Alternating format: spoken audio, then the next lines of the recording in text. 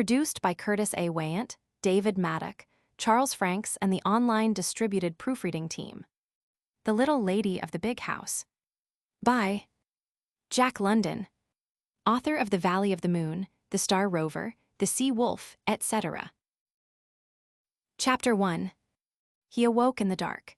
His awakening was simple, easy, without movement save for the eyes that opened and made him aware of darkness.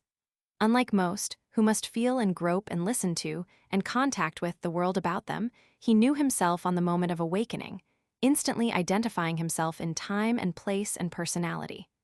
After the elapsed hours of sleep, he took up, without effort, the interrupted tale of his days.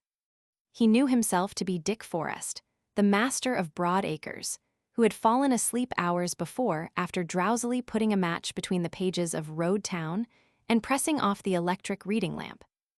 Near at hand there was the ripple and gurgle of some sleepy fountain.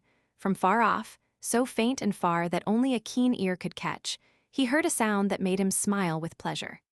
He knew it for the distant, throaty bawl of King Polo, his champion short-horn bull, thrice grand champion also of all bulls at Sacramento at the California State Fairs.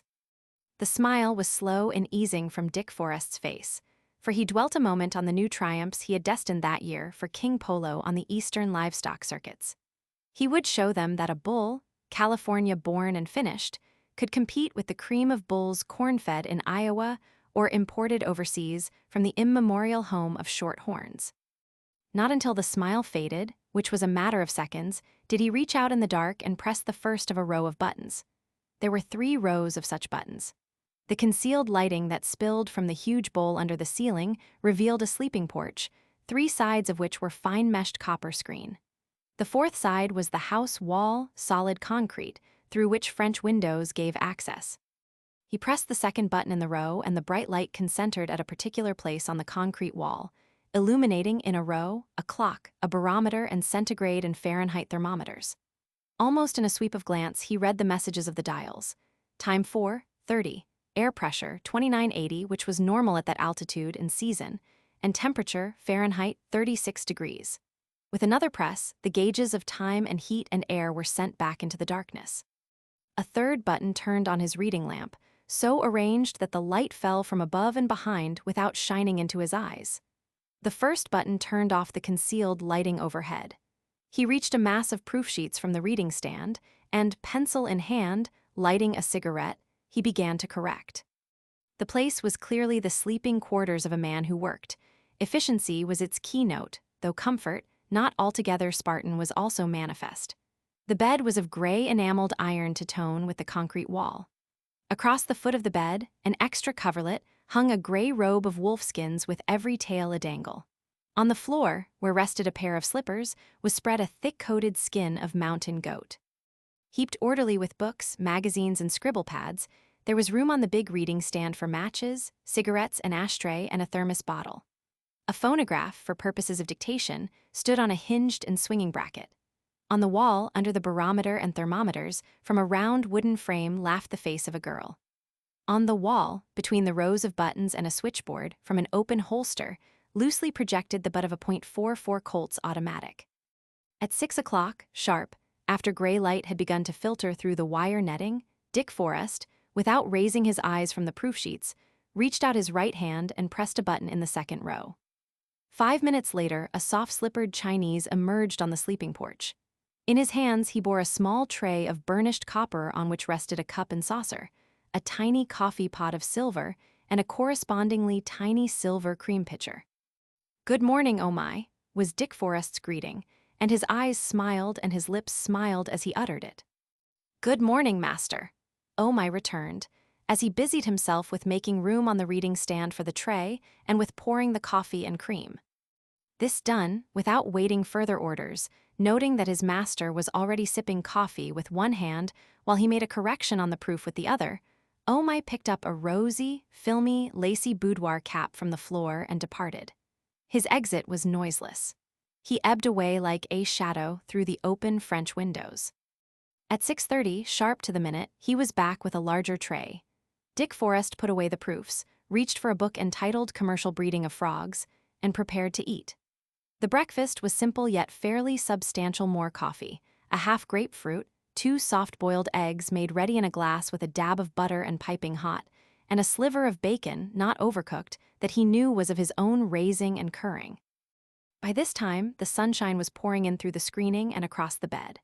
On the outside of the wire screen clung a number of houseflies, early hatched for the season and numb with the night's cold. As Forrest ate, he watched the hunting of the meat-eating yellow jackets.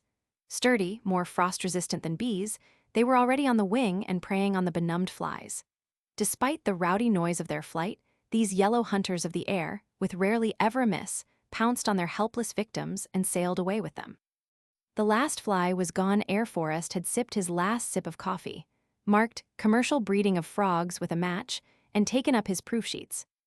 After a time, the liquid mellow cry of the meadowlark, first vocal for the day, caused him to desist. He looked at the clock. It marked 7. He set aside the proofs and began a series of conversations by means of the switchboard, which he manipulated with a practiced hand. "Hello, oh joy," was his first talk. "Is Mr. Thayer up? Very well, don't disturb him. I don't think he'll breakfast in bed, but find out. That's right, and show him how to work the hot water. Maybe he doesn't know. Yes, that's right. Plan for one more boy as soon as you can get him. There's always a crowd when the good weather comes on. Sure, use your judgment. Goodbye."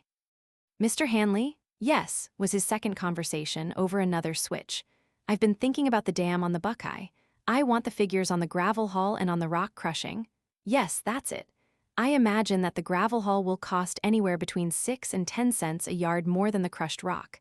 That last pitch of hill is what eats up the gravel teams. Work out the figures." "No, we won't be able to start for a fortnight."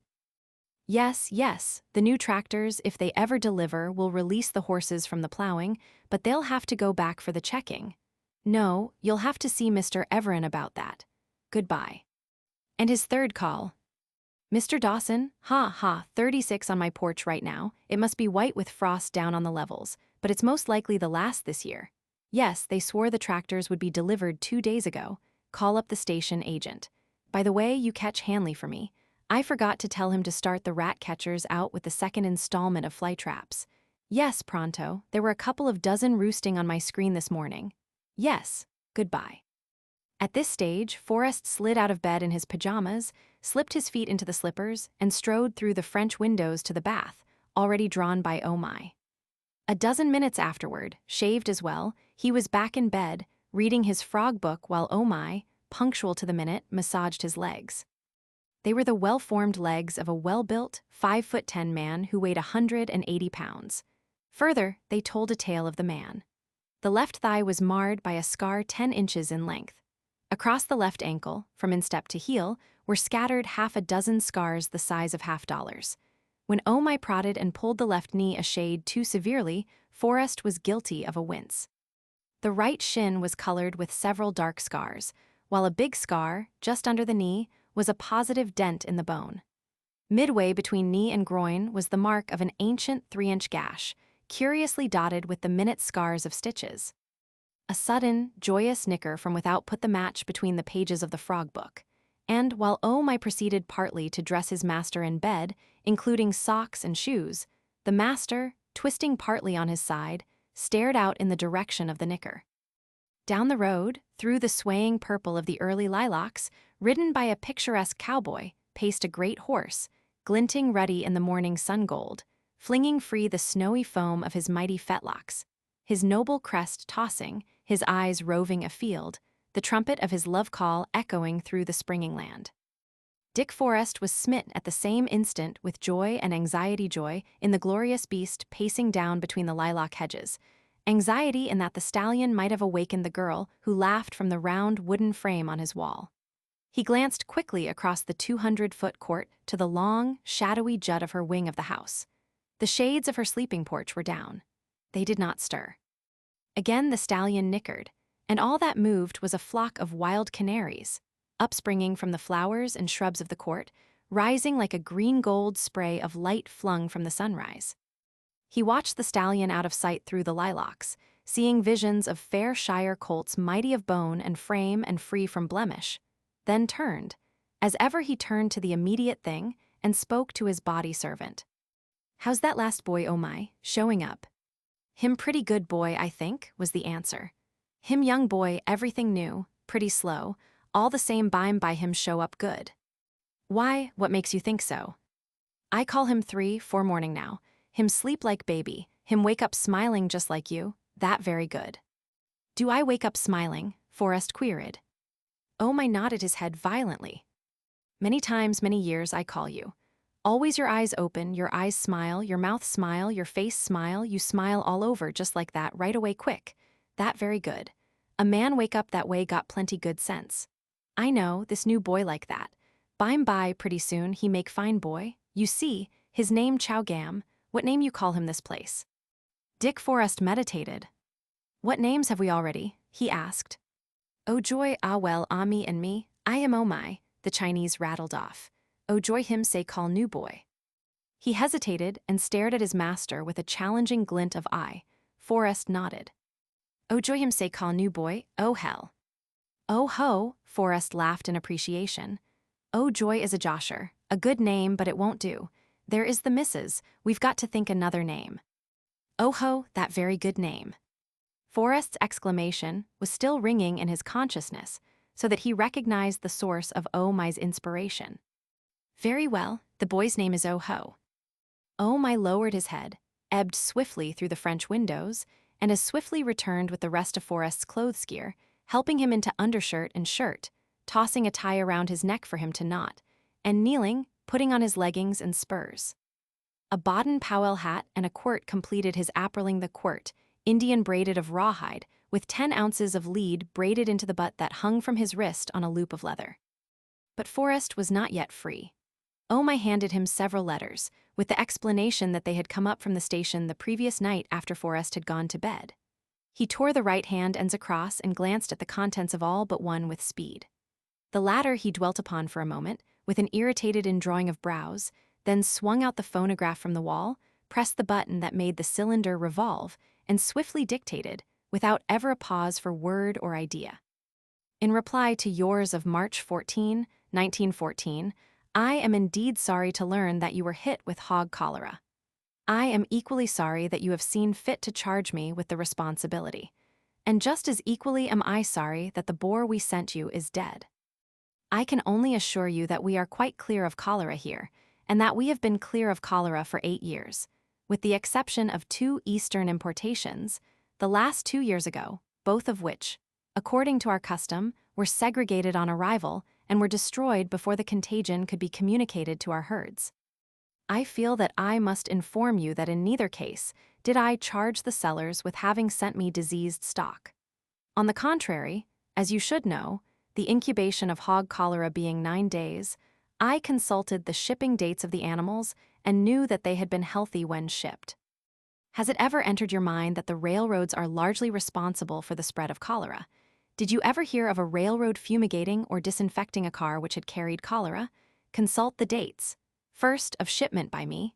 Second, of receipt of the boar by you. And, third, of appearance of symptoms in the boar. As you say, because of washouts, the boar was 5 days on the way. Not until the 7th day after you receipted for same did the first symptoms appear. That makes 12 days after it left my hands. No, I must disagree with you.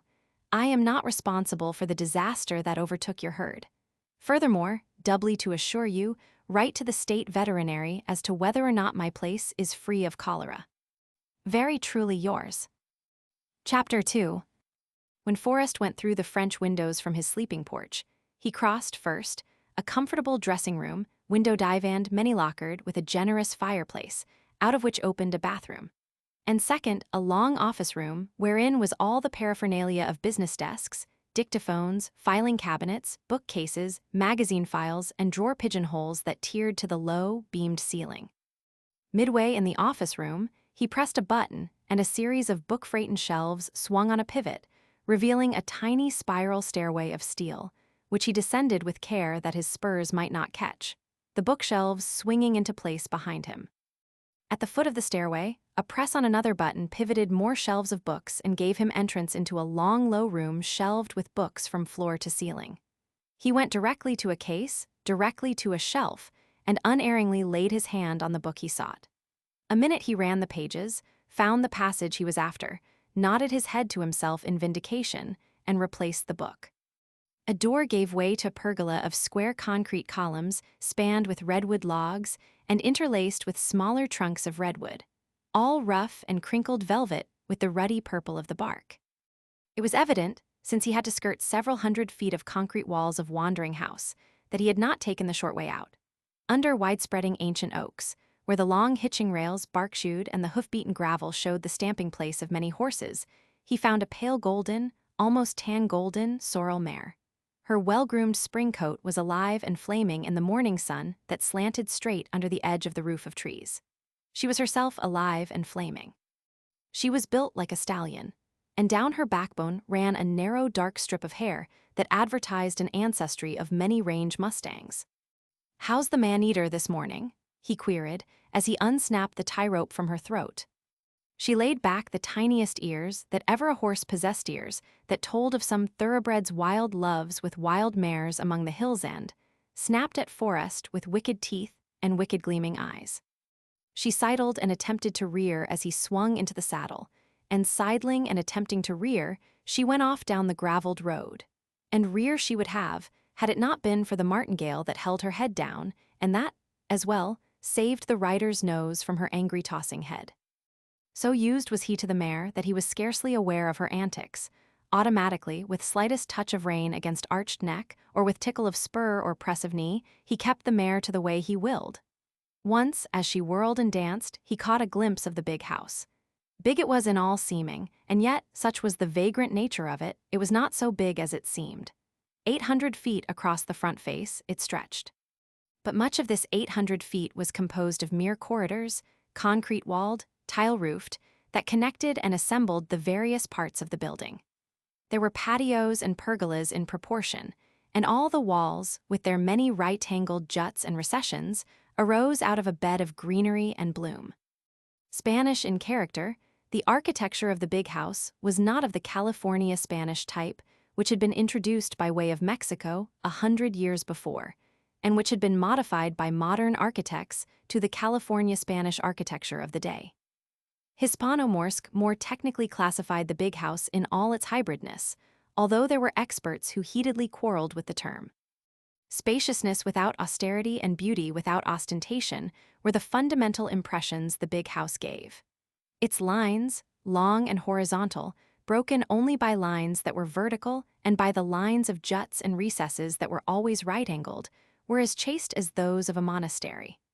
The irregular roofline, however, relieved the hint of monotony. Low and rambling, without being squat, the square upthrusts of towers and of towers overtopping towers gave just proportion of height without being sky-aspiring. The sense of the big house was solidarity. It defied earthquakes. It was planted for 1,000 years. The honest concrete was overlaid by a cream stucco of honest cement. Again, this very sameness of color might have proved monotonous to the eye had it not been saved by the many flat roofs of warm red Spanish tile. In that one sweeping glance while the mare whirled unduly, Dick Forrest's eyes, embracing all of the big house, centered for a quick solicitous instant on the great wing across the 200-foot court, where, under climbing groups of towers, red-snooted in the morning sun, the drawn shades of the sleeping porch tokened that his lady still slept. About him, for 3 quadrants of the circle of the world, arose low-rolling hills, smooth, fenced, cropped, and pastured, that melted into higher hills and steeper wooded slopes that merged upward, steeper, into mighty mountains. The 4th quadrant was unbounded by mountain walls and hills. It faded away, descending easily to vast far flatlands, which, despite the clear brittle air of frost, were too vast and far to scan across. The mare under him snorted. His knees tightened as he straightened her into the road and forced her to one side. Down upon him, with a pattering of feet on the gravel, flowed a river of white shimmering silk. He knew it at sight for his prize herd of Angora goats, each with a pedigree, each with a history. There had to be a near 200 of them, and he knew, according to the rigorous selection he commanded, not having been clipped in the fall, that the shining mohair draping the sides of the least of them, as fine as any human newborn baby's hair and finer, as white as any human albino's thatch and whiter, was longer than the 12-inch staple, and that the mohair of the best of them would dye any color into 20-inch switches for women's heads and sell at prices unreasonable and profound. The beauty of the sight held him as well. The roadway had become a flowing ribbon of silk, gemmed with yellow cat-like eyes that floated past, wary and curious in their regard for him and his nervous horse. 2 Basque herders brought up the rear. They were short, broad, swarthy men, black-eyed, vivid-faced, contemplative and philosophically of expression. They pulled off their hats and ducked their heads to him. Forrest lifted his right hand, the quirt dangling from wrist, the straight forefinger touching the rim of his Baden-Powell in semi-military salute. The mare, prancing and whirling again, he held her with a touch of rein and thread of spur, and gazed after the 4-footed silk that filled the road with shimmering white. He knew the significance of their presence. The time for kidding was approaching, and they were being brought down from their brush pastures to the brood pens and shelters for jealous care and generous feed through the period of increase. And as he gazed, in his mind, comparing, was a vision of all the best of Turkish and South African mohair he had ever seen, and his flock bore the comparison well. It looked good. It looked very good. He rode on. From all about arose the clacking whir of manure spreaders. In the distance, on the low, easy-sloping hills, he saw team after team, and many teams, 3 to a team abreast, what he knew were his Shire mares, drawing the plows back and forth across, contour plowing turning the green sod of the hillsides to the rich dark brown of humus-filled earth, so organic and friable that it would almost melt by gravity into fine-particled seedbed. That was for the corn and sorghum planting for his silos. Other hill slopes, in the due course of his rotation, were knee-high in barley, and still other slopes were showing the good green of burr clover and Canada pea. Everywhere about him, large fields and small were arranged in a system of accessibility and workability that would have warmed the heart of the most meticulous efficiency expert. Every fence was hog-tight and bull-proof, and no weeds grew in the shelters of the fences. Many of the level fields were in alfalfa. Others, following the rotations, bore crops planted the previous fall or were in preparation for the spring planting. Still others, close to the brood barns and pens, were being grazed by rotund Shropshire and French merino ewes, or were being hogged off by white gargantuan brood sows that brought a flash of pleasure in his eyes as he rode past and gazed. He rode through what was almost a village, save that there were neither shops nor hotels. The houses were bungalows, substantial, pleasing to the eye, each set in the midst of gardens where stouter blooms, including roses, were out and smiling at the threat of late frost. Children were already astir, laughing and playing among the flowers or being called in to breakfast by their mothers. Beyond, beginning at a half-mile distant to circle the big house, he passed a row of shops. He paused at the first and glanced in. One smith was working at a forge. A second smith, a shoe fresh nailed on the forefoot of an elderly Shire mare that would disturb the scales at 1800 weight, was rasping down the outer wall of the hoof to smooth with the toe of the shoe. Forrest saw, saluted, rode on, and 100 feet away, paused and scribbled a memorandum in the notebook he drew from his hip pocket. He passed other shops, a paint shop, a wagon shop, a plumbing shop, a carpenter shop. While he glanced at the last, a hybrid machine, half auto, half truck, passed him at speed and took the main road for the railroad station 8 miles away. He knew it for the morning butter truck, freighting from the separator house the daily output of the dairy. The big house was the hub of the ranch organization. Half a mile from it, it was encircled by the various ranch centers. Dick Forrest, saluting continually his people, passed at a gallop the dairy center, which was almost a sea of buildings with batteries of silos and with litter carriers emerging on overhead tracks and automatically dumping into waiting manure spreaders. Several times, business-looking men, college-marked, astride horses or driving carts, stopped him and conferred with him. They were foremen, heads of departments, and they were as brief and to the point as was he.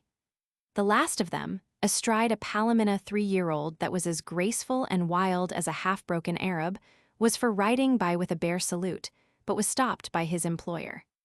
"Good morning, Mr. Hennessy, and how soon will she be ready for Mrs. Forrest?" Dick Forrest asked. "I'd like another week," was Hennessy's answer. "She's well broke now, just the way Mrs. Forrest wanted, but she's overstrung and sensitive, and I'd like the week more to set her in her ways." Forrest nodded concurrence, and Hennessy, who was the veterinary, went on. "There are 2 drivers in the alfalfa gang I'd like to send down the hill." "What's the matter with them?" "One, a new man, Hopkins, is an ex-soldier. He may know government mules, but he doesn't know shires." Forrest nodded. The other has worked for us 2 years, but he's drinking now, and he takes his hangovers out on his horses. That Smith, old-type American, smooth-shaven with a cast in his left eye, Forrest interrupted. The veterinary nodded. I've been watching him, Forrest concluded. He was a good man at first, but he's slipped a cog recently. Sure, send him down the hill, and send that other fellow Hopkins you said along with him. By the way, Mr. Hennessy. As he spoke, Forrest drew forth his pad book, tore off the last note scribbled, and crumpled it in his hand. You've a new horseshoer in the shop. How does he strike you?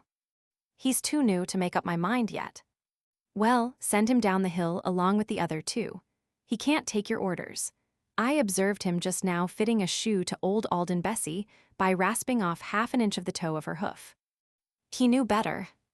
Send him down the hill, Forrest repeated, as he tickled his champing mount with the slightest of spur-tickles and shot her out along the road, sidling, head-tossing, and attempting to rear. Much he saw that pleased him. Once he murmured aloud, a fat land, a fat land. Divers things he saw that did not please him, and that one a note in his scribble pad. Completing the circle about the big house and riding beyond the circle half a mile to an isolated group of sheds and corrals, he reached the objective of the ride, the hospital. Here he found but 2 young heifers being tested for tuberculosis and a magnificent Duroc Jersey boar in magnificent condition. Weighing fully 600 pounds, its bright eyes, brisk movements, and sheen of hair shouted out that there was nothing the matter with it. Nevertheless, according to the ranch practice, being a fresh importation from Iowa, it was undergoing the regular period of quarantine. Burgess Premier was its name in the herd books of the association, aged 2 years, and it had cost Forrest $500 laid down on the ranch. Proceeding at a hand gallop along a road that was one of the spokes radiating from the big house hub, Forrest overtook Krellin, his hog manager, and, in a 5-minute conference, outlined the next few months of destiny of Burgess Premier, and learned that the brood sow, Lady Ileton, the matron of all matrons of the OICs and blue ribboner in all shows from Seattle to San Diego, was safely farrowed of 11. Krellin explained that he had sat up half the night with her, and was then bound home for bath and breakfast. I hear your oldest daughter has finished high school and wants to enter Stanford, Forrest said, curbing the mare just as he had half-signaled departure at a gallop. Krellin, a young man of 35, with the maturity of a long-time father stamped upon him, along with the marks of college, and the youthfulness of a man used to the open air and straight living, showed his appreciation of his employer's interest as he half-flushed under his tan and nodded. Think it over, Forrest advised.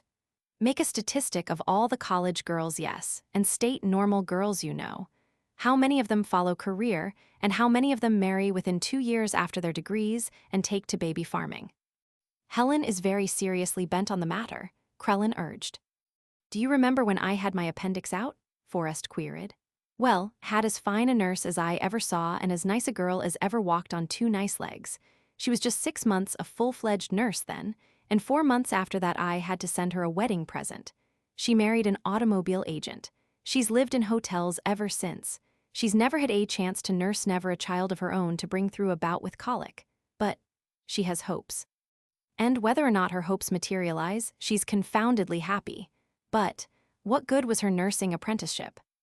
Just then an empty manure spreader passed, forcing Krellin on foot and Forrest on his mare to edge over to the side of the road.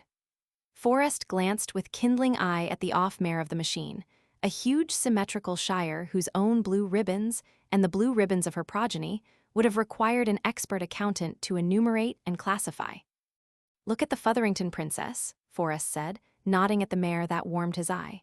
She is a normal female.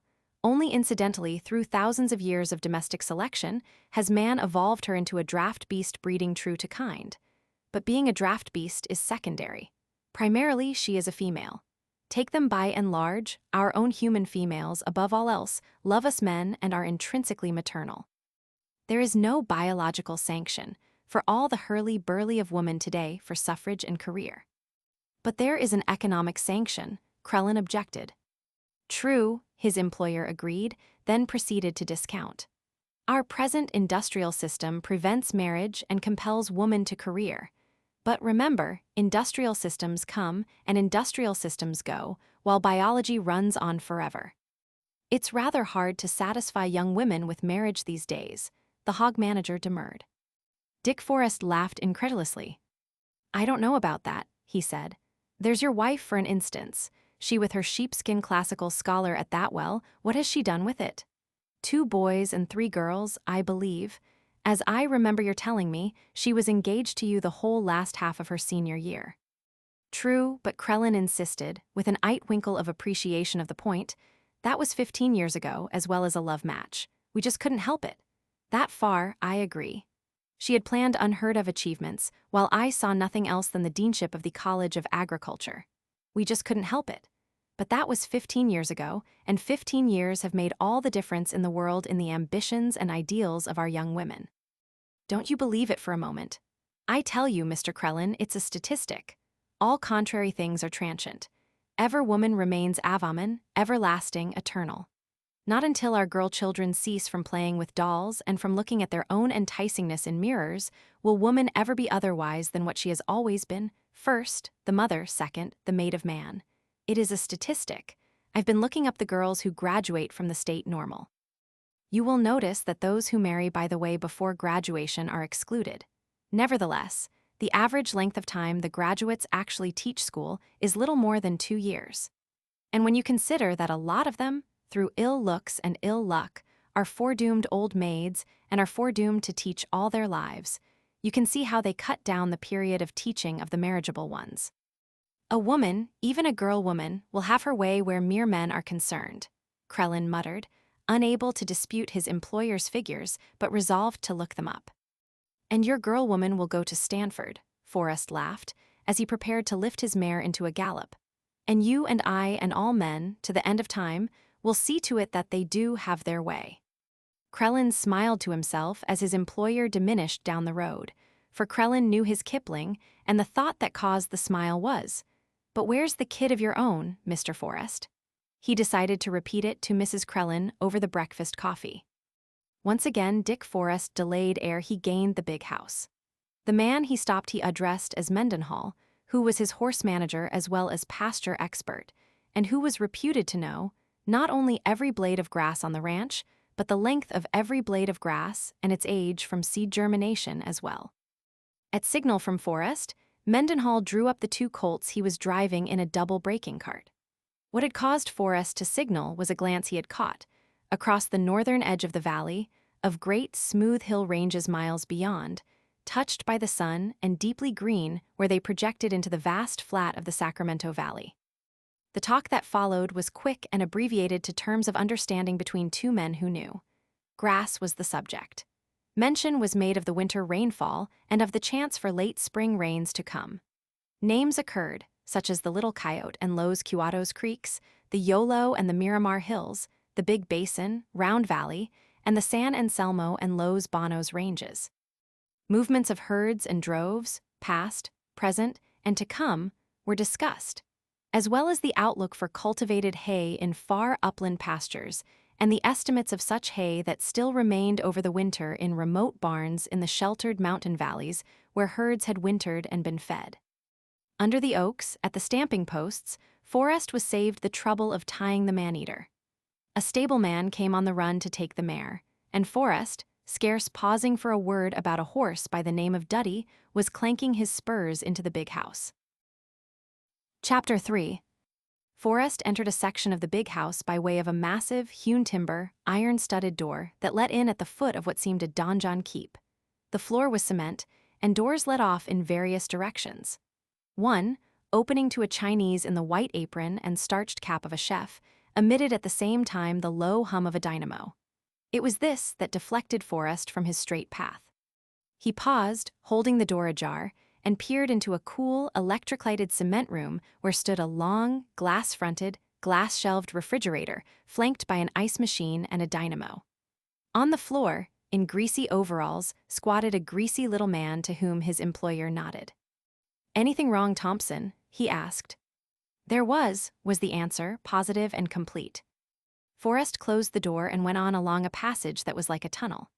Narrow, iron-barred openings, like the slits for archers in medieval castles, dimly lighted the way.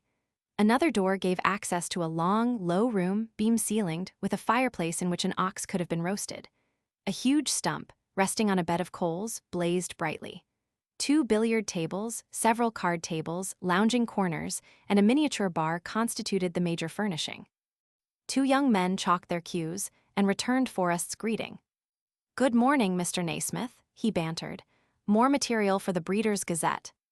Naismith, a youngish man of 30, with glasses, smiled sheepishly and cocked his head at his companion.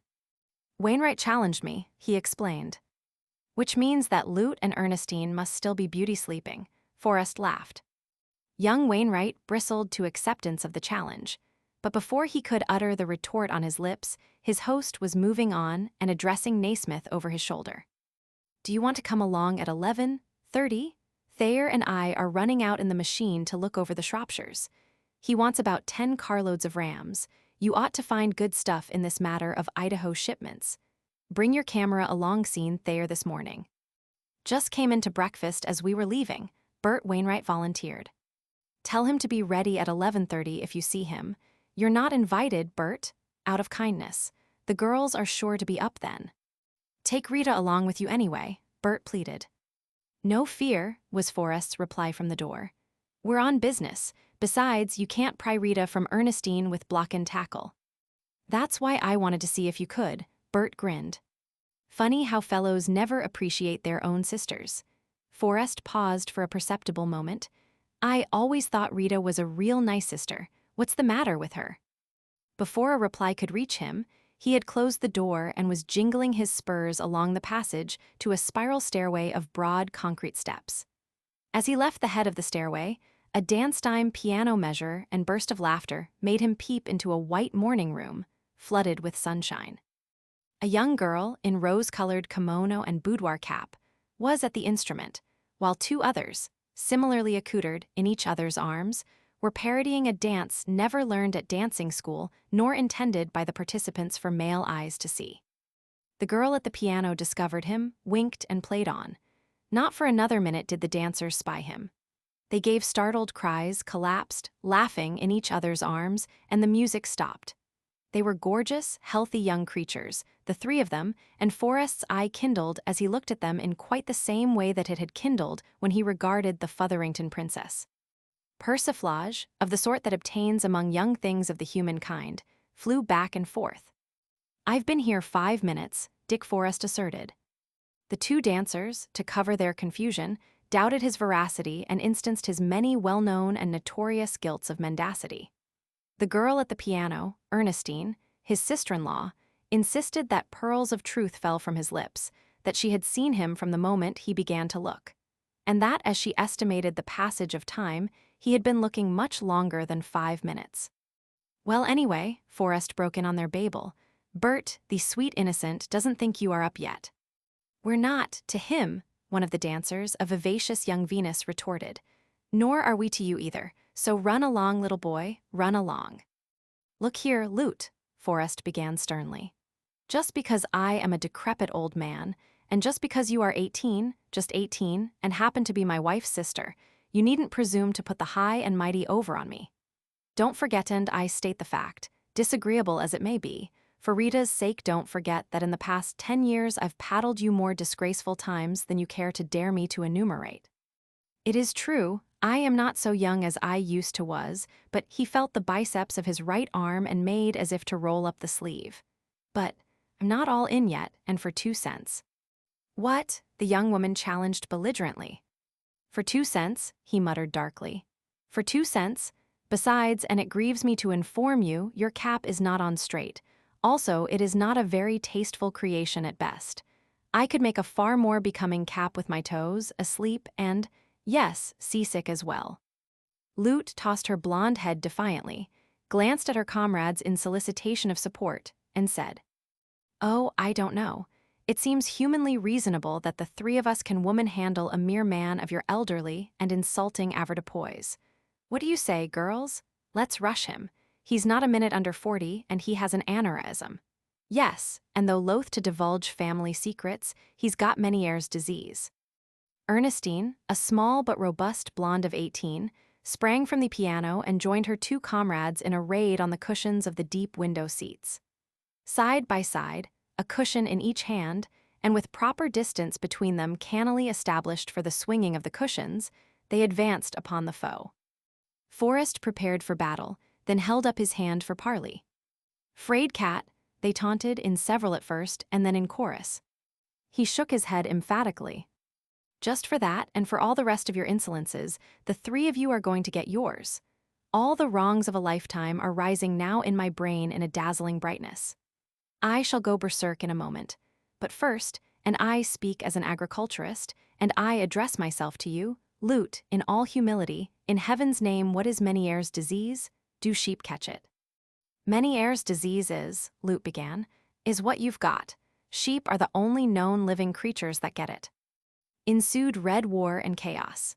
Forrest made a football rush of the sort that obtained in California before the adoption of rugby, and the girls broke the line to let him through, turned upon him, flanked him on either side, and pounded him with cushions. He turned with widespread arms, extended fingers, each finger a hook, and grappled the three. The battle became a whirlwind, a bespurred man the center, from which radiated flying draperies of flimsy silk, disconnected slippers, boudoir caps, and hairpins. There were thuds from the cushions, grunts from the man, squeals, yelps, and giggles from the girls, and from the totality of the combat inextinguishable laughter and a ripping and tearing of fragile textures. Dick Forrest found himself sprawled on the floor, the wind half knocked out of him by shrewdly delivered cushions, his head buzzing from the buffeting, and in one hand, a trailing, torn, and generally disrupted girdle of pale blue silk and pink roses. In one doorway, cheeks flaming from the struggle, stood Rita, alert as a fawn and ready to flee. In the other doorway, likewise flame-checked, stood Ernestine in the commanding attitude of the mother of the Gracchi, the wreckage of her kimono wrapped severely about her and held severely about her by her own waist-pressing arm. Lute, cornered behind the piano, attempted to run but was driven back by the menace of Forrest, who, on hands and knees, stamped loudly with the palms of his hands on the hardwood floor, rolled his head savagely, and emitted bull-like roars. "And they still believe that old prehistoric myth," Ernestine proclaimed from safety, "that once he, that wretched semblance of a man-thing prone in the dirt, captained Berkeley to victory over Stanford." Her breasts heaved from the exertion, and he marked the pulsating of the shimmering cherry-colored silk with delight as he flung his glance around to the other two girls similarly breathing. The piano was a miniature granda dainty thing of rich white and gold to match the morning room. It stood out from the wall so that there was possibility for Lute to escape around either way of it. Forrest gained his feet and faced her across the broad, flat top of the instrument. As he threatened to vault it, Lute cried out in horror. "But your spurs, Dick, your spurs." "Give me time to take them off," he offered. As he stooped to unbuckle them, Lute darted to escape, but was herded back to the shelter of the piano. "All right," he growled. "On your head be it. If the piano's scratched, I'll tell Paula." "I've got witnesses," she panted, indicating with her blue joyous eyes the young things in the doorways. "Very well, my dear." Forrest drew back his body and spread his resting palms. "I'm coming over to you." Action and speech were simultaneous. His body, posited sidewise from his hands, was vaulted across, the perilous spurs a full foot above the glossy white surface. And simultaneously Lute ducked and went under the piano on hands and knees. Her mischance lay in that she bumped her head, and before she could recover way, Forrest had circled the piano and cornered her under it. "Come out," he commanded. "Come out and take your medicine." "A truce," she pleaded. "A truce, Sir Knight, for dear love's sake and all damsels in distress." "I ain't no knight," Forrest announced in his deepest bass. "I'm an ogre, a filthy, debased, and altogether unregenerate ogre. I was born in the Tule swamps. My father was an ogre and my mother was more so. I was lulled to slumber on the squalls of infants dead, foreordained, and predamned. I was nourished solely on the blood of maidens educated in Mills Seminary. My favorite chop house has ever been a hardwood floor, a loaf of Mills Seminary maiden, and a roof of flat piano. My father, as well as an ogre, was a California horse thief. I am more reprehensible than my father. I have more teeth. My mother, as well as an ogress, was a Nevada book canvasser. Let all her shame be told. She even solicited subscriptions for ladies' magazines. I am more terrible than my mother. I have peddled safety razors. Cannot soothe and charm your savage breast. Lute pleaded in soulful tones while she studied her chances for escape. One thing only, miserable female.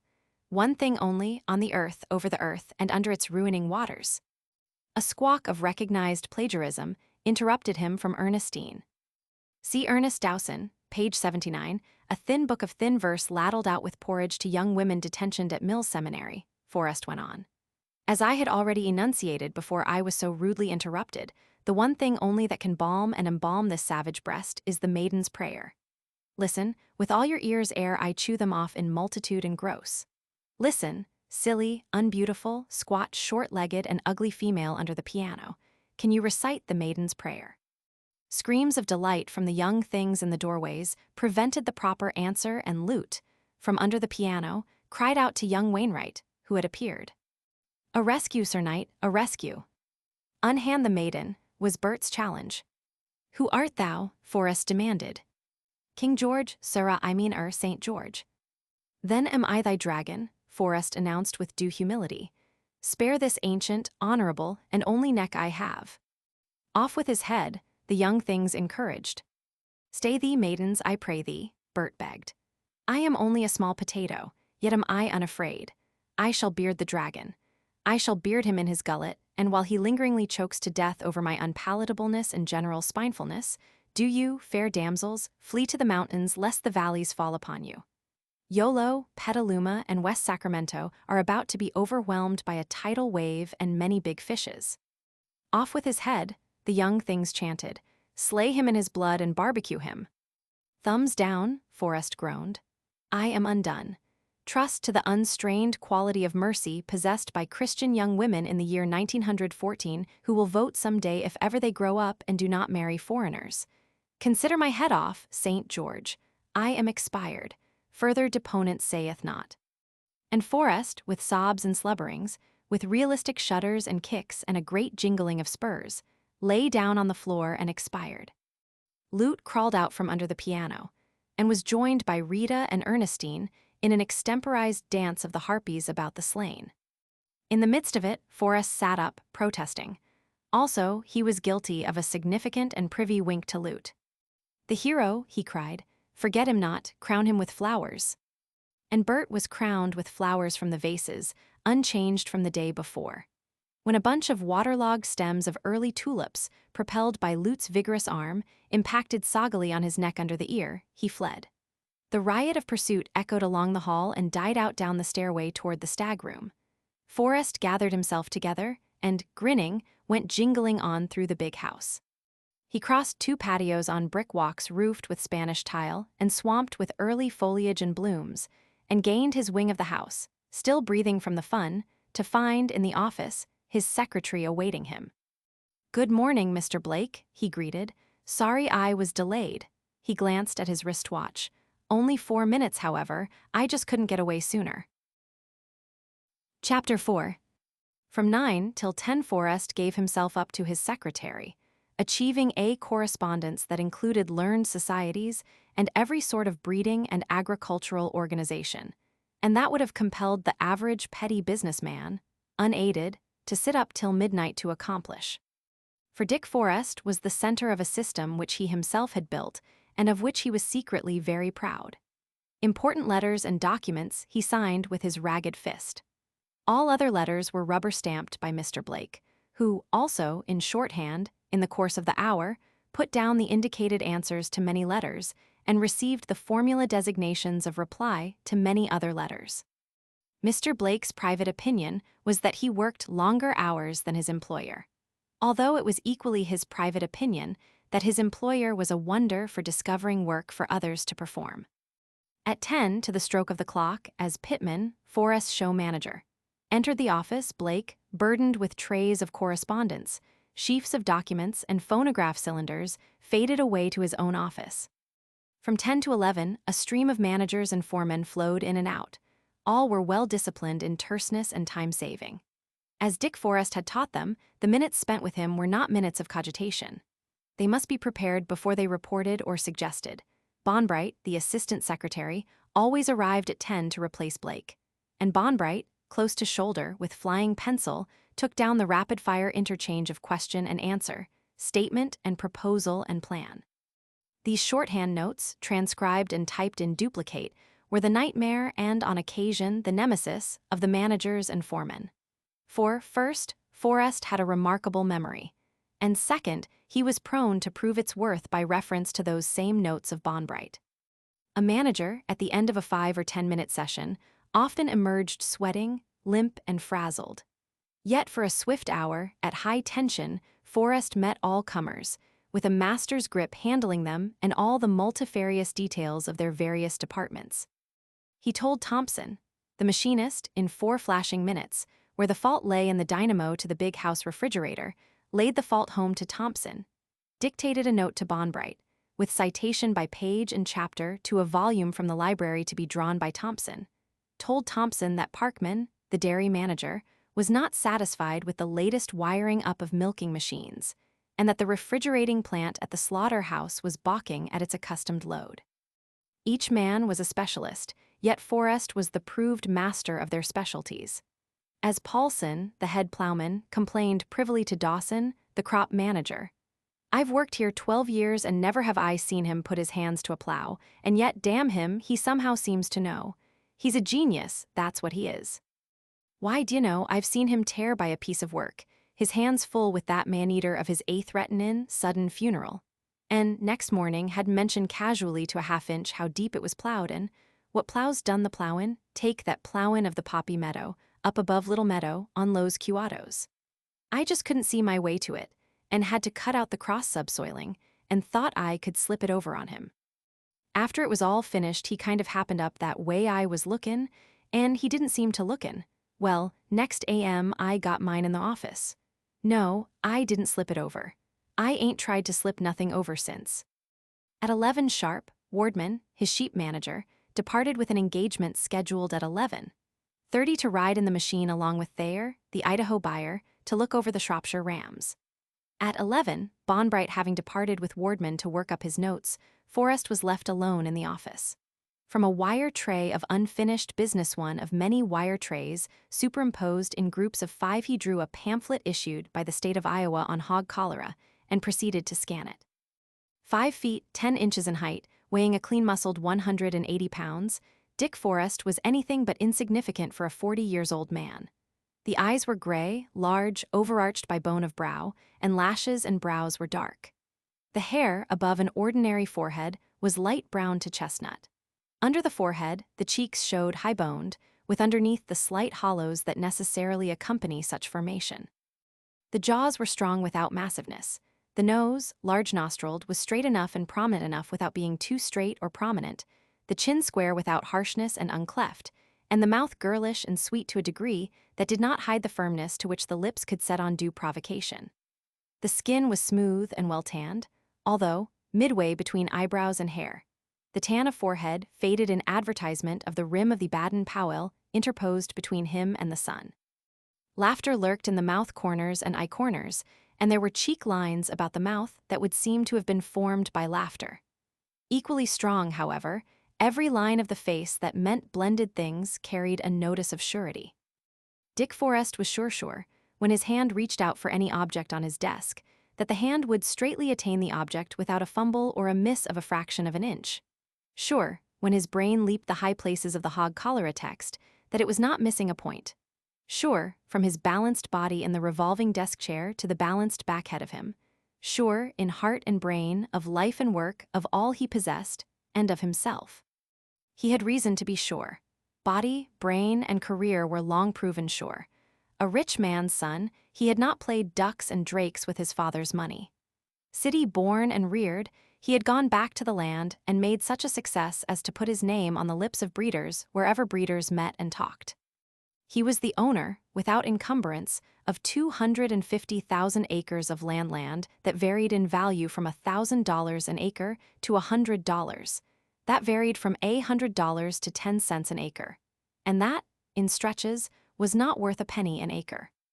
The improvements on that 250,000 acres, from drain-tiled meadows to dredge-drained tule swamps, from good roads to developed water rights, from farm buildings to the big house itself, constituted a sum gaspingly ungraspable to the countryside. Everything was large-scale but modern to the last tick of the clock. His managers lived, rent-free, with salaries commensurate to ability, in $5,000 and $10,000 houses, but they were the cream of specialists skimmed from the continent from the Atlantic to the Pacific. When he ordered gasoline tractors for the cultivation of the flat lands, he ordered a round score. When he dammed water in his mountains, he dammed it by the hundreds of millions of gallons. When he ditched his tule swamps, instead of contracting the excavation, he bought the huge dredgers outright. And when there was slack work on his own marshes, he contracted for the draining of the marshes of neighboring big farmers, land companies, and corporations for 100 miles up and down the Sacramento River. He had brains sufficient to know the need of buying brains and to pay a tidy bit over the current market price for the most capable brains. And he had brains sufficient to direct the brains he bought to a profitable conclusion. And yet he was just turned 40, was clear-eyed, calm-hearted, hardy-pulsed, man-strong, and yet his history, until he was 30, had been harum-scarum and erratic to the superlative. He had run away from a millionaire home when he was 13.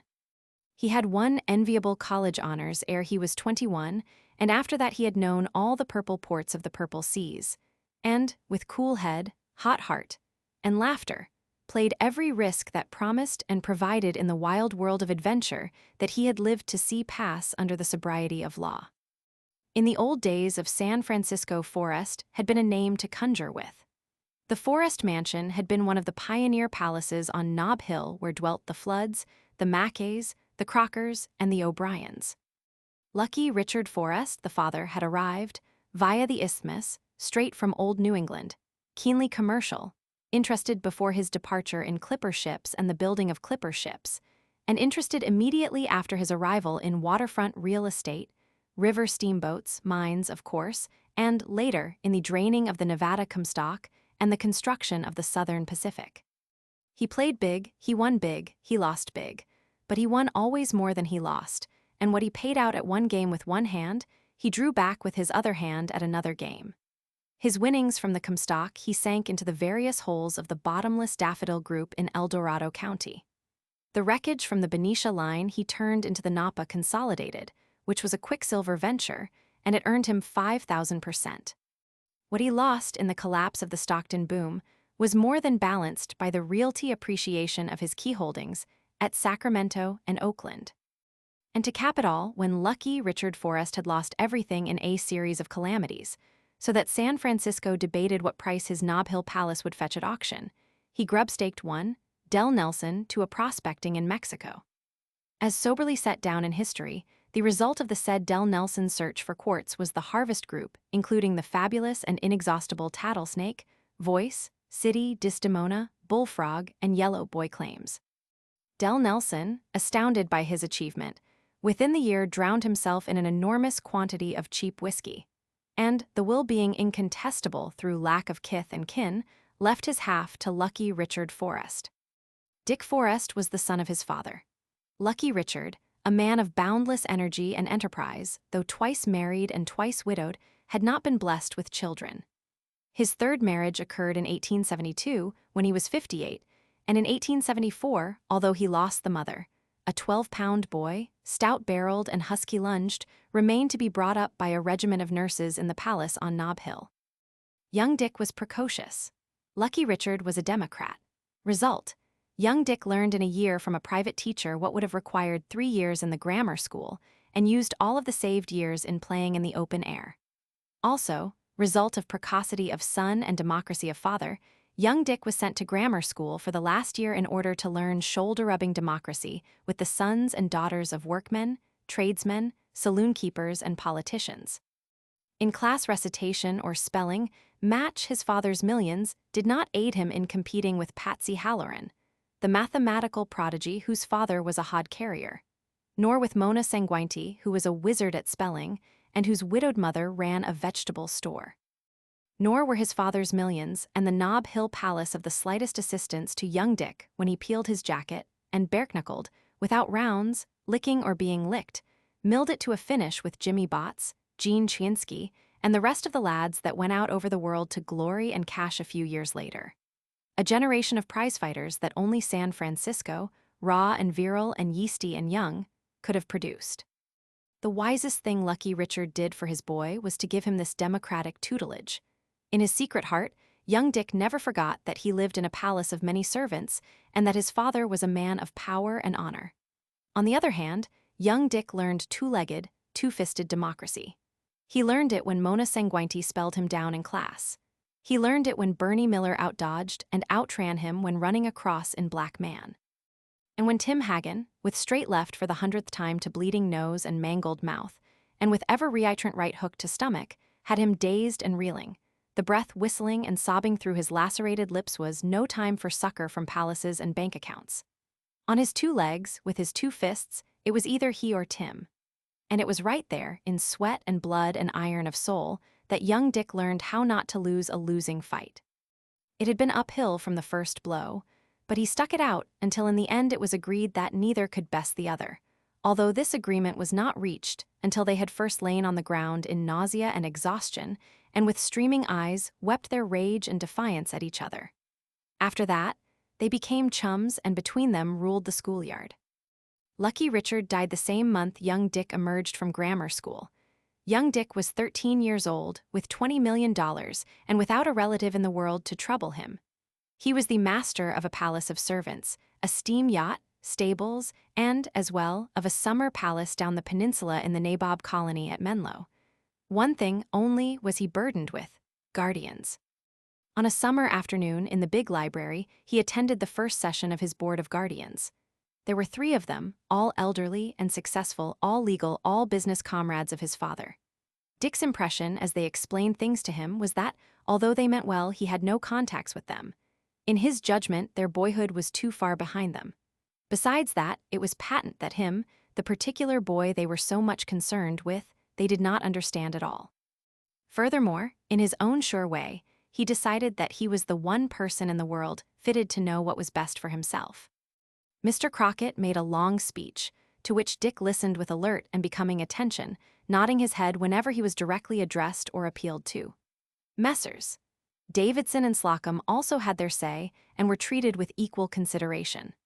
Among other things, Dick learned what a sterling, upright man his father had been, and the program already decided upon by the 3 gentlemen which would make him into a sterling and upright man.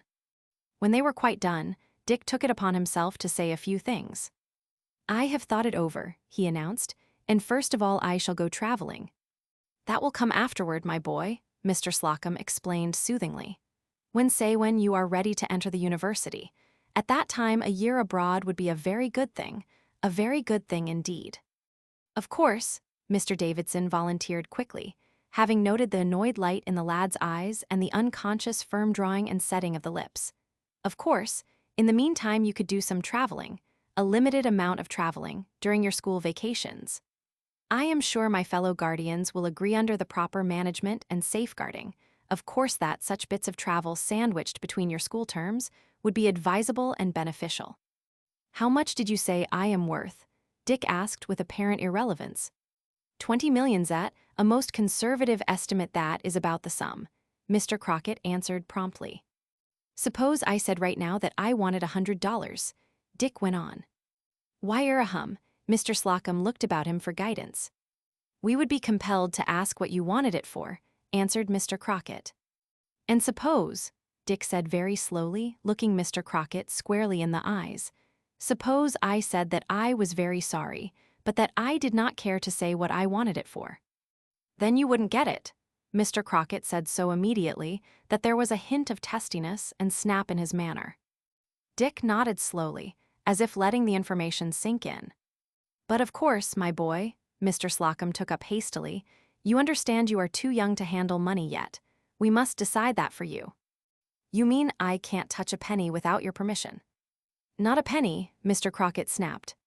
Dick nodded his head thoughtfully and murmured, "Oh, I see. Of course, and quite naturally, it would only be fair, you will have a small allowance for your personal spending," Mr. Davidson said. "Say, $1 or perhaps $2 a week. As you grow older, this allowance will be increased. And by the time you are 21, Doubtlessly you will be fully qualified with advice, of course to handle your own affairs. And until I am 21, my 20 million wouldn't buy me $100 to do as I please with. Dick queried very subduedly. Mr. Davidson started to corroborate in soothing phrases, but was waved to silence by Dick, who continued. As I understand it, whatever money I handle will be by agreement between the four of us. The Board of Guardians nodded. That is, whatever we agree goes. Again, the Board of Guardians nodded. Well, I'd like to have 100 right now, Dick announced. What for? Mr. Crockett demanded. I don't mind telling you, was the lad's steady answer. To go traveling. You'll go to bed at 8:30 this evening, Mr. Crockett retorted, and you don't get any 100. The lady we spoke to you about will be here before 6. She is to have, as we explained, daily and hourly charge of you. At 6:30, as usual, you will dine, and she will dine with you and see you to bed. As we told you, she will have to serve the place of a mother till you see that your ears are clean, your neck washed. And that I get my Saturday night bath, Dick amplified meekly for him. Precisely. How much are you I paying the lady for her services? Dick questioned in the disconcerting, tangential way that was already habitual to him, as his school companions and teachers had learned to their cost. Mr. Crockett, for the first time, cleared his throat for pause. I'm paying her, ain't I? Dick prodded.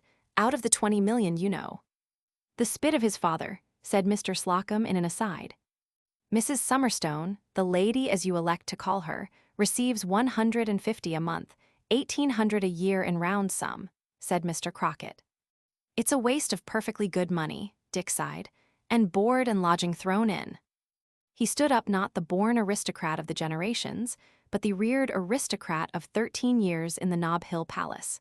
He stood up with such a manner that his board of guardians left their leather chairs to stand up with him. But he stood up as no Lord Fauntleroy ever stood up, for he was a mixer. He had knowledge that human life was many-faced and many-placed. Not for nothing had he been spelled down by Mona Sanguinti. Not for nothing had he fought Tim Hagen to a standstill, and, co-equal, ruled the schoolyard roost with him. He was birthed of the wild gold adventure of 49.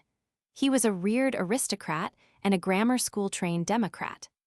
He knew, in his precocious immature way, the differentiations between caste and mass. And behind it all, he was possessed of a will of his own and of a quiet surety of self that was incomprehensible to the 3 elderly gentlemen who had been given charge of his and his destiny, and who had pledged themselves to increase his 20 millions and make a man of him in their own composite image.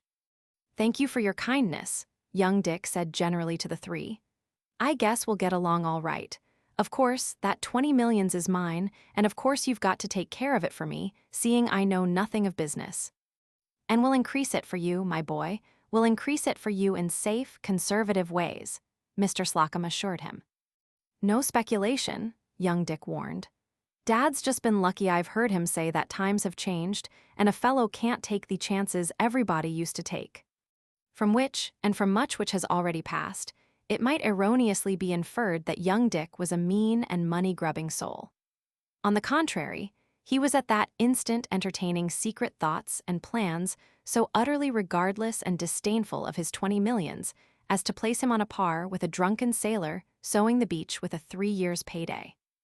I'm only a boy, young Dick went on, but you don't know me very well yet. We'll get better acquainted by and by, and again thanking you. He paused, bowed briefly and grandly as lords in Nob Hill Palaces early learned to bow, and, by the quality of the pause, signified that the audience was over. Nor did the impact of dismissal miss his guardians. They, who had been co-lords with his father, withdrew confused and perplexed. Messrs. Davidson and Slocum were on the point of resolving their perplexity into wrath as they went down the great stone stairway to the waiting carriage, but Mr. Crockett, the testy and snappish, muttered ecstatically, "The son of a gun, the little son of a gun." The carriage carried them down to the old Pacific Union Club, where for another hour they gravely discussed the future of young Dick Forrest and pledged themselves anew to the faith reposed in them by lucky Richard Forrest. And down the hill, on foot, where grass grew on the paved streets too steep for horse traffic, young Dick hurried. As the height of land was left behind, Almost immediately, the palaces and spacious grounds of the nabobs gave way to the mean streets and wooden warrens of the working people. The San Francisco of 1887 as incontinently intermingled its slums and mansions as did the old cities of Europe. Nob Hill arose, like any medieval castle, from the mess and ruck of common life that denned and laired at its base. Young Dick came to pause alongside a corner grocery, the second story of which was rented to Timothy Haggins Sr., who, by virtue of being a policeman with a wage of $100 a month, rented this high place to dwell above his fellows who supported families on no more than $40 and $50 a month. In vain, young Dick whistled up through the unscreened, open windows. Tim Haggin Jr. was not at home. But young Dick wasted little wind in the whistling. He was debating on possible adjacent places where Tim Haggin might be when Tim himself appeared around the corner, bearing a lidless lard, can that foamed with steam beer. He grunted greeting, and young Dick grunted with equal roughness, just as if, a brief space before, he had not, in most lordly fashion, terminated an audience with 3 of the richest merchant kings of an imperial city. Nor did his possession of 20 increasing millions hint the slightest betrayal in his voice or mitigate in the slightest the gruffness of his grunt. "Ain't seen ye since your old man died," Tim Haggin commented. "Well, you're seein' me now, ain't you?" was young Dick's retort. "Say, Tim, I come to see you on business." "Wait till I rush the beer to the old man," said Tim, inspecting the state of the foam in the lard can with an experienced eye. "He'll roar his head off if it comes in flat." "Oh, you can shake it up," young Dick assured him. "Only want to see you a minute. I'm hitting the road tonight. Want to come along?" Tim's small, blue Irish eyes flashed with interest. "Where to?" he queried. "Don't know. Want to come? If you do, we can talk it over after we start. You know the ropes. What do you say?" "The old man'll beat the stuffin' outta me," Tim demurred. "He's done that before, and you don't seem to be much missing," young Dick callously rejoined. "Say the word, and we'll meet at the Ferry Building at 9 tonight. What do you say? I'll be there." "Supposin' I don't show up?" Tim asked. "I'll be on my way just the same." Young Dick turned as if to depart, paused casually, and said over his shoulder, "Better come along." Tim shook up the beer as he answered with equal casualness, "All right, I'll be there." After parting from Tim Haggin, young Dick spent a busy hour or so looking up one, Markovich, a Slavonian schoolmate whose father ran a chop house in which was reputed to be served the finest 20-cent meal in the city. Young Markovich owed young Dick $2, and young Dick accepted the payment of $1.40 as full quittance of the debt. Also, with shyness and perturbation, young Dick wandered down Montgomery Street and vacillated among the many pawnshops that graced that thoroughfare. At last, diving desperately into one, he managed to exchange for $8 and a ticket his gold watch that he knew was worth $50 at the very least. Dinner in the Nob Hill Palace was served at 6:30. He arrived at 6:45 and encountered Mrs. Summerstone. She was a stout, elderly, decayed gentlewoman, a daughter of the great Porter Rickington family that had shaken the entire Pacific coast with its financial crash in the middle 70s. Despite her stoutness, she suffered from what she called shattered nerves. "This will never, never do, Richard," she censured. "Here is dinner waiting 15 minutes already, and you have not yet washed your face and hands." "I am sorry, Mrs. Summerstone," young Dick apologized. "I won't keep you waiting ever again, and I won't bother you much ever." At dinner in state, the two of them alone in the great dining room, young Dick strove to make things easy for the lady, whom, despite his knowledge that she was on his payroll, he felt toward as a host must feel toward a guest. "You'll be very comfortable here," he promised, "once you are settled down. It's a good old house, and most of the servants have been here for years." "But Richard," she smiled seriously to him, "it is not the servants who will determine my happiness here. It is you." "I'll do my best," he said graciously. "Better than that, I'm sorry I came in late for dinner. In years and years you'll never see me late again. I won't bother you at all. You'll see, it will be just as though I wasn't in the house." When he bade her good night on his way to bed, he added as a last thought, "I'll warn you of one thing, Ah Sing. He's the cook.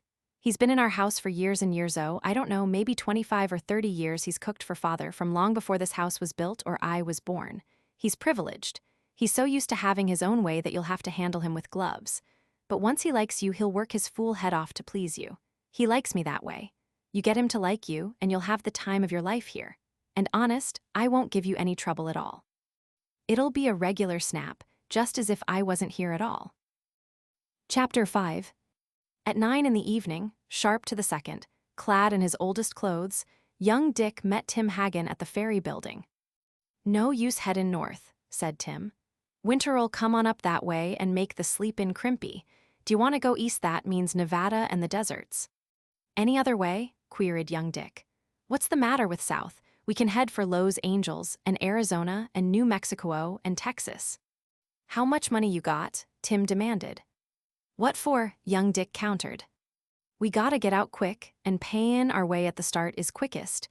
Me, I'm all hunkadory, but you ain't. The folks that's lookin' after you'll raise a roar. They'll have more detectives out than you can shake at stick at. We gotta dodge 'em, that's what." "Then we will dodge," said young Dick. "We'll make short jumps this way and that for a couple of days, layin' low most of the time, paying our way until we can get to Tracy. Then we'll quit payin' and beat her south." All of which program was carefully carried out. They eventually went through Tracy as pay passengers, 6 hours after the local deputy sheriff had given up his task of searching the trains. With an excess of precaution, young Dick paid beyond Tracy and as far as Modesto. After that, under the teaching of Tim, he traveled without paying, riding blind baggage, boxcars, and cowcatchers. Young Dick bought the newspapers and frightened Tim by reading to him the lurid accounts of the kidnapping of the young heir to the Forrest millions. Back in San Francisco, the Board of Guardians offered rewards that totaled $30,000 for the recovery of their ward. And Tim Hagen, reading the same while they lay in the grass by some water tank, branded forever the mind of young Dick with the fact that honor beyond price was a matter of neither place nor caste and might outcrop in the palace on the height of land or in the dwelling over a grocery down on the flat. "Gee," Tim said to the general landscape, "the old man wouldn't raise a roar if I snitched on you for that 30,000. It makes me scared to think of it." And from the fact that Tim thus openly mentioned the matter, young Dick concluded that there was no possibility of the policeman's son betraying him. Not until 6 weeks afterward in Arizona did young Dick bring up the subject. "You see, Tim," he said, "I've got slathers of money. It's growing all the time, and I ain't spending a cent of it, not so as you can notice. Though that Mrs. Summerstone is getting a cold $1,800 a year out of me, with board and carriages thrown in, while you and I are glad to get the leavings of firemen's pails in the roundhouses. Just the same, my money's growing. What's 10% on $20? Tim Hagen stared at the shimmering heat waves of the desert and tried to solve the problem. "What's 1/10 of 20 million? Young Dick demanded irritably. "2 million, of course." "Well, 5%'s half of 10%. What does 20 million earn at 5% for 1 year?" Tim hesitated. "Half of it, half of 2 million, young Dick cried. "At that rate, I'm a million richer every year. Get that and hang on to it and listen to me. When I'm good and willing to go back, but not for years and years, we'll fix it up. You and I, when I say the word, you'll write to your father. He'll jump out to where we are waiting, pick me up, and cart me back. Then he'll collect the 30,000 reward from my guardians, quit the police force, and most likely start a saloon." 30,000's a hell of a lot of money, was Tim's nonchalant way of expressing his gratitude. "Not to me," young Dick minimized his generosity. 30,000 goes into 1,033 times, and 1,000,000's only a year's turnover of my money. But Tim Hagen never lived to see his father a saloon keeper. 2 days later, on a trestle, the lads were fired out of an empty boxcar by a brakeman who should have known better. The trestle spanned a dry ravine. Young Dick looked down at the rocks 70 feet below and demurred. "There's room on the trestle," he said, "but what if the train starts up?" "It ain't goin' to start, beat it while you got time," the brakeman insisted. "The engine's talkin' water at the other side. She always takes it here." But for once the engine did not take water. The evidence at the inquest developed that the engineer had found no water in the tank and started on. Scarcely had the two boys dropped from the side door of the boxcar, and before they had made a score of steps along the narrow way between the train and the abyss, than the train began to move. Young Dick, quick and sure in all his perceptions and adjustments, dropped on the instant to hands and knees on the trestle. This gave him better holding and more space, because he crouched beneath the overhang of the boxcars.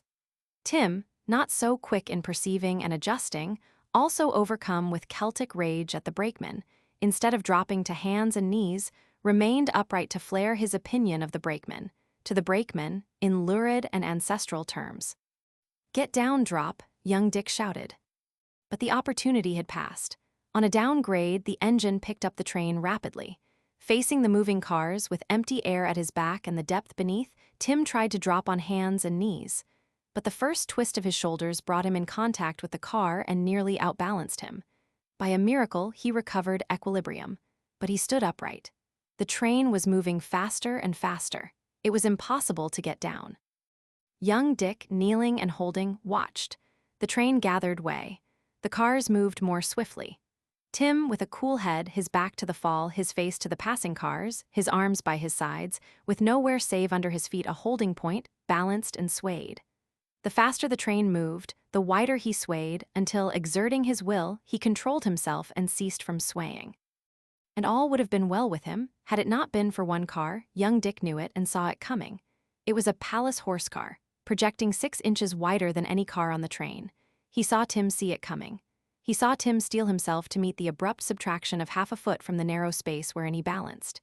He saw Tim slowly and deliberately sway out to the extremist limit, and yet not sway out far enough. The thing was physically inevitable. An inch more, and Tim would have escaped the car. An inch more, and he would have fallen without impact from the car. It caught him, in that margin of an inch, and hurled him backward and side-twisting. Twice he whirled sidewise, and 2.5 times he turned over, ere he struck on his head and neck on the rocks. He never moved after he struck. The 70-foot fall broke his neck and crushed his skull. And right there young Dick learned death, not the ordered, decent death of civilization, wherein doctors and nurses and hypodermics ease the stricken one into the darkness, and ceremony and function and flowers and undertaking institutions conspire to give a happy leave-taking and send-off to the departing shade. But sudden death, primitive death, ugly and ungarnished, like the death of a steer in the shambles or a fat swine stuck in the jugular.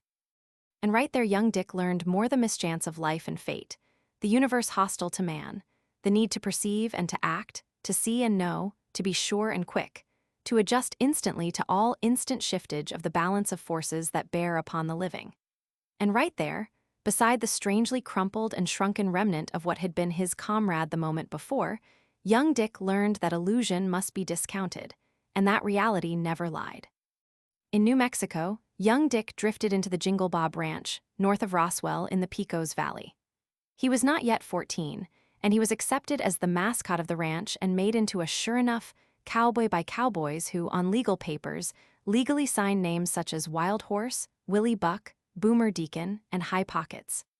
Here, during a stay of 6 months, young Dick, soft of frame and unbreakable, achieved a knowledge of horses and horsemanship, and of men in the rough and raw that became a life asset. More he learned. There was John Chisholm, owner of the Jingle Bob, the Bosque Grand, and of other cattle ranches as far away as the Black River and beyond. John Chisholm was a cattle king who had foreseen the coming of the farmer and adjusted from the open range to barbed wire, and who, in order to do so, had purchased every 40 acres carrying water and got for nothing the use of the millions of acres of adjacent range that was worthless without the water he controlled. And in the talk by the campfire and chuck wagon, among $40 a month cowboys who had not foreseen what John Chisholm foresaw, young Dick learned precisely why and how John Chisholm had become a cattle king, while 1,000 of his contemporaries worked for him on wages. But young Dick was no cool head. His blood was hot. He had passion and fire and male pride. Ready to cry from 20 hours in the saddle, he learned to ignore the 1,000 aching creaks in his body, and with the stoic brag of silence to withstand from his blankets until the hard-bitten punchers led the way. By the same token, he straddled the horse that was apportioned him, insisted on riding night herd, and knew no hint of uncertainty when it came to him to turn the flank of a stampede with a flying slicker. He could take a chance. It was his joy to take a chance. But at such times, he never failed of due respect for reality. He was well aware that men were soft-shelled and cracked easily on hard rocks or under pounding hoofs.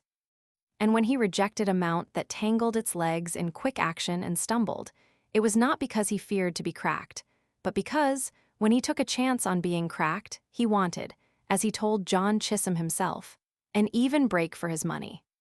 It was while at the Jingle Bob, but mailed by a cattleman from Chicago, that young Dick wrote a letter to his guardians. Even then, so careful was he, that the envelope was addressed to Ah Sing.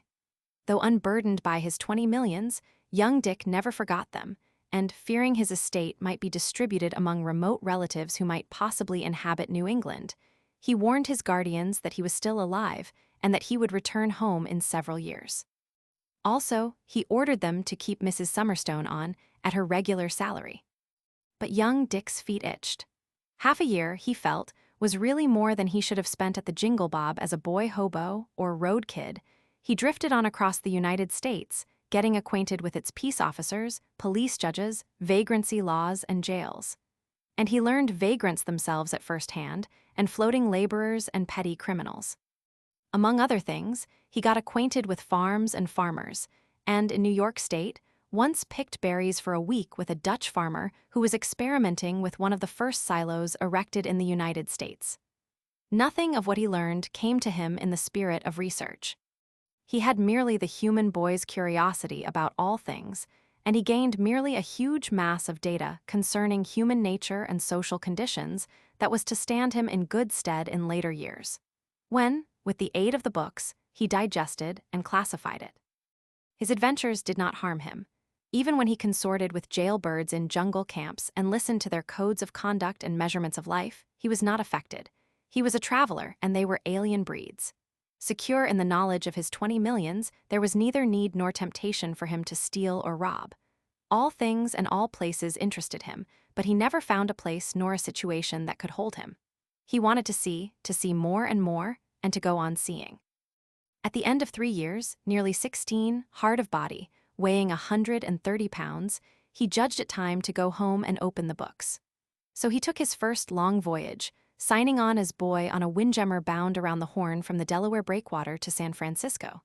It was a hard voyage, of 180 days, but at the end, he weighed 10 pounds the more for having made it. Mrs. Summerstone screamed when he walked in on her, and Ah Sing had to be called from the kitchen to identify him.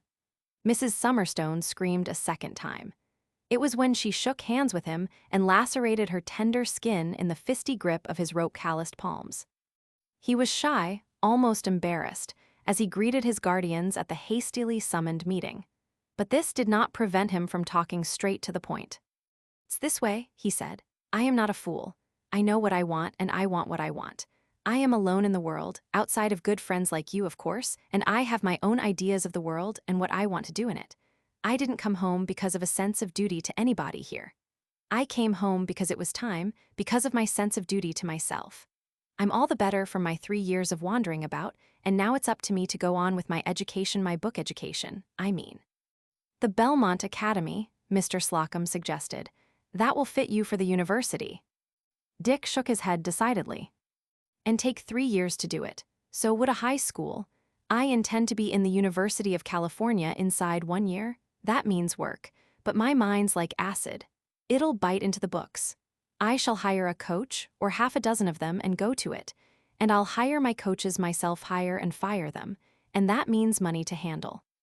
100 a month, Mr. Crockett suggested. Dick shook his head.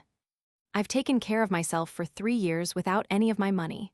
I guess I can take care of myself along with some of my money here in San Francisco. I don't care to handle my business affairs yet, but I do want a bank account, a respectable-sized one. I want to spend it as I see fit, for what I see fit." The guardians looked their dismay at one another. "It's ridiculous, impossible," Mr. Crockett began. "You are as unreasonable as you were before you went away." "It's my way, I guess," Dick sighed. "The other disagreement was over my money. It was $100 I wanted then." "Think of our position, Dick," Mr. Davidson urged. "As your guardians, how would it be looked upon if we gave you, a lad of 16, a free hand with money?" "What's the Frida worth right now?" Dick demanded irrelevantly. "Can sell for $20,000 any time," Mr. Crockett answered. Then sell her. She's too large for me, and she's worth less every year. I want a 30-footer that I can handle myself for knocking around the bay, and that won't cost $1,000. Sell the Frida and put the money to my account. Now what you three are afraid of is that I'll misspend my money taking to drinking, horse racing, and running around with chorus girls. Here's my proposition to make you easy on that. Let it be a drawing account for the four of us. The moment any of you decide I am misspending, that moment you can draw out the total balance. I may as well tell you that just as a sideline, I'm going to get a business college expert to come here and cram me with the mechanical side of the business game. Dick did not wait for their acquiescence, but went on as from a matter definitely settled. How about the horses down at Menlo? Never mind, I'll look them over and decide what to keep. Mrs. Summerstone will stay on here in charge of the house because I've got too much work mapped out for myself already. I promise you won't regret giving me a free hand with my directly personal affairs. And now, if you want to hear about the last 3 years, I'll spin the yarn for you. Dick Forrest had been right when he told his guardians that his mind was acid and would bite into the books. Never was there such an education, and he directed it himself but not without advice. He had learned the trick of hiring brains from his father and from John Chisholm of the Jingle Bob. He had learned to sit silent and to think while cowmen talked long about the campfire and the chuck wagon. And by virtue of name and place, he sought and obtained interviews with professors and college presidents and practical men of affairs, and he listened to their talk through many hours, scarcely speaking, rarely asking a question, merely listening to the best they had to offer, content to receive from several such hours one idea, one fact, that would help him to decide what sort of an education he would go in for and how. Then came the engaging of coaches. Never was there such an engaging and discharging, such a hiring and firing. He was not frugal in the matter. For one that he retained a month or 3 months, he discharged a dozen on the first day or the first week. And invariably he paid such dischargees a full month, although their attempts to teach him might not have consumed an hour. He did such things fairly and grandly because he could afford to be fair and grand. He who had eaten the leavings from firemen's pails in roundhouses and scoffed mulligan stews at water tanks had learned thoroughly the worth of money. He bought the best with the sure knowledge that it was the cheapest. A year of high school physics and a year of high school chemistry were necessary to enter the university. When he had crammed his algebra and geometry, he sought out the heads of the physics and chemistry departments in the University of California. Professor Carey laughed at him, at the first. "My dear boy," Professor Carey began. Dick waited patiently till he was through. Then Dick began and concluded. "I'm not a fool, Professor Carey. High school and academy students are children. They don't know the world. They don't know what they want or why they want what is ladled out to them. I know the world. I know what I want and why I want it. They do physics for an hour, twice a week for 2 terms, which, with 2 vacations, occupy 1 year. You are the top teacher on the Pacific Coast in physics. The college year is just ending. In the first week of your vacation, giving every minute of your time to me, I can get the year's physics. What is that week worth to you?" "You couldn't buy it for $1,000, Professor Carey rejoined, thinking he had settled the matter. "I know what your salary is," Dick began. "What is it?" Professor Carey demanded sharply. "It's not $1,000 a week," Dick retorted as sharply. "It's not $500 a week, nor $250 a week." He held up his hand to stall off interruption. "You've just told me I couldn't buy a week of your time for $1,000. I'm not going to, but I am going to buy that week for $2,000. Heavens, I've only got so many years to live." "And you can buy years?" Professor Carey queried slyly. "Sure, that's why I'm here. I buy 3 years in one, and the week from you is part of the deal." "But I have not accepted," Professor Carey laughed. "If the sum is not sufficient," Dick said stiffly, "why name the sum you consider fair?" And Professor Carey surrendered. So did Professor Barstale, head of the Department of Chemistry. Already had Dick taken his coaches in mathematics duck hunting for weeks in the sloughs of the Sacramento and the San Joaquin. After his bout with physics and chemistry, he took his 2 coaches in literature and history into the Curry County hunting region of southwestern Oregon. He had learned the trick from his father, and he worked and played, lived in the open air, and did 3 conventional years of adolescent education in 1 year without straining himself. He fished, hunted, swam, exercised, and equipped himself for the university at the same time, and he made no mistake. He knew that he did it because his father's 20 millions had invested him with mastery. Money was a tool. He did not overrate it nor underrate it. He used it to buy what he wanted.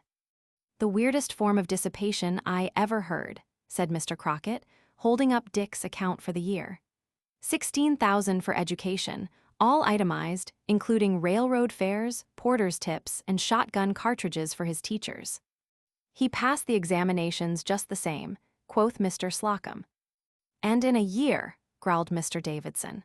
"My daughter's boy entered Belmont at the same time, and, if he's lucky, it will be 2 years yet before he enters the university." "Well, all I've got to say," proclaimed Mr. Crockett, "is that from now on what that boy says in the matter of spending his money goes." "And now I'll have a snap," Dick told his guardians. "Here I am, neck and neck again, and years ahead of them in knowledge of the world. Why, I know things, good and bad, big and little, about men and women in life that sometimes I almost doubt myself that they're true.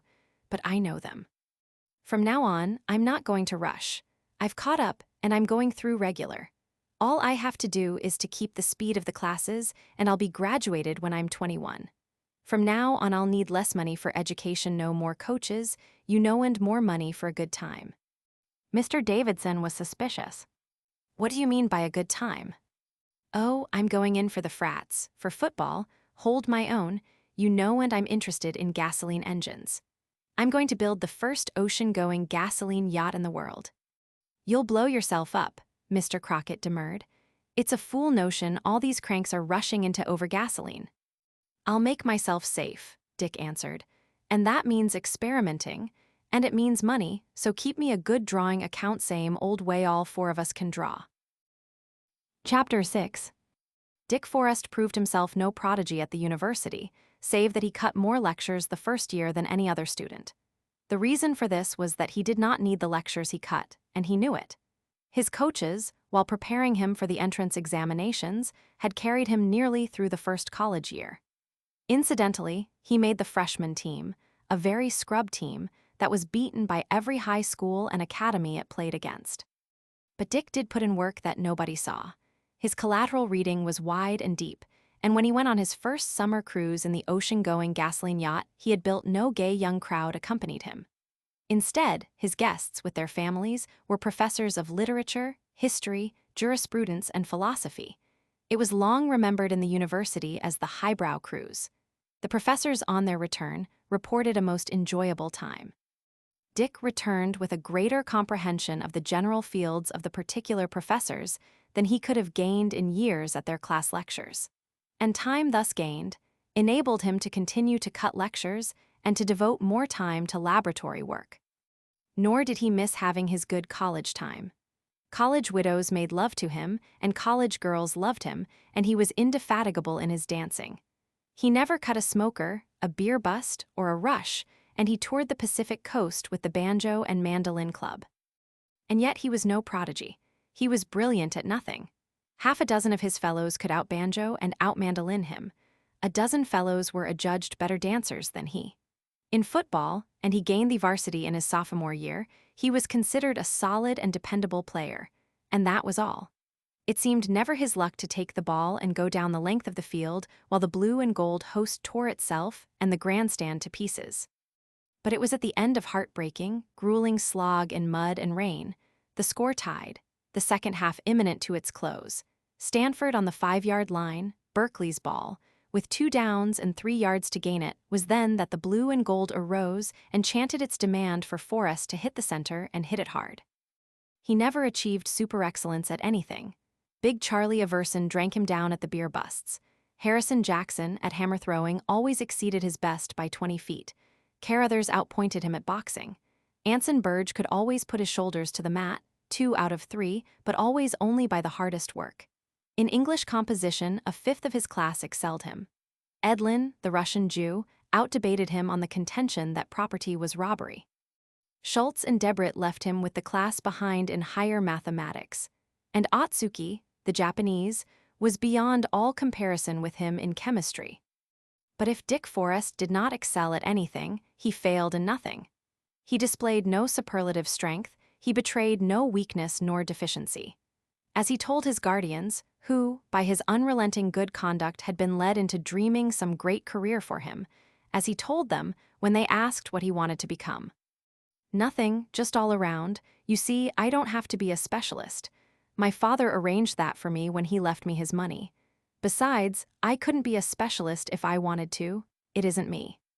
And thus so well keyed was he that he expressed clearly his key. He had no flair for anything. He was that rare individual, normal average, balanced all around. When Mr. Davidson, in the presence of his fellow guardians, stated his pleasure in that Dick had shown no wildness since he had settled down, Dick replied, "Oh, I can hold myself when I want to." "Yes," said Mr. Slocum gravely. "It's the finest thing in the world that you sowed your wild oats early and learned control." Dick looked at him curiously. "Why, that boyish adventure doesn't count," he said. "That wasn't wildness. I haven't gone wild yet, but watch me when I start. Do you know Kipling's Song of Diego Valdez? Let me quote you a bit of it. You see, Diego Valdez, like me, had good fortune. He rose so fast to be High Admiral of Spain that he found no time to take the pleasure he had merely tasted. He was lusty and husky, but he had no time, being too busy rising. But always, he thought, he fooled himself with the thought that his lustiness and huskiness would last, and after he became High Admiral, he could then have his pleasure. Always he remembered. Comrades, old playmates on new seas when, as we traded orpiment among the savages 1,000 leagues to southward and 30 years, removed they knew not noble Valdez. But me they knew and loved. Then they that found good liquor they drank it not alone, and they that found fair plunder, they told us every one, behind our chosen islands or secret shoals between, when, walty from far voyage, we gathered to careen. There burned our breaming faggots, all pale along the shore. There rose our worn pavilions a sail above an oar, as flashed each yearning anchor through mellow seas afire. So swift our careless captains rowed each to his desire. Where lay our loosened harness, where turned our naked feet, whose tavern mid the palm trees, what quenchings of what heat, oh, fountain in the desert, oh, cistern in the waste, oh, bread we ate in secret, oh, cup we spilled in haste. The youth knew taught of longing, the widow curbed and wan the good wife proud at season, and the maid aware of man, all souls, unslaked, consuming, defrauded in delays, desire not more than quittance than I those forfeit days. Oh, get him, you 3 oldsters, as I've got him, get what he saws next. I dreamed to wait my pleasure, unchanged my spring would bide, wherefore, to wait my pleasure, I put my spring aside, till first in face of fortune, and last in mazed disdain, I made Diego Valdez High Admiral of Spain. Listen to me, guardians, Dick cried on, his face aflame of passion. Don't forget for one moment that I am anything but unslaked, consuming. I burn, but I hold myself. Don't think I am a dead one because I am a darn nice, meritorious boy at college. I am young. I am alive. I am all lusty and husky, but I make no mistake. I hold myself. I don't start out now to blow up on the first lap. I am just getting ready. I am going to have my time. I am not going to spill my cup in haste. And in the end, I am not going to lament as Diego Valdez did. There walks no wind, neath heaven nor wave that shall restore the old careening riot and the clamorous, crowded shore, the fountain in the desert, the cistern in the waste, the bread we ate in secret, the cup we spilled in haste. Listen, guardians, do you know what it is to hit your man, to hit him in hot blood square to the jaw and drop him cold? I want that, and I want to love and kiss and risk and play the lusty, husky fool. I want to take my chance. I want my careening riot, and I want it while I am young, but not while I am too young, and I'm going to have it. And in the meantime, I play the game at college, I hold myself, I equip myself, so that when I turn loose I am going to have the best chance of my best.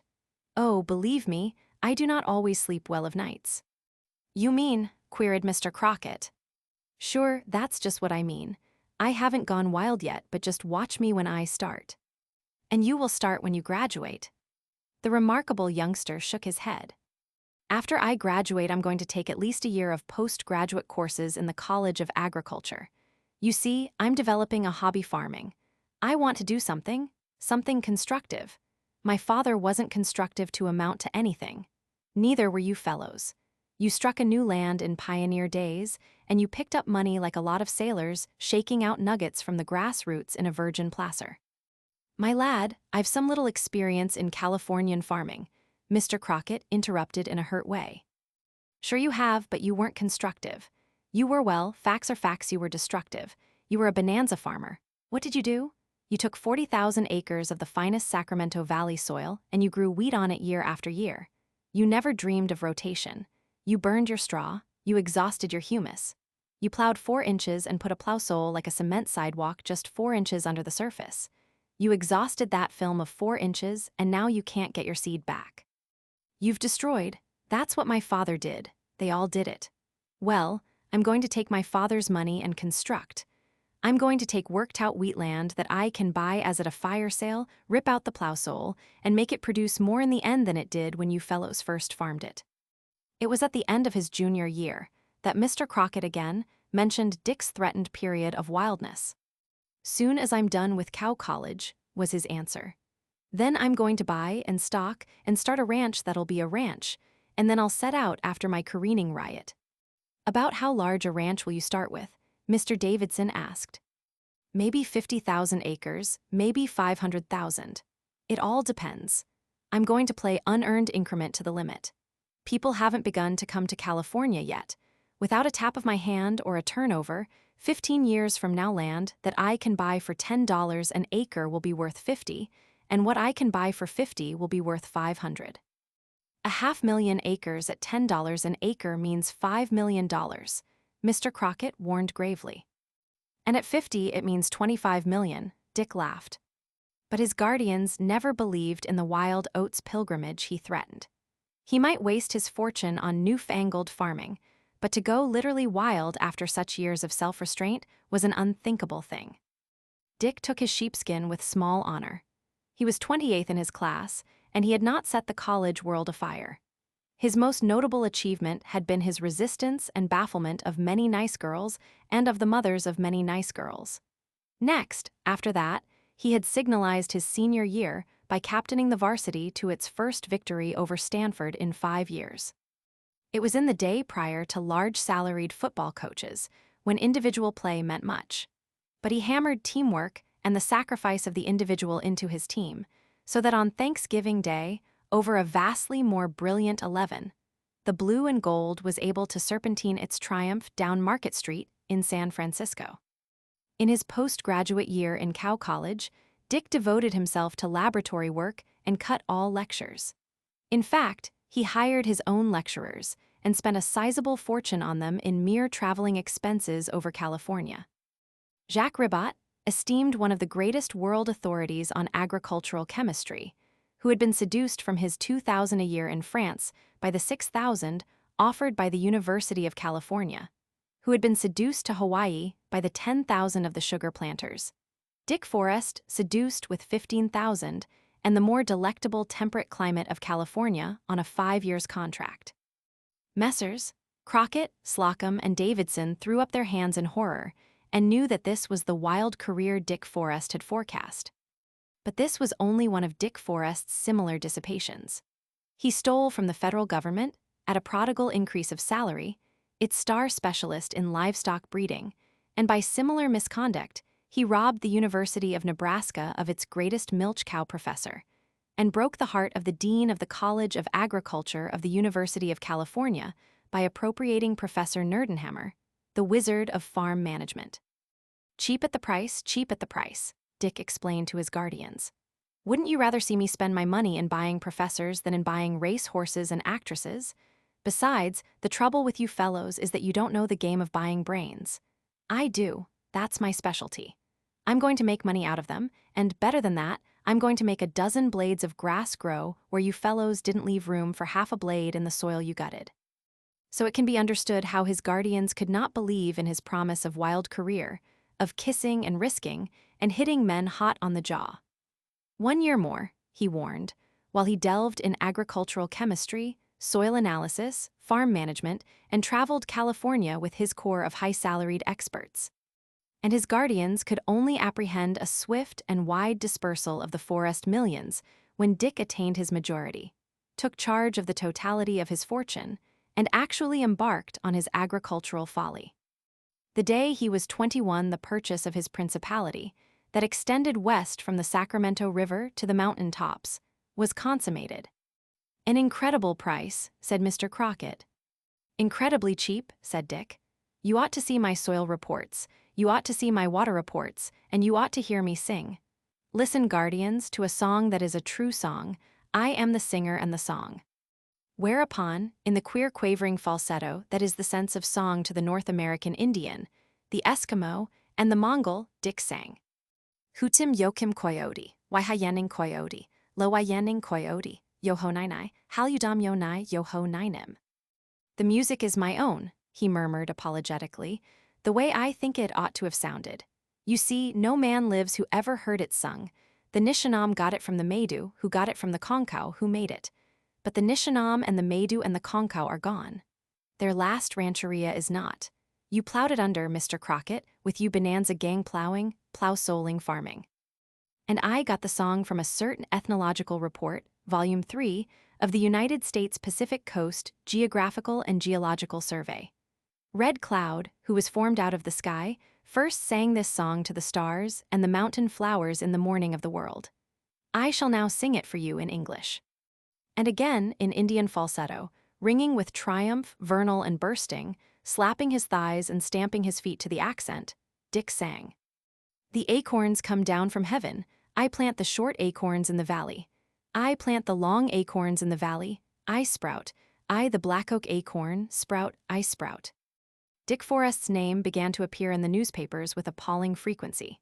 He leaped to instant fame by being the first man in California who paid $10,000 for a single bull. His livestock specialist, whom he had filched from the federal government, in England outbid the Rothschild-Shire farm for Hillcrest chieftain, quickly to be known as Forrest's Folly, paying for that kingly animal no less than 5,000 guineas. "Let them laugh," Dick told his ex-guardians. "I am importing 40 Shire mares.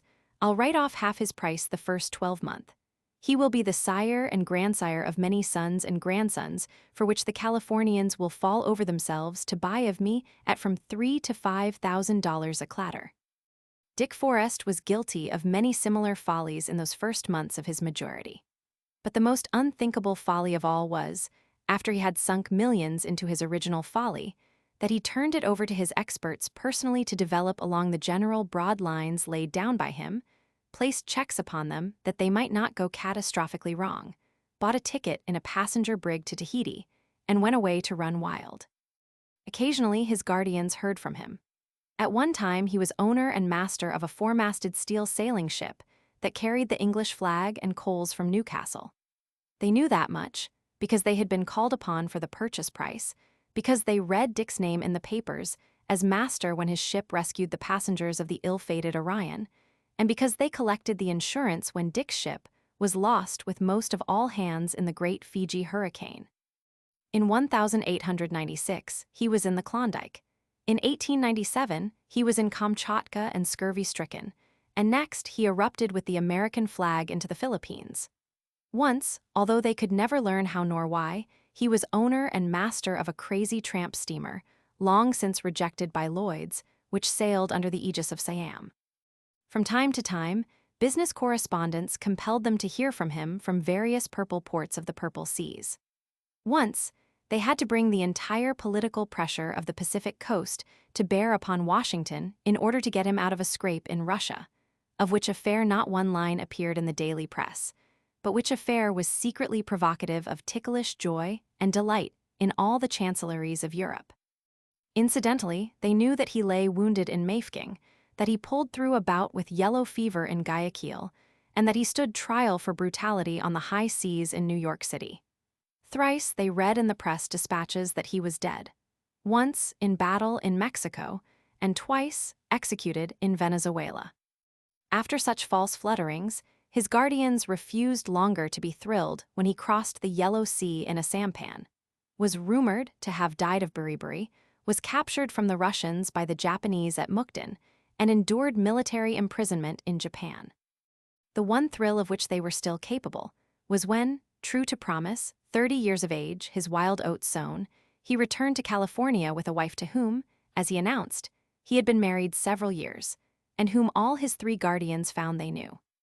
Mr. Slocum had dropped $800,000 along with the totality of her father's fortune in the final catastrophe at the Los Cocos mine in Chihuahua when the United States demonetized silver.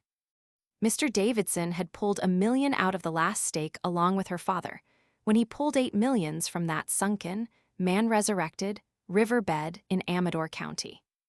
Mr. Crockett, a youth at the time, had spooned the Merced bottom with her father in the late 50s, had stood up best man with him at Stockton when he married her mother, and at Grant's Pass had played poker with him and with the then Lieutenant U.S. Grant when all the Western world knew of that young lieutenant was that he was a good Indian fighter but a poor poker player. And Dick Forrest had married the daughter of Philip Desten. It was not a case of wishing Dick luck. It was a case of garrulous insistence on the fact that he did not know how lucky he was. His guardians forgave him all his wildness. He had made good. At last he had performed a purely rational act. Better, it was a stroke of genius. Paula Desten, Philip Desten's daughter, the Desten blood, the Destens and the Forrests, it was enough. The 3 aged comrades of Forrest and Desten of the old gold days, of the 2 who had played and passed on, were even severe with Dick. They warned him of the extreme value of his treasure, of the sacred duty such wedlock imposed on him, of all the traditions and virtues of the Desten and Forrest blood, until Dick laughed and broke in with the disconcerting statement that they were talking like a bunch of fanciers or eugenics crankswitch was precisely what they were talking like, although they did not care to be told so crassly. At any rate, the simple fact that he had married a Desten made them nod unqualified approbation when he showed them the plans and building estimates of the big house. Thanks to Paula Desten, for once they were agreed that he was spending wisely and well. As for his farming, it was incontestable that the harvest group was unfalteringly producing, and he might be allowed his hobbies. Nevertheless, as Mr. Slocum put it, $25,000 for a mere workhorse stallion is a madness. Workhorses are workhorses, now had it been running stock. Chapter 7. While Dick Forrest scanned the pamphlet on hog cholera issued by the state of Iowa, through his open windows, across the wide court, began to come sounds of the awakening of the girl who laughed from the wooden frame by his bed and who had left on the floor of his sleeping porch, not so many hours before, the rosy, filmy, lacy, boudoir cap so circumspectly rescued by Oh My. Dick heard her voice, for she awoke, like a bird with song. He heard her trilling, in and out through open windows, all down the long wing that was hers. And he heard her singing in the patio garden, where, also, she desisted long enough to quarrel with her Airedale and scold the collie pup unholily attracted by the red-orange, diver's-finned, and many-tailed Japanese goldfish in the fountain basin. He was aware of pleasure that she was awake. It was a pleasure that never staled. Always, up himself for hours, he had a sense that the big house was not really awake until he heard Paula's morning song across the patio. But having tasted the pleasure of knowing her to be awake, Dick, as usual, forgot her in his own affairs. She went out of his consciousness as he became absorbed again in the Iowa statistics on hog cholera. "Good morning, merry gentlemen," was the next he heard, always adorable music in his ears. And Paula flowed in upon him, all softness of morning kimono and stayless body, as her arm passed around his neck and she perched, half in his arms, on one accommodating knee of his. And he pressed her, and advertised his awareness of her existence and nearness, although his eyes lingered a full half-minute longer on the totals of results of Professor Kennealy's hog inoculations on Simon Jones' farm at Washington, Iowa. "My," she protested, "you are too fortunate. You are sated with riches. Here is your lady boy, your little haughty moon, and you haven't even said, 'Good morning, little lady boy, was your sleep sweet and gentle?'" And Dick Forrest forsook the statistical columns of Professor Kennealy's inoculations, pressed his wife closer, kissed her, but with insistent right forefinger maintained his place in the pages of the pamphlet.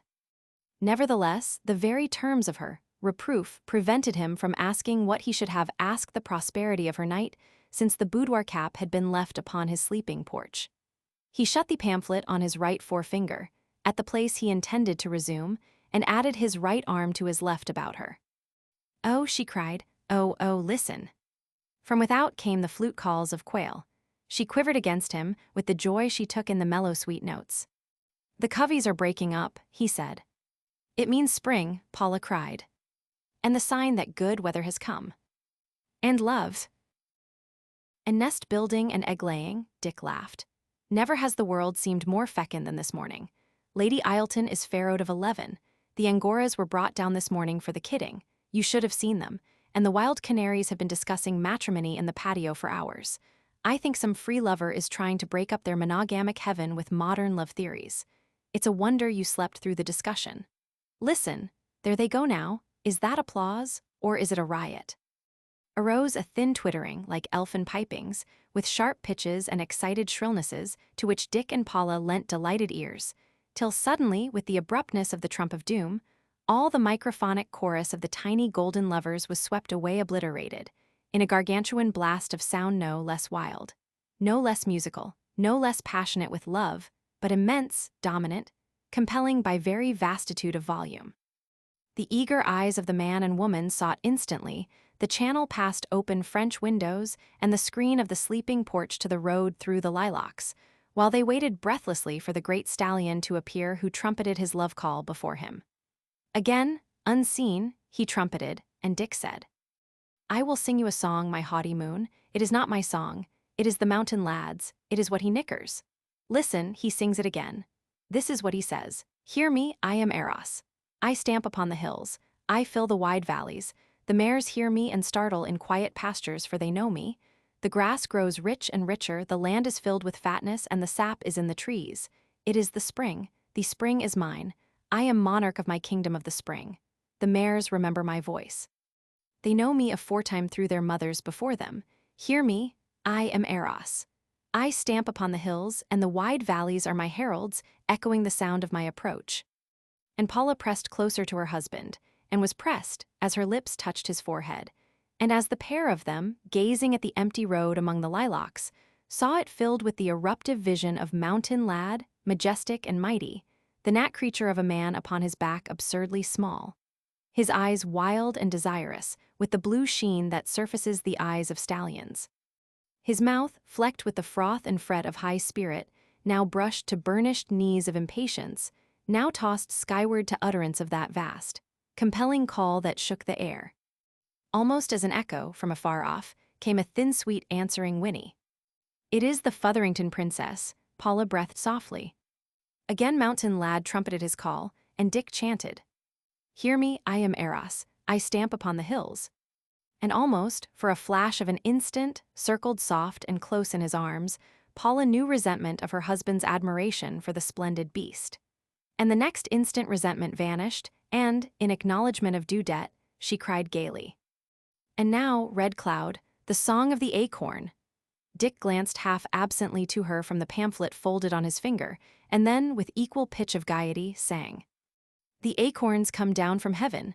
I plant the short acorns in the valley. I plant the long acorns in the valley. I sprout. I, the black oak acorn, sprout, I sprout." She had impressed herself very close against him during his moment of chanting, but in the first moments that succeeded, she felt the restless movement of the hand that held the finger-marked hog pamphlet, and caught the swift though involuntary flash of his eye to the clock on his desk that marked 11:25. Again she tried to hold him, although, with equal involuntariness, her attempt was made in mild terms of resentment. "You are a strange and wonderful red cloud," she said slowly. "Sometimes almost am I convinced that you are utterly red cloud, planting your acorns and singing your savage joy of the planting. And sometimes almost you are to me the ultramodern man, the last word of the two-legged male human that finds Trojan adventures in sieges of statistics, and, armed with test tubes and hypodermics, engages in gladiatorial contests with weird microorganisms. Almost at times, it seems you should wear glasses and be bald-headed. Almost, it seems that I have no right of vigor to possess an armful of girl," he completed for her, drawing her still closer. "That I am a silly scientific brute who doesn't merit his vain little breath of sweet rose-colored dust. Well, listen, I have a plan, in a few days." But his plan died in birth, for at their backs came a discreet cough of warning, and both heads turning as one they saw Bonbright, the assistant secretary, with a sheaf of notes on yellow sheets in his hand. 4 telegrams, he murmured apologetically. Mr. Blake is confident that 2 of them are very important. One of them concerns that chilly shipment of bulls. And Paula, slowly drawing away from her husband and rising to her feet, could feel him slipping from her toward his tables of statistics, bills of lading, and secretaries, foremen, and managers. "Oh, Paula," Dick called as she was fading through the doorway, "I've christened the last boy he's to be known as Oh-Ho. How do you like it?" Her reply began with a hint of forlornness that vanished with her smile, as she warned, "You will play ducks and drakes with the houseboys' names." "I never do it with pedigreed stock," he assured her with a solemnity belied by the challenging twinkle in his eyes. "I didn't mean that," was her retort. "I meant that you were exhausting the possibilities of the language. Before long, you'll have to be calling them Obel, Oh Hell, and Oh Go to Hell. Your O was a mistake. You should have started with red. Then you could have had Red Bull, Red Horse, Red Dog, Red Frog, Red Fernand, and all the rest of the reds." She mingled her laughter with his as she vanished, and the next moment the telegram before him, he was immersed in the details of the shipment, at $250 each, FOB, of 300 registered yearling bulls to the beef ranges of Chile. Even so, vaguely with vague pleasure, he heard Paula sing her way back across the patio to her long wing of house, though he was unaware that her voice was a trifle, just the merest trifle, subdued. Chapter 8. 5 minutes after Paula had left him, punctual to the second, the 4 telegrams disposed of, Dick was getting into a ranch motor car, along with Thayer, the Idaho buyer, and Naismith, the special correspondent for the Breeders' Gazette. Wardman, the sheep manager, joined them at the corrals where several thousand young Shropshire rams had been assembled for inspection. There was little need for conversation. Thayer was distinctly disappointed in this, for he felt that the purchase of 10 carloads of such expensive creatures was momentous enough to merit much conversation. "They speak for themselves," Dick had assured him, and turned aside to give data to Naismith for his impending article on Shropshires in California and the Northwest. "I wouldn't advise you to bother to select them," Dick told Thayer 10 minutes later. "The average is all top. You could spend a week picking your 10 carloads and have no higher grade than if you had taken the first to hand." This cool assumption that the sale was already consummated so perturbed Thayer that, along with the sure knowledge that he had never seen so high a quality of rams, he was nettled into changing his order to 20 carloads. As he told Naismith, after they had regained the big house, and as they chalked their cues to finish the interrupted game, "It's my first visit to Forrest's. He's a wizard. I've been buying in the East and importing. But those Shropshires won my judgment. You noticed I doubled my order. Those Idaho buyers will be wild for them. I only had buying orders straight for 6 carloads and contingent on my judgment for 2 carloads more, but if every buyer doesn't double his order, straight and contingent when he sees them rams, and if there isn't a stampede for what's left, I don't know sheep. They're the goods. If they don't jump up the sheep game of Idaho, well, then Forrest's no breeder and I'm no buyer, that's all." As the warning gong for lunch rang out a huge bronze gong from Korea that was never struck until it was first indubitably ascertained that Paula was awake. Dick joined the young people at the goldfish fountain in the big patio. Bert Wainwright, variously advised and commanded by his sister, Rita, and by Paula and her sisters, Lute and Ernestine, was striving with a dip net to catch a particularly gorgeous flower of a fish, whose size and color and multiplicity of fins and tails had led Paula to decide to segregate him for the special breeding tank in the fountain of her own secret patio. Amid high excitement and much squealing and laughter, the deed was accomplished, the big fish deposited in a can and carried away by the waiting Italian gardener. "And what have you to say for yourself?" Ernestine challenged as Dick joined them. "Nothing," he answered sadly. "The ranch is depleted. 300 beautiful young bulls depart tomorrow for South America, and Thayer, you met him last night, is taking 20 carloads of rams. All I can say is that my congratulations are extended to Idaho and Chile." "Plant more acorns," Paula laughed, her arms about her sisters, the 3 of them smilingly expectant of an inevitable antic. "Oh, Dick, sing your acorn song," Lute begged. He shook his head solemnly. "I've got a better one. It's purest orthodoxy. It's got Red Cloud and his acorn song skinned to death.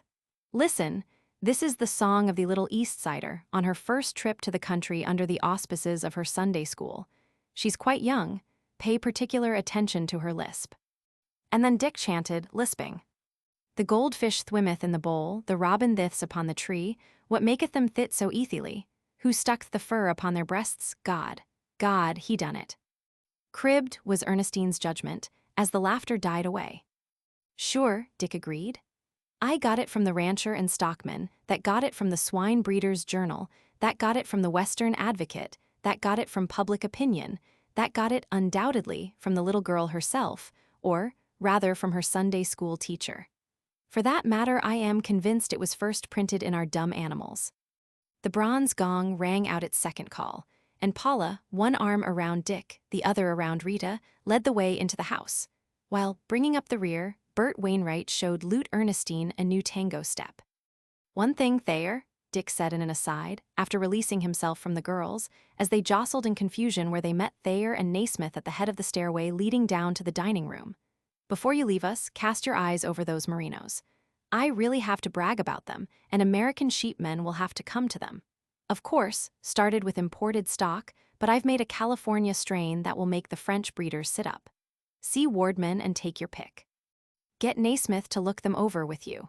Stick half a dozen of them in your train load, with my compliments, and let your Idaho sheepmen get a line on them. They seated at a table, capable of indefinite extension, in a long, low dining room that was a replica of the hacienda dining rooms of the Mexican land kings of old California. The floor was of large brown tiles, the beamed ceiling and the walls were whitewashed, and the huge, undecorated cement fireplace was an achievement in massiveness and simplicity. Greenery and blooms nodded from without the deep embrazured windows, and the room expressed the sense of cleanness, chastity, and coolness.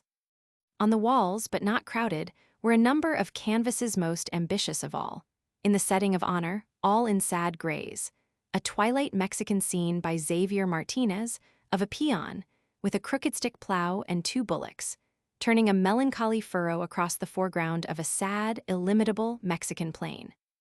There were brighter pictures of early Mexican Californian life, a pastel of twilight eucalyptus with a sunset-tipped mountain beyond, by Reimers, a moonlight by Peters, and a Griffin stubble field across which gleamed and smoldered California, summer hills of tawny brown and purple-misted, wooded canyons. Say, Thayer muttered in an undertone across to Naismith, while Dick and the girls were in the thick of exclamatory and giggling banter. Here's some stuff for that article of yours if you touch upon the big house. I've seen the servants' dining room. 40 heads sit down to it every meal, including gardeners, chauffeurs, and outside help. It's a boarding house in itself. Some head, some system, take it from me. That Chinese boy, oh joy, is a wooz. He's housekeeper or manager of the whole shebang, or whatever you want to call his job end. Say, it runs that smooth you can't hear it. Forrest's the real wooz, Naismith nodded. He's the brains that picks brains. He could run an army, a campaign, a government, or even a three-ring circus. Which last is some compliment, Thayer concurred heartily. Oh, Paula, Dick said across to his wife. I just got word that Graham arrives tomorrow morning. Better tell O. Joy to put him in the watchtower. It's man-size quarters, and it's possible he may carry out his threat and work on his book. Graham, Paula queried aloud of her memory. Do I know him? You met him once 2 years ago in Santiago at the Café Venus. He had dinner with us. Oh, one of those naval officers. Dick shook his head. The civilian. Don't you remember that big blonde fellow you talked music with him for half an hour, while Captain Joyce talked our heads off to prove that the United States should clean Mexico up and out with the mailed fist? Oh, to be sure, Paula vaguely recollected. He'd met you somewhere before. South Africa, wasn't it? Or the Philippines? That's the chapter South Africa, it was. Evan Graham. Next time we met was on the Times Dispatch boat on the Yellow Sea. And we crossed trails a dozen times after that, without meeting, until that night in the Café Venus. Heavens, he left Bora Bora, going east, 2 days before I dropped anchor bound west on my way to Samoa. I came out of Apia with letters for him from the American consul the day before he came in. We missed each other by 3 days at Levukai was sailing the Wild Duck then. He pulled out of Suva as guest on a British cruiser. Sir Everard M. Thurm, British High Commissioner of the South Seas, gave me more letters for Graham. I missed him at Port Resolution and at Vila in the New Hebrides. The cruiser was junketing, you see. I beat her in and out of the Santa Cruz group. It was the same thing in the Solomons. The cruiser, after shelling the cannibal villages at Langalanga, steamed out in the morning. I sailed in that afternoon. I never did deliver those letters in person, and the next time I laid eyes on him was at the Café Venus 2 years ago. But who about him and what about him? Paula queried. And what's the book? Well, first of all, beginning at the end, he's broke, that is, for him, he's broke.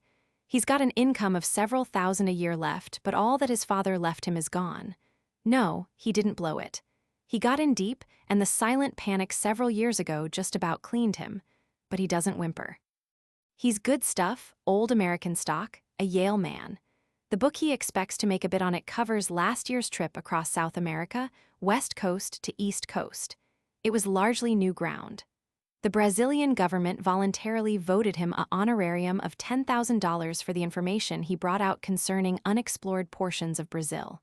Oh, he's a man, all man, he delivers the goods. You know the type: clean, big, strong, simple. Been everywhere, seen everything, knows most of a lot of things, straight, square, looks you in the eyes well, in short, a man's man. Ernestine clapped her hands, flung a tantalizing, man-challenging, man-conquering glance at Bert Wainwright, and exclaimed, "And he comes tomorrow." Dick shook his head reprovingly. "Oh, nothing in that direction, Ernestine. Just as nice girls as you have tried to hook Evan Graham before now. And between ourselves, I couldn't blame them.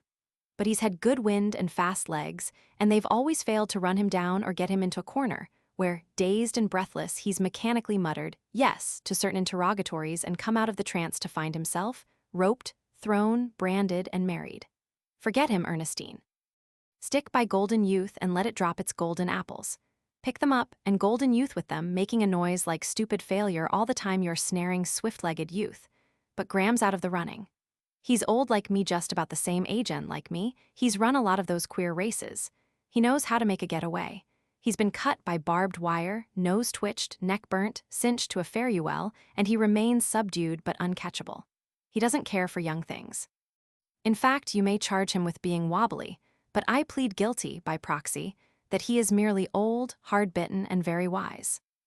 Chapter 9. Where's my boy in breeches? Dick shouted, stamping with jingling spurs through the big house in quest of its little lady.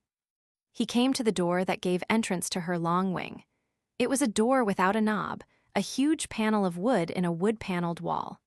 But Dick shared the secret of the hidden spring with his wife, pressed the spring, and the door swung wide.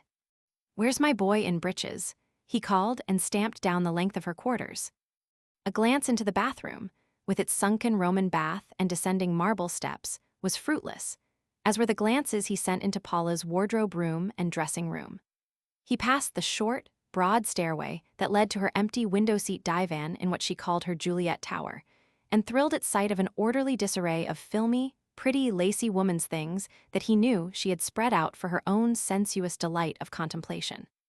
He fetched up for a moment at a drawing easel, his reitrant cry checked on his lips, and threw a laugh of recognition and appreciation at the sketch, just outlined, of an awkward, big-boned, knobby weanling colt caught in the act of madly whinnying for its mother.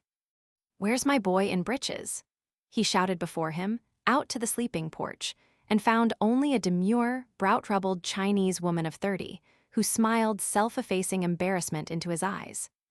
This was Paula's maid, Oh Dear, so named by Dick, many years before, because of a certain solicitous contraction of her delicate brows that made her appear as if ever on the verge of saying, "Oh dear." In fact, Dick had taken her, as a child almost, for Paula's service, from a fishing village on the Yellow Sea where her widow mother earned as much as $4 in a prosperous year at making nets for the fishermen. Oh Dear's first service for Paula had been aboard the three-topmast schooner, All Away, at the same time that Oh Joy, cabin boy, had begun to demonstrate the efficiency that enabled him, through the years, to rise to the majordomoship of the big house. "Where is your mistress, Oh Dear?" Dick asked. Oh Dear shrank away, in an agony of bashfulness. Dick waited. "She may be with young ladies I don't know," Oh Dear stammered, and Dick, in very mercy, swung away on his heel. "Where's my boy in breeches?" he shouted, as he stamped out under the portcotcher just as a ranch limousine swung around the curve among the lilacs. "I'll be hanged if I know," a tall, blond man in a light summer suit responded from the car, and the next moment Dick Forrest and Evan Graham were shaking hands. Oh my and oh ho carried in the hand baggage, and Dick accompanied his guest to the watchtower quarters. "You'll have to get used to us, old man," Dick was explaining. "We run the ranch like clockwork, and the servants are wonders, but we allow ourselves all sorts of loosenesses. If you'd arrived 2 minutes later, there'd have been no one to welcome you but the Chinese boys. I was just going for a ride, and Paula Mrs. Forrest has disappeared." The two men were almost of a size, Graham topping his host by perhaps an inch, but losing that inch in the comparative breadth of shoulders and depth of chest. Graham was, if anything, a clearer blonde than Forrest, although both were equally gray of eye, equally clear in the whites of the eyes, and equally and precisely similarly bronzed by sun and weather-beat. Graham's features were in a slightly larger mold. His eyes were a trifle longer, although this was lost again by a heavier droop of lids. His nose hinted that it was a shade straighter as well as larger than Dick's, and his lips were a shade thicker, a shade redder, a shade more bowed with fulsomeness. Forrest's hair was light brown to chestnut, while Graham's carried a whispering advertisement that it would have been almost golden in its silk had it not been burned almost to sandiness by the sun. The cheeks of both were high-boned, although the hollows under Forrest's cheekbones were more pronounced. Both noses were large-nostriled and sensitive. And both mouths, while generously proportioned, carried the impression of girlish sweetness and chastity, along with the muscles that could draw the lips to the firmness and harshness that would not give the lie to the square, uncleft chins beneath. But the inch more in height and the inch less in chest girth gave Evan Graham a grace of body and carriage that Dick Forrest did not possess. In this particular of build, each served well as a foil to the other. Graham was all light and delight, with a hint but the slightest of hints of Prince Charming. Forrest seemed a more efficient and formidable organism, more dangerous to other life, stouter gripped on its own life. Forrest threw a glance at his wrist watch as he talked, but in that glance, without pause or fumble of focus, with swift certainty of correlation, he read the dial. 11:30, he said. "Come along at once, Graham. We don't eat till 12:30. I am sending out a shipment of bulls, 300 of them, and I'm downright proud of them. You simply must see them, never mind your riding togs. Oh, ho, fetch a pair of my leggings. You, oh joy, order Altadena saddled. What saddle do you prefer, Graham?" "Oh, anything, old man." "English, Australian, Michoacan, Mexican," Dick insisted. "Michoacan, if it's no trouble," Graham surrendered. They sat their horses by the side of the road and watched the last of the herd beginning its long journey to chilly disappear around the bend. "I see what you're doing, it's great," Graham said with sparkling eyes. "I've fooled some myself with the critters when I was a youngster down in the Argentine. If I'd had beef blood like that to build on, I mightn't have taken the cropper I did." "But that was before alfalfa and artesian wells," Dick smoothed for him. "The time wasn't ripe for the shorthorn. Only scrubs could survive the droughts. They were strong in staying powers but light on the scales, and refrigerator steamships hadn't been invented. That's what revolutionized the game down there. Besides, I was a mere youngster," Graham added, "though that meant nothing much. There was a young German tackled it at the same time I did with 1/10 of my capital. He hung it out, lean years, dry years, and all. He's rated in 7 figures now." They turned their horses back for the big house. Dick flirted his wrist to see his watch. "Lots of time," he assured his guest. "I'm glad you saw those yearlings. There was one reason why that young German stuck it out. He had to. You had your father's money to fall back on, and I imagine not only that your feet itched, but that your chief weakness lay in that you could afford to solace the itching." "Over there are the fish ponds," Dick said, indicating with a nod of his head to the right an invisible area beyond the lilacs. "You'll have plenty of opportunity to catch a mess of trout or bass or even catfish. You see, I'm a miser. I love to make things work. There may be a justification for the 8-hour Labor Day, but I make the workday of water just 24 hours long. The ponds are in series according to the nature of the fish, but the water starts working up in the mountains. It irrigates a score of mountain meadows before it makes the plunge and is clarified to crystal clearness in the next few rugged miles. And at the plunge from the highlands, it generates half the power and all the lighting used on the ranch. Then it subirrigates lower levels, flows in here to the fish ponds, and runs out and irrigates miles of alfalfa farther on. And, believe me, if by that time it hadn't reached the flat of the Sacramento, I'd be pumping out the drainage for more irrigation. Man, Graham laughed, you could make a poem on the wonder of water. I've met fire worshippers, but you're the first real water worshipper I've ever encountered. And you're no desert dweller either. You live in a land of water, pardon the bullbutt, as I was saying. Graham never completed his thought. From the right, not far away, came the unmistakable ring of shod hoofs on concrete, followed by a mighty splash and an outburst of women's cries and laughter. Quickly the cries turned to alarm, accompanied by the sounds of a prodigious splashing and floundering as of some huge, drowning beast. Dick bent his head and leaped his horse through the lilacs. Graham, on Altadena, followed at his heels. They emerged in a blaze of sunshine, on an open space among the trees, and Graham came upon as unexpected a picture as he had ever chanced upon in his life. Tree-surrounded, the heart of the open space was a tank, four-sided of concrete. The upper end of the tank, full width, was a broad spillway, sheened with an inch of smooth-slipping water. The sides were perpendicular. The lower end, roughly corrugated, sloped out gently to solid footing. Here, in distress that was consternation, and in fear that was panic, excitedly bobbed up and down a cowboy in bearskin chaps, vacuously repeating the exclamation, "Oh God." "Oh God," the first division of it rising in inflection, the second division inflected fallingly with despair. On the edge of the farther side, facing him, in bathing suits, legs dangling toward the water, sat 3 terrified nymphs. And in the tank, the center of the picture, a great horse, bright bay and wet and ruddy satin, vertical in the water, struck upward and outward into the free air with huge forehoofs steel gleaming in the wet and sun, while on its back, slipping and clinging, was the white form of what Graham took at first to be some glorious youth. Not until the stallion, sinking, emerged again by means of the powerful beat of his legs and hoofs, did Graham realize that it was a woman who rode him, a woman as white as the white silken slip of a bathing suit that molded to her form like a marble-carven veiling of drapery. As marble was her back, save that the fine, delicate muscles moved and crept under the silken suit as she strove to keep her head above water. Her slim, round arms were twined in yards of half-drowned stallion mane, while her white, round knees slipped on the sleek, wet, satin pads of the great horse's straining shoulder muscles. The white toes of her dug for a grip into the smooth sides of the animal, vainly seeking a hold on the ribs beneath.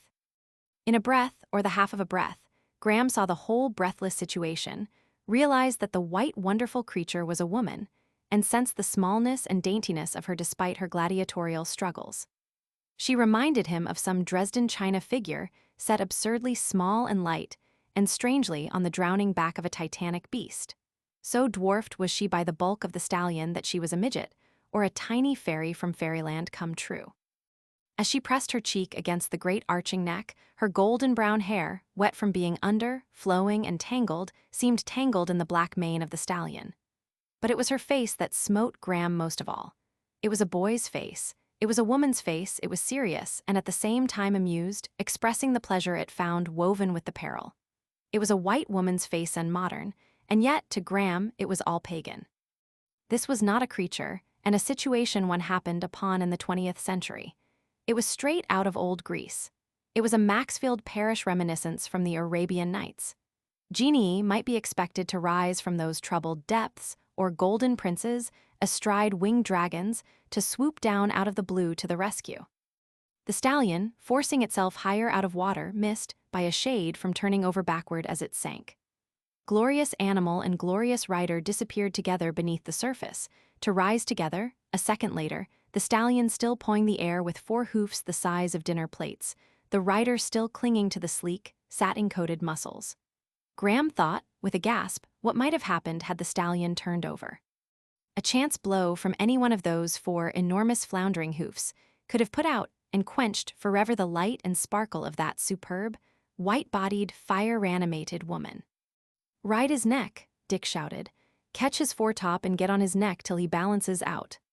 The woman obeyed, digging her toes into the evasive muscle pads for the quick effort, and leaping upward, one hand twined in the wet mane, the other hand free and upstretched, darting between the ears and clutching the foretop. The next moment, as the stallion balanced out horizontally in obedience to her shiftage of weight, she had slipped back to the shoulders.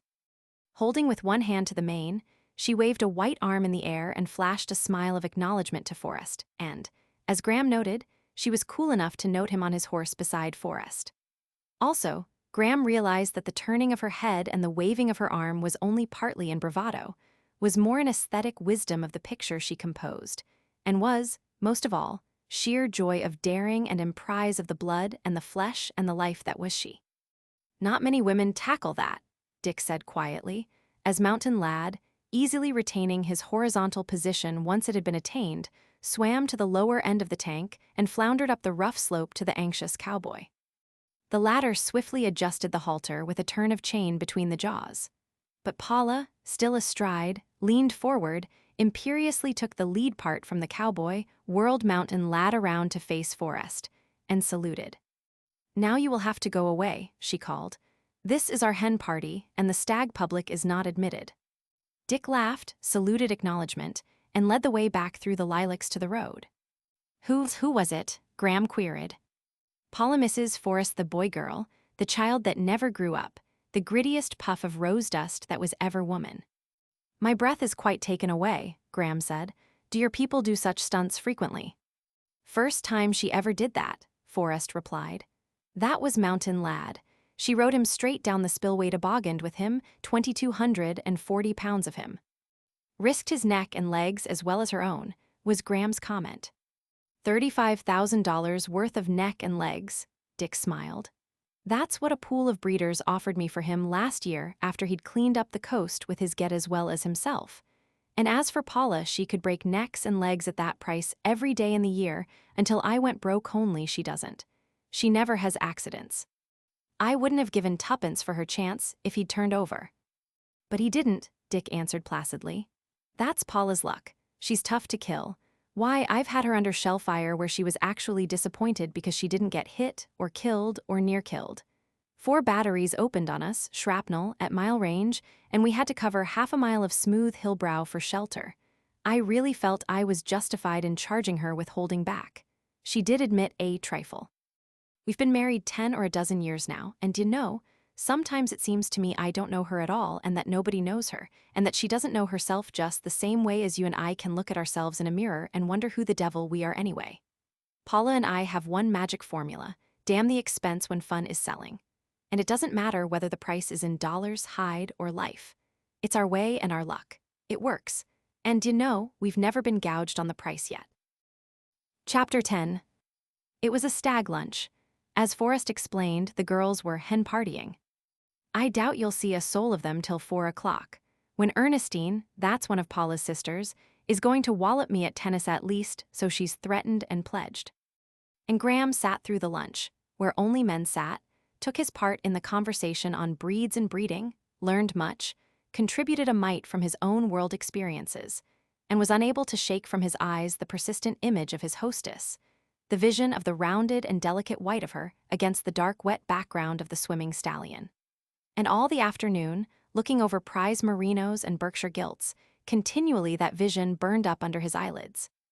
Even at 4, in the tennis court, himself playing against Ernestine, he missed more than one stroke because the image of the flying ball would suddenly be eclipsed by the image of a white marble figure of a woman that strove and clung on the back of a great horse.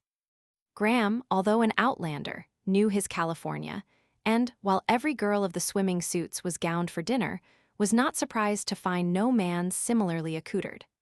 Nor had he made the mistake of so being himself, despite the big house and the magnificent scale on which it operated. Between the first and second gongs, all the guests drifted into the long dining room. Sharp after the second gong, Dick Forrest arrived and precipitated cocktails, and Graham impatiently waited the appearance of the woman who had worried his eyes since noon. He was prepared for all manner of disappointment. Too many gorgeous stripped athletes had he seen slouched into conventional garmenting. To expect too much of the marvelous creature in the white silken swimming suit when it should appear garbed as civilized women garb. He caught his breath with an imperceptible gasp when she entered. She paused, naturally, for just the right flash of an instant in the arched doorway, limned against the darkness behind her, the soft glow of the indirect lighting full upon her. Graham's lips gasped apart and remained apart, his eyes ravished with the beauty and surprise of her he had deemed so small, so fairy-like. Here was no delicate midget of a child woman or boy-girl on a stallion, but a grand lady, as only a small woman can be grand on occasion. Taller in truth was she, as well as in seeming than he had judged her, and as finely proportioned in her gown as in her swimming suit. He noted her shining gold-brown hair piled high, the healthy tinge of her skin that was clean and clear and white, the singing throat, full and round, incomparably set on a healthy chest. And the gown, dull blue, a sort of medieval thing with half-fitting, half-clinging body, with flowing sleeves and trimmings of gold-jeweled bands. She smiled an embracing salutation and greeting. Graham recognized it as kin to the one he had seen when she smiled from the back of the stallion. When she started forward, he could not fail to see the inimitable way she carried the cling and weight of her draperies with her knees-round knees. He knew that he had seen pressed desperately into the round muscle pads of mountain lad.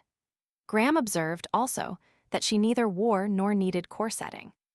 Nor could he fail, as she crossed the floor, to see two women. One, the grand lady, the mistress of the big house. One, the lovely equestrienne statue beneath the dull blue, golden-trimmed gown that no gowning could ever make his memory forget. She was upon them, among them, and Graham's hand held hers in the formal introduction as he was made welcome to the big house, and all the hacienda in a voice that he knew was a singing voice, and that could proceed only from a throat that pillared, such as hers, from a chest deep as hers despite her smallness. At table, across the corner from her, he could not help a surreptitious studying of her. While he held his own in the general fun and foolishness, it was his hostess that mostly filled the circle of his eye and the content of his mind. It was as bizarre a company as Graham had ever sat down to dinner with. The sheep buyer and the correspondent for the Breeders' Gazette were still guests. 3 machine loads of men, women, and girls, totaling 14, had arrived shortly before the first gong and had remained to ride home in the moonlight. Graham could not remember their names, but he made out that they came from some valley town 30 miles away called Wickenburg, and that they were of the small-town banking, professional, and wealthy farmer class. They were full of spirits, laughter, and the latest jokes and catches sprung in the latest slang. "I see right now," Graham told Paula, "if your place continues to be the caravanserai which it has been since my arrival, that I might as well give up trying to remember names and people." "I don't blame you," she laughed concurrence. "But these are neighbors, they drop in any time. Mrs. Watson, there, next to Dick, is of the old land aristocracy. Her grandfather, Wicken, came across the Sierras in 1846. Wickenburg is named after him, and that pretty dark-eyed girl is her daughter." And while Paula gave him a running sketch of the chance guests, Graham heard scarce half she said, so occupied was he in trying to sense his way to an understanding of her. Naturalness was her keynote, was his first judgment. In not many moments he had decided that her keynote was joy, but he was dissatisfied with both conclusions and knew he had not put his finger on her. And then it came to him pride. That was it. It was in her eye, in the poise of her head, in the curling tendrils of her hair, in her sensitive nostrils, in the mobile lips, in the very pitch and angle of the rounded chin, in her hands, small, muscular, and veined, that he knew at sight to be the hard-worked hands of one who had spent long hours at the piano. Pride it was in every muscle, nerve, and quiver of her conscious, sentient, stinging pride. She might be joyous and natural, boy and woman, fun and frolic, but always the pride was there, vibrant, tense, intrinsic, the basic stuff of which she was builded. She was a woman, frank, outspoken, straight-looking, plastic, democratic, but toy she was not. At times to him, she seemed to glint an impression of steel-thin, jewel-like steel. She seemed strength in its most delicate terms and fabrics.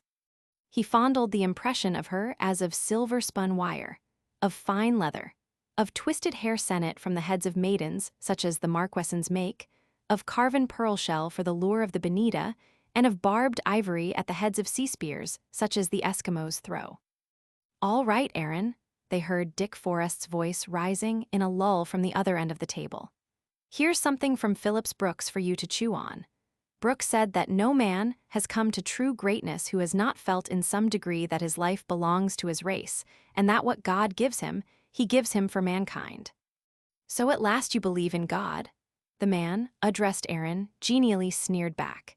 He was a slender, long-faced olive brunette, with brilliant black eyes and the blackest of long black beards.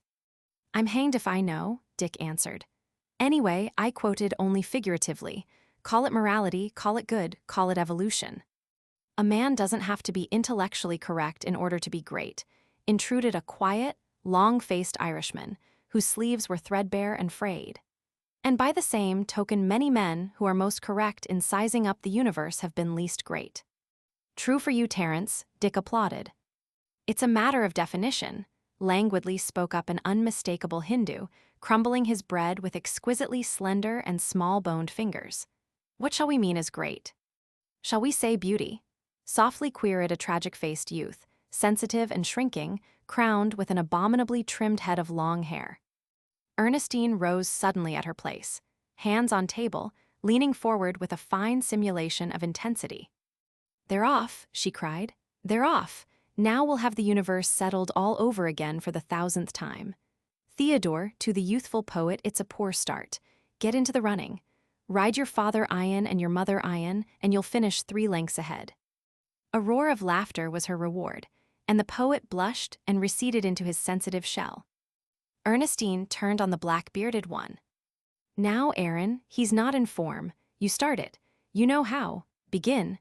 As Bergson so well has said, with the utmost refinement of philosophic speech allied with the most comprehensive intellectual outlook that. More laughter roared down the table, drowning Ernestine's conclusion as well as the laughing retort of the black-bearded one. "Our philosophers won't have a chance tonight," Paula stole in an aside to Graham. "Philosophers?" he questioned back. "They didn't come with the Wickenburg crowd. Who and what are they? I'm all at sea." Paula hesitated. "They live here. They call themselves the Jungle Birds. They have a camp in the woods a couple of miles away, where they never do anything except read and talk. I'll wager right now you'll find 50 of Dick's latest, uncatalogued books in their cabins.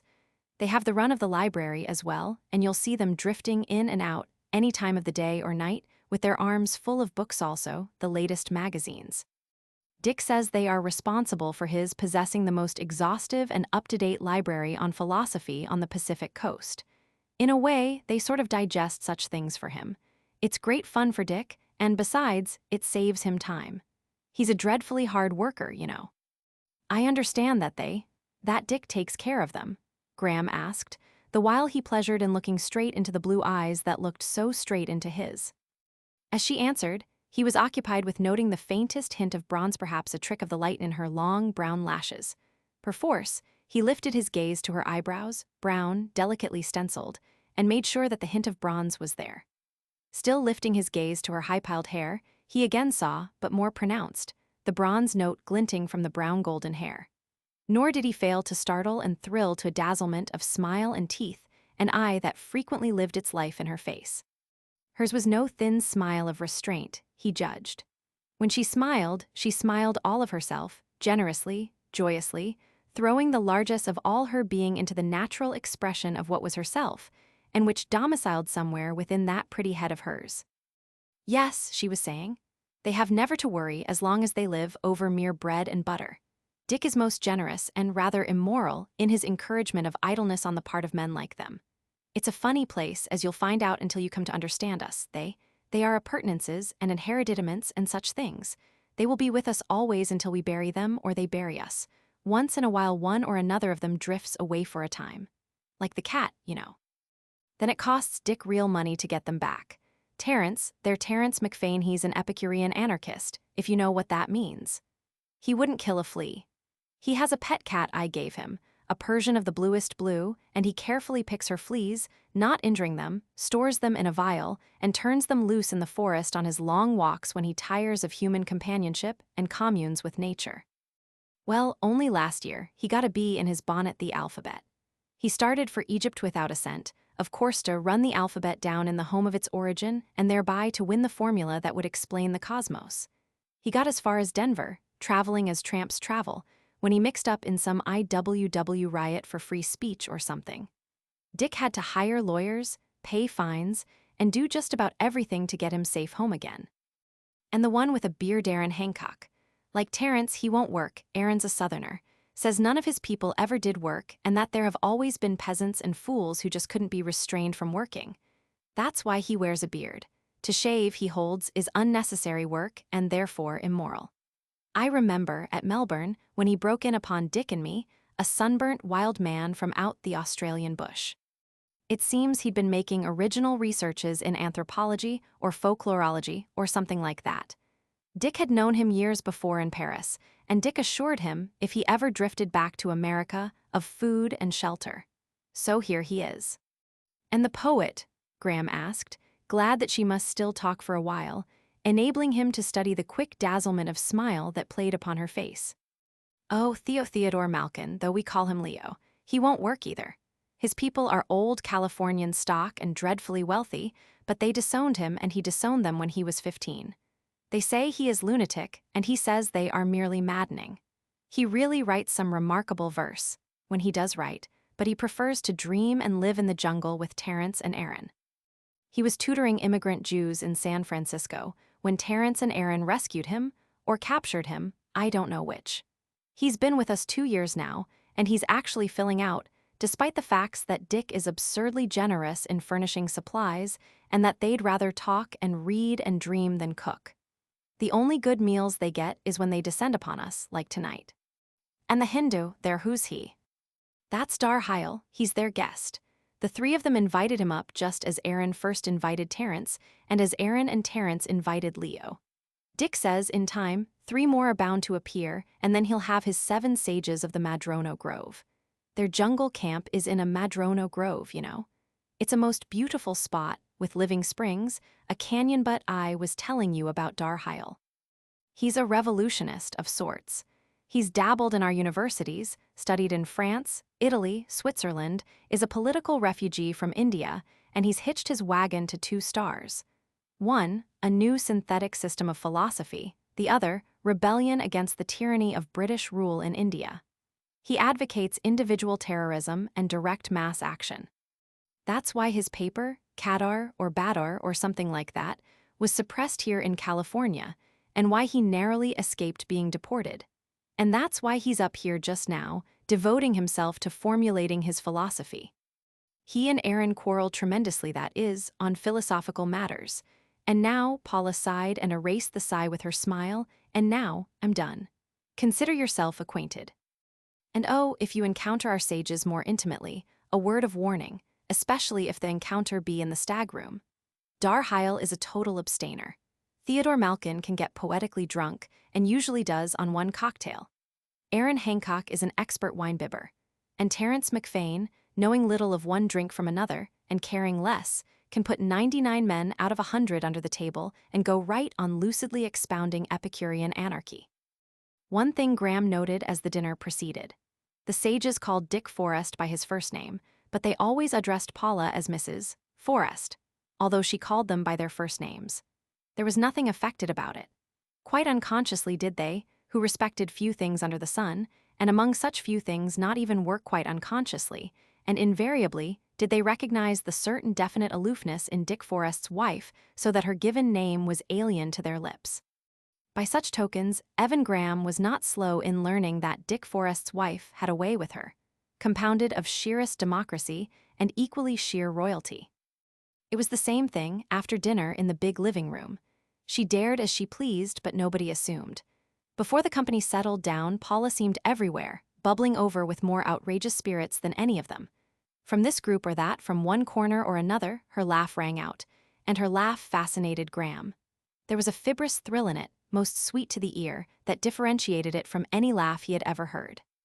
It caused Graham to lose the thread of young Mr. Wombold's contention that what California needed was not a Japanese exclusion law, but at least 200,000 Japanese coolies to do the farm labor of California and knock in the head the threatened 8-hour day for agricultural laborers. Young Mr. Wombold, Graham gleaned, was an hereditary large landowner in the vicinity of Wickenburg who prided himself on not yielding to the trend of the times by becoming an absentee landlord. From the piano, where Eddie Mason was the center of a group of girls, came much noise of ragtime music and slangtime song. Terence McFain and Aaron Hancock fell into a heated argument over the music of futurism. And Graham was saved from the Japanese situation with Mr. Wombold by Darheil, who proceeded to proclaim Asia for the Asiatics and California for the Californians. Paula, catching up her skirts for speed, fled down the room in some romp, pursued by Dick, who captured her as she strove to dodge around the Wombold group. "Wicked woman," Dick reproved her in mock wrath, and the next moment joined her in persuading Darheil to dance. And Darheil succumbed, flinging Asia and the Asiatics to the winds, along with his arms and legs, as he weirdly parodied the tango in what he declared to be the blastic culmination of modern dancing. "And now, Red Cloud, sing Mr. Graham your acorn song," Paula commanded Dick. Forrest, his arms still about her, detaining her for the threatened punishment not yet inflicted, shook his head somberly. "The acorn song," Ernestine called from the piano, and the cry was taken up by Eddie Mason and the girls. "Oh, do, Dick," Paula pleaded. "Mr. Graham is the only one who hasn't heard it." Dick shook his head. "Then sing him your goldfish song." "I'll sing him Mountain Lad's song," Dick bullied, a whimsical sparkle in his eyes. He stamped his feet, pranced, nickered a not bad imitation of Mountain Lad, tossed an imaginary mane, and cried. "Hear me, I am Eros, I stamp upon the hills." "The acorn song," Paula interrupted quickly and quietly, with just the hint of steel in her voice. Dick obediently ceased his chant of Mountain Lad, but shook his head like a stubborn colt. "I have a new song," he said solemnly. "It is about you and me, Paula. I got it from the Nishnam." The Nishnam are the extinct aborigines of this part of California. Paula shot in a swift aside of explanation to Graham. Dick danced half a dozen steps, stiff-legged, as Indians dance, slapped his thighs with his palms, and began a new chant, still retaining his hold on his wife. "Me, I am Aikut, the first man of the Nishnam. Aikut is the short for Adam, and my father and my mother were the coyote and the moon. And this is Yotadawai, my wife. She is the first woman of the Nishnam. Her father and her mother were the grasshopper and the ring-tailed cat. They were the best father and mother left after my father and mother. The coyote is very wise, the moon is very old, but who ever heard much of anything of credit to the grasshopper and the ring-tailed cat? The Nishnam are always right. The mother of all women had to be a cat, a little wizened, sad-faced, shrewd ring-tailed cat." Whereupon the song of the first man and woman was interrupted by protests from the women and acclamations from the men. "This is Yotadawai, which is the short for Eve," Dick chanted on drawing Paula brusquely closer to his side with a semblance of savage roughness. "Yotadawai is not much to look at, but be not hard upon her. The fault is with the grasshopper and the ring-tailed cat. Me, I am Aikut, the first man, but question not my taste. I was the first man, and this, I saw, was the first woman. Where there is but one choice, there is not much to choose. Adam was so circumstanced. He chose Eve. Yotadawai was the one woman in all the world for me, so I chose Yotadawai." And Evan Graham, listening, his eyes on that possessive, encircling arm of all his hostess's fairness, felt an awareness of hurt, and arose unsummoned the thought to be dismissed angrily. "Dick Forrest is lucky too lucky." "Me, I am Aikut," Dick chanted on. "This is my dew of woman, she is my honey-dew of woman. I have lied to you. Her father and her mother were neither hopper nor cat. They were the Sierra dawn and the summer east wind of the mountains. Together they conspired, and from the air and earth they sweated all sweetness till in a mist of their own, love the leaves of the chaparral and the manzanita were dewed with the honeydew. Yotadawai is my honeydew woman. Hear me, I am Aikut. Yotadawai is my quail woman, my dear woman, my lush woman of all soft rain and fat soil. She was born of the thin starlight and the brittle dawnlight before the sun." And, Forrest concluded, relapsing into his natural voice and enunciation, having reached the limit of extemporization. "And if you think old, sweet, blue-eyed Solomon has anything on me in singing the Song of Songs, just put your names down for the subscription edition of my Song of Songs." Chapter 11. It was Mrs. Mason who first asked that Paula play. But it was Terence McFain and Aaron Hancock who evicted the ragtime group from the piano and sent Theodore Malkin, a blushing ambassador, to escort Paula. "'Tis for the confounding of this pagan that I'm askin' you to play Reflections on the Water," Graham heard Terence say to her. "And the girl with flaxen hair, after, please," begged Hancock, the indicted pagan. It will aptly prove my disputation. This wild Celt has a bog theory of music that predates the caveman, and he has the unadulterated stupidity to call himself ultramodern. Oh, Debussy, Paula laughed. Still wrangling over him, eh? I'll try and get around to him, but I don't know with what I'll begin. Darheil joined the three sages in seating Paula at the concert grand, which, Graham decided, was none too great for the great room. But no sooner was she seated than the three sages slipped away to what were evidently their chosen listening places. The young poet stretched himself prone on a deep bearskin 40 feet from the piano, his hands buried in his hair. Terence and Aaron lolled into a cushioned embrasure of a window seat, sufficiently near to each other to nudge the points of their respective contentions as Paula might expound them. The girls were huddled in colored groups on wide couches or garlanded in 2s and 3s on and in the big koa-wood chairs. Evan Graham half started forward to take the honor of turning Paula's music, but saw in time that Darheil had already elected to himself that office. Graham glimpsed the scene with quiet, curious glances. The grand piano, under a low arch at the far end of the room, was cunningly raised and placed as on and in a sounding board. All jollity and banter had ceased.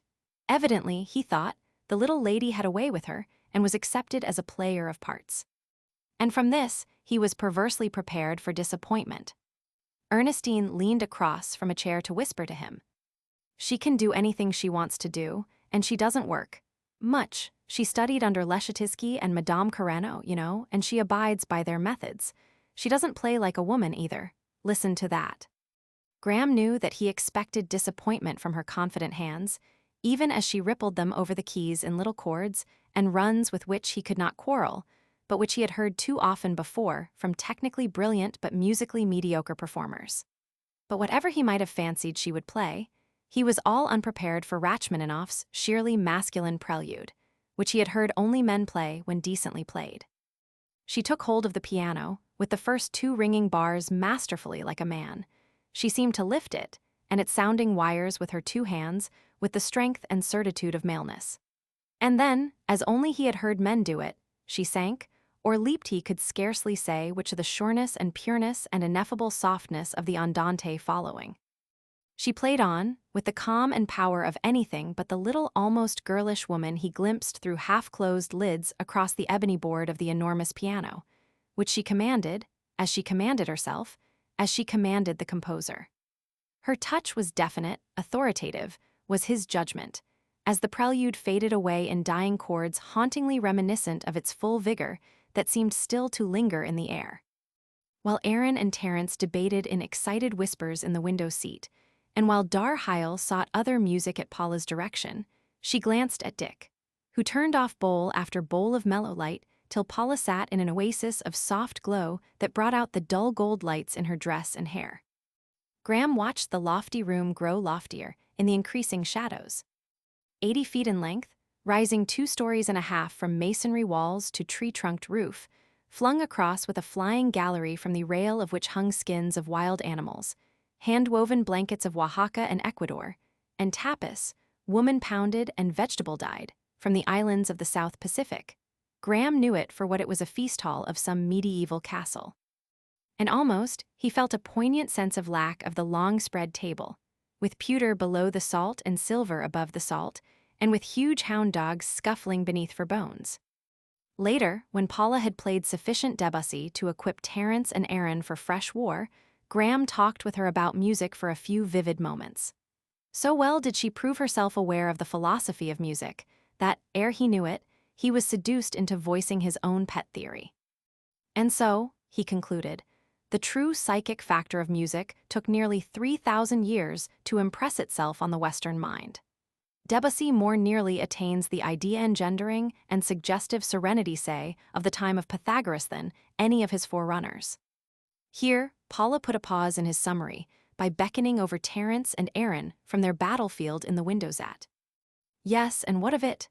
Terence was demanding as they came up side by side.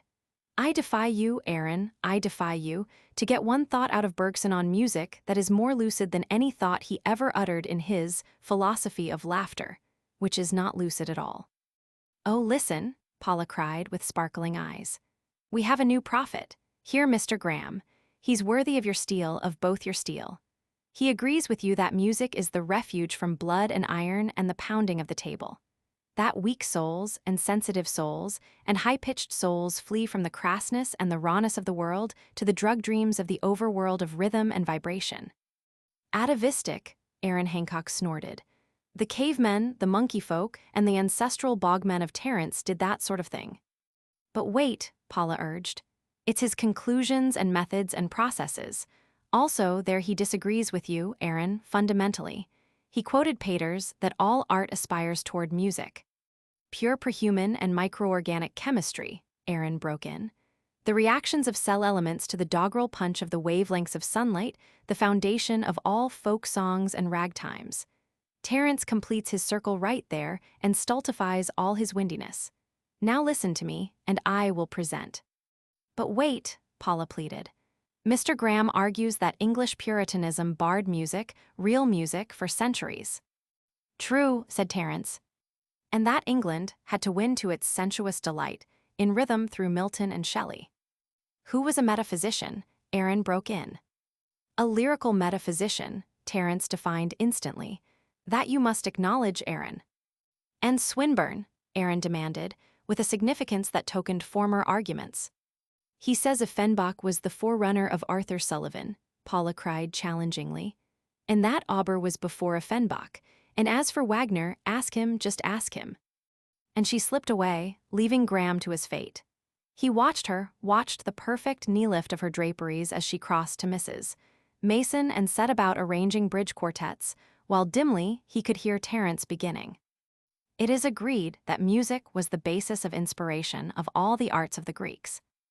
Later, when the two sages were obliviously engrossed in a heated battle as to whether Berlioz or Beethoven had exposited in their compositions the deeper intellect, Graham managed his escape. Clearly, his goal was to find his hostess again. But she had joined two of the girls in the whispering, giggling seclusiveness of one of the big chairs. And most of the company being deep in bridge, Graham found himself drifted into a group composed of Dick Forrest, Mr. Wombold, Darheil, and the correspondent of the Breeders' Gazette. I'm sorry you won't be able to run over with me, Dick was saying to the correspondent. It would mean only one more day. I'll take you tomorrow. Sorry, was the reply, but I must make Santa Rosa. Burbank has promised me practically a whole morning, and you know what that means. Yet I know the Gazette would be glad for an account of the experiment. Can't you outline it, briefly, just briefly? Here's Mr. Graham. It will interest him, I am sure. More waterworks, Graham queried. No, an asinine attempt to make good farmers out of hopelessly poor ones, Mr. Wombold answered. I contend that any farmer today who has no land of his own proves by his lack of it that he is an inefficient farmer. On the contrary, spoke up Darheil, weaving his slender Asiatic fingers in the air to emphasize his remarks. Quite on the contrary, times have changed. Efficiency no longer implies the possession of capital. It is a splendid experiment, an heroic experiment, and it will succeed. What is it, Dick? Graham urged. Tell us. Oh, nothing, just a white chip on the table, Forrest answered lightly. Most likely it will never come to anything, although just the same I have my hopes. A white chip, Wombold broke in. 5,000 acres of prime valley land, all for a lot of failures to batten on, to farm, if you please, on salary with food thrown in. The food that is grown on the land only, Dick corrected. Now I will have to put it straight. I've set aside 5,000 acres midway between here and the Sacramento River. Think of the alfalfa it grew, and that you need, Wombold again interrupted. My dredgers redeemed twice that acreage from the marshes in the past year, Dick replied. The thing is, I believe the West and the world must come to intensive farming. I want to do my share toward blazing the way. I've divided the 5,000 acres into 20-acre holdings. I believe each 20 acres should support, comfortably, not only a family, but pay at least 6%. When it is all allotted, it will mean 250 families, the Gazette man calculated. And, say 5 to the family, it will mean 1,250 souls. Not quite, Dick corrected. The last holding is occupied, and we have only a little over 1,100 on the land. He smiled whimsically. But they promise, several fat years and they'll average 6 to the family. Who is we? Graham inquired. Oh, I have a committee of farm experts on it, my own men, with the exception of Professor Lieb, whom the federal government has loaned me. The thing is, they must farm with individual responsibility according to the scientific methods embodied in our instructions. The land is uniform. Every holding is like a pea in the pod to every other holding. The results of each holding will speak in no uncertain terms. The failure of any farmer, through laziness or stupidity, measured by the average result of the entire 250 farmers, will not be tolerated. Out the failures must go, convicted by the average of their fellows. It's a fair deal. No farmer risks anything. With the food he may grow and he and his family may consume, plus a cash salary of $1,000 a year, he is certain, good seasons and bad, stupid or intelligent, of at least $100 a month. The stupid and the inefficient will be bound to be eliminated by the intelligent and the efficient. That's all. It will demonstrate intensive farming with a vengeance. And there is more than the certain salary guarantee. After the salary is paid, the adventure must yield 6% to me. If more than this is achieved, then the entire 100% of the additional achievement goes to the farmer. Which means that each farmer with go in him will work nights to make good I see, said the Gazette man. And why not? $100 jobs aren't picked up for the asking. The average farmer in the United States doesn't net $50 a month on his own land, especially when his wages of superintendence and of direct personal labor are subtracted. Of course, able men will work their heads off to hold to such a proposition, and they'll see to it that every member of the family does the same. 'Tis the one objection I have to this place, Terence McFain, who had just joined the group, announced. Everyone hears but the one thing work. 'Tis repulsive, the thought of the work, each on his 20 acres, toilin' and moilin', daylight till dark and after darken for what? A bit of meat, a bit of bread, and maybe a bit of jam on the bread. And to what end? Is meat and bread and jam the end of it all, the meaning of life, the goal of existence? Surely the man will die, like a workhorse dies, after a life of toil. And what end has been accomplished? Bread and meat and jam? Is that it? A full belly and shelter from the cold till one's body drops apart in the dark moldiness of the grave. But Terence, you too will die, Dick Forrest retorted. But oh, my glorious life of loafing, came the instant answer. The hours with the stars and the flowers, under the green trees with the whisperings of breezes in the grass, my books, my thinkers and their thoughts, beauty, music, all the solaces of all the arts. What? When I fade into the dark, I shall have well lived and received my wage for living. But these 20-acre work animals of two-legged men of yours. Daylight till dark, toil and moil, sweat on the shirts on the backs of them that dries only to crust, meat and bread in their bellies, roofs that don't leak. A brood of youngsters to live after them, to live the same beast lives of toil, to fill their bellies with the same meat and bread, to scratch their backs with the same sweaty shirts, and to go into the dark knowing only meat and bread, and mayhap a bit of jam. But somebody must do the work that enables you to loaf, Mr. Wombold spoke up indignantly. 'Tis true, 'tis sad 'tis true, Terence replied lugubriously. Then his face beamed. And I thank the good Lord for it, for the work beasties that drag and drive the plows up and down the fields, for the bat-eyed minor beasties that dig the coal and gold, for all the stupid peasant beasties that keep my hands soft, and give power to fine fellows like Dick there, who smiles on me and shares the loot with me, and buys the latest books for me, and gives me a place at his board that is plenished by the two-legged work beasties, and a place at his fire that is builded by the same beasties, and a shack and a bed in the jungle under the madrono trees, where never work intrudes its monstrous head. Evan Graham was slow in getting ready for bed that night. He was unwontedly stirred both by the big house and by the little lady who was its mistress. As he sat on the edge of the bed, half undressed, and smoked out a pipe, he kept seeing her in memory, as he had seen her in the flesh the past 12 hours, in her varied moods and guises, the woman who had talked music with him, and who had expounded music to him to his delight, who had enticed the sages into the discussion and abandoned him to arrange the bridge tables for her guests, who had nestled in the big chair as girlish as the two girls with her, who had, with a hint of steel, quelled her husband's obstreperousness when he had threatened to sing Mountain Lad's song, who, unafraid, had bestridden the half-drowning stallion in the swimming tank, and who, a few hours later, had dreamed into the dining room, distinctive in dress and person, to meet her many guests. The big house, with all its worthy marvels and bizarre novelties, competed with the figure of Paula Forrest in filling the content of his imagination.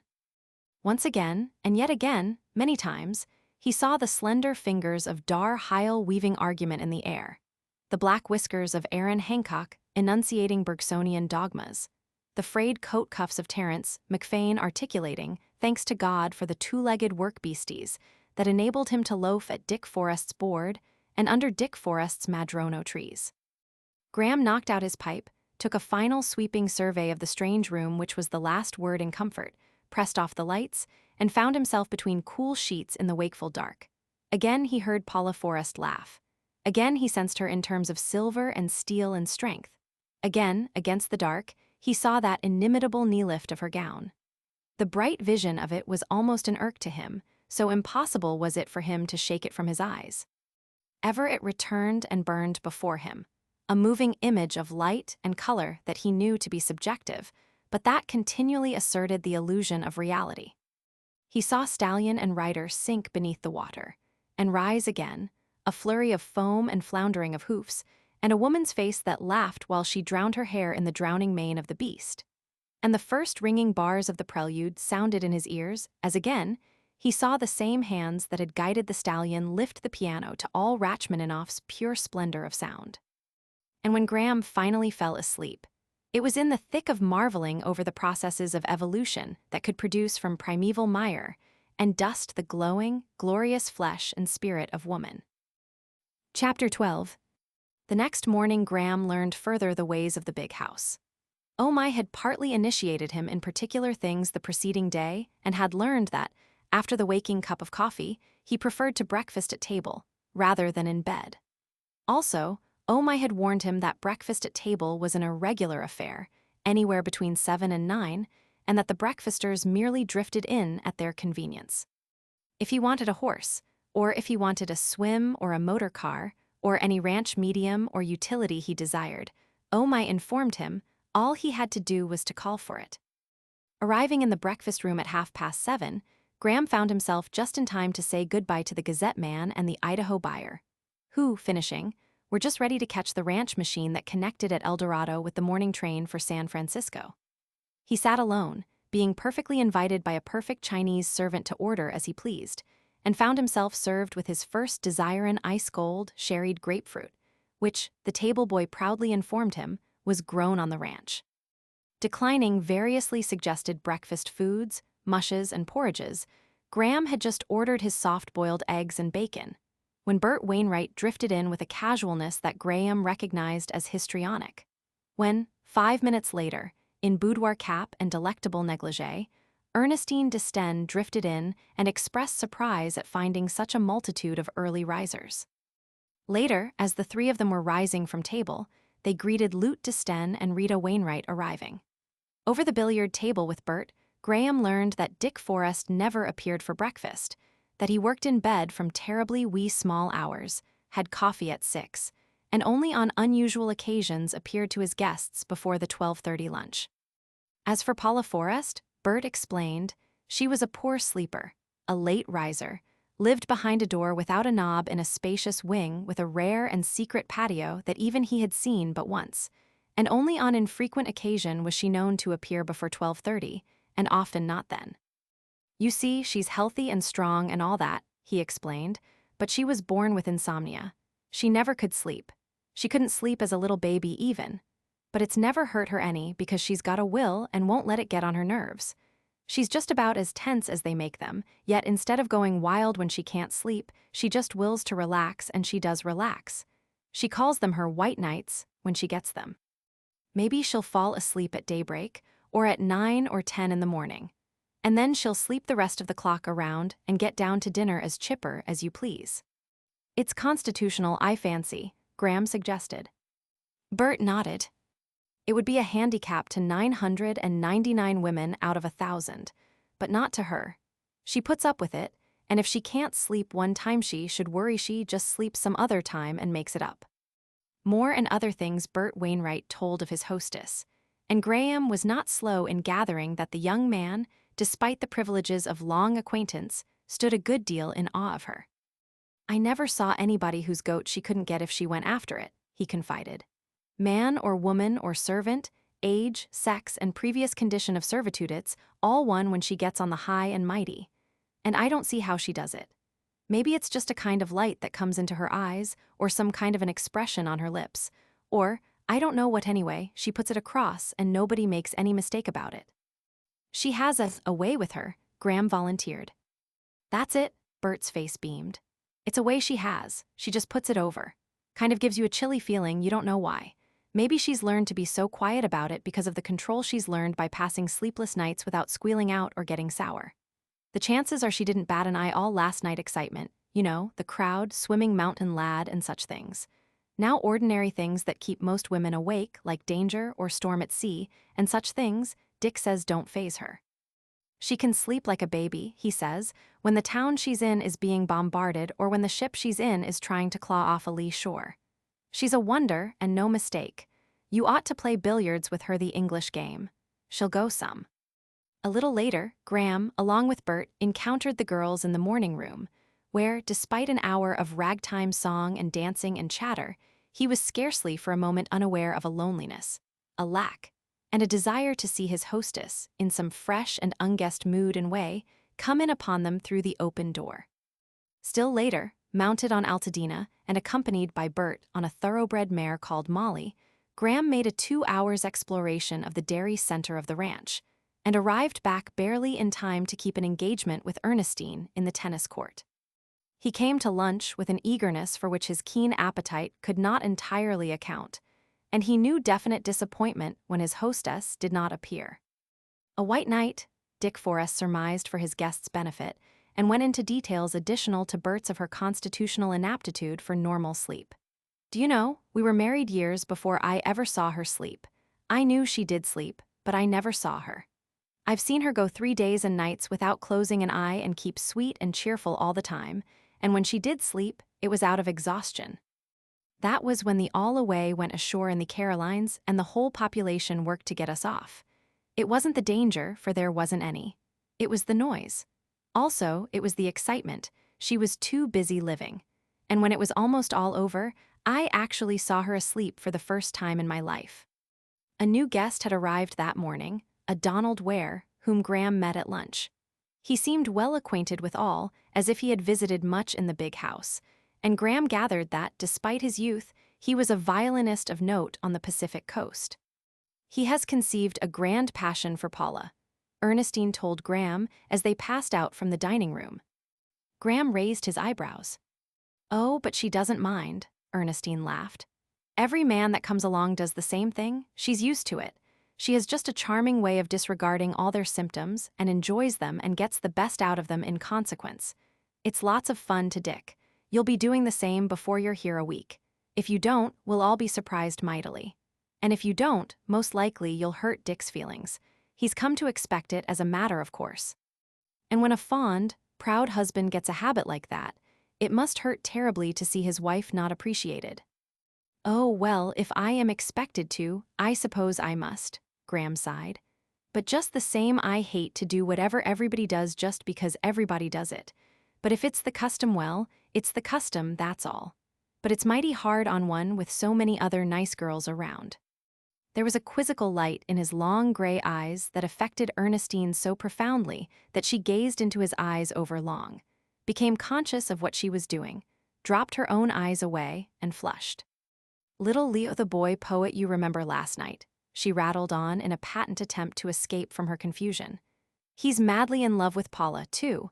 I've heard Aaron Hancock chaffing him about some sonnet cycle, and it isn't difficult to guess the inspiration.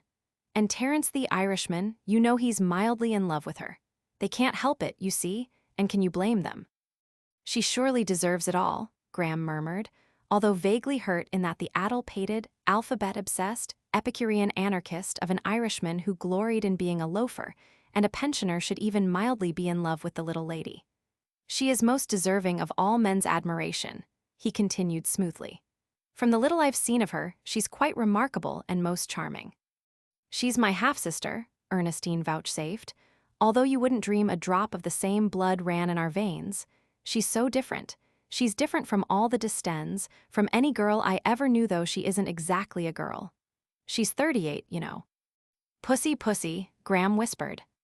The pretty young blonde looked at him in surprise and bewilderment, taken aback by the apparent irrelevance of his interruption. "Cat," he censured in mock reproof. "Oh," she cried, "I never meant it that way. You will find we are very frank here. Everybody knows Paula's age. She tells it herself. I'm 18, so there, and now, just for your meanness, how old are you?" "As old as Dick," he replied promptly. "And he's 40, she laughed triumphantly. "Are you coming swimming? The water will be dreadfully cold." Graham shook his head. "I'm going riding with Dick." Her face fell with all the ingenuousness of 18. "Oh," she protested, "some of his eternal green manures, or hillside terracing, or water pocketing." But he said something about swimming at 5. Her face brightened joyously. "Then we'll meet at the tank. It must be the same party." Paula said swimming at 5. As they parted under a long arcade, where his way led to the tower room for a change into riding clothes, she stopped suddenly and called, "Oh, Mr. Graham." He turned obediently. "You really are not compelled to fall in love with Paula, you know. It was just my way of putting it." "I shall be very, very careful," he said solemnly, although there was a twinkle in his eye as he concluded. Nevertheless, as he went on to his room, he could not but admit to himself that the Paula Forrest charm, or the far fairy tentacles of it, had already reached him and were wrapping around him. He knew, right there, that he would prefer the engagement to ride to have been with her than with his old-time friend, Dick. As he emerged from the house to the long hitching rails under the ancient oaks, he looked eagerly for his hostess. Only Dick was there, and the stableman, although the many saddled horses that stamped in the shade promised possibilities. But Dick and he rode away alone. Dick pointed out her horse, an alert bay thoroughbred, stallion at that, under a small Australian saddle with steel stirrups and double-reined and single-bitted. "I don't know her plans," he said. "She hasn't shown up yet, but at any rate she'll be swimming later. We'll meet her then." Graham appreciated and enjoyed the ride, although more than once he found himself glancing at his wristwatch to ascertain how far away 5 o'clock might yet be. Lambing time was at hand, and through home field after home field he rode with his host, now one and now the other dismounting to turn over onto its feet rotund and glorious Shropshire and Ramblett merino, used so hopelessly the product of man's selection as to be unable to get off, of themselves, from their own broad backs. Once they were down with their 4 legs helplessly sky-aspiring. "I've really worked to make the American merino," Dick was saying, "to give it the developed leg, the strong back, the well-sprung rib, and the stamina. The old country breed lacked the stamina. It was too much hand-reared and manicured." "You're doing things, big things," Graham assured him. "Think of shipping rams to Idaho. That speaks for itself." Dick Forrest's eyes were sparkling as he replied, "Better than Idaho. Incredible as it may sound, and asking forgiveness for bragging, the great flocks today of Michigan and Ohio can trace back to my California-bred Ramblett rams. Take Australia. 12 years ago I sold 3 rams for $300 each to a visiting squatter. After he took them back and demonstrated them, he sold them for as many thousand each and ordered a shipload more from me. Australia will never be the worse for my having been. Down there they say that Lucerne, artesian wells, refrigerator ships, and Forrest's rams have tripled the wool and mutton production. Quite by chance, on the way back, meeting Mendenhall, the horse manager, they were deflected by him to a wide pasture, broken by wooded canyons and studded with oaks, to look over a herd of yearling shires that was to be dispatched next morning to the upland pastures and feeding sheds of the Miramar Hills. There were nearly 200 of them, rough-coated, beginning to shed, large-boned and large for their age. "We don't exactly crowd them," Dick Forrest explained, "but Mr. Mendenhall sees to it that they never lack full nutrition from the time they are foaled. Up there in the hills, where they are going, they'll balance their grass with grain. This makes them assemble every night at the feeding places and enables the feeders to keep track of them with a minimum of effort. I've shipped 50 stallions, 2-year-olds, every year for the past 5 years to Oregon alone. They're sort of standardized, you know. The people up there know what they're getting. They know my standards so well that they'll buy unsight and unseen." "You must cull a lot then," Graham ventured. "And you'll see the culls draying on the streets of San Francisco," Dick answered. "Yes, and on the streets of Denver," Mr. Mendenhall amplified, "and of Los Angeles, and why 2 years ago in the horse famine, we shipped 20 carloads of 4-year geldings to Chicago that averaged 1,700 each. The lightest were 16, and there were matched pairs up to 1,900. Lord, Lord, that was a year for horse prices blue sky, and then some."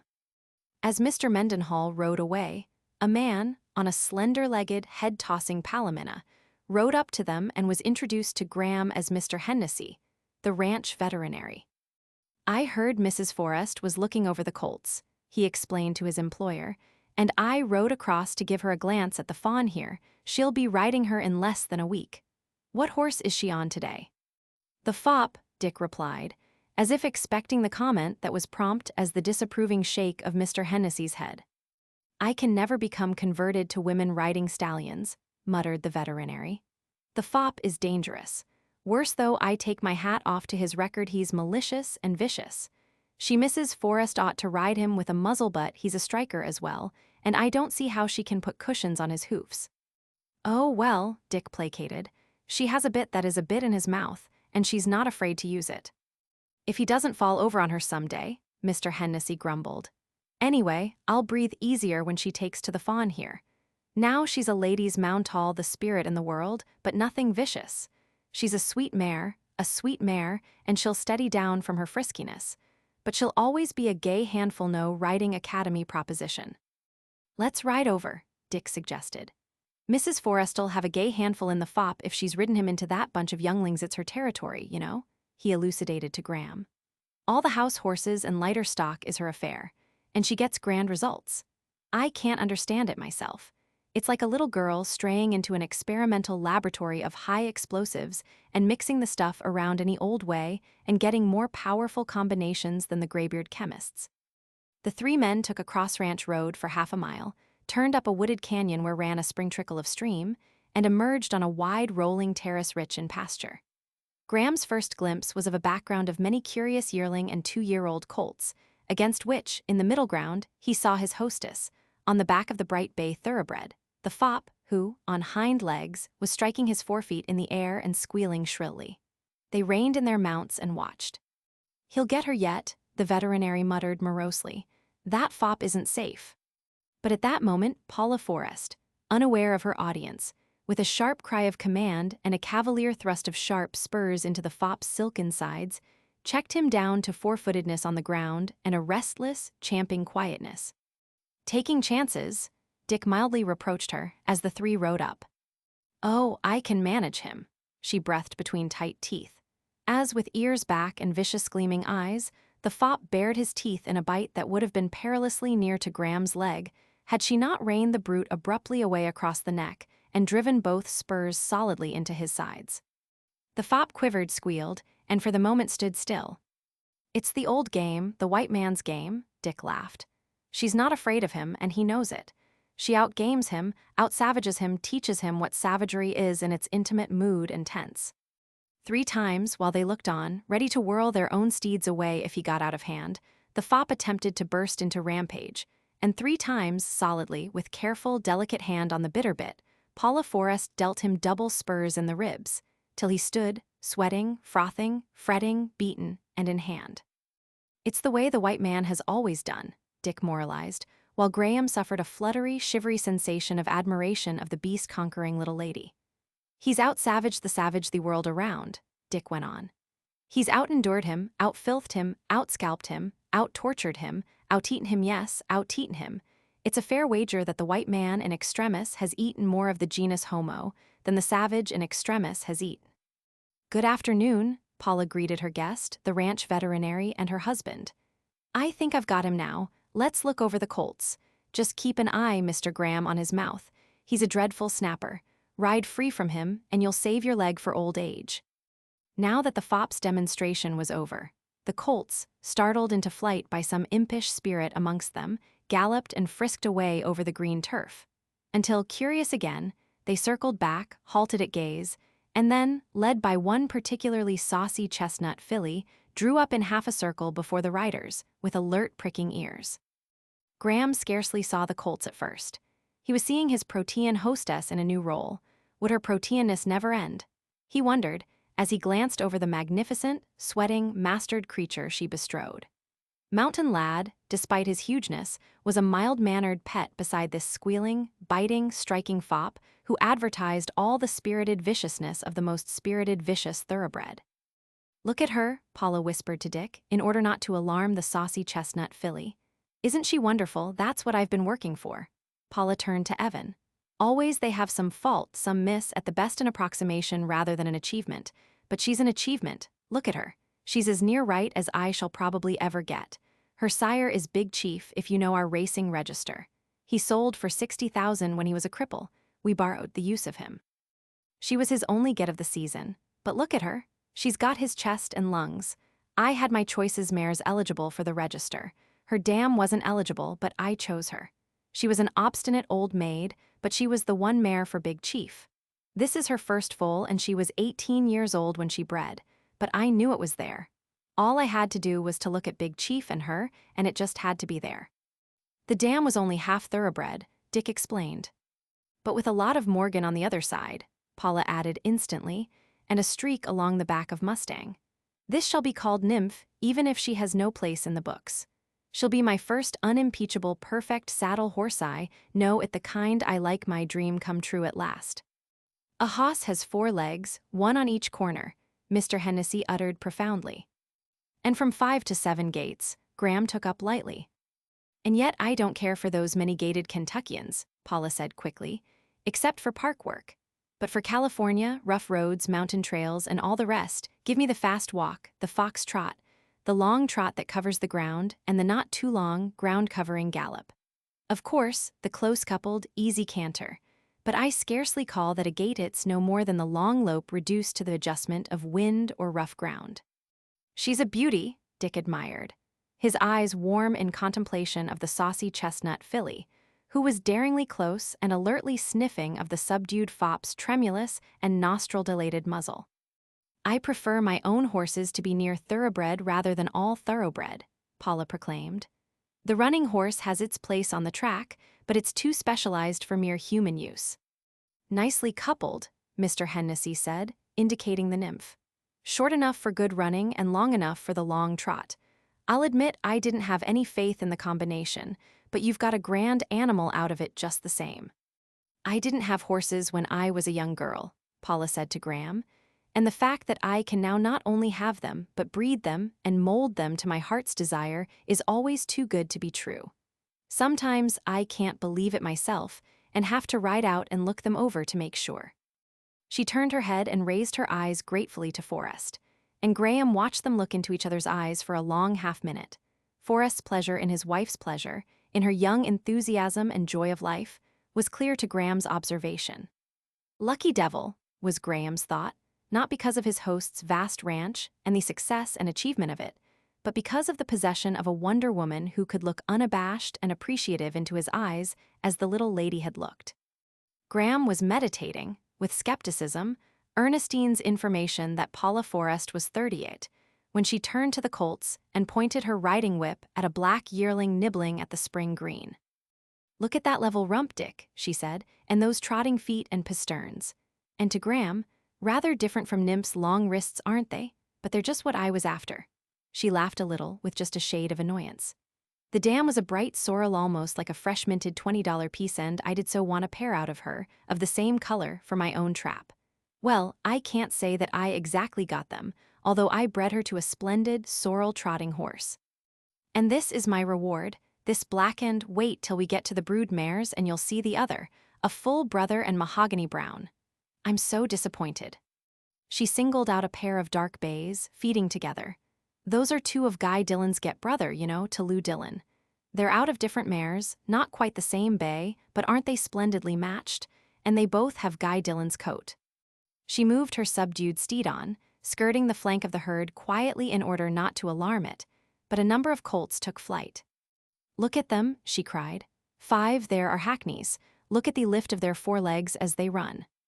I'll be terribly disappointed if you don't get a prize-winning 4-in-hand out of them," Dick praised, and brought again the flash of grateful eyes that hurt Graham as he noted it. 2 are out of heavier mares. See that one in the middle and the one on the far left end, there's the other 3 to pick from for the leaders. Same sire, 5 different dams, and a matched and balanced 4 out of 5 choices, all in the same season, is a stroke of luck, isn't it? She turned quickly to Mr. Hennessy. I can begin to see the ones that will have to sell for polo ponies among the 2-year-olds. You can pick them. If Mr. Mendenhall doesn't sell that strawberry roan for a clean 1,500, it'll be because polo has gone out of fashion, the veterinary approved with waxing enthusiasm. I've had my eye on them, that pale sorrel there. You remember his setback. Give him an extra year and he'll look at his coupling. Watch him turn. A cowskin, he'll turn on a silver dollar. Give him a year to make up and he'll stand a show for the International. Listen to me. I've had my faith in him from the beginning. Cut out that Burlingame crowd. When he's ripe, ship him straight east. Paula nodded and listened to Mr. Hennessy's judgment, her eyes kindling with his in the warmth of the sight of the abounding young life for which she was responsible. It always hurts, though, she confessed to Graham, selling such beauties to have them knocked out on the field so quickly. Her sheer absorption in the animals robbed her speech of any hint of affectation or show so much so that Dick was impelled to praise her judgment to Evan. I can dig through a whole library of horse practice and muddle and mull over the Mendelian law until I'm dizzy, like the clod that I am, but she is the genius. She doesn't have to study law. She just knows it in some witch-like, intuitional way. All she has to do is size up a bunch of mares with her eyes and feel them over a little with her hands and hunt around till she finds the right sires and get pretty nearly what she wants in the result except color. Paul? He teased. She showed her laughing teeth in the laugh at her expense, in which Mr. Hennessy joined, and Dick continued. Look at that filly there. We all knew Paula was wrong. But look at it. She bred a rickety old thoroughbred that we wanted to put out of her old age to a standard stallion, got a filly, bred it back with a thoroughbred, bred its filly foal with the same standard again, knocked all our prognostications into a cocked hat, and well, look at it, a world-beater polo pony. There's one thing we have to take off our hats to her for. She doesn't let any woman's sentimentality interfere with her culling. Oh, she's cold-blooded enough. She's as remorseless as any man when it comes to throwing out the undesirables and selecting for what she wants. But she hasn't mastered color yet. There's where her genius falls down, Paul? You'll have to put up with Duddy and Fuddy for a while longer for your trap. By the way, how is Duddy? He's come around, she answered, thanks to Mr. Hennessy. Nothing serious, the veterinarian added. He was just off his feed a trifle. It was more a scare of the stableman than anything else. Chapter 13. From the colt pasture to the swimming tank, Graham talked with his hostess and rode as nearly beside her as the fop's wickedness permitted, while Dick and Hennessy, on ahead, were deep in ranch business. Insomnia has been a handicap all my life, she said, while she tickled the fop with a spur in order to check a threatened belligerence. But I early learned to keep the irritation of it off my nerves and the weight of it off my mind. In fact, I early came to make a function of it and actually to derive enjoyment from it. It was the only way to master a thing I knew would persist as long as I persisted. Of course you have learned to win through an undertow. Yes, by never fighting it, Graham answered, his eyes on the spray of color in her cheeks and the tiny beads of sweat that arose from her continuous struggle with the high-strung creature she rode. 38. He wondered if Ernestine had lied. Paula Forrest did not look 28. Her skin was the skin of a girl, with all the delicate, fine-pored, and thin transparency of the skin of a girl. Exactly, she went on. By not fighting the undertow, by yielding to its down-drag and out-drag and working with it to reach air again, Dick taught me that trick. So with my insomnia. If it is excitement from immediate events that holds me back from the city of sleep, I yield to it and come quicker to unconsciousness from out the entangling currents. I invite my soul to live over again, from the same and different angles, the things that keep me from unconsciousness. Take the swimming of Mountain Lad yesterday. I lived it over last night as I had lived it in reality. Then I lived it as a spectator as the girls saw it, as you saw it, as the cowboy saw it, and most of all as my husband saw it. Then I made up a picture of it, many pictures of it from all angles and painted them and framed them and hung them, and then, a spectator, looked at them as if for the first time. And I made myself many kinds of spectators, from crabbed old maids and lean pantaloons to girls in boarding school and Greek boys of thousands of years ago. After that I put it to music. I played it on the piano and guessed the playing of it on full orchestras and blaring bands. I chanted it, I sang a tepic, lyric comic, and after a weary long while, of course I slept in the midst of it, and knew not that I slept until I awoke at 12 today. The last time I had heard the clock strike was 6. 6 unbroken hours is a capital prize for me in the sleep lottery. As she finished, Mr. Hennessy rode away on a cross path, and Dick Forrest dropped back to squire his wife on the other side. "Will you sport a bet, Evan?" he queried. "I'd like to hear the terms of it first," was the answer. "Cigars against cigars that you can't catch Paula in the tank inside 10 minutes, no, inside 5. For I remember you're some swimmer." "Oh, give him a chance, Dick," Paula cried generously. 10 minutes will worry him." "But you don't know him," Dick argued. "And you don't value my cigars. I tell you he is a swimmer. He's drowned Kanakas and you know what that means." "Perhaps I should reconsider. Maybe he'll slash a killing crawl stroke at me before I've really started. Tell me his history and prizes." "I'll just tell you one thing. They still talk of it in the Marquesas. It was the big hurricane of 1892. He did 40 miles in 45 hours, and only he and one other landed on the land. And they were all Kanakas. He was the only white man, yet he out-endured and drowned the last Kanaka of them." "I thought you said there was one other," Paula interrupted. "She was a woman," Dick answered. "He drowned the last Kanaka." "And the woman was then a white woman," Paula insisted. Graham looked quickly at her, and although she had asked the question of her husband, her head turned to the turn of his head, so that he found her eyes meeting his straightly and squarely in interrogation. Graham held her gaze with equal straightness as he answered. "She was a Kanaka." "A queen, if you please," Dick took up. "A queen out of the ancient chief stock. She was queen of Huahoa." "Was it the chief stock that enabled her to out-endure the native men?" Paula asked. "Or did you help her?" "I rather think we helped each other toward the end," Graham replied. "We were both out of our heads for short spells and long spells. Sometimes it was one, sometimes the other, that was all in. We made the land at sunset, that is, a wall of iron coast with the surf bursting sky-high. She took hold of me and clawed me in the water to get some sense in me. You see, I wanted to go in, which would have meant finish.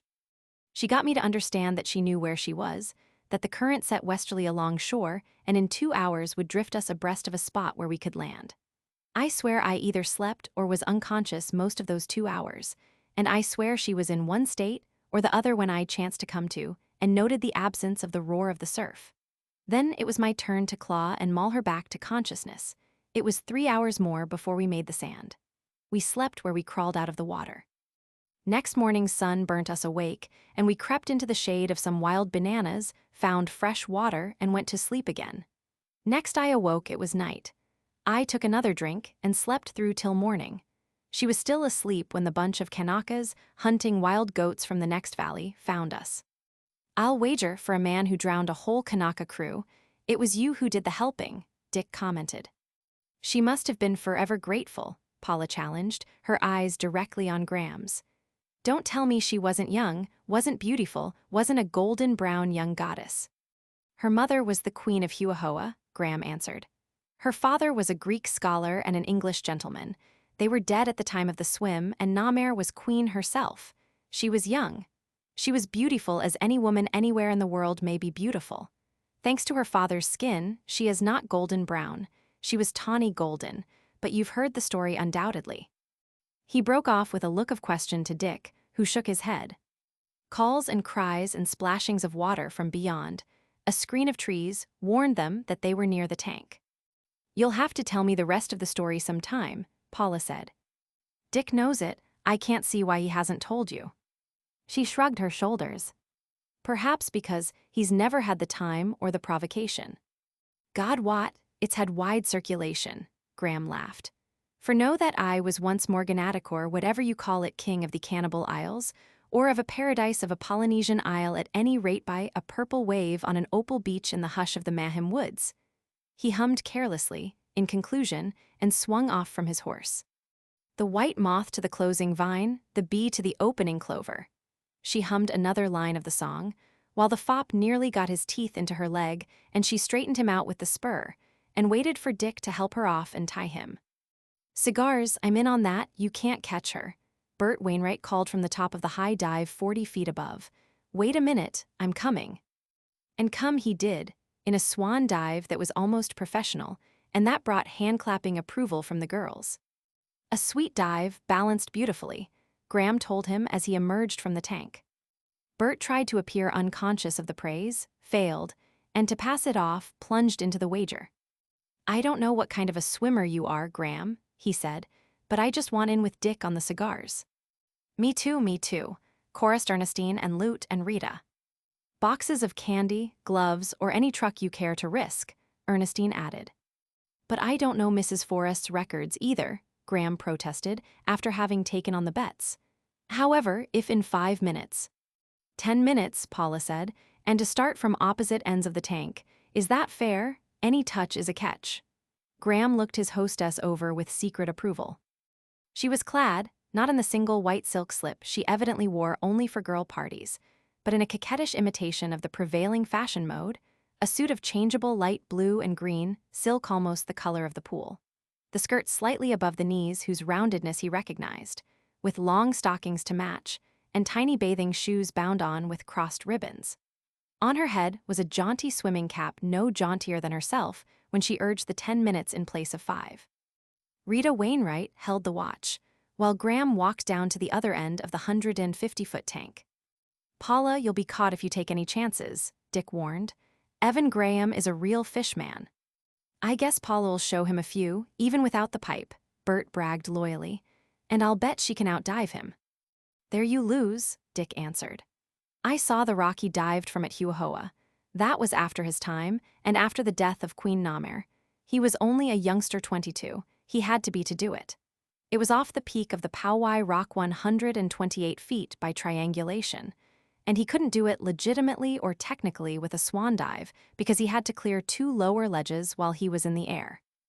The upper ledge of the 2, by their own traditions, was the highest the best of the Kanakas had ever dared since their traditions began. Well, he did it. He became tradition.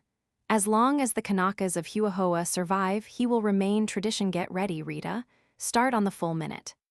"It's almost a shame to play tricks on so reputable a swimmer," Paula confided to them, as she faced her guest down the length of the tank and while both waited the signal. "He may get you before you can turn the trick," Dick warned again. And then, to Bert, with just a shade of anxiety, "Is it working all right? Because if it isn't, Paula will have a bad 5 seconds getting out of it." "All okay," Bert assured. "I went in myself. The pipe is working, there's plenty of air." "Ready," Rita called. "Go." Graham ran toward their end like a foot racer, while Paula darted up the high dive. By the time she had gained the top platform, his hands and feet were on the lower rungs. When he was halfway up, she threatened to dive, compelling him to cease from climbing and to get out on the 20-foot platform ready to follow her to the water. Whereupon she laughed down at him and did not dive. "Time is passing, the precious seconds are ticking off," Ernestine chanted. When he started to climb, Paula again chased him to the halfway platform with a threat to dive. But not many seconds did Graham waste. His next start was determined, and Paula, poised for her dive, could not send him scuttling back. He raced upward to gain the 30-foot platform before she should dive, and she was too wise to linger. Out into space she launched, head back, arms bent, hands close to chest, legs straight and close together, her body balanced horizontally on the air as it fell outward and downward. "Oh, you Annette Kellerman," Bert Wainwright's admiring cry floated up. Graham ceased pursuit to watch the completion of the dive, and saw his hostess, a few feet above the water, bend her head forward, straighten out her arms and lock the hands to form the arch before her head, and so shifting the balance of her body, change it from the horizontal to the perfect, water-cleaving angle. The moment she entered the water, he swung out on the 30-foot platform and waited. From this height, he could make out her body beneath the surface swimming a full stroke straight for the far end of the tank. Not till then did he dive. He was confident that he could outspeed her, and his dive, far and flat, entered him in the water 20 feet beyond her entrance. But at the instant he was in, Dick dipped 2 flat rocks into the water and struck them together. This was the signal for Paula to change her course. Graham heard the concussion and wondered. He broke surface in the full swing of the crawl and went down the tank to the far end at a killing pace. He pulled himself out and watched the surface of the tank. A burst of hand-clapping from the girls drew his eyes to the little lady drawing herself out of the tank at the other end. Again, he ran down the side of the tank, and again she climbed the scaffold. But this time, his wind and endurance enabled him to cut down her lead so that she was driven to the 20-foot platform. She took no time for posturing or swanning, but tilted immediately off in a stiff dive, angling toward the west side of the tank. Almost they were in the air at the same time. In the water and under it, he could feel against his face and arms the agitation left by her progress. But she led into the deep shadow thrown by the low afternoon sun, where the water was so dark he could see nothing. When he touched the side of the tank he came up, she was not in sight. He drew himself out, panting, and stood ready to dive in at the first sign of her, but there were no signs. 7 minutes, Rita called, and a half, 8 and a half. And no Paula Forrest broke surface. Graham refused to be alarmed because he could see no alarm on the faces of the others. I lose, he announced at Rita's 9 minutes. She's been under over 2 minutes, and you're all too blessed calm about it to get me excited, he said. I've still a minute maybe I don't lose, he added quickly, as he stepped off feet first into the tank. As he went down, he turned over and explored the cement wall of tank with his hands. Midway, possibly 10 feet under the surface he estimated, his hands encountered an opening in the wall. He felt about, learned it was unscreened, and boldly entered. Almost before he was in, he found he could come up, but he came up slowly, breaking surface in pitchy blackness and feeling about him without splashing. His fingers touched a cool, smooth arm that shrank convulsively at contact, while the possessor of it cried sharply with the startle of fright. He held on tightly and began to laugh, and Paula laughed with him. A line from the first chanty flashed into his consciousness. Hearing her laugh in the gloom, greatly I loved her. You did fright me when you touched me, she said. You came without a sound, and I was 1,000 miles away, dreaming. What? Graham asked. Well, honestly, I had just got an idea for a gown of dusty, musty mulberry wine velvet, with long, close lines and heavy, tarnished gold borders and cords and things. And the only jewelry, a ring-one enormous pigeon-blood ruby that Dick gave me years ago when we sailed the all away. Is there anything you don't do? He laughed. She joined with him, and their mirth sounded strangely hollow in the pent and echoing dark. Who told you? She next asked. No one. After you had been under 2 minutes, I knew it had to be something like this, and I came exploring. It was Dick's idea. He had it built into the tank afterward. You will find him full of whimsies. He delighted in scaring old ladies into fits by stepping off into the tank with their sons or grandsons and hiding away in here. But after 1 or 2 nearly died of shock old ladies, he put me up, as today, to fooling hardier persons like yourself. Oh, he had another accident. There was a Miss Coghlan, friend of Ernestine, a little seminary girl. They artfully stood her right beside the pipe that leads out, and Dick went off the high dive and swam in here to the inside end of the pipe. After several minutes, by the time she was in collapse over his drowning, he spoke up the pipe to her in most horrible, sepulchral tones, and right there Miss Coghlan fainted dead away. She must have been a weak sister, Graham commented, while he struggled with a wanton desire for a match so that he could strike it and see how Paula Forrest looked paddling there beside him to keep afloat. She had a fair measure of excuse, Paula answered. She was a young thing, 18, and she had a sort of schoolgirl infatuation for Dick. They all get it. You see, he's such a boy when he's playing that they can't realize that he's a hard-bitten, hard-working, deep-thinking, mature, elderly Benedict. The embarrassing thing was that the little girl, when she was first revived and before she could gather her wits, exposed all her secret heart. Dick's face was a study while she babbled her. Well, going to stay there all night. Bert Wainwright's voice came down the pipe, sounding megaphonically close. Heavens, Graham sighed with relief, for he had startled and clutched Paula's arm. That's the time I got my fright. The little maiden is avenged. Also, at last, I know what a lead pipe cinch is. And it's time we started for the outer world, she suggested. It's not the coziest gossiping place in the world. Shall I go first? By all means, and I'll be right behind, although it's a pity the water isn't phosphorescent. Then I could follow your incandescent heel like that chap Byron wrote about, don't you remember?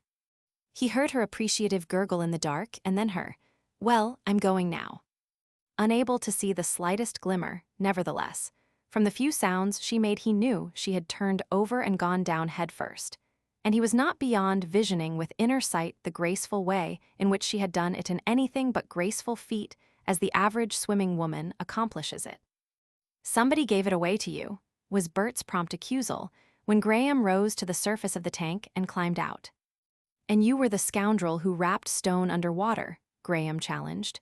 "If I'd lost, I'd have protested the bet. It was a crooked game, a conspiracy, and competent counsel, I am confident, would declare it a felony. It's a case for the district attorney." "But you won," Ernestine cried. "I certainly did, and therefore I shall not prosecute you, nor any one of your crooked gang if the bets are paid promptly. Let me see, you owe me a box of cigars." "One cigar, sir." A box, cross-tag," Paula cried. "Let's play cross-tag it." Suiting action to word, she tagged Graham on the shoulder and plunged into the tank. Before he could follow, Bert seized him, whirled him in a circle, was himself tagged, and tagged Dick before he could escape. And while Dick pursued his wife through the tank and Bert and Graham sought a chance to cross, the girls fled up the scaffold and stood in an enticing row on the 15-foot diving platform. Chapter 14.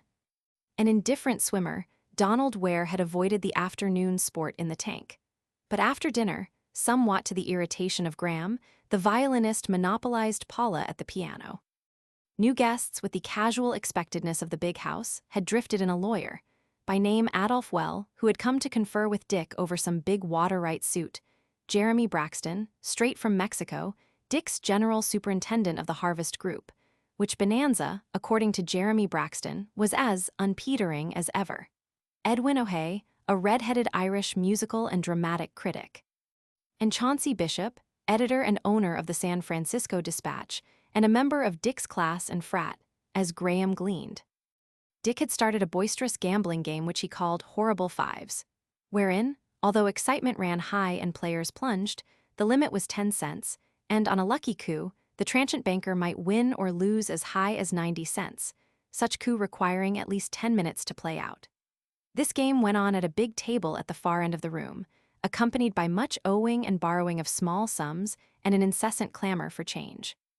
With 9 players, the game was crowded, and Graham, rather than draw cards, casually and occasionally backed Ernestine's cards, the while he glanced down the long room at the violinist and Paula Forrest absorbed in Beethoven symphonies and Delibes ballets.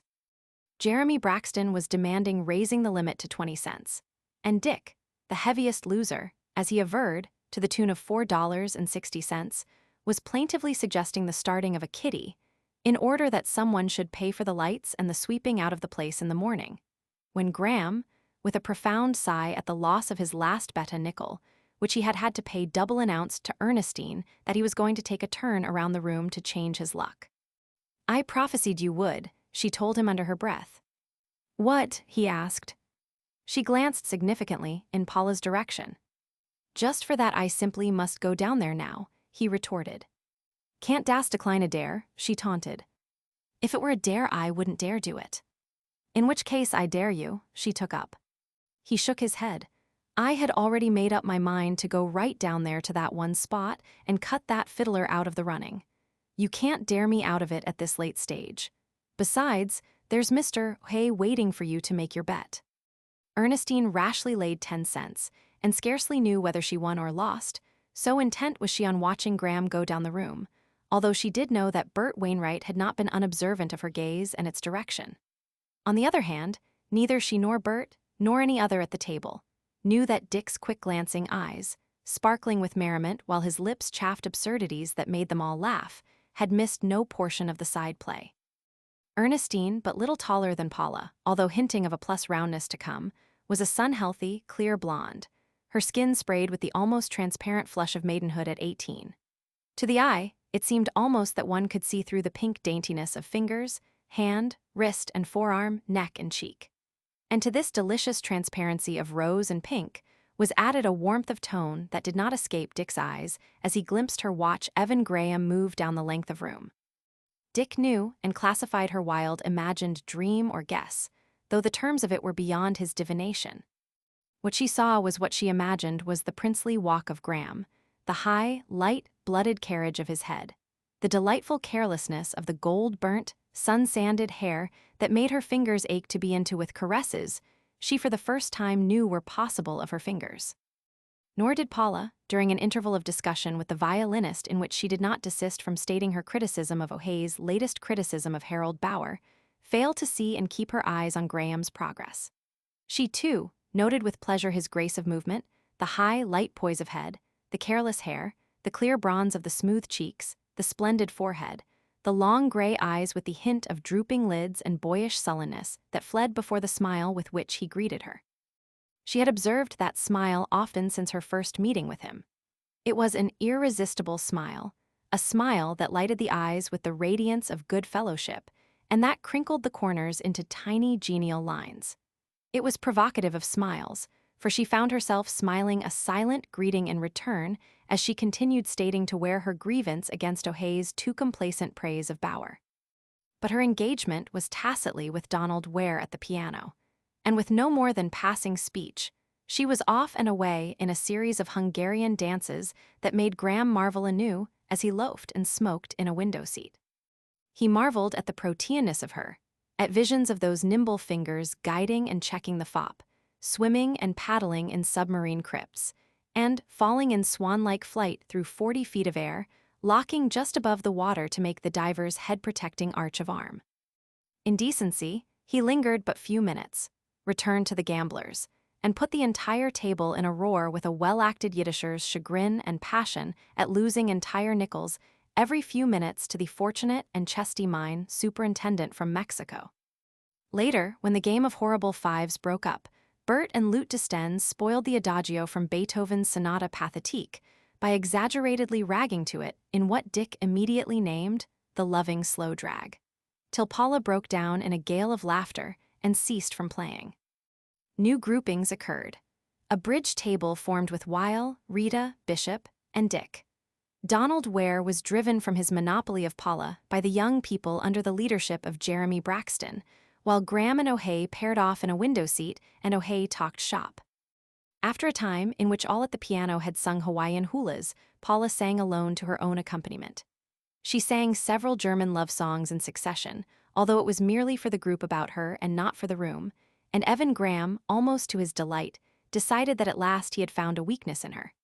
She might be a magnificent pianist, horsewoman, diver, and swimmer, but it was patent, despite her singing throat, that she was not a magnificent singer. This conclusion he was quickly compelled to modify. A singer she was, a consummate singer. Weakness was only comparative after all. She lacked the magnificent voice. It was a sweet voice, a rich voice with the same warm-fibered thrill of her laugh, but the volume so essential to the great voice was not there. Ear and voice seemed effortlessly true, and in her singing were feeling, artistry, training, intelligence. But volume it was scarcely a fair average, was his judgment. But quality there he halted. It was a woman's voice. It was haunted with richness of sex. In it resided all the temperament in the world with all the restraint of discipline, was the next step of his analysis. He had to admire the way she refused to exceed the limitations of her voice. In this she achieved triumphs. And while he nodded absently to O'Hay's lecturette on the state of the opera, Graham fell to wondering if Paula Forrest, thus so completely the mistress of her temperament, might not be equally mistress of her temperament in the deeper, passional ways. There was a challenge there based on curiosity, he conceded, but only partly so based, and over and beyond, and deeper and far beneath, a challenge to a man made in the immemorial image of man. It was a challenge that bade him pause, and even look up and down the great room and to the tree-trunked roof far above, and to the flying gallery hung with the spoils of the world, and to Dick Forrest, master of all this material achievement and husband of the woman, playing bridge, just as he worked, with all his heart, his laughter ringing loud as he caught Rita in Rennig. For Graham had the courage not to shun the ultimate connotations. Behind the challenge in his speculations lurked the woman. Paula Forrest was splendidly, deliciously woman, all woman, unusually woman. From the blow between the eyes of his first striking sight of her, swimming the great stallion in the pool, she had continued to witch-ride his man's imagination. He was anything but unused to women, and his general attitude was that of being tired of the mediocre sameness of them. To chance upon the unusual woman was like finding the great pearl in a lagoon fished out by a generation of divers. "Glad to see you're still alive," Paula laughed to him a little later. She was prepared to depart with Lute for bed. A second bridge quartet had been arranged. Ernestine, Bert, Jeremy Braxton, and Graham, while O'Hay and Bishop were already deep in a bout of two-handed pinochle. "He's really a charming Irishman when he keeps off his one string," Paula went on.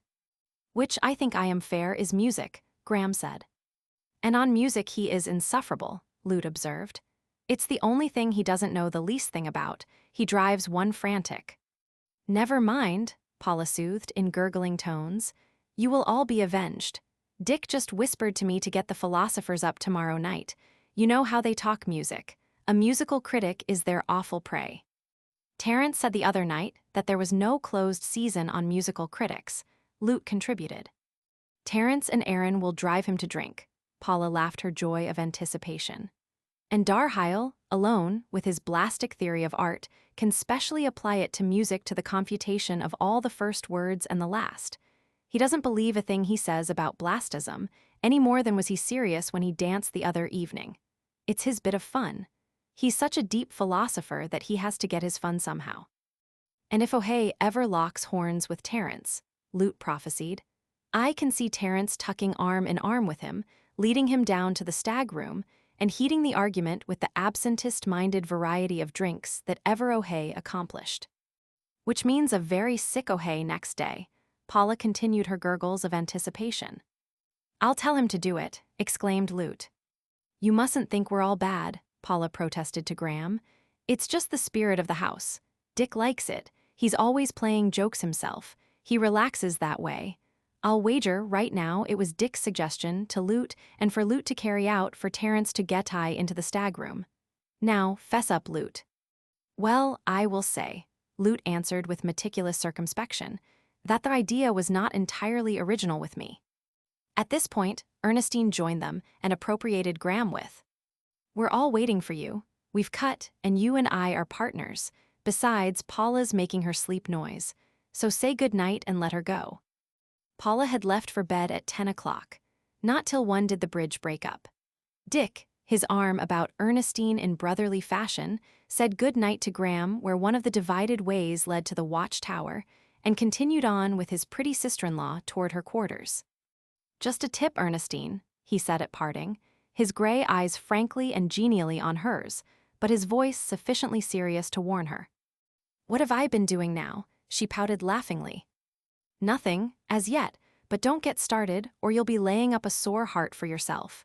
You're only a kid yet, 18, and a darned nice, likable kid at that. Enough to make most any man sit up and take notice. But Evan Graham is not most any man." "Oh, I can take care of myself," she blurted out in a fling of quick resentment. "But listen to me just the same. There comes a time in the affairs of a girl when the love bee gets a buzzing with a very loud hum in her pretty noddle. Then is the time she mustn't make a mistake and start in loving the wrong man. You haven't fallen in love with Evan Graham yet, and all you have to do is just not to fall in love with him. He's not for you, nor for any young thing. He's an oldster and ancient, and possibly has forgotten more about love, romantic love, and young things than you'll ever learn in a dozen lives. If he ever marries again." "Again," Ernestine broke in. "Why, he's been a widower, my dear, for over 15 years. "Then what of it?" she demanded defiantly. "Just this," Dick continued quietly. "He's lived the young thing romance and lived it wonderfully, and from the fact that in 15 years he has not married again means that he's never recovered from his loss," Ernestine interpolated, "but that's no proof.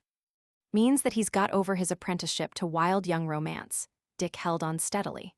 "All you have to do is look at him and realize that he has not lacked opportunities, and that, on occasion, some very fine women, real wise women, mature women, have given him foot races that tested his wind and endurance.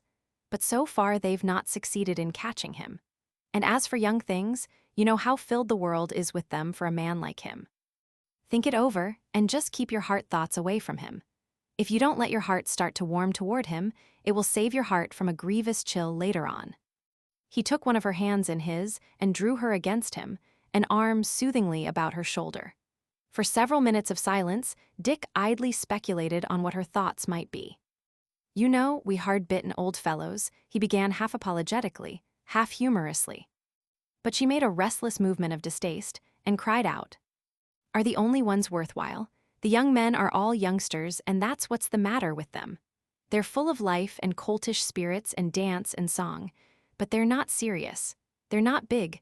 They're not, they don't give a girl that sense of all-wiseness, of proven strength, of manhood." "I understand," Dick murmured. "But please do not forget to glance at the other side of the shield. You glowing young creatures of women must affect the old fellows in precisely similar ways. They may look on you as toys, playthings, delightful things to whom to teach a few fine foolishnesses, but not as comrades, not as equals, not as sharers full sharers. Life is something to be learned. They have learned it, some of it, but young things like you, Ernestine, have you learned any of it yet? Tell me," she asked abruptly, almost tragically, "about this wild young romance, about this young thing when he was young, 15 years ago." 15, Dick replied promptly. 18. They were married 3 years before she died.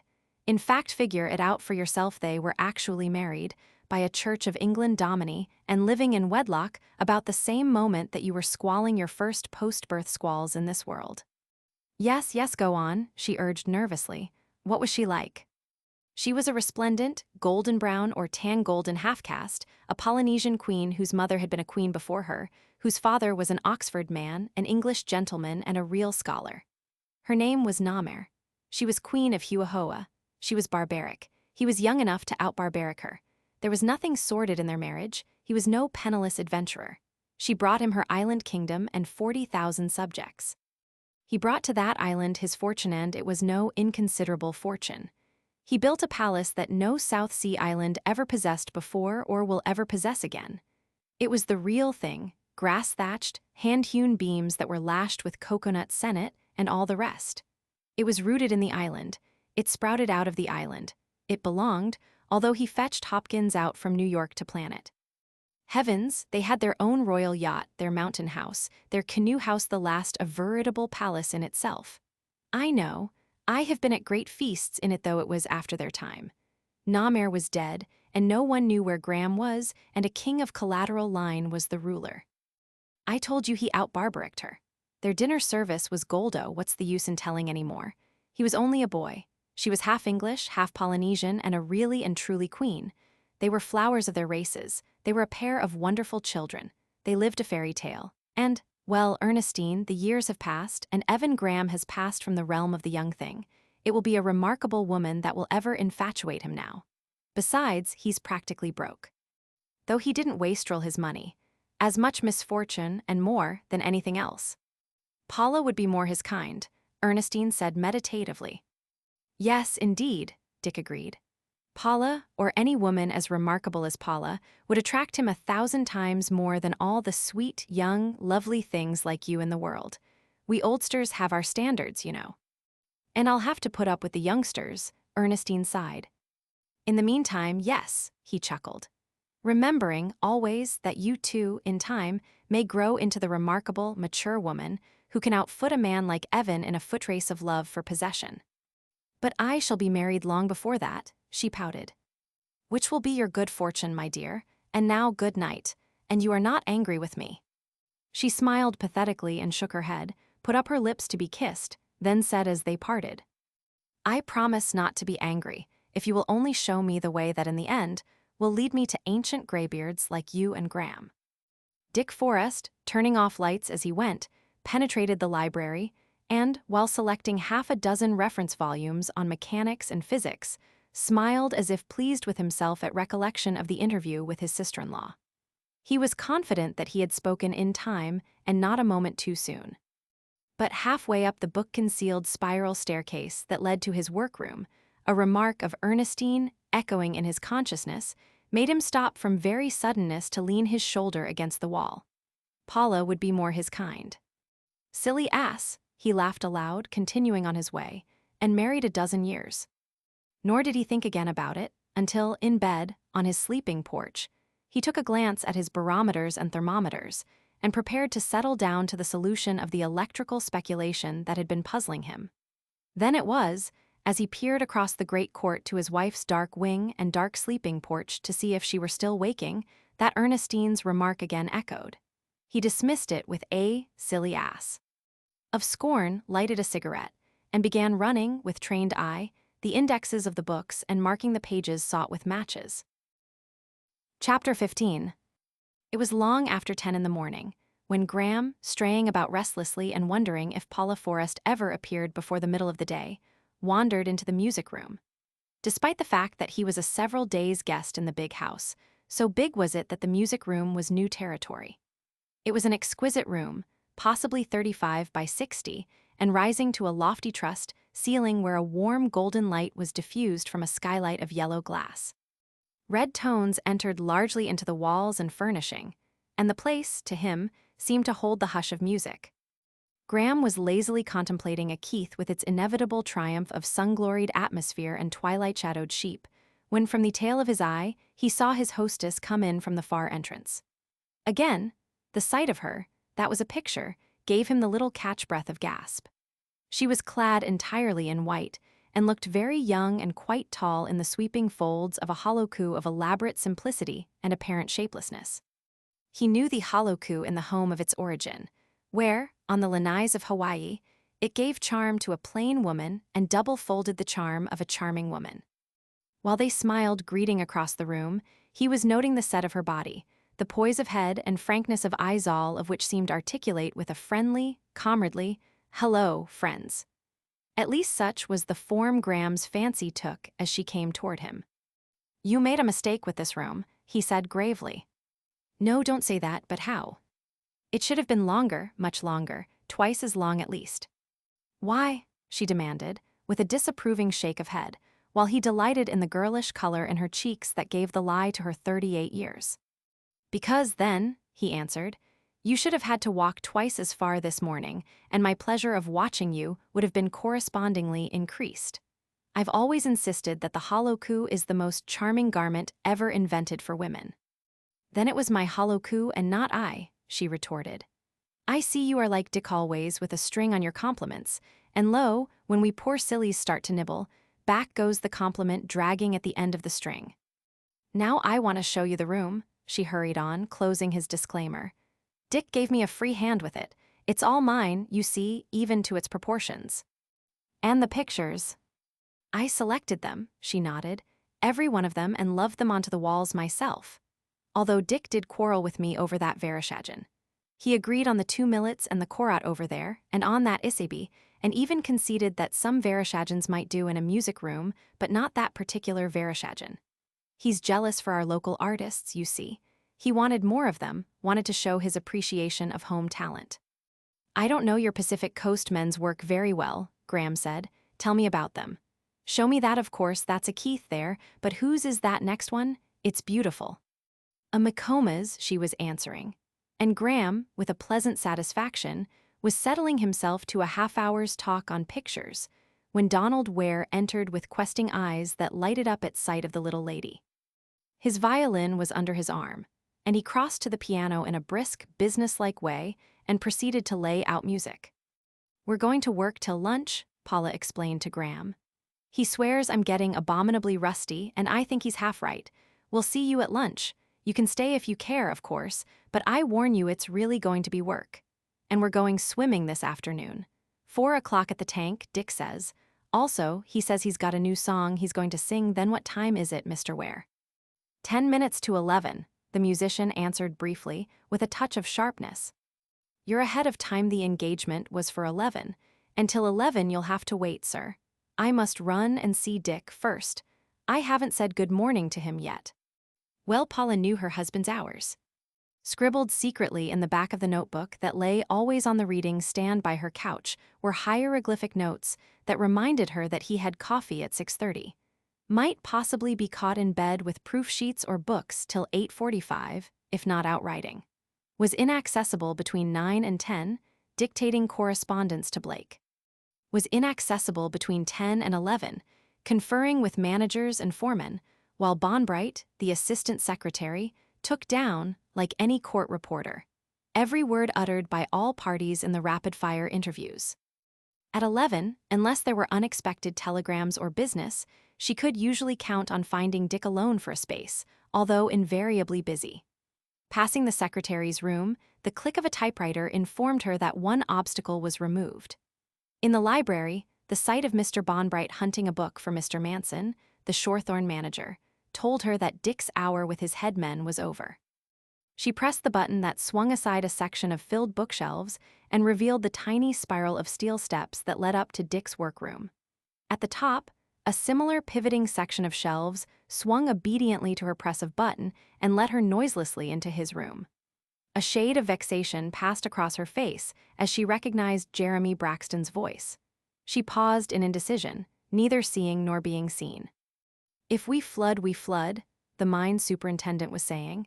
"It will cost a mint, yes, half a dozen mints to pump out again, and it's a damned shame to drown the old harvest that way. But for this last year, the books show that we've worked at a positive loss," Paula heard Dick take up. "Every petty bandit from Huerta down to the last peon who's stolen a horse has gouged us. It's getting two stiff taxes extraordinary bandits, revolutionists, and federals. We could survive it if only the end were in sight, but we have no guarantee that this disorder may not last a dozen or 20 years. Just the same, the old harvest think of flooding her," the superintendent protested. "And think of Villa," Dick replied, with a sharp laugh the bitterness of which did not escape Paula. "If he wins, he says he's going to divide all the land among the peons. The next logical step will be the mines. How much do you think we've coughed up to the constitutionalists in the past 12 months? "Over 120,000, Braxton answered promptly. "Not counting that 50,000 cold bullion to Tornas before he retreated. He jumped his army at Guaymas and headed for Europe with a tie wrote you all that. If we keep the workings afloat, Jeremy, they'll go on gouging, gouge without end, amen. I think we'd better flood.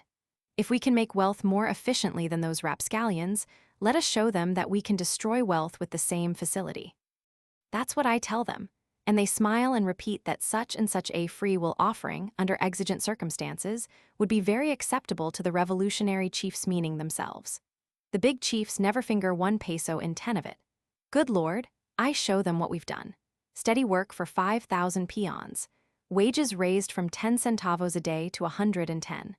I show them peons 10 centavo men when we took them, and 5 peso men when I showed them. And the same old smile and the same old itching palm and the same old acceptability of a free will offering from us to the sacred cause of the revolution. By God, old Diaz was a robber, but he was a decent robber. I said to Aranzo, if we shut down, here's 5,000 Mexicans out of a job, what'll you do with them? And Aranzo smiled and answered me pat. Do with them, he said. Why, put guns in their hands and march 'em down to take Mexico City. In imagination, Paula could see Dick's disgusted shrug of shoulders as she heard him say, the curse of it is that the stuff is there, and that we're the only fellows that can get it out. The Mexicans can't do it. They haven't the brains. All they've got is the guns, and they're making us shell out more than we make. There's only one thing for us, Jeremy. We'll forget profits for a year or so, lay off the men, and just keep the engineer force on and the pumping going. I threw that into Aranzo, Jeremy Braxton's voice boomed. And what was his comeback? That if we laid off the peons, he'd see to it that the engineers laid off too, and the mine could flood and be damned to us. No, he didn't say that last. He just smiled, but the smile meant the same thing. For 2 cents, I'd A-rung his yellow neck, except that there'd have been another patriot in his boots and in my office next day proposing a stiffer gouge. So Aranzo got his bit. And on top of it, before he went across to join the main bunch around Juarez, he let his men run off 300 of our mules' $30,000 worth of mule flesh right there, after I'd sweetened him too. The yellow skunk. Who is revolutionary chief in our diggings right now? Paula heard her husband ask with one of his abrupt shifts that she knew of old time tokened his drawing together the many threads of a situation and proceeding to action. Rael Bena. What's his rank? Colonel, he's got about 70 ragamuffins. What did he do before he quit work? Sheep herder. Very well. Dick's utterance was quick and sharp. You've got to play act, become a patriot, hike back as fast as God will let you, sweeten this Rael Bena. He'll see through your play, or he's no Mexican. Sweeten him and tell him you'll make him a general second villa. Lord, yes, but how? Jeremy Braxton demanded. By putting him at the head of an army of 5,000, lay off the men, Make him make them volunteer. We're safe because Huerta is doomed. Tell him you're a real patriot. Give each man a rifle.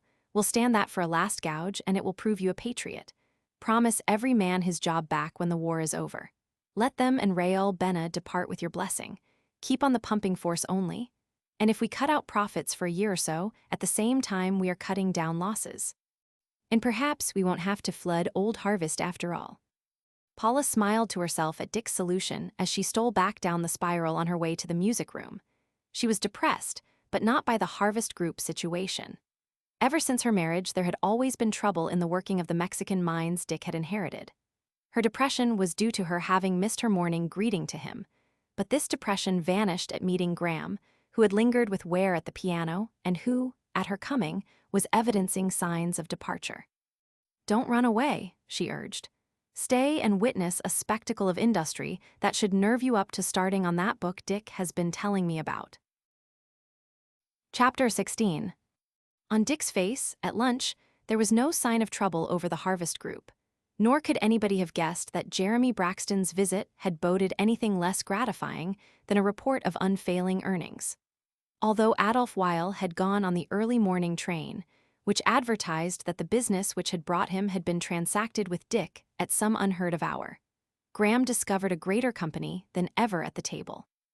Besides a Mrs. Tully, who seemed a stout and elderly society matron, and whom Graham could not make out, there were 3 new men of whose identity he gleaned a little. A Mr. Gullhus, state veterinary, a Mr. Deacon, a portrait painter of evident note on the coast, and a Captain Lester, then captain of a Pacific mail liner, who had sailed skipper for Dick nearly 20 years before and who had helped Dick to his navigation. The meal was at its close, and the superintendent was glancing at his watch when Dick said, "Jeremy, I want to show you what I've been up to. We'll go right now. You'll have time on your way to the train." "Let us all go," Paula suggested, "and make a party of it. I'm dying to see it myself. Dick's been so obscure about it." Sanctioned by Dick's nod, she was ordering machines and saddle horses the next moment. "What is it?" Graham queried when she had finished. "Oh, one of Dick's stunts. He's always after something new. This is an invention. He swears it will revolutionize farming, that is, small farming. I have the general idea of it, but I haven't seen it set up yet. It was ready a week ago, but there was some delay about a cable or something concerning an adjustment. There's billions in it. If it works," Dick smiled over the table.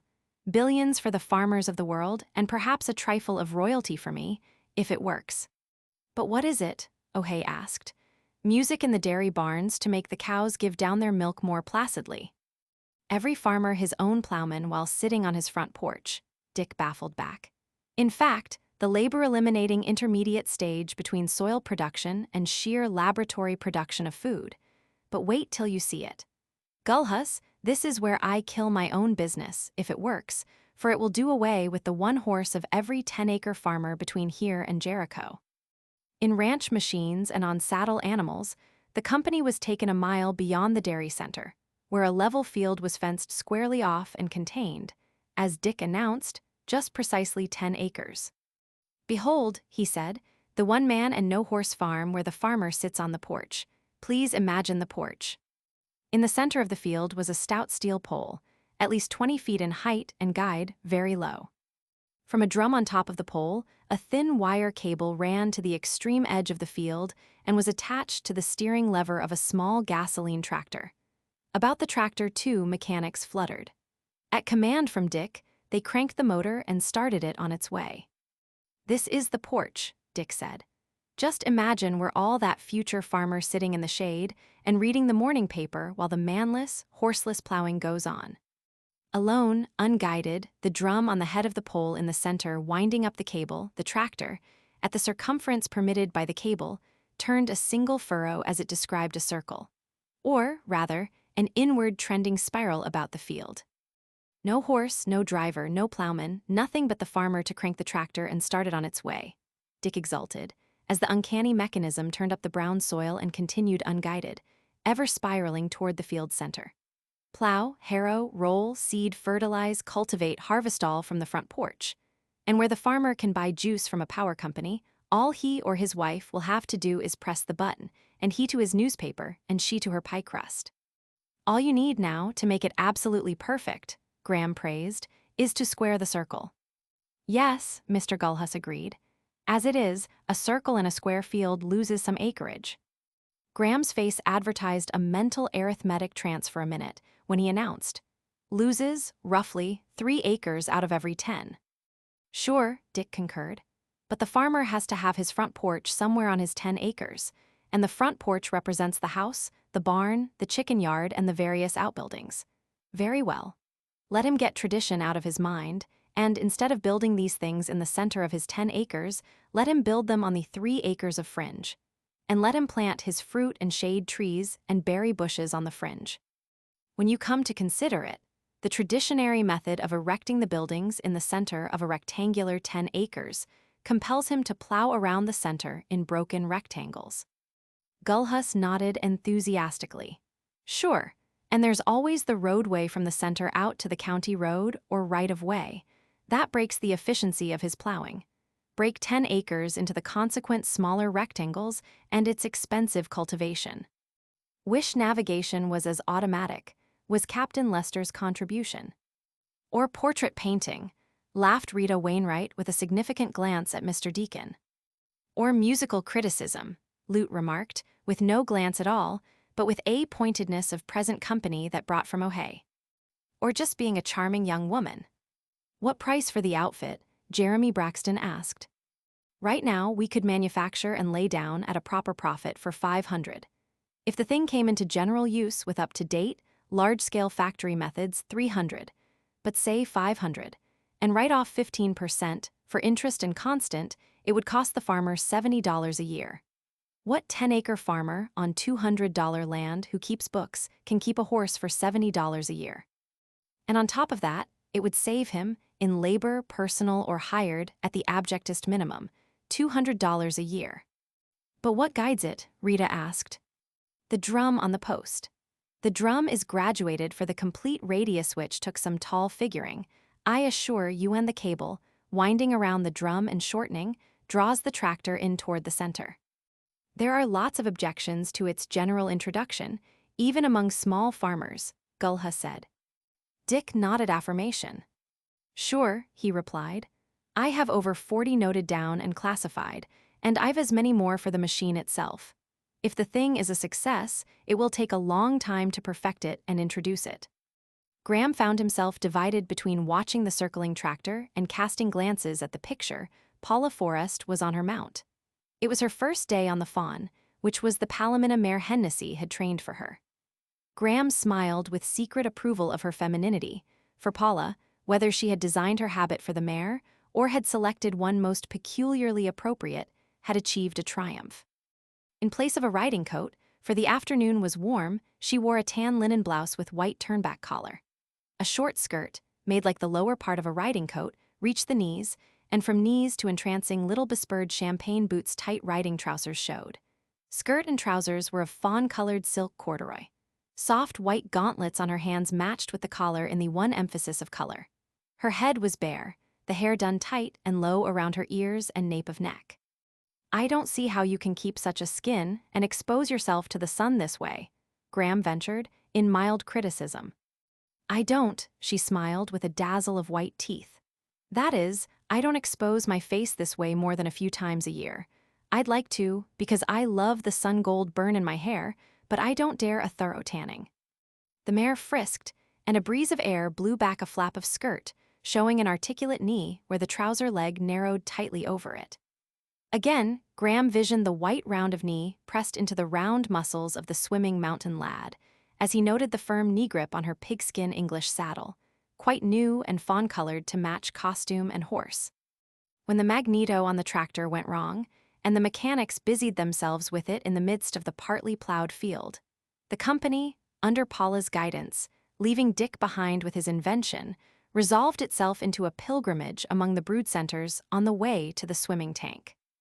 Mr. Crellin, the hog manager, showed them Lady Ileton, who, with her prodigious, fat, recent progeny of 11, won various naive encomiums, while Mr. Crellin warmly proclaimed at least 4 times, and not a runt in the bunch. Other glorious brood sows of Berkshire, Duroc Jersey, and OIC blood, They saw till they were wearied, and newborn kids and lambs, and rotundas and ewes. From center to center, Paula kept the telephones warning ahead of the party's coming, so that Mr. Manson waited to exhibit the great king polo, and his broad-backed shorthorn harem, and the shorthorn harems of bulls that were only little less than king polo in magnificence and record. And Parkman, the jersey manager, was on hand, with staffed assistants, to parade sensational Drake, Golden Jolly, Fontaine Royal, Oxford Master, and Carnack's Fairy Boy Blue Ribbon bulls, all and founders and scions of noble houses of butterfat renown. And Racer Queen, Standby's Dam, Golden Jolly's Lass, Olga's Pride, and Gertie of Maitland's equally blue-ribboned and blue-blooded Jersey matrons in the royal realm of butterfat. And Mr. Mendenhall, who had charge of the shires, proudly exhibited a string of mighty stallions, led by the mighty mountain lad, and a longer string of matrons, headed by the Fotherington princess of the Silver Whinny. Even old Alden Bessie, the princess's dam, retired to but part day's work. He sent for that they might render due honor to so notable a dam. As 4 o'clock approached, Donald Ware, not keen on swimming, returned in one of the machines to the big house, and Mr. Gulhus remained to discuss shires with Mr. Mendenhall. Dick was at the tank when the party arrived, and the girls were immediately insistent for the new song. "It isn't exactly a new song," Dick explained, his gray eyes twinkling roguery, "and it's not my song. It was sung in Japan before I was born, and, I doubt not, before Columbus discovered America. Also, it is a duetta competitive duet with forfeit penalties attached. Paula will have to sing it with me, I'll teach you. Sit down there, that's right. Now all the rest of you gather around and sit down." Still in her riding habit, Paula sat down on the concrete, facing her husband, in the center of the sitting audience. Under his direction, timing her movements to his, she slapped her hands on her knees, slapped her palms together, and slapped her palms against his palms, much in the fashion of the nursery game of bean porridge hot. Then he sang the song, which was short and which she quickly picked up, singing it with him and clapping the accent. While the air of it was orientally catchy, it was chanted slowly, almost monotonously, but it was quickly provocative of excitement to the spectators. Jonkina, Jonkina, Jongjong, Kinakina Yokohame Nagasaki, Kobmaro Hoi. The last syllable, hoi, was uttered suddenly, explosively, and an octave and more higher than the pitch of the melody. At the same moment that it was uttered, Paula's and Dick's hands were abruptly shot toward each other's, either clenched or open.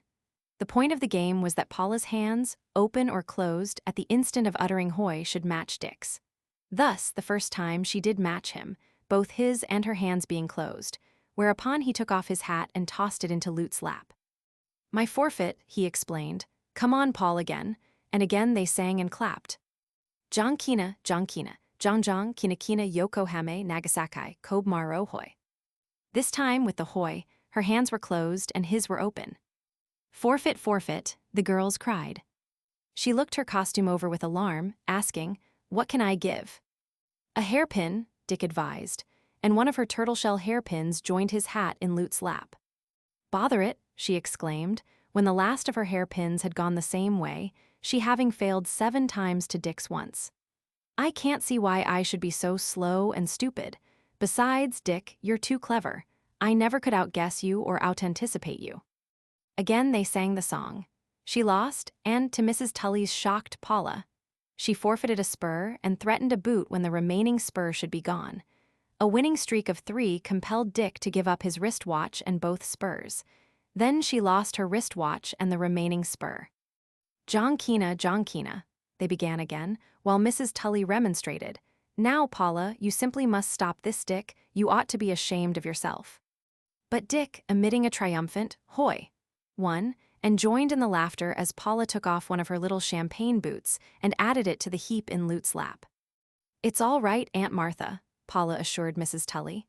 "Mr. Ware's not here, and he's the only one who would be shocked. Come on, Dick. You can't win every time." "Jonkina, Jonkina," she chanted on with her husband. The repetition, at first slow, had accelerated steadily, so that now they fairly rippled through with it, while their slapping, striking palms made a continuous patter. The exercise and excitement had added to the sun's action on her skin, so that her laughing face was all a rosy glow. Evan Graham, a silent spectator, was aware of hurt and indignity. He knew the Jonkina of old time from the geishas of the tea houses of Nippon, and, despite the unconventionality that ruled the Forrests and the big house, he experienced shock in that Paula should take part in such a game. It did not enter his head at the moment that he would have been merely curious to see how far the madness would go had the player been Lute, or Ernestine, or Rita. Not till afterward did he realize that his concern and sense of outrage were due to the fact that the player was Paula, and that, therefore, she was bulking bigger in his imagination than he was conscious of. What he was conscious of at the moment was that he was growing angry and that he had deliberately to check himself from protesting. By this time, Dick's cigarette case and matches and Paula's second boot, belt, skirt pin, and wedding ring had joined the mound of forfeits. Mrs. Tully, her face set in stoic resignation, was silent. Jonkina, Jonkina, Paula laughed and sang on, and Graham heard Ernestine laugh to Bert. I don't see what she can spare next. Well, you know her, he heard Bert answer. She's game once she gets started, and it certainly looks like she's started. Hoy, Paula and Dick cried simultaneously as they thrust out their hands. But Dick's were closed, and hers were open. Graham watched her vainly quest her person for the consequent forfeit. Come on, Lady Godova, Dick commanded. You hay sung, you hay danced, now pay the piper. Was the man a fool, was Graham's thought, and a man with a wife like that? Well, Paula sighed, her fingers playing with the fastenings of her blouse, if I must, I must. Raging inwardly, Graham averted his gaze and kept it averted. There was a pause in which he knew everybody must be hanging on what she would do next. Then came a giggle from Ernestine, a burst of laughter from all, and a frame-up from Bert that overcame Graham's resoluteness. He looked quickly. The little lady's blouse was off, and from the waist up she appeared in her swimming suit. It was evident that she had dressed over it for the ride. Come on, Lute, you next, Dick was challenging. But Lute, not similarly prepared for Jonkina, blushingly led the retreat of the girls to the dressing rooms. Graham watched Paula poise at the 40-foot top of the diving scaffold and swan dive beautifully into the tank, heard Bert's admiring, "Oh, you Annette Kellerman," and, still chagrined by the trick that had threatened to outrage him, fell to wondering about the Wonder Woman, the little lady of the big house, and how she had happened so wonderfully to be. As he fetched down the length of tank under water, moving with leisurely strokes and with open eyes watching the shoaling bottom, it came to him that he did not know anything about her. She was Dick Forrest's wife. That was all he knew. How she had been born, how she had lived, how and where her past had been, of all this he knew nothing. Ernestine had told him that Lute and she were half-sisters of Paula. That was one bit of data, at any rate. Warned by the increasing brightness of the bottom that he had nearly reached the end of the tank, and recognizing Dick's and Bert's legs intertwined in what must be a wrestling bout, Graham turned about, still under water, and swam back a score or so of feet. There was that Mrs. Tully whom Paula had addressed as Aunt Martha. Was she truly an aunt? Or was she a courtesy aunt through sisterhood, with the mother of Lute and Ernestine?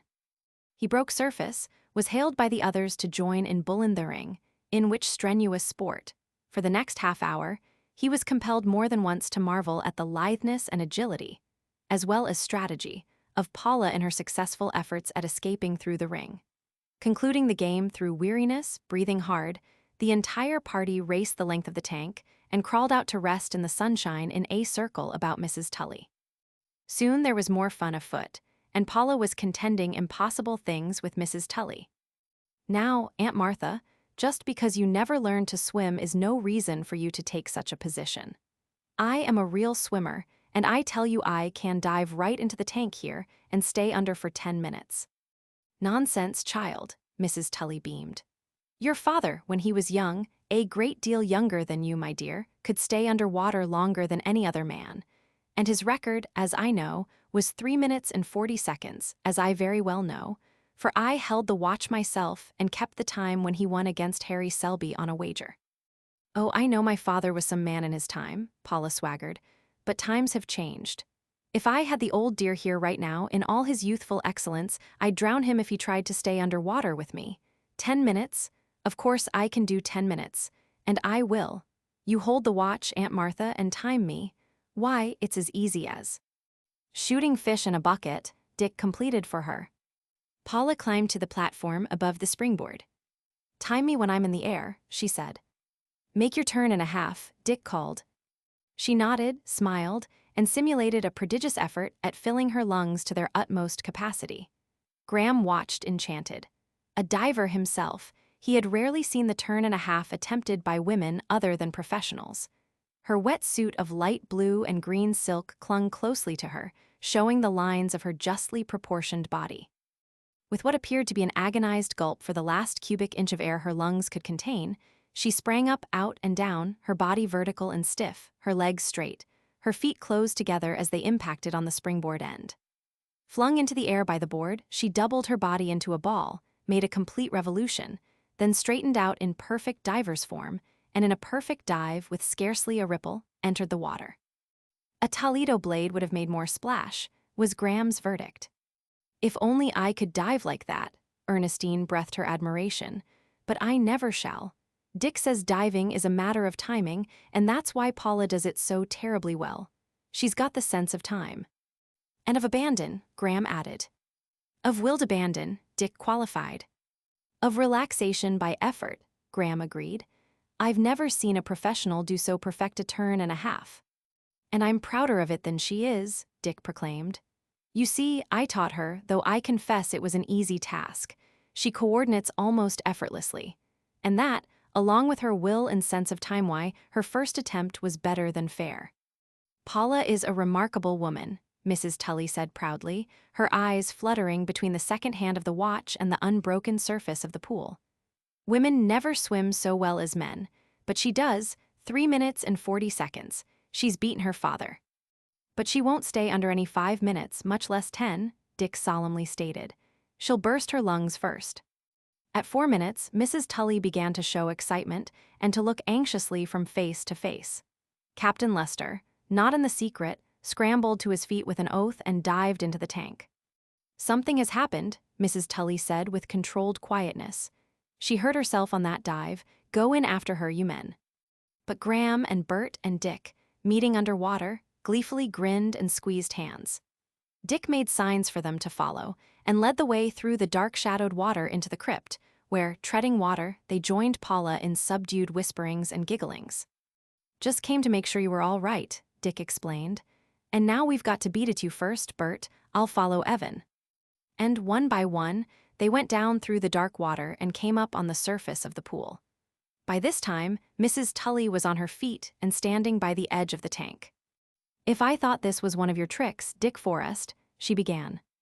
But Dick, paying no attention, acting preternaturally calmly, was directing the men loudly enough for her to hear.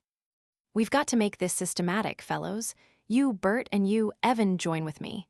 We start at this end, 5 feet apart, and search the bottom across. Then move along and repeat it back. Don't exert yourselves, gentlemen, Mrs. Tully called, beginning to laugh. As for you, Dick, you come right out. I want to box your ears. Take care of her, you girls, Dick shouted. She's got hysterics. I haven't, but I will have, she laughed. But damn it all, madam, this is no laughing matter. Captain Lester spluttered breathlessly as he prepared for another trip to explore the bottom. Are you on, Aunt Martha, really and truly on? Dick asked, after the valiant mariner had gone down. Mrs. Tully nodded. But keep it up, Dick, you've got one dupe. Elsie Coughlin's mother told me about it in Honolulu last year. Not until 11 minutes had elapsed did the smiling face of Paula break the surface. Simulating exhaustion, she slowly crawled out and sank down panting near her aunt. Captain Lester, really exhausted by his strenuous exertions at rescue, studied Paula keenly, then marched to the nearest pillar and meekly bumped his head 3 times against the concrete. I'm afraid I didn't stay down 10 minutes, Paula said. But I wasn't much under that, was I, Aunt Martha? You weren't much under at all, Mrs. Tully replied, if it's my opinion you were asking. I'm surprised that you are even wet there, breathe naturally, child. The play acting is unnecessary. I remember, when I was a young girl, traveling in India, there was a school of fakirs who leaped into deep wells and stayed down much longer than you, child, much longer indeed. You knew, Paula charged. But you didn't know I did, her aunt retorted, and therefore your conduct was criminal, when you consider a woman of my age with my heart. And with your blessed brass-stack head, Paula cried. For 2 apples I'd box your ears. And for 1 apple I'd hug you, wet as I am, Paula laughed back. Anyway, we did fool Captain Lester, didn't we, Captain? Don't speak to me, that doughty mariner muttered darkly. I'm busy with myself, meditating what form my vengeance shall take as for you, Mr. Dick Forrest. I'm divided between blowing up your dairy or hamstringing Mountain Lad. Maybe I'll do both. In the meantime, I am going out to kick that mare you ride. Dick on the Outlaw and Paula on the Fawn rode back side by side to the big house. How do you like Graham? He asked. Splendid, was her reply. He's your type, Dick. He's universal like you, and he's got the same world marks branded on him, the 7 C's, the books, and all the rest. He's an artist, too, and pretty well all around, and he's good fun. Have you noticed his smile? It's irresistible. It makes one want to smile with him. And he's got his serious scars as well. Dick nodded concurrence. Yes, right in the corners of the eyes, just after he has smiled, you'll see them come. They're not tired marks exactly, but rather the old eternal questions. Why? What for? What's it worth? What's it all about? And bringing up the rear of the cavalcade, Ernestine and Graham talked. Dick's deep, she was saying. You don't know him any too well. He's dreadfully deep. I know him a little. Paula knows him a lot, but very few others ever get under the surface of him. He's a real philosopher, and he has the control of a Stoic or an Englishman, and he can play act to fool the world. At the long hitching rails under the oaks, where the dismounting party gathered, Paula was in gales of laughter. Go on, she urged Dick more. She's been accusing me of exhausting my vocabulary in naming the houseboys by my system, he explained. And he's given me at least 40 more names in a minute and a half. Go on, Dick, more.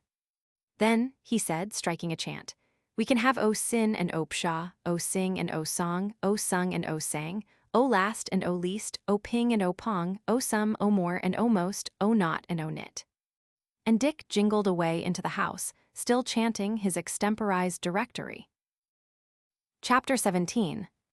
A week of dissatisfaction and restlessness ensued for Graham. Tom, between belief that his business was to leave the big house on the first train, and desire to see more of Paula, to be with her. And to be more with her, he succeeded in neither leaving nor in seeing as much of her as during the first days of his visit. At first, and for the 5 days that he lingered, the young violinist monopolized nearly her entire time of visibility. Often Graham strayed into the music room and, quite neglected by the pair, sat for moody half-hours listening to their work. They were oblivious of his presence, either flushed and absorbed with the passion of their music, or wiping their foreheads and chatting and laughing companionably in pauses to rest. That the young musician loved her with an ardency that was almost painful was patent to Graham, but what hurt him was the abandon of devotion with which she sometimes looked at Ware after he had done something exceptionally fine. In vain, Graham tried to tell himself that all this was mental on her part, purely delighted appreciation of the other's artistry. Nevertheless, being man, it hurt, and continued to hurt, until he could no longer suffer himself to remain. Once, chancing into the room at the end of a Schumann song, and just after Ware had departed, Graham found Paula still seated at the piano, an expression of rapt dreaming on her face. She regarded him almost unrecognizingly, gathered herself mechanically together, uttered an absent-minded commonplace or so, and left the room. Despite his vexation and hurt, Graham tried to think it mere artist dreaming on her part, a listening to the echo of the just-played music in her soul. But women were curious creatures, he could not help moralizing, and were prone to lose their hearts most strangely and inconsequentially. Might it not be that, by his very music, this youngster of a man was charming the woman of her? With the departure of Ware, Paula Forrest retired almost completely into her private wing behind the door without a knob. Nor did this seem unusual, Graham gleaned from the household. Paula is a woman who finds herself very good company, Ernestine explained, and she often goes in for periods of aloneness when Dick is the only person who sees her. Which is not flattering to the rest of the company, Graham smiled. Which makes her such good company whenever she is in company, Ernestine retorted. The driftage through the big house was decreasing. A few guests, on business or friendship, continued to come, but more departed. Under O. Joy and his Chinese staff, the big house ran so frictionlessly and so perfectly that entertainment of guests seemed little part of the host's duties. The guests largely entertained themselves and one another. Dick rarely appeared, even for a moment, until lunch, and Paula, now carrying out her seclusion program, never appeared before dinner. Rest cure, Dick laughed one noon, and challenged Graham to a tournament with boxing gloves, single sticks, and foils. And now's the time, he told Graham as they breathed between bouts, for you to tackle your book. I'm only one of the many who are looking forward to reading it, and I'm looking forward hard. Got a letter from Havely yesterday, he mentioned it, and wondered how far along you were. So Graham, in his tower room, arranged his notes and photographs, schemed out the work, and plunged into the opening chapters. So immersed did he become that his nascent interest in Paula might have languished, had it not been for meeting her each evening at dinner. Then, too, until Ernestine and Lute left for Santa Barbara, there were afternoon swims and rides and motor trips to the pastures of the Muremmer Hills and the upland ranges of the Anselmo Mountains. Other trips they made, sometimes accompanied by Dick, to his great dredgers working in the Sacramento Basin, or his dam building on the Little Coyote and Los Cuatos creeks, or to his 5,000-acre colony of 20-acre farmers, where he was trying to enable 250 heads of families, along with their families, to make good on the soil. That Paula sometimes went for long, solitary rides, Graham knew, and once he caught her dismounting from the fawn at the hitching rails. "Don't you think you are spoiling that mare for riding in company?" he twitted. Paula laughed and shook her head. "Well then," he asserted stoutly, "I'm spoiling for a ride with you. There's Lute and Ernestine and Bert and all the rest. This is new country," he contended. "And one learns country through the people who know it. I've seen it through the eyes of Lute and Ernestine and all the rest, but there is a lot I haven't seen and which I can see only through your eyes." "A pleasant theory," she evaded, "a sort of landscape vampirism." "But without the ill effects of vampirism," he urged quickly. Her answer was slow in coming. Her look into his eyes was frank and straight, and he could guess her words were weighed and gauged. "I don't know about that," was all she said finally, but his fancy leaped at the several words, ranging and conjecturing their possible connotations. "But we have so much we might be saying to each other," he tried again, "so much we ought to be saying to each other." "So I apprehend," she answered quietly, and again that frank, straight look accompanied her speech. So she did apprehend. The thought of it was flame to him, but his tongue was not quick enough to serve him to escape the cool, provoking laugh as she turned into the house. Still the company of the big house thinned. Paula's aunt, Mrs. Tully, much to Graham's disappointment, for he had expected to learn from her much that he wanted to know of Paula, had gone after only a several days' stay. There was vague talk of her return for a longer stay, but just back from Europe, she declared herself burdened with a round of duty visits which must be performed before her pleasure visiting began. O'Hay, the critic, had been compelled to linger several days in order to live down the disastrous culmination of the musical raid made upon him by the philosophers. The idea and the trick had been Dick's. Combat had joined early in the evening, when a seeming chance remark of Ernestine had enabled Aaron Hancock to fling the first bomb into the thick of O'Hay's deepest convictions. Darheil, a willing and eager ally, had charged around the flank with his blastic theory of music and taken O'Hay in reverse. And the battle had raged until the hot-headed Irishman, beside himself with the grueling the pair of skilled logomachists were giving him, accepted with huge relief the kindly invitation of Terence McFane to retire with him to the tranquility and repose of the stag room, where, over a soothing highball and far from the barbarians, the two of them could have a heart-to-heart talk on real music. At 2 a.m, wild-eyed and befuddled, O'Hay had been led to bed by the upright walking and unshakably steady Terence. "Never mind," Ernestine had told O'Hay later, with a twinkle in her eye that made him guess the plot. It was only to be expected. Those rattle-brained philosophers would drive even a saint to drink. "I thought you were safe in Terence's hands," had been Dick's mock apology.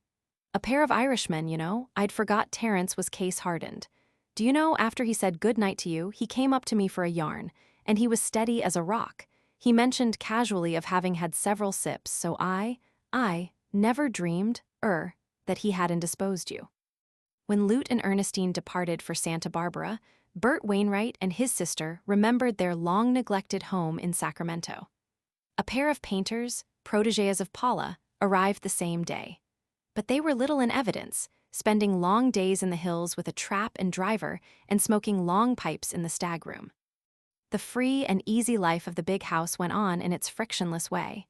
Dick worked. Graham worked. Paula maintained her seclusion. The sages from the Madrono Grove strayed in for wordy dinners and wordy evenings, except when Paula played for them. Automobile parties from Sacramento, Wickenburg, and other valley towns continued to drop in unexpectedly, but never to the confusion of Oh Joy and the houseboys, whom Graham saw, on occasion, with 20 minutes warning, seat a score of unexpected guests to a perfect dinner.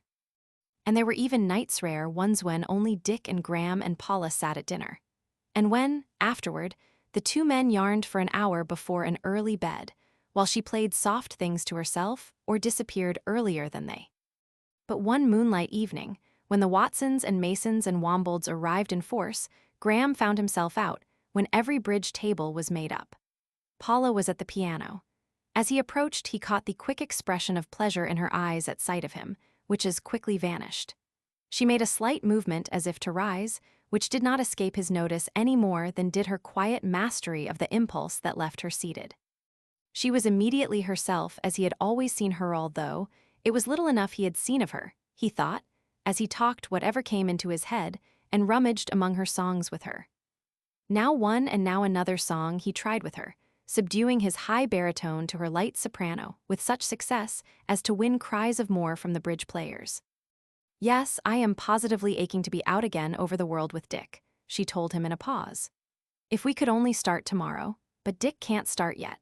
He's in too deep with too many experiments and adventures on the ranch here. Why, what do you think he's up to now? As if he did not have enough on his hands, he's going to revolutionize the sales end, or, at least, the California and Pacific Coast portion of it, by making the buyers come to the ranch." "But they do that," Graham said. "The first man I met here was a buyer from Idaho." "Oh, but Dick means as an institution, you know, to make them come en masse at a stated time. Not simple auction sales, either, though he says he will bait them with a bit of that to excite interest. It will be an annual fair, to last 3 days, in which he will be the only exhibitor. He's spending half his mornings now in conference with Mr. Agar and Mr. Pitts. Mr. Agar is his sales manager, and Mr. Pitts his showman." She sighed and rippled her fingers along the keyboard. "But oh, if only we could get away Timbuktu, Machbo, or Jericho." "Don't tell me you've ever been to Machbo," Graham laughed. She nodded. "Cross my heart, solemnly hope to die. It was with Dick in the all away and in the long ago. It might almost be said we honeymooned in Machbo." And while Graham exchanged reminiscences of Machbo with her, he cudgeled his brain to try and decide whether her continual reference to her husband was deliberate. "I should imagine you found it such a paradise here," he was saying. I do," she assured him with what seemed unnecessary vehemence. "But I don't know what's come over me lately. I feel it imperative to be up and away. The spring fret, I suppose, the red gods and their medicine. And if only Dick didn't insist on working his head off and getting tied down with projects. Do you know, in all the years of our marriage, the only really serious rival I have ever had has been this ranch. He's pretty faithful, and the ranch is his first love. He had it all planned and started before he ever met me or knew I existed." "Here, let us try this together," Graham said abruptly, placing the song on the rack before her. "Oh, but it's the Gypsy Trail," she protested. "It will only make my mood worse," and she hummed. "Follow the Romany pattern west to the sinking sun, till the junk sails lift through the homeless drift, and the east and the west are one." "What is the Romany pattern?" she broke off to ask. "I've always thought of it as patter or patois, the gypsy patois, and somehow it strikes me as absurd to follow a language over the world, a sort of philological excursion." "In a way the pattern is speech," he answered. "But it always says one thing. This way I have passed. 2 sprigs, crossed in certain ways and left upon the trail, compose the pattern, but they must always be of different trees or shrubs.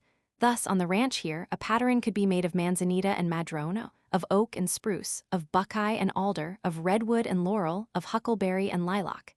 It is a sign of gypsy comrade to gypsy comrade, of gypsy lover to gypsy lover." And he hummed, "Back to the road again, out of a clear sea track. Follow the cross of the gypsy trail, over the world and back." She nodded comprehension, looked for a moment with troubled eyes down the long room to the card players, caught herself in her momentary absentness, and said quickly, "Heaven knows there's a lot of gypsy in some of us. I have more than full share.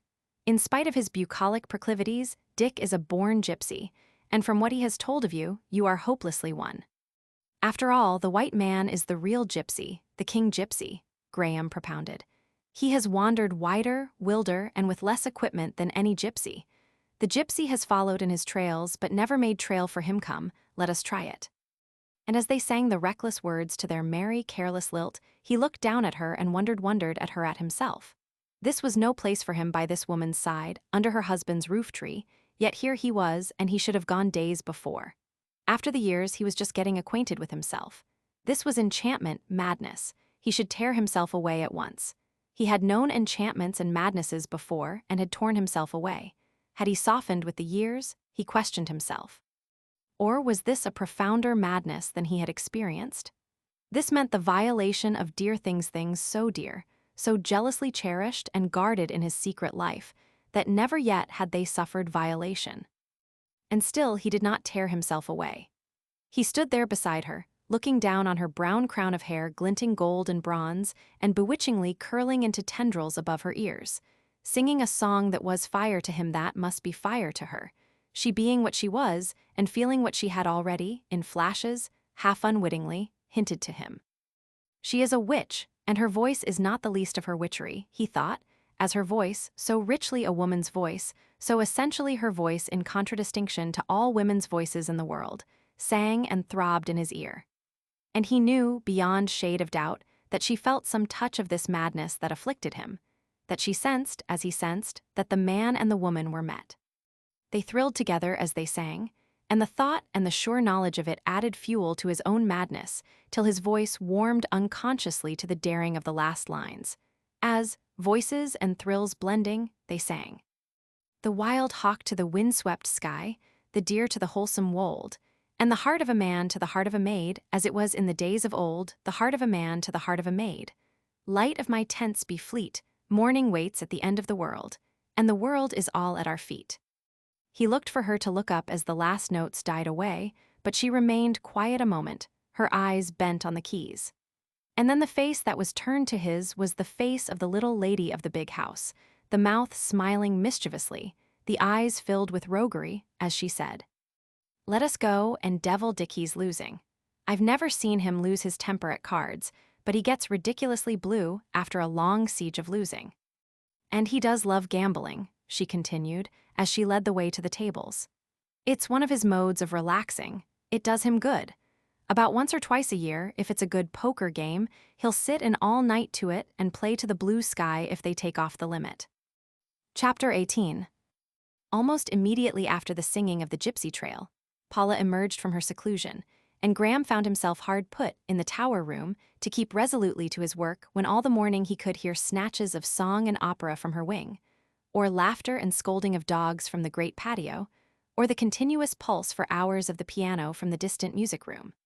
But Graham, patterning after Dick, devoted his mornings to work, so that he rarely encountered Paula before lunch. She made announcement that her spell of insomnia was over, and that she was ripe for all gaieties and excursions Dick had to offer her. Further, she threatened, in case Dick grudged these personal diversions, to fill the house with guests and teach him what liveliness was. It was at this time that her Aunt Martha Mrs. Tully returned for a several days' visit, and that Paula resumed the driving of Duddy and Fuddy in the high, one-seated Studebaker trap. Duddy and Fuddy were spirited trotters, but Mrs. Tully, despite her elderliness and avoirdupois, was without timidity when Paula held the reins. As Mrs. Tully told Graham, and that is a concession I make to no woman save Paula. She is the only woman I can trust myself to with horses. She has the horseway about her. When she was a child, she was wild over horses. It's a wonder she didn't become a circus rider. Much more, Graham learned about Paula in various chats with her aunt. Of Philip Desten, Paula's father, Mrs. Tully could never say enough. Her eldest brother, and older by many years, he had been her childhood prince. His ways had been big ways, princely ways that to commoner folk had betokened a streak of madness. He was continually guilty of the wildest things and the most chivalrous things. It was this streak that had enabled him to win various fortunes, and with equal facility to lose them, in the great gold adventure of '49. Himself of old New England stock, he had had for great-grandfather a Frenchman a trifle of flotsam from a mid-ocean wreck, and landed to grow up among the farmer-sailormen of the coast of Maine. And once only in each generation, that French descent crops out, Mrs. Tully assured Graham. Philip was that Frenchman in his generation, and who but Paula and in full measure received that same inheritance in her generation. Though Lute and Ernestine are her half-sisters, no one would imagine one drop of the common blood was shared. That's why Paula, instead of going circus riding, drifted inevitably to France. It was that old original destin that drew her over. And of the adventure in France, Graham learned much. Philip Destin's luck had been to die when the wheel of his fortune had turned over and down. Ernestine and Lute, little tots, had been easy enough for Destin's sisters to manage.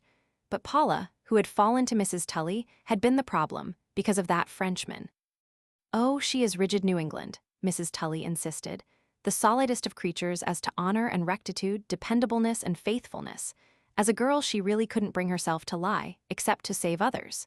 In which case all her New England ancestry took flight, and she would lie as magnificently as her father before her.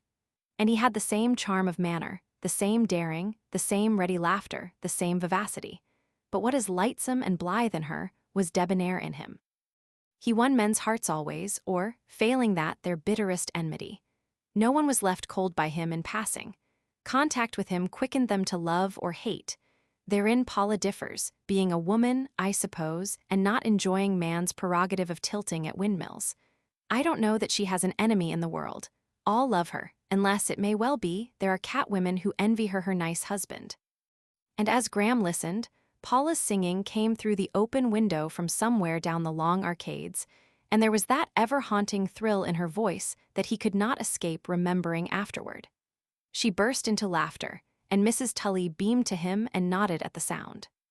"There laughs Philip Destin," she murmured, "and all the Frenchwomen behind the original Frenchman who was brought into Penobscot, dressed in homespun, and sent to meeting. Have you noticed how Paula's laugh invariably makes everybody look up and smile? Philip's laugh did the same thing." Paula had always been passionately fond of music, painting, drawing. As a little girl, she could be traced around the house and grounds by the trail she left behind her of images and shapes, made in whatever medium she chanced upon, drawn on scraps of paper, scratched on bits of wood, modeled in mud and sand. "She loved everything, and everything loved her," said Mrs. Tully. "She was never timid of animals, and yet she always stood in awe of them, but she was born sense-struck, and her awe was beauty-awe. Yes, she was an incorrigible hero-worshipper, whether the person was merely beautiful or did things. And she never will outgrow that beauty-awe of anything she loves, whether it is a grand piano, a great painting, a beautiful mare, or a bit of landscape." And Paula had wanted to make beauty herself. But she was sorely puzzled whether she should devote herself to music or painting. In the full swing of work under the best masters in Boston, she could not refrain from straying back to her drawing. From her easel she was lured to modeling. And so, with her love of the best, her soul and heart full of beauty, she grew quite puzzled and worried over herself, as to which talent was the greater and if she had genius at all. I suggested a complete rest from work and took her abroad for a year. And of all things, she developed a talent for dancing, but always she harked back to her music and painting. No, she was not flighty. Her trouble was that she was too talented. Too diversely talented, Graham amplified.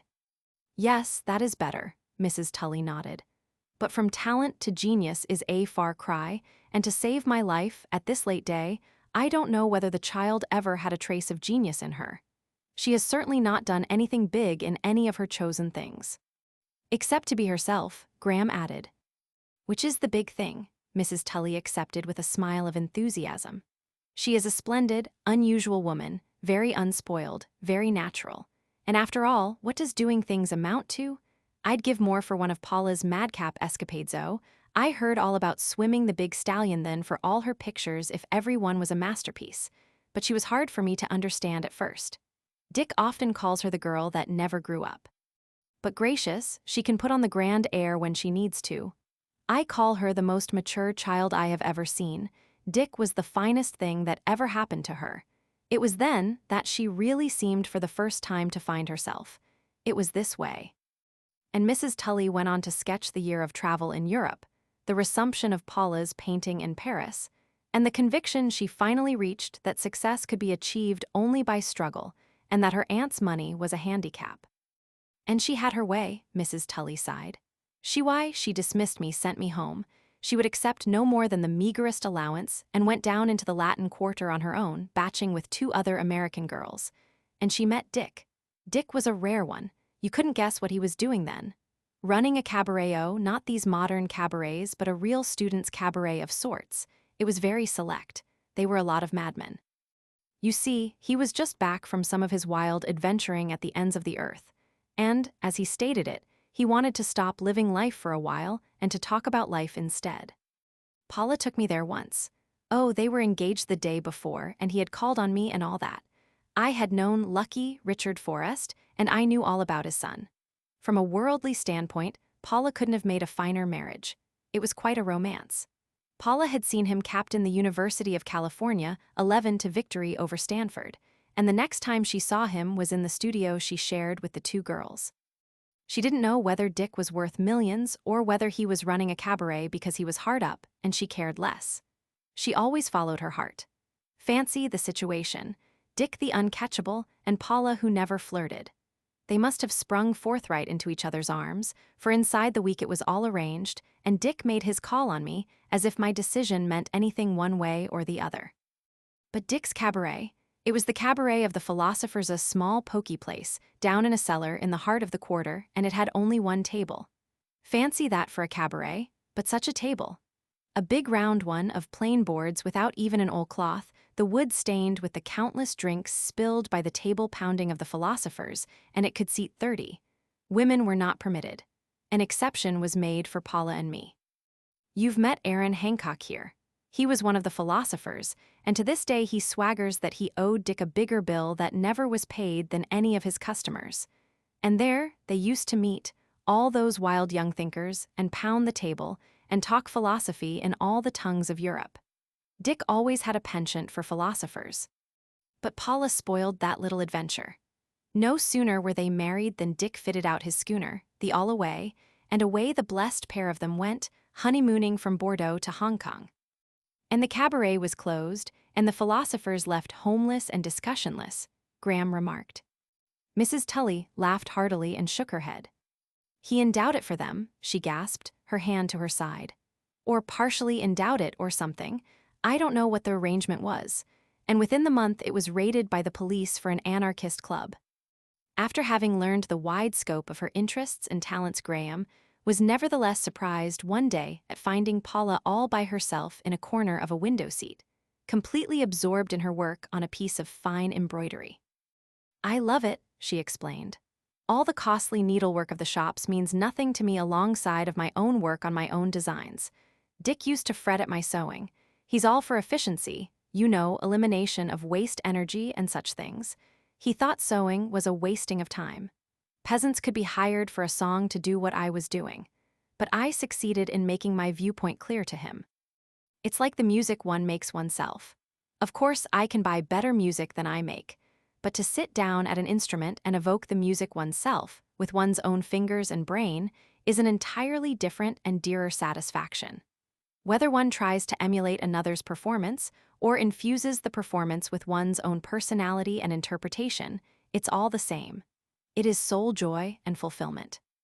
Take this little embroidered crust of lilies on the edge of this flounce. There is nothing like it in the world. Mine the idea, all mine, and mine the delight of giving form and being to the idea. There are better ideas and better workmanship in the shops, but this is different. It is mine. I visioned it, and I made it. And who is to say that embroidery is not art? She ceased speaking, and with her eyes laughed the insistence of her question. And who is to say, Graham agreed, that the adorning of beautiful womankind is not the worthiest of all the arts as well as the sweetest? I rather stand in awe of a good milliner or modiste, she nodded gravely. They really are artists and important ones, as Dick would phrase it in the world's economy.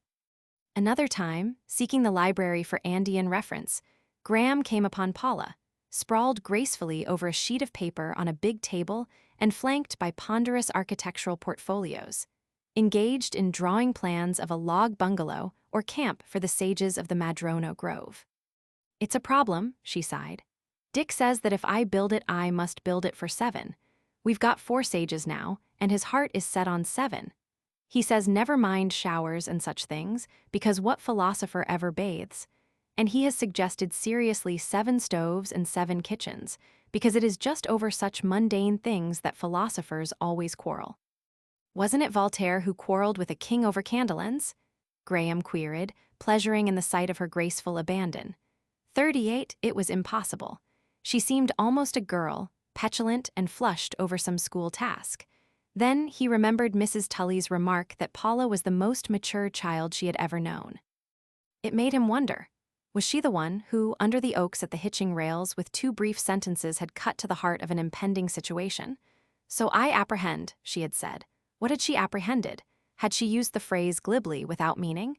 Yet she it was who had thrilled and fluttered to him and with him when they had sung the Gypsy Trail. That he knew. But again, had he not seen her warm and glow to the playing of Donald Ware? But here Graham's ego had its will of him, for he told himself that with Donald Ware it was different. And he smiled to himself and at himself at the thought. "What amuses you?" Paula was asking. "Heaven knows I am no architect. And I challenge you to house 7 philosophers according to all the absurd stipulations laid down by Dick." Back in his tower room with his Andean books unopened before him, Graham gnawed his lip and meditated. The woman was no woman. She was the veriest child. Or, and he hesitated at the thought, was this naturalness that was overdone? Did she in truth apprehend? It must be, it had to be. She was of the world. She knew the world. She was very wise. No remembered look of her gray eyes but gave the impression of poise and power. That was its strength. He recalled her that first night when she had seemed at times to glint an impression of steel, of thin and jewel-like steel. In his fancy, at the time, he remembered likening her strength to ivory, to carven pearl shell, to senet twisted of maiden's hair. And he knew, now, ever since the brief words at the hitching rails and the singing of the Gypsy Trail, that whenever their eyes looked into each other's, it was with a mutual knowledge of unsaid things. In vain, he turned the pages of the books for the information he sought. He tried to continue his chapter without the information, but no words flowed from his pen. A maddening restlessness was upon him. He seized a timetable and pondered the departure of trains, changed his mind, switched the room telephone to the house barn, and asked to have Altadena saddled. It was a perfect morning of California, early summer. No breath of wind stirred over the drowsing fields, from which arose the calls of quail and the notes of meadowlarks. The air was heavy with lilac fragrance, and from the distance, as he rode between the lilac hedges, Graham heard the throaty nicker of Mountain Lad and the silvery answering whinny of the Fotherington Princess. Why was he here astride Dick Forrest's horse? Graham asked himself. Why was he not even then on the way to the station to catch that first train he had noted on the timetable? This unaccustomed weakness of decision and action was a new role for him, he considered bitterly. But he was on fire with the thought of it. This was his one life, and this was the one woman in the world. He reined aside to let a herd of Angora goats go by. Each was a doe, and there were several hundred of them, and they were moved slowly by the Basque herdsmen, with frequent pauses, for each doe was accompanied by a young kid. In the paddock were many mares with newborn colts, and once, receiving warning in time, Graham raced into a crossroad to escape a drove of 30 yearling stallions being moved somewhere across the ranch. Their excitement was communicated to that entire portion of the ranch, so that the air was filled with shrill nickerings and squealings and answering whinnies, while Mountain Lad, beside himself at sight and sound of so many rivals, raged up and down his paddock, and again trumpeted his challenging conviction that he was the most amazing and mightiest thing that had ever occurred on earth in the way of horse flesh. Dick Forrest pranced and sidled into the cross road on the outlaw, his face beaming with delight at the little tempest among his many creatures. "Fecundity, fecundity," he chanted in greeting, as he reined into a halt, if halt it might be called, with his tan-golden sorrel mare Afret and a froth, wickedly reaching with her teeth now for his leg and next for Graham's, one moment pawing the roadway, the next moment, in sheer impotence of resentfulness, kicking the empty air with one hind leg and kicking the air repeatedly, a dozen times. Those youngsters certainly put Mountain Lad on his mettle, Dick laughed. Listen to his song. Hear me, I am Eros. I stamp upon the hills. I fill the wide valleys. The mares hear me and startle in quiet pastures, for they know me. The land is filled with fatness, and the sap is in the trees. It is the spring. The spring is mine. I am monarch of my kingdom of the spring. The mares remember my voice. They knew me aforetime through their mothers before them. Hear me, I am Eros. I stamp upon the hills, and the wide valleys are my heralds, echoing the sound of my approach. Chapter 19. After Mrs. Tully's departure, Paula, true to her threat, filled the house with guests. She seemed to have remembered all who had been waiting an invitation, and the limousine that met the trains 8 miles away was rarely empty coming or going. There were more singers and musicians and artist folk, and bevies of young girls with their inevitable followings of young men, while mamas and aunts and chaperones seemed to clutter all the ways of the big house and to fill a couple of motor cars when picnics took place. And Graham wondered if this surrounding of herself by many people was not deliberate on Paula's part. As for himself, he definitely abandoned work on his book and joined in the before-breakfast swims of the hardier younger folk, in the morning rides over the ranch, and in whatever fun was afoot indoors and out. Late hours and early were kept, and one night Dick, who adhered to his routine and never appeared to his guests before midday, made a night of it at poker in the stag room. Graham had sat in and felt well repaid when, at dawn, the players received an unexpected visit from Paula herself, past one of her white nights, she said, although no sign of it showed on her fresh skin and color. Graham had to struggle to keep his eyes from straying too frequently to her, as she mixed golden fizzes to rejuvenate the wan-eyed, jaded players. Then she made them start the round of jacks that closed the game, and sent them off for a cold swim before breakfast and the day's work or frolic. Never was Paula alone. Graham could only join in the groups that were always about her. Although the young people ragged and tangoed incessantly, she rarely danced, and then it was with the young men. Once, however, she favored him with an old-fashioned waltz. Your ancestors in an antediluvian dance, she mocked the young people as she stepped out, for she and Graham had the floor to themselves. Once down the length of the room, the two were in full accord. Paula, with the sympathy Graham recognized that made her the exceptional accompanist or writer, subdued herself to the masterful art of the man until the two were as parts of a sentient machine that operated without jar or friction. After several minutes, finding their perfect mutual step and pace, and Graham feeling the absolute giving of Paula to the dance, they essayed rhythmical pauses and dips, their feet never leaving the floor, yet affecting the onlookers in the way Dick voiced it when he cried out. "They float! They float!" The music was the Waltz of Salome, and with its slow-fading end they postured slower and slower to a perfect close. There was no need to speak. In silence, without a glance at each other, they returned to the company where Dick was proclaiming, "Well, younglings, codlings, and other fry, that's the way we old folks used to dance. I'm not saying anything against the new dances, mind you. They're all right and dandy fine. But just the same, it wouldn't injure you much to learn to waltz properly. The way you waltz, when you do attempt it, is a scream. We old folks do know a thing or two that is worthwhile." "For instance," queried one of the girls. "I'll tell you, I don't mind the young generation smelling of gasoline the way it does." Cries and protests drowned Dick out for a moment. "I know I smell of it myself," he went on.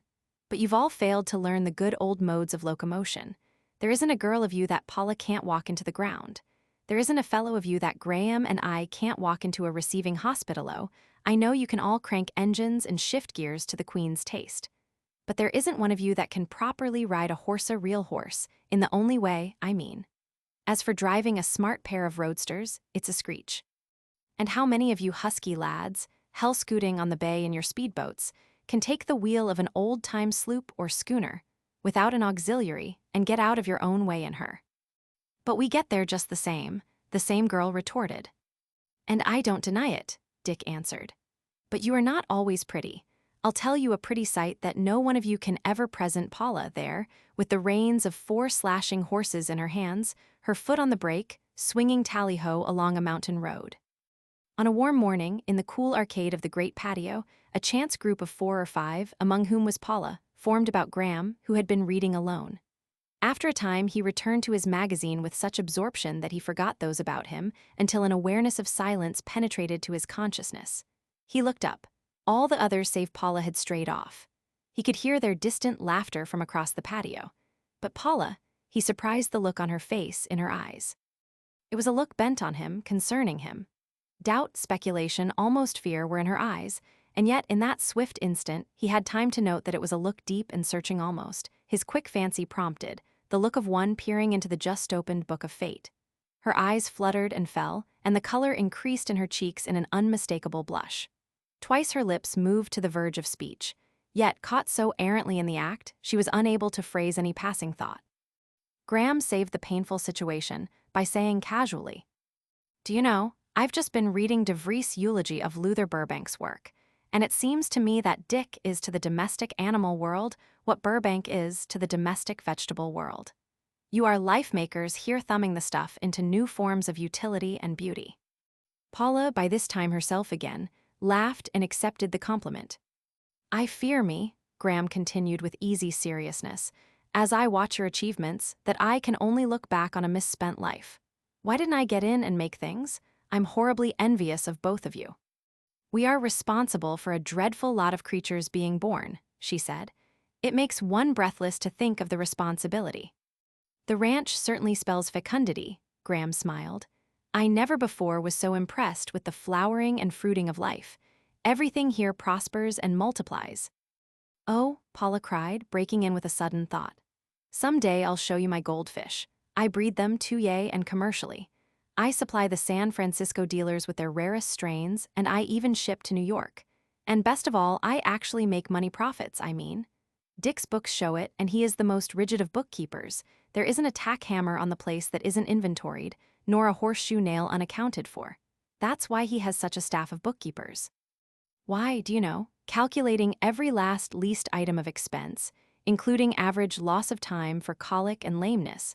Out of fearfully endless columns of figures, he has worked the cost of an hour's labor for a draft horse to the third decimal place." "But your goldfish," Graham suggested, irritated by her constant dwelling on her husband. "Well, Dick makes his bookkeepers keep track of my goldfish in the same way.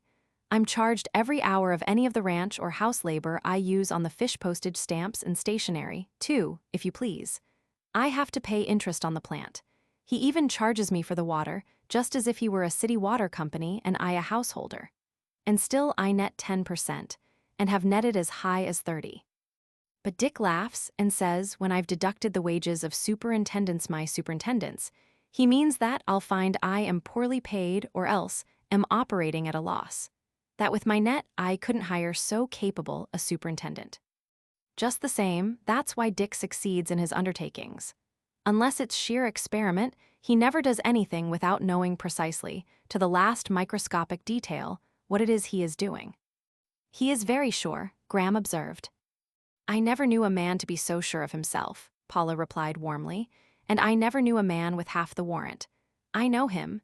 He is a genius, but only in the most paradoxical sense. He is a genius because he is so balanced and normal that he hasn't the slightest particle of genius in him. Such men are rarer and greater than geniuses. I like to think of Abraham Lincoln as such a type." "I must admit I don't quite get you," Graham said. "Oh, I don't dare to say that Dick is as good, as cosmically good, as Lincoln," she hurried on. "Dick is good, but it is not that. It is in their excessive balance, normality, lack of flair that they are of the same type. Now I am a genius. For see, I do things without knowing how I do them. I just do them. I get effects in my music that way. Take my diving. To save my life, I couldn't tell how I swan dive or jump or do the turn and a half. Dick, on the other hand, can't do anything unless he clearly knows in advance how he is going to do it. He does everything with balance and foresight. He's a general, all-around wonder, without ever having been a particular wonder at any one thing. I know him. He's never been a champion or a record breaker in any line of athletics. Nor has he been mediocre in any line, and so with everything else, mentally, intellectually. He is an evenly forged chain. He has no massive links, no weak links. I'm afraid I'm like you," Graham said, "that commoner and lesser creature, a genius. For I, too, on occasion, flare and do the most unintentional things, and I am not above falling on my knees before mystery." And Dick hates mystery, or it would seem he does. Not content with knowing how, he is eternally seeking the why of the how. Mystery is a challenge to him. It excites him like a red rag does a bull. At once he is for ripping the husks and the heart from mystery, so that he will know the how and the why, when it will be no longer mystery, but a generalization and a scientifically demonstrable fact. Much of the growing situation was veiled to the three figures of it. Graham did not know of Paula's desperate efforts to cling close to her husband, who, himself desperately busy with his 1,000 plans and projects, was seeing less and less of his company. He always appeared at lunch, but it was a rare afternoon when he could go out with his guests. Paula did know, from the multiplicity of long code telegrams from Mexico, that things were in a parlous state with the Harvest Group. Also, she saw the agents and emissaries of foreign investors in Mexico, always in haste and often inopportune, arriving at the ranch to confer with Dick. Beyond his complaint that they ate the heart out of his time, he gave her no clue to the matters discussed. I wish you weren't so busy," she sighed in his arms, on his knees, one fortunate morning when, at 11 o'clock, she had caught him alone. It was true, she had interrupted the dictation of a letter into the phonograph, and the sigh had been evoked by the warning cough of Bonbright, whom she saw entering with more telegrams in his hand. "Won't you let me drive you this afternoon, behind Duddy and Fuddy, just you and me, and cut the crowd?" she begged. He shook his head and smiled. "You'll meet at lunch a weird combination," he explained. "Nobody else needs to know, but I'll tell you." He lowered his voice, while Bonbright discreetly occupied himself at the filing cabinets. "They're Tampico oil folk. Samuels himself, president of the Nasisco, and Wishar, the big inside man of the Pearson Brooks crowd, the chap that engineered the purchase of the East Coast Railroad and the Tijuana Central when they tried to put the Nasisco out of business. And Matthewson, he's the Hyus Kukum big chief, this side the Atlantic of the Palmerston interests, you know. The English crowd that fought the Nasisco and the Pearson Brooks bunch so hard. And, oh, there'll be several others. It shows you that things are rickety down Mexico way when such a bunch stops scrapping and gets together. You see, they are oil, and I'm important in my way down there, and they want me to swing the mining interests in with the oil. Truly, big things are in the air, and we've got to hang together and do something or get out of Mexico. And I'll admit, after they gave me the turndown in the trouble 3 years ago, that I've sulked in my tent and made them come to see me." He caressed her and called her his armful of dearest woman, although she detected his eye roving impatiently to the phonograph with its unfinished letter. "And so," he concluded, with a pressure of his arms about her that seemed to hint that her moment with him was over and she must go, "that means the afternoon. None will stop over, and they'll be off and away before dinner."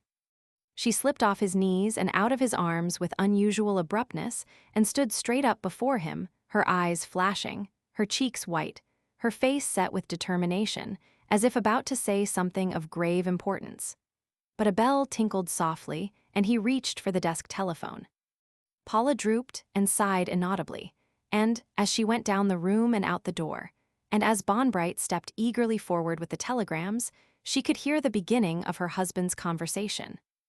"No, it is impossible. He's got to come through or I'll put him out of business. That gentleman's agreement is all poppycock. If it were only that, of course he could break it. But I've got some mighty interesting correspondence that he's forgotten about. Yes, it will clinch it in any court of law. I'll have the file in your office by 5 this afternoon. And tell him, for me, that if he tries to put through this trick, I'll break him. I'll put a competing line on, and his steamboats will be in the receiver's hands inside a year. And, hello, are you there? And just look up that point I suggested. I am rather convinced you'll find the interstate commerce has got him on 2 counts." Nor did Graham, nor even Paula, imagine that Dick, the keen one, the deep one, who could see and sense things yet to occur and out of intangible nuances and glimmerings build shrewd speculations and hypotheses that subsequent events often proved correct, was already sensing what had not happened, but what might happen. He had not heard Paula's brief significant words at the hitching post, nor had he seen Graham catch her in that deep scrutiny of him under the arcade. Dick had heard nothing, seen little, but sensed much, and, even in advance of Paula, had he apprehended in vague ways what she afterward had come to apprehend. The most tangible thing he had to build on was the night, immersed in bridge, when he had not been unaware of the abrupt leaving of the piano after the singing of the Gypsy Trail. Nor when, in careless, smiling greeting of them when they came down the room to devil him over his losing, had he failed to receive a hint or feeling of something unusual in Paula's roguish, teasing face. On the moment, laughing retorts, giving as good as she sent, Dick's own laughing eyes had swept over Graham beside her and likewise detected the unusual. The man was overstrung had been Dick's mental note at the time. But why should he be overstrung? Was there any connection between his overstrungness and the sudden desertion by Paula of the piano? And all the while these questions were slipping through his thoughts, he had laughed at their sallies, dealt, sorted his hand, and won the bid on no trumps. Yet to himself, he had continued to discount as absurd and preposterous the possibility of his vague apprehension ever being realized. It was a chance guess, a silly speculation, based upon the most trivial data, he sagely concluded. It merely connoted the attractiveness of his wife and of his friend.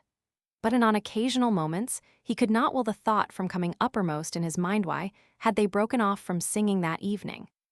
Why had he received the feeling that there was something unusual about it? Why had Graham been overstrung? Nor did Bonbright, one morning, taking dictation of a telegram in the last hour before noon, know that Dick's casual sauntering to the window, still dictating, had been caused by the faint sound of hoofs on the driveway. It was not the first of recent mornings that Dick had so sauntered to the window, to glance out with apparent absentness at the rush of the morning riding party in the last dash home to the hitching rails. But he knew, on this morning, before the first figures came in sight whose those figures would be. "Braxton is safe," he went on with the dictation without change of tone, his eyes on the road where the riders must first come into view. "If things break he can get out across the mountains into Arizona. See Connors immediately. Braxton left Connors complete instructions. Connors tomorrow in Washington. Give me fullest details any move signed." Up the driveway, the Fawn and Altadena clattered neck and neck. Dick had not been disappointed in the figures he expected to see. From the rear, cries and laughter and the sound of many hoofs tokened that the rest of the party was close behind. "And the next one, Mr. Bonbright, please put in the harvest code," Dick went on steadily, while to himself he was commenting that Graham was a passable rider but not an excellent one, and that it would have to be seen to that he was given a heavier horse than Altadena. "It is to Jeremy Braxton. Send it both ways. There is a chance one or the other may get through." Chapter 20. Once again, the tide of guests ebbed from the big house, and more than one lunch and dinner found only the two men and Paula at the table. On such evenings, while Graham and Dick yarned for their hour before bed, Paula no longer played soft things to herself at the piano, but sat with them doing fine embroidery and listening to the talk. Both men had much in common, had lived life in somewhat similar ways, and regarded life from the same angles. Their philosophy was harsh rather than sentimental, and both were realists. Paula made a practice of calling them the pair of brass tacks. "Oh yes," she laughed to them, "I understand your attitude. You are successes, the pair of you physical successes, I mean, you have health, you are resistant, you can stand things. You have survived where men less resistant have gone down. You pull through African fevers and bury the other fellows. This poor chap gets pneumonia in Cripple Creek and cashes in before you can get him to sea level. Now why didn't you get pneumonia? Because you were more deserving? Because you had lived more virtuously? Because you were more careful of risks and took more precautions?" She shook her head. "No, because you were luckier, I mean by birth, by possession of constitution and stamina. Why, Dick buried his 3 mates and 2 engineers at Guayaquil. Yellow fever. Why didn't the yellow fever germ, or whatever it is, kill Dick? And the same with you, Mr. Broad-shouldered, deep-chested Graham. In this last trip of yours, why didn't you die in the swamps instead of your photographer? Come, confess. How heavy was he? How broad were his shoulders? How deep his chest, wide his nostrils, tough his resistance?" "He weighed 135, Graham admitted ruefully, "but he looked all right and fit at the start. I think I was more surprised than he when he turned up his toes." Graham shook his head. "It wasn't because he was a light weight and small. The small men are usually the toughest, other things being equal. But you've put your finger on the reason just the same. He didn't have the physical stamina, the resistance, you know what I mean, Dick. In a way, it's like the quality of muscle and heart that enables some prize fighters to go the distance 20, 30, 40 rounds, say," Dick concurred. Right now, in San Francisco, there are several hundred youngsters dreaming of success in the ring. I've watched them trying out. All look good, fine-bodied, healthy, fit as fiddles, and young, and their spirits are most willing. And not 1 in 10 of them can last 10 rounds. I don't mean they get knocked out. I mean they blow up. Their muscles and their hearts are not made out of first-grade fiber. They simply are not made to move at high speed and tension for 10 rounds. And some of them blow up in 4 or 5 rounds. And not 1 in 40 can go the 20-round route, give and take, hammer and tongs, 1 minute of rest to 3 of fight, for a full hour of fighting. And the lad who can last 40 rounds is 1 in 10,000 lads like Nelson, Gans, and Walgest. You understand the point I am making, Paula took up. Here are the pair of you. Neither will see 40 again. You're a pair of hard-bitten sinners. You've gone through hardship and exposure that dropped others all along the way. You've had your fun and folly. You've roughed and rowdied over the world. Played the wild ass, Graham laughed in. And drunk deep, Paula added. Why, even alcohol hasn't burned you. You were too tough. You put the other fellows under the table or into the hospital or the grave and went your gorgeous way, a song on your lips with tissues uncorroded and without even the morning after headache. And the point is that you are successes. Your muscles are blonde beast muscles, your vital organs are blonde beast organs, and from all this emanates your blonde beast philosophy. That's why you are brass tacks and preach realism and practice realism, shouldering and shoving and walking over lesser and unluckier creatures who don't dare talk back, who, like Dick's prize-fighting boys, would blow up in the first round if they resorted to the arbitrament of force. Dick whistled a long note of mock dismay. And that's why you preach the gospel of the strong, Paula went on. If you had been weaklings, you'd have preached the gospel of the weak and turned the other cheek. But you pair of big-muscled giants, when you are struck, being what you are, you don't turn the other cheek. No, Dick interrupted quietly. We immediately roar, knock his block off, and then do what she's got us, Evan, hip and thigh. Philosophy, like religion, is what the man is, and is by him made in his own image. And while the talk led over the world, Paula sewed on, her eyes filled with the picture of the two big men, admiring, wondering, pondering, without the surety of self that was theirs, aware of a slipping and giving of convictions so long accepted that they had seemed part of her. Later in the evening, she gave voice to her trouble. The strangest part of it, she said, taking up a remark Dick had just made, is that too much philosophizing about life gets one worse than nowhere. A philosophically atmosphere is confusing, at least to a woman. One hears so much about everything, and against everything that nothing is sure. For instance, Mendenhall's wife is a Lutheran. She hasn't a doubt about anything. All is fixed, ordained, immovable. Star drifts and ice ages she knows nothing about. And if she did, they would not alter in the least her rules of conduct for men and women in this world and in relation to the next. But here, with us, you two pound your brass tacks. Terence does a Greek dance of Epicurean anarchism. Hancock waves the glittering veils of Bergsonian metaphysics. Leo makes solemn obeisance at the altar of beauty, and Darheil juggles his sophistic blastism to no end save all your applause for his cleverness. Don't you see? The effect is that there is nothing solid in any human judgment. Nothing is right. Nothing is wrong. One is left compassless, rudderless, chartless on a sea of ideas. Shall I do this? Must I refrain from that? Will it be wrong? Is there any virtue in it? Mrs. Mendenhall has her instant answer for every such question, but do the philosophers? Paula shook her head. No, all they have is ideas. They immediately proceed to talk about it, and talk and talk and talk, and with all their erudition reach no conclusion whatever. And I am just as bad. I listen and talk, as I am talking now, and remain convictionless. There is no test. But there is, Dick said. The old, eternal test of truth. Will it work? Ah, now you are pounding your favorite brass tack, Paula smiled.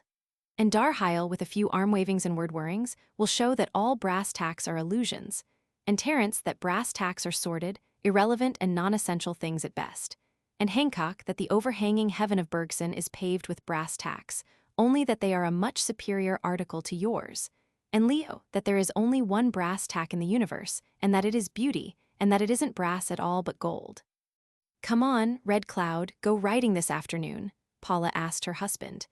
Get the cobwebs out of your brain, and let lawyers and mines and livestock go hang. I'd like to, Paul, he answered. But I can't. I've got to rush in a machine all the way to the Buckeye. Word came in just before lunch. They're in trouble at the dam. There must have been a fault in the understrata, and too heavy dynamiting has opened it. In short, what's the good of a good dam when the bottom of the reservoir won't hold water?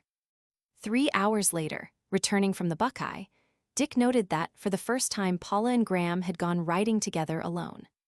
The Wainwrights and the Coglins, in 2 machines, out for a week's trip to the Russian River, rested over for a day at the big house, and were the cause of Paula's taking out the tally-ho for a picnic into the Los Banos hills.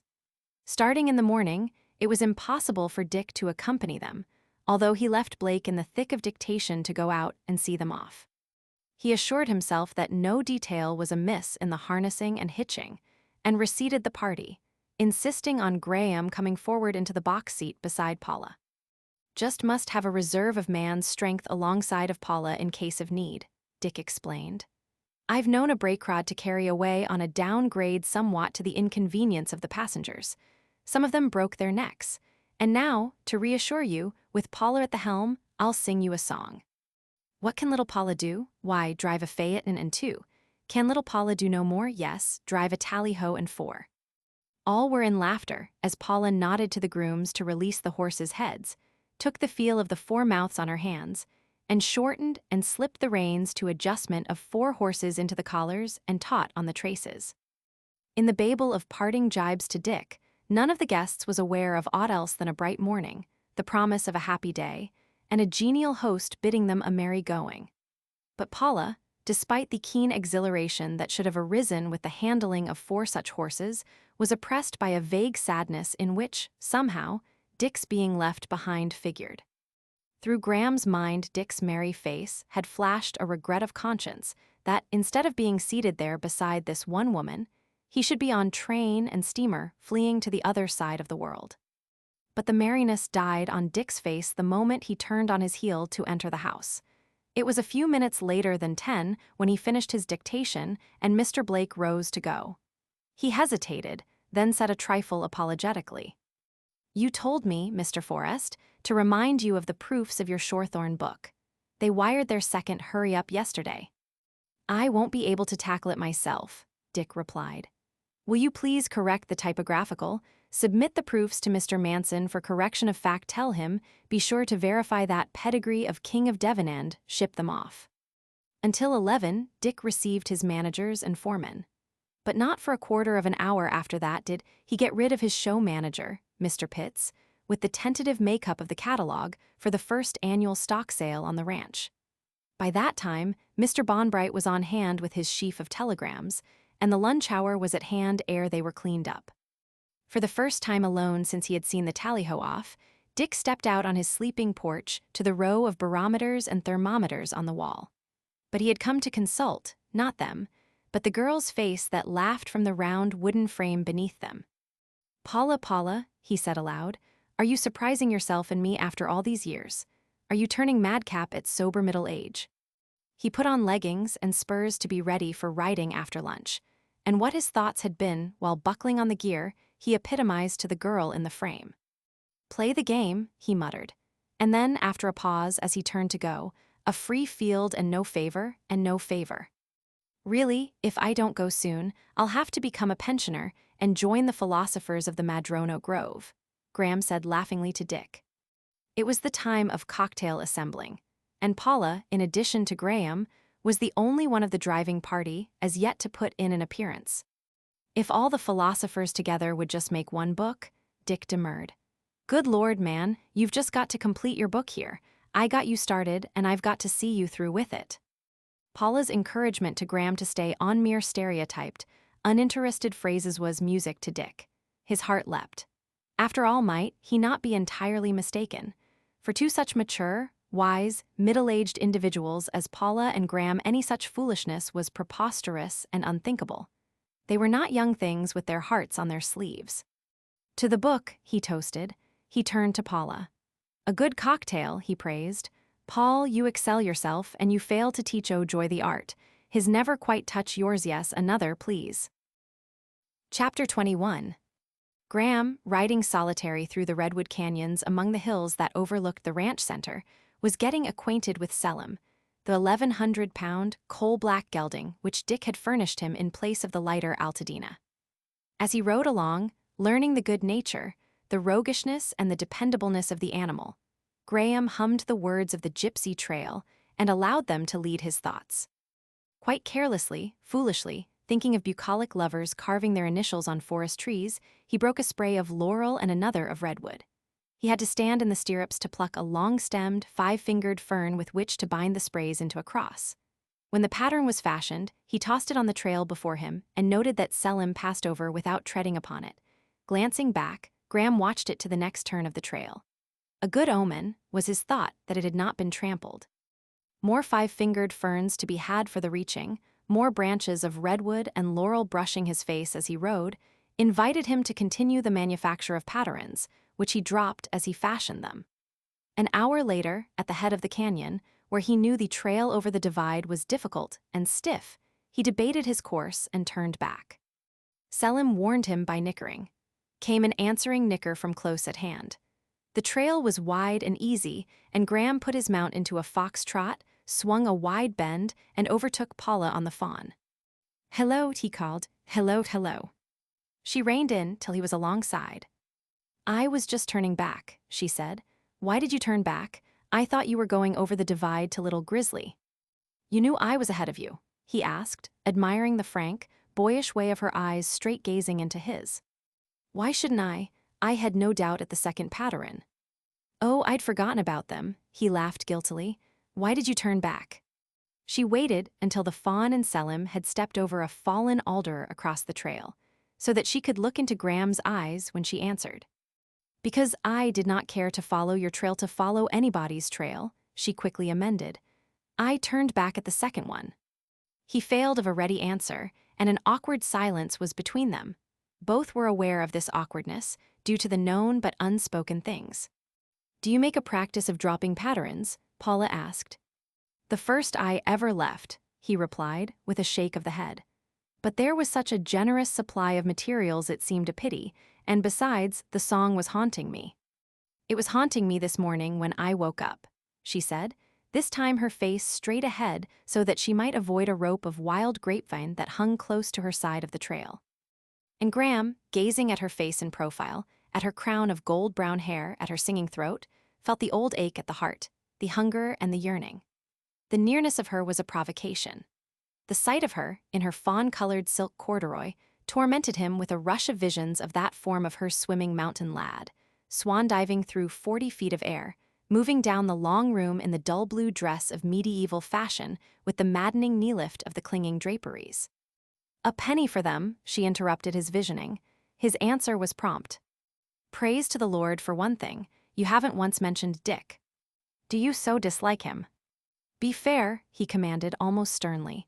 "It is because I like him otherwise." "What?" she queried. Her voice was brave, although she looked straight before her at the fawn's pricking ears. "I can't understand why I remain. I should have been gone long ago." "Why?" she asked, her gaze still on the pricking ears. Be fair," he warned.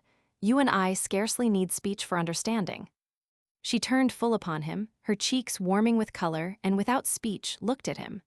Her whip hand rose quickly, halfway as if to press her breast, and halfway paused irresolutely, then dropped down to her side. But her eyes, he saw, were glad and startled. There was no mistake. The startle lay in them, and also the gladness. And he, knowing as it is given some men to know, changed the bridle rein to his other hand, reined close to her, put his arm around her, drew her till the horses rocked, and, knee to knee and lips on lips, kissed his desire to hers. There was no mistake pressure to pressure, warmth to warmth, and with an elate thrill he felt her breathe against him. The next moment she had torn herself loose. The blood had left her face. Her eyes were blazing. Her riding whip rose as if to strike him, then fell on the startled fawn.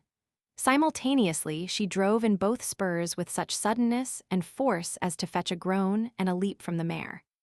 He listened to the soft thuds of hoofs die away along the forest path, himself dizzy in the saddle from the pounding of his blood.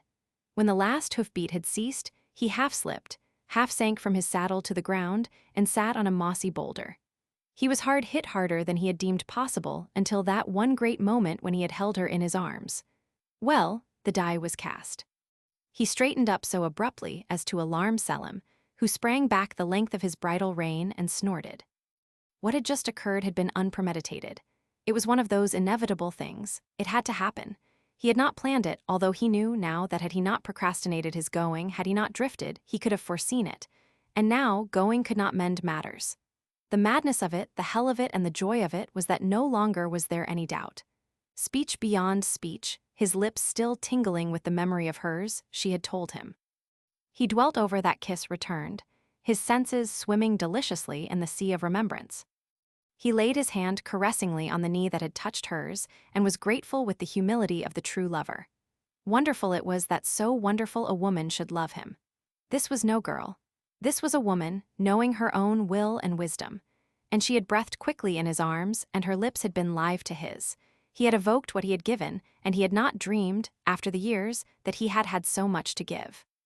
He stood up, made as if to mount Selim, who nozzled his shoulder, then paused to debate. It was no longer a question of going. That was definitely settled. Dick had certain rights, true, but Paula had her rights, and did he have the right to go, after what had happened, unless she went with him? To go now was to kiss and ride away. Surely, since the world of sex decreed that often the same men should love the one woman, and therefore that perfidy should immediately enter into such a triangle surely, it was the lesser evil to be perfidious to the man than to the woman. It was a real world, he pondered as he rode slowly along, and Paula and Dick and he were real persons in it, were themselves conscious realists who looked the facts of life squarely in the face. This was no affair of priest and code, of other wisdoms and decisions. Of themselves must it be settled. Someone would be hurt, but life was hurt. Success in living was the minimizing of pain. Dick believed that himself, thanks be. The three of them believed it, and it was nothing new under the sun. The countless triangles of the countless generations had all been somehow solved. This, then, would be solved. All human affairs reached some solution. He shook sober thought from his brain and returned to the bliss of memory, reaching his hand to another caress of his knee, his lips breathing again to the breathing of hers against them.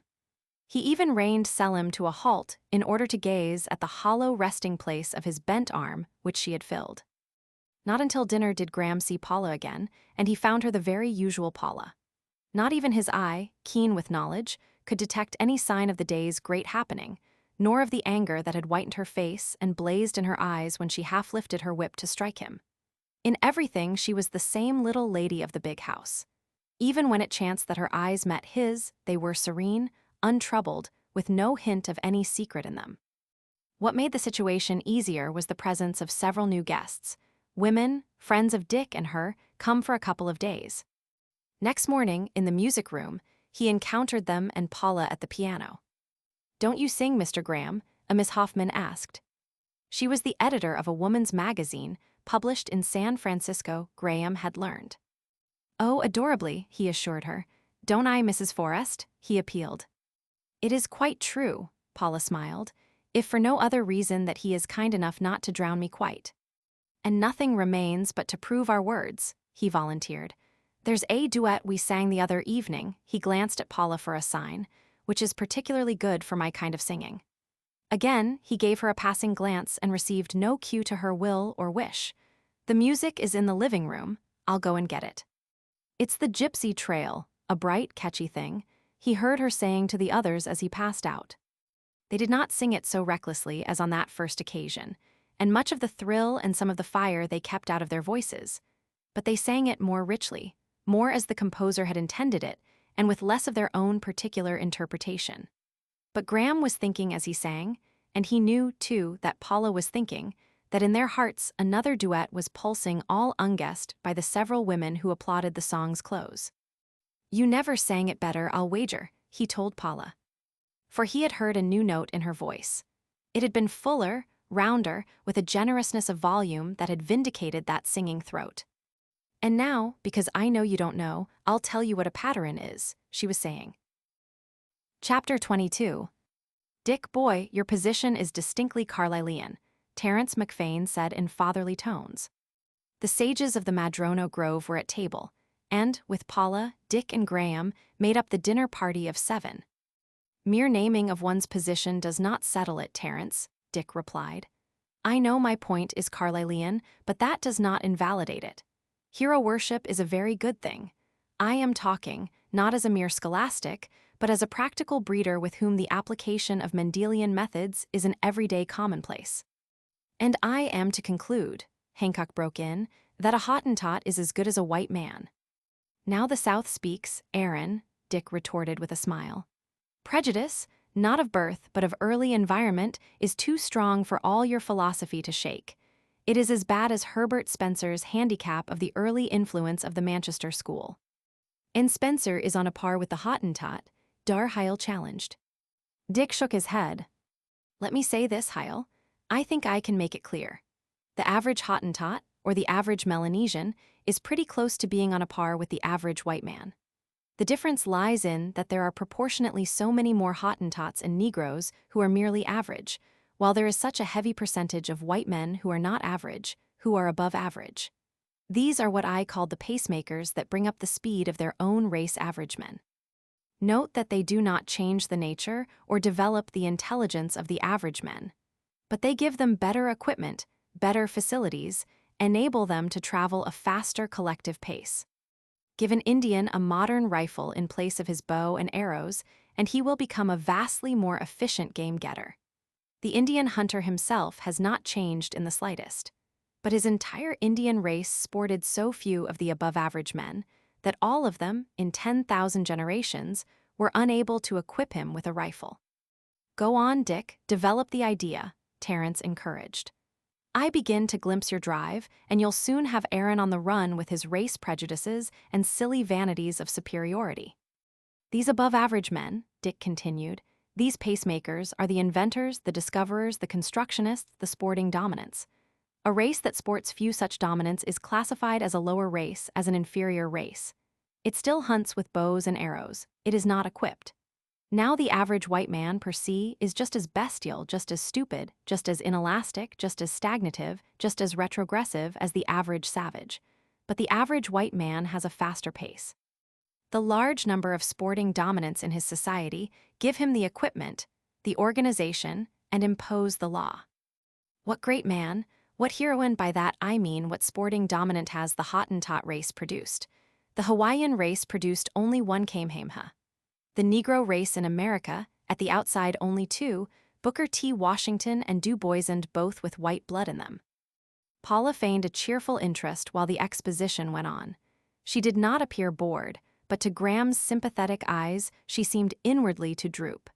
And in an interval of tilt between Terence and Hancock, she said in a low voice to Graham, "Words, words, words, so much and so many of them. I suppose Dick is right, he so nearly always is. But I confess to my old weakness of inability to apply all these floods of words to my life, I mean, to my living, to what I should do, to what I must do." Her eyes were unfalteringly fixed on his while she spoke, leaving no doubt in his mind to what she referred. I don't know what bearing sporting dominance and race bases have on my life. They show me no right or wrong or way for my particular feat. And now that they've started, they are liable to talk the rest of the evening. Oh, I do understand what they say, she hastily assured him, but it doesn't mean anything to me. Words, words, words, and I want to know what to do with myself, what to do with you, what to do with Dick.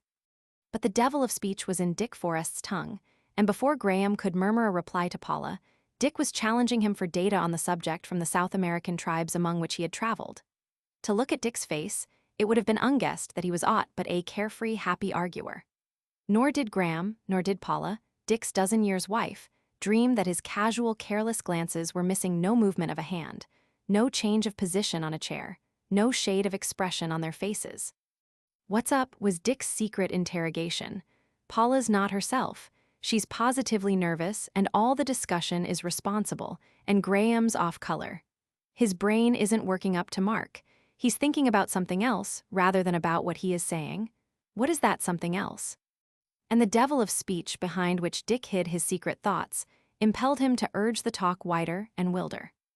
"For once I could almost hate the four sages," Paula broke out in an undertone to Graham, who had finished furnishing the required data. Dick, himself talking, in cool sentences amplifying his thesis, apparently engrossed in his subject, saw Paula make the aside, although no word of it reached his ears, saw her increasing nervousness, saw the silent sympathy of Graham, and wondered what had been the few words she uttered, while to the listening table he was saying. Fisher and Spicer are both agreed on the paucity of unit characters that circulate in the heredity of the lesser races, as compared with the immense variety of unit characters in, say, the French or German or English. No one at the table suspected that Dick deliberately dangled the bait of a new trend to the conversation, nor did Leo dream afterward that it was the mastercraft and deviltry of Dick, rather than his own question, that changed the subject when he demanded to know what part the female sporting dominance played in the race. "Females don't sport, Leo, my lad," Terence, with a wink to the others, answered him. "Females are conservative. They keep the type true. They fix it and hold it and are the everlasting clog on the chariot of progress. If it wasn't for the females, every blessed mother's son of us would be a sporting dominant. I refer to our distinguished breeder and practical Mendelian, whom we have with us this evening to verify my random statements. Let us get down first of all to bedrock and find out what we are talking about." Dick was prompt on the uptake. "What is woman?" he demanded with an air of earnestness. "The ancient Greeks said woman was nature's failure to make a man," Darheil answered, the while the imp of mockery laughed in the corners of his mouth and curled his thin, cynical lips derisively. Leo was shocked. His face flushed. There was pain in his eyes and his lips were trembling as he looked wistful appeal to Dick. "The half-sex," Hancock jibed. "As if the hand of God had been withdrawn midway in the making, leaving her but a half-soul, a groping soul at best." "No, I know," the boy cried out. "You must not say such things, Dick, you know, tell them. "I wish I could," Dick replied. "But this soul discussion is vague as souls themselves. We all know of ourselves that we often grope, are often lost, and are never so much lost as when we think we know where we are and all about ourselves. What is the personality of a lunatic but a personality a little less, or very much less, coherent than ours? What is the personality of a moron? Of an idiot? Of a feeble-minded child? Of a horse? A dog? A mosquito? A bullfrog? A woodtick? A garden snail? And Leo, what is your own personality when you sleep and dream, when you are seasick, when you are in love, when you have colic, when you have a cramp in the leg, when you are smitten abruptly with the fear of death, when you are angry, when you are exalted with the sense of the beauty of the world and think you think all inexpressible, unutterable thoughts? I say think you think intentionally. Did you really think, then your sense of the beauty of the world would not be inexpressible, unutterable? It would be clear, sharp, definite. You could put it into words. Your personality would be clear, sharp, and definite as your thoughts and words. Ergo, Leo, when you deem, in exalted moods, that you are at the summit of existence, in truth you are thrilling, vibrating, dancing a mad orgy of the senses, and not knowing a step of the dance or the meaning of the orgy. You don't know yourself. Your soul, your personality at that moment, is a vague and groping thing. Possibly the bullfrog, inflating himself on the edge of a pond and uttering hoarse croaks through the darkness to a warty mate, possesses also, at that moment, a vague and groping personality. No, Leo, personality is too vague for any of our vague personalities to grasp. There are seeming men with the personalities of women. There are plural personalities. There are two-legged human creatures that are neither fish, flesh, nor fowl. We, as personalities, float like fog wisps through glooms and darknesses and light flashings. It is all fog and mist, and we are all foggy and misty in the thick of the mystery. Maybe it's mystification, instead of mystery man-made mystification, Paula said. There talks the true woman that Leo thinks is not a half-soul, Dick retorted. The point is, Leo, sex and soul are all interwoven and tangled together, and we know little of one and less of the other. But women are beautiful, the boy stammered. Oh ho, Hancock broke in, his black eyes gleaming wickedly. So, Leo, you identify woman with beauty. The young poet's lips moved, but he could only nod. Very well, then, let us take the testimony of painting, during the last 1,000 years, as a reflex of economic conditions and political institutions, and by it see how man has molded and daubed woman into the image of his desire, and how she has permitted him. You must stop baiting, Leo, Paula interfered, and be truthful, all of you, and say what you do know or do believe. Woman is a very sacred subject, Darheil enunciated solemnly. There is the Madonna, Graham suggested, stepping into the breach to Paula's aid. And the cerebrale, Terence added, winning a nod of approval from Charl. One at a time, Hancock said. Let us consider the Madonna worship, which was a particular woman worship in relation to the general woman worship of all women today and to which Leo subscribes. Man is a lazy, loafing savage. He dislikes to be pestered. He likes tranquility, repose, and he finds himself, ever since man began, saddled to a restless, nervous, irritable, hysterical traveling companion, and her name is woman. She has moods, tears, vanities, angers, and moral irresponsibilities. He couldn't destroy her. He had to have her, although she was always spoiling his peace. What was he to do? Trust him to find a way, the cunning rascal, Terence interjected. He made a heavenly image of her, Hancock kept on.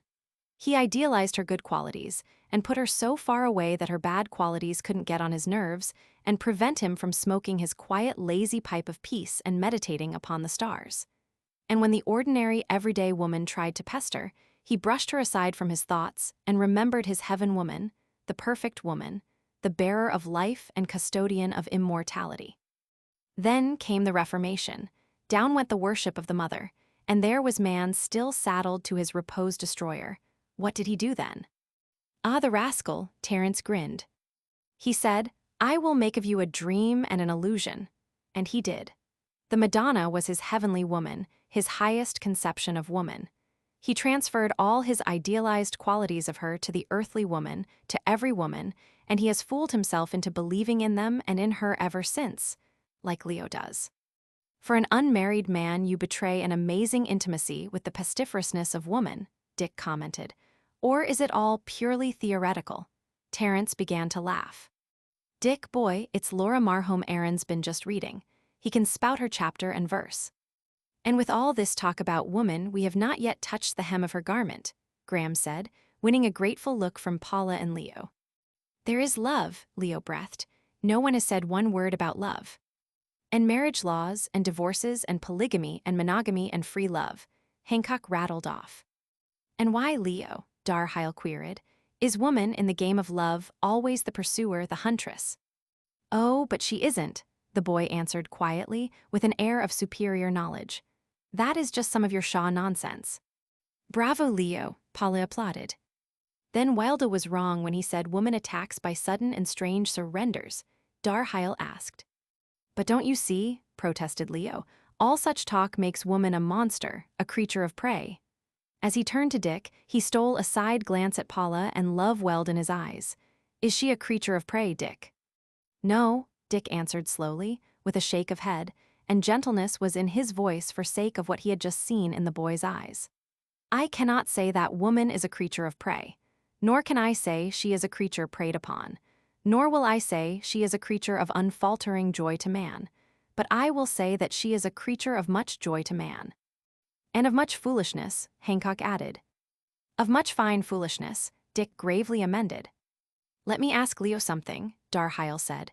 Leo, why is it that a woman loves the man who beats her? And doesn't love the man who doesn't beat her, Leo countered. Precisely. Well, you are partly right and mostly wrong-o. I have learned about definitions from you fellows. You've cunningly left them out of your two propositions. Now I'll put them in for you. A man who beats a woman he loves is a low-type man. A woman who loves the man who beats her is a low-type woman. No high-type man beats the woman he loves. No high-type woman, and all unconsciously Leo's eyes roved to Paula, could love a man who beats her. No, Leo, Dick said. I assure you I have never beaten Paula. So you see, Leo went on with flushing cheeks, you are wrong. Paula loves Dick without being beaten. With what seemed pleased amusement beaming on his face, Dick turned to Paula as if to ask her silent approval of the lad's words. But what Dick sought was the effect of the impact of such words under the circumstances he apprehended. In Paula's eyes, he thought he detected a flicker of something he knew not what. Graham's face he found expressionless insofar as there was no apparent change of the expression of interest that had been there. Woman has certainly found her St. George tonight, Graham complimented. Leo, you shame me. Here I sit quietly by while you fight 3 dragons. And such dragons, Paula joined in. If they drove O'Hay to drink, what will they do to you, Leo? No knight of love can ever be discomfited by all the dragons in the world, Dick said. And the best of it, Leo, is in this case the dragons are more right than you think, and you are more right than they just the same. Here's a dragon that's a good dragon, Leo, lad, Terence spoke up. This dragon is going to desert his disreputable companions and come over on your side and be a Saint Terence. And this Saint Terence has a lovely question to ask you. Let this dragon roar first, Hancock interposed. Leo, by all in love that is sweet and lovely, I ask you, why do lovers, out of jealousy, so often kill the woman they love? Because they are hurt, because they are insane, came the answer. And because they have been unfortunate enough to love a woman so low in type that she could be guilty of making them jealous. But Leo, love will stray, Dick prompted. You must give a more sufficient answer. True for Dick, Terence supplemented. And it's helping you I am to the full stroke of your sword. Love will stray among the highest types, and when it does in steps the green-eyed monster. Suppose the most perfect woman you can imagine should cease to love the man who does not beat her and come to love another man who loves her and will not beat her, what then? All highest types, mind you, now up with your sword and slash into the dragons. The first man will not kill her nor injure her in any way, Leo asserted stoutly. Because if he did, he would not be the man you describe. He would not be high type, but low type. You mean he would get out of the way? Dick asked, at the same time busying himself with a cigarette so that he might glance at no one's face. Leo nodded gravely. He would get out of the way, and he would make the way easy for her, and he would be very gentle with her. Let us bring the argument right home, Hancock said. We'll suppose you're in love with Mrs. Forrest, and Mrs. Forrest is in love with you, and you run away together in the big limousine. Oh, but I wouldn't, the boy blurted out, his cheeks burning. Leo, you are not complimentary, Paula encouraged. It's just supposing, Leo, Hancock urged. The boy's embarrassment was pitiful, and his voice quivered, but he turned bravely to Dick and said, That is for Dick to answer. And I'll answer, Dick said. I wouldn't kill Paula, nor would I kill you, Leo. That wouldn't be playing the game. No matter what I felt at heart, I'd say, bless you, my children. But just the same, he paused, and the laughter signals in the corners of his eyes advertised a whimsy. I'd say to myself that Leo was making a sad mistake. You see, he doesn't know Paula. She would be for interrupting his meditations on the stars. Terence smiled. Never, never, Leo, I promise you, Paula exclaimed. There do you belie yourself, Mrs. Forrest, Terence assured her. In the first place, you couldn't help doing it. Besides, it'd be your bounden duty to do it. And finally, if I may say so, as somewhat of an authority, when I was a mad young lover of a man, with my heart full of a woman and my eyes full of the stars, 'twas ever the dearest delight to be loved away from them by the woman out of my heart. Terence, if you keep on saying such lovely things, cried Paula, I'll run away with both you and Leo in the limousine. Hurry the day, said Terence gallantly. But leave space among your fripperies for a few books on the stars that Leo and I may be studying in odd moments. The combat ebbed away from Leo, and Darheil and Hancock beset Dick. What do you mean by playing the game? Darheil asked. Just what I said, just what Leo said, Dick answered. And he knew that Paula's boredom and nervousness had been banished for some time, and that she was listening with an interest almost eager. In my way of thinking, and in accord with my temperament, the most horrible spiritual suffering I can imagine would be to kiss a woman who endured my kiss. Suppose she fooled you, say for old sake's sake, or through desire not to hurt you or pity for you, Hancock propounded. It would be, to me, the unforgivable sin, came Dick's reply. It would not be playing the game for her. I cannot conceive the fairness nor the satisfaction of holding the woman one loves a moment longer than she loves to be held. Leo is very right. The drunken artisan with his fists may arouse and keep love alive in the breast of his stupid mate. But the higher human males, the males with some shadow of rationality, some glimmer of spirituality, cannot lay rough hands on love. With Leo, I would make the way easy for the woman, and I would be very gentle with her. Then, what becomes of your boasted monogamic marriage institution of Western civilization? Darheil asked. And Hancock, you argue for free love then? I can only answer with a hackneyed truism, Dick said. There can be no love that is not free. Always, please, remember the point of view is that of the higher types. And the point of view answers you, Dar.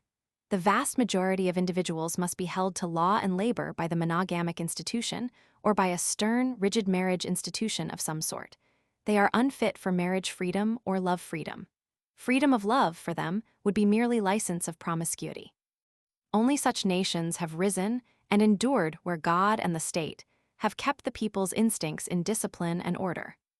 Then you don't believe in the marriage laws for, say, yourself? Darheil inquired, while you do believe in them for other men. I believe in them for all men. Children, family, career, society, the state, all these things make marriage, legal marriage, imperative. And by the same token, that is why I believe in divorce. Men and women, all women, are capable of loving more than once, of having the old love die and of finding a new love born. The state cannot control love any more than can a man or a woman. When one falls in love, and that's all he knows about it. There it is, throbbing, sighing, singing, thrilling love, but the state can control license. It is a complicated free love that you stand for, Hancock criticized. True, and for the reason that man, living in society, is a most complicated animal. But there are men, lovers, who would die at the loss of their loved one. Leo surprised the table by his initiative. They would die if she died, they would die oh so more quickly if she lived and loved another. Well, they'll have to keep on dying as they have always died in the past, Dick answered grimly. And no blame attaches anywhere for their deaths. We are so made that our hearts sometimes stray. My heart would never stray, Leo asserted proudly, unaware that all at the table knew his secret. I could never love twice, I know. True for you, lad, Terence approved. The voice of all true lovers is in your throat. 'Tis the absoluteness of love that is its joy. How did Shelley put it? Or was it Keats? All a wonder and a wild delight. Sure, a miserable skinflint of a half-baked lover would it be, that could dream there was aught in woman form 1,000th part as sweet, as ravishing and enticing, as glorious and wonderful as his own woman that he could ever love again. And as they passed out from the dining room, Dick, continuing the conversation with Darheil, was wondering whether Paula would kiss him good night or slip off to bed from the piano. And Paula, talking to Leo about his latest sonnet which he had shown her, was wondering if she could kiss Dick, and was suddenly greatly desirous to kiss him, she knew not why. Chapter 23. There was little talk that same evening after dinner. Paula, singing at the piano, disconcerted Terence in the midst of an apostrophe on love. He quit a phrase midmost to listen to the something new he heard in her voice, then slid noiselessly across the room to join Leo at full length on the bearskin. Darheil and Hancock likewise abandoned the discussion, each isolating himself in a capacious chair. Graham, seeming least attracted, browsed in a current magazine, but Dick observed that he quickly ceased turning the pages. Nor did Dick fail to catch the new note in Paula's voice and to endeavor to sense its meaning.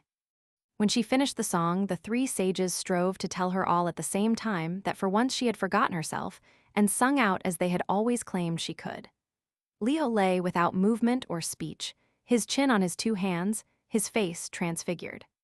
It's all this talk on love, Paula laughed, and all the lovely thoughts Leo and Terence and Dick have put into my head. Terence shook his long mop of iron-gray hair. Into your heart you'd be meaning, he corrected. 'Tis the very heart and throat of love that are yours this night, and for the first time, dear lady, have I heard the full fair volume that is yours. Never again plaint that your voice is thin. Thick it is, and round it is, as a great rope, a great golden rope for the mooring of argosies in the harbors of the Happy Isles. And for that I shall sing you the Gloria, she answered, to celebrate the slaying of the dragons by St. Leo, by St. Terence, and of course by St. Richard. Dick, missing nothing of the talk, saved himself from speech by crossing to the concealed sideboard and mixing for himself a scotch and soda. While Paula sang the Gloria, he sat on one of the couches, sipping his drink and remembering keenly. Once before he had heard her sing like that in Paris, during their swift courtship, and directly afterward, during their honeymoon on the All Away. A little later, using his empty glass in silent invitation to Graham, he mixed highballs for both of them, and, when Graham had finished his, suggested to Paula that she and Graham sing the Gypsy Trail. She shook her head and began Das Krautvergessenheit. She was not a true woman, she was a terrible woman, the song's close wrung from Leo. And he was a true lover. She broke his heart, but still he loved her. He cannot love again because he cannot forget his love for her. And now, Red Cloud, the song of the acorn, Paula said, smiling over to her husband. Put down your glass and be good and plant the acorns. Dick lazily hauled himself off the couch and stood up, shaking his head mutinously, as if tossing a mane, and stamping ponderously with his feet in simulation of mountain lad. I'll have Leo know that he is not the only poet and love knight on the ranch.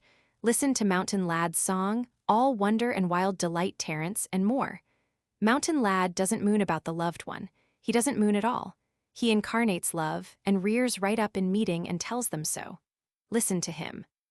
Dick filled the room and shook the air with wild, glad stallion nickering, and then, with mane tossing and foot pawing, chanted, Hear me, I am Eros. I stamp upon the hills. I fill the wide valleys. The mares hear me and startle in quiet pastures, for they know me. The land is filled with fatness, and the sap is in the trees. It is the spring. The spring is mine. I am monarch of my kingdom of the spring. The mares remember my voice. They knew me aforetimes through their mothers before them. Hear me, I am Eros. I stamp upon the hills, and the wide valleys are my heralds, echoing the sound of my approach. It was the first time the sages of the Madrono Grove had heard Dick's song, and they were loud in applause. Hancock took it for a fresh start in the discussion and was beginning to elaborate a biologic Bergsonian definition of love when he was stopped by Terence, who had noticed the pain that swept across Leo's face. Go on, please, dear lady, Terence begged, and sing of love, only of love, for it is my experience that I meditate best upon the stars to the accompaniment of a woman's voice. A little later, oh joy, entering the room, waited till Paula finished a song, then moved noiselessly to Graham and handed him a telegram. Dick scowled at the interruption. Very important, I think, the Chinese explained to him. Who took it? Dick demanded. Me, I took it, was the answer. Night clerk at El Dorado call on telephone, he say important, I take it. It is fairly so, Graham spoke up, having finished reading the message. Can I get a train out tonight for San Francisco, Dick? Oh joy, come back a moment, Dick called, looking at his watch. What train for San Francisco stops at El Dorado? 11:10, came the instant information. Plenty time, not too much, I call chauffeur. Dick nodded. You really must jump out tonight? He asked Graham. Really, it is quite important. Will I have time to pack? Dick gave a confirmatory nod to Oh joy and said to Graham. Just time to throw the needful into a grip. He turned to Oh joy. Is Oh my up yet? Yes, sir. Send him to Mr. Graham's room to help and let me know as soon as the machine is ready. No limousine. Tell Saunders to take the racer. One fine big strapping man that, Terence commented after Graham had left the room. They had gathered about Dick, with the exception of Paula, who remained at the piano listening. One of the few men I'd care to go along with, hell for leather, on a forlorn hope or anything of that sort, Dick said. He was on the Nethermere when she went ashore at Pango in the '97 hurricane. Pango is just a strip of sand, 12 feet above high water mark, a lot of coconuts and uninhabited. 40 women among the passengers, English officers' wives and such. Graham had a bad arm, big as a leg snake bite. It was a thundering sea. Boats couldn't live. They smashed 2 and lost both crews. 4 sailors volunteered in succession to carry a light line ashore, and each man in turn, dead at the end of it, was hauled back on board. While they were untying the last one, Graham, with an arm like a leg, stripped for it and went to it. And he did it, although the pounding he got on the sand broke his bad arm and staved in 3 ribs. But he made the line fast before he quit. In order to haul the hawser ashore, 6 more volunteered to go in on Evan's line to the beach. 4 of them arrived, and only 1 woman of the 40 was lost. She died of heart disease and fright. I asked him about it once. He was as bad as an Englishman. All I could get out of the beggar was that the recovery was uneventful. Thought that the salt water, the exercise, and the breaking of the bone had served as counterirritants and done the arm good. Oh joy and Graham entered the room from opposite ends. Dick saw that Graham's first questing glance was for Paula. All ready, sir, Oh joy announced. Dick prepared to accompany his guest outside to the car, but Paula evidenced her intention of remaining in the house. Graham started over to her to murmur perfunctory regrets and goodbye. And she, warm with what Dick had just told of him, pleasured at the goodly sight of him, dwelling with her eyes on the light, high poise of head, the careless, sun-sanded hair, and the lightness, almost debonairness of his carriage despite his weight of body and breadth of shoulders. As he drew near to her, she centered her gaze on the long gray eyes whose hint of drooping lids hinted of boyish sullenness. She waited for the expression of sullenness to vanish as the eyes lighted with the smile she had come to know so well. What he said was ordinary enough, as were her regrets, but in his eyes as he held her hand a moment was the significance which she had unconsciously expected and to which she replied with her own eyes. The same significance was in the pressure of the momentary handclasp. All unpremeditated, she responded to that quick pressure. As he had said, there was little need for speech between them. As their hands fell apart, she glanced swiftly at Dick, for she had learned much in their dozen years together of his flashes of observance, and had come to stand in awe of his almost uncanny powers of guessing facts from nuances, and of linking nuances into conclusions often startling in their thoroughness and correctness. But Dick, his shoulder toward her, laughing over some quip of Hancock, was just turning his laughter-crinkled eyes toward her as he started to accompany Graham. No, was her thought. Surely Dick had seen nothing of the secret little that had been exchanged between them. It had been very little, very quick a light in the eyes, a muscular quiver of the fingers, and no lingering. How could Dick have seen or sensed? Their eyes had certainly been hidden from Dick, likewise their clasped hands, for Graham's back had been toward him.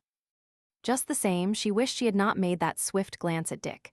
She was conscious of a feeling of guilt, and the thought of it hurt her as she watched the two big men, of a size and blondness, go down the room side by side. Of what had she been guilty? She asked herself. Why should she have anything to hide? Yet she was honest enough to face the fact and accept without quibble that she had something to hide. And her cheeks burned at the thought that she was being drifted into deception. "I won't be but a couple of days," Graham was saying as he shook hands with Dick at the car. Dick saw the square, straight look of his eyes and recognized the firmness and heartiness of his gripping hand.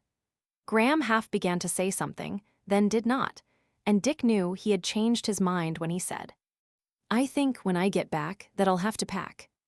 "But the book," Dick protested, inwardly cursing himself for the leap of joy which had been his at the other's words. "That's just why," Graham answered. "I've got to get it finished. It doesn't seem I can work like you do. The ranch is too alluring. I can't get down to the book. I sit over it and sit over it, but the confounded meadowlarks keep echoing in my ears, and I begin to see the fields and the redwood canyons and Selim. And after I waste an hour, I give up and ring for Selim. And if it isn't that, it's any one of 1,000 other enchantments." He put his foot on the running board of the pulsing car and said, "Well, so long, old man." "Come back and make a stab at it," urged Dick. "If necessary, we'll frame up a respectable daily grind, and I'll lock you in every morning until you've done it. And if you don't do your work all day you'll stay locked in. I'll make you work got cigarettes, matches." "Righto."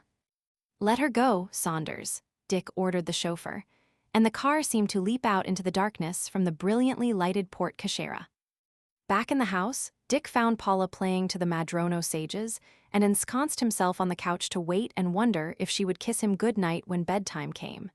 It was not, he recognized, as if they made a regular schedule of kissing. It had never been like that. Often and often he did not see her until midday, and then in the presence of guests. And often, she slipped away to bed early, disturbing no one with a good-night kiss to her husband, which might well hint to them that their bedtime had come.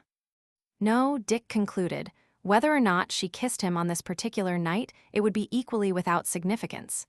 But still, he wondered. She played on and sang on interminably, until at last he fell asleep. When he awoke, he was alone in the room.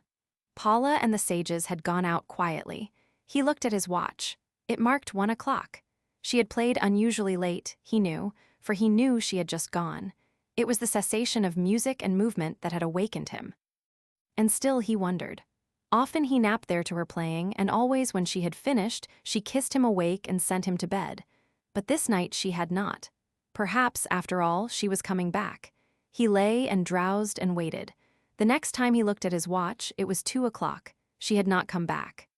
He turned off the lights, and as he crossed the house, pressed off the hall lights as he went, while the many unimportant little nothings, almost of themselves, ranged themselves into an ordered text of doubt and conjecture that he could not refrain from reading. On his sleeping porch, glancing at his barometers and thermometers, her laughing face in the round frame caught his eyes, and, standing before it, even bending closer to it, he studied her long. "Oh, well," he muttered, as he drew up the bed covers, propped the pillows behind him and reached for a stack of proof sheets. "Whatever it is, I'll have to play it." He looked sidewise at her picture. "But oh, little woman, I wish you wouldn't," was the sighed good night. Chapter 24. As luck would have it, beyond chance guests for lunch or dinner, the big house was empty. In vain, on the first and second days, did Dick lay out his work, or defer it, so as to be ready for any suggestion from Paula to go for an afternoon swim or drive. He noted that she managed always to avoid the possibility of being kissed. From her sleeping porch, she called good night to him across the wide patio. In the morning, he prepared himself for her 11 o'clock greeting. Mr. Agar and Mr. Pitts, with important matters concerning the forthcoming ranch sale of stock still unsettled, Dick promptly cleared out at the stroke of 11. Up she was, he knew, for he had heard her singing. As he waited, seated at his desk, for once he was idle. A tray of letters before him continued to need his signature. He remembered this morning pilgrimage of hers had been originated by her, and by her, somewhat persistently, had been kept up. And an adorable thing it was, he decided, that soft call of "Good morning, merry gentleman," and the folding of her kimono-clad figure in his arms. He remembered, further, that he had often cut that little visit short, conveying the impression to her, even while he clasped her, of how busy he was. And he remembered, more than once, the certain little wistful shadow on her face as she slipped away. 11:15, and she had not come. He took down the receiver to telephone the dairy, and in the swift rush of women's conversation, ere he hung up, he caught Paula's voice. "Bother Mr. Wade. Bring all the little Wades and come, if only for a couple of days." Which was very strange of Paula. She had invariably welcomed the intervals of no guests, when she and he were left alone with each other for a day or for several days. And now, she was trying to persuade Mrs. Wade to come down from Sacramento. It would seem that Paula did not wish to be alone with him and was seeking to protect herself with company. He smiled as he realized that that morning embrace, now that it was not tendered him, had become suddenly desirable. The thought came to him of taking her away with him on one of their travel jaunts. That would solve the problem, perhaps, and he would hold her very close to him and draw her closer. Why not an Alaskan hunting trip? She had always wanted to go, or back to their old sailing grounds in the days of the all-away the South Seas. Steamers ran direct between San Francisco and Tahiti. In 12 days, they could be ashore in Papeete. He wondered if Lavena still ran her boarding house, and his quick vision caught a picture of Paula and himself at breakfast on Lavena's porch in the shade of the mango trees. He brought his fist down on the desk. No, by God, he was no coward to run away with his wife for fear of any man. And would it be fair to her to take her away possibly from where her desire lay? True, he did not know where her desire lay, nor how far it had gone between her and Graham. Might it not be a spring madness with her that would vanish with the spring? Unfortunately, he decided, in the dozen years of their marriage, she had never evidenced any predisposition towards spring madness. She had never given his heart a moment's doubt. Herself tremendously attractive to men, seeing much of them, receiving their admiration and even court, she had remained always her equable and serene self, Dick Forrest's wife. "Good morning, merry gentleman." She was peeping in on him, quite naturally from the hall, her eyes and lips smiling to him, blowing him a kiss from her fingertips. "And good morning, my little haughty moon," he called back, himself equally his natural self. And now she would come in, he thought, and he would fold her in his arms and put her to the test of the kiss. He opened his arms in invitation, but she did not enter. Instead, she, startled, with one hand gathered her kimono at her breast, with the other picked up the trailing skirt as if for flight, at the same time looking apprehensively down the hall. Yet his keen ears had caught no sound. She smiled back at him, blew him another kiss, and was gone. 10 minutes later, he had no ears for Bonbright, who, telegrams in hand, startled him as he sat motionless at his desk, as he had sat, without movement, for 10 minutes. And yet she was happy. Dick knew her too long in all the expressions of her moods not to realize the significance of her singing over the house, in the arcades, and out in the patio. He did not leave his workroom till the stroke of lunch, nor did she, as she sometimes did, come to gather him up on the way. At the lunch gong, from across the patio, he heard her trilling die away into the house in the direction of the dining room. A Colonel Harrison, stoddered colonel from younger service in the National Guard, himself a retired merchant prince whose hobby was industrial relations, and social unrest held the table, most of the meal, upon the extension of the Employers' Liability Act so as to include agricultural laborers. But Paula found a space in which casually to give the news to Dick that she was running away for the afternoon on a jaunt up to Wickenburg to the Masons. Of course, I don't know when I'll be back, you know what the Masons are. And I don't dare ask you to come, though I'd like you along. Dick shook his head. And so, she continued, if you're not using Saunders. Dick nodded acquiescence. I'm using Callahan this afternoon, he explained, on the instant planning his own time now that Paula was out of the question. I never can make out, Paul, why you prefer Saunders. Callahan is the better driver and of course the safest. Perhaps that's why, she said with a smile. Safety first means slowest most. Just the same, I'd back Callahan against Saunders on a speed track, Dick championed. Where are you bound? She asked. Oh, to show Colonel Stoddard my one-man and no-horse farm, you know, the automatically cultivated 10-acre stunt I've been frivoling with. A lot of changes have been made that have been waiting a week for me to see tried out. I've been too busy. And after that, I'm going to take him over the colony. What do you think? 5 editions the last week. I thought the membership was full, Paula said.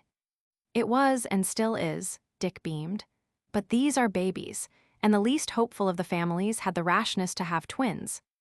A lot of wiseacres are shaking their heads over that experiment of yours, and I make free to say that I am merely holding my judgment. You've got to show me by bookkeeping, Colonel Stoddard was saying, immensely pleased at the invitation to be shown over in person. Dick scarcely heard him, such was the rush of other thoughts. Paula had not mentioned whether Mrs. Wade and the little Wades were coming, much less mentioned that she had invited them. Yet this Dick tried to consider no lapse on her part, for often and often, like himself, she had guests whose arrival was the first he knew of their coming. It was, however, evident that Mrs. Wade was not coming that day, else Paula would not be running away 30 miles up the valley. That was it, and there was no blinking it. She was running away, and from him. She could not face being alone with him with the consequent perils of intimacy, and perilous, in such circumstances, could have but the significance he feared. And further, she was making the evening sure. She would not be back for dinner, or till long after dinner, it was a safe wager, unless she brought the whole Wickenburg crowd with her. She would be back late enough to expect him to be in bed. Well, he would not disappoint her, he decided grimly, as he replied to Colonel Stoddard. The experiment works out splendidly on paper, with decently wide margins for human nature. And there, I admit, is the doubt and the danger the human nature. But the only way to test it is to test it, which is what I am doing. It won't be the first Dick has charged to profit and loss, Paula said. But 5,000 acres, all the working capital for 250 farmers, and a cash salary of $1,000 each a year, Colonel Stoddard protested. A few such failures, if it fails, would put a heavy drain on the harvest. That's what the harvest needs, Dick answered lightly. Colonel Stoddard looked blank. Precisely, Dick confirmed. Drainage, you know, the mines are flooded, the Mexican situation.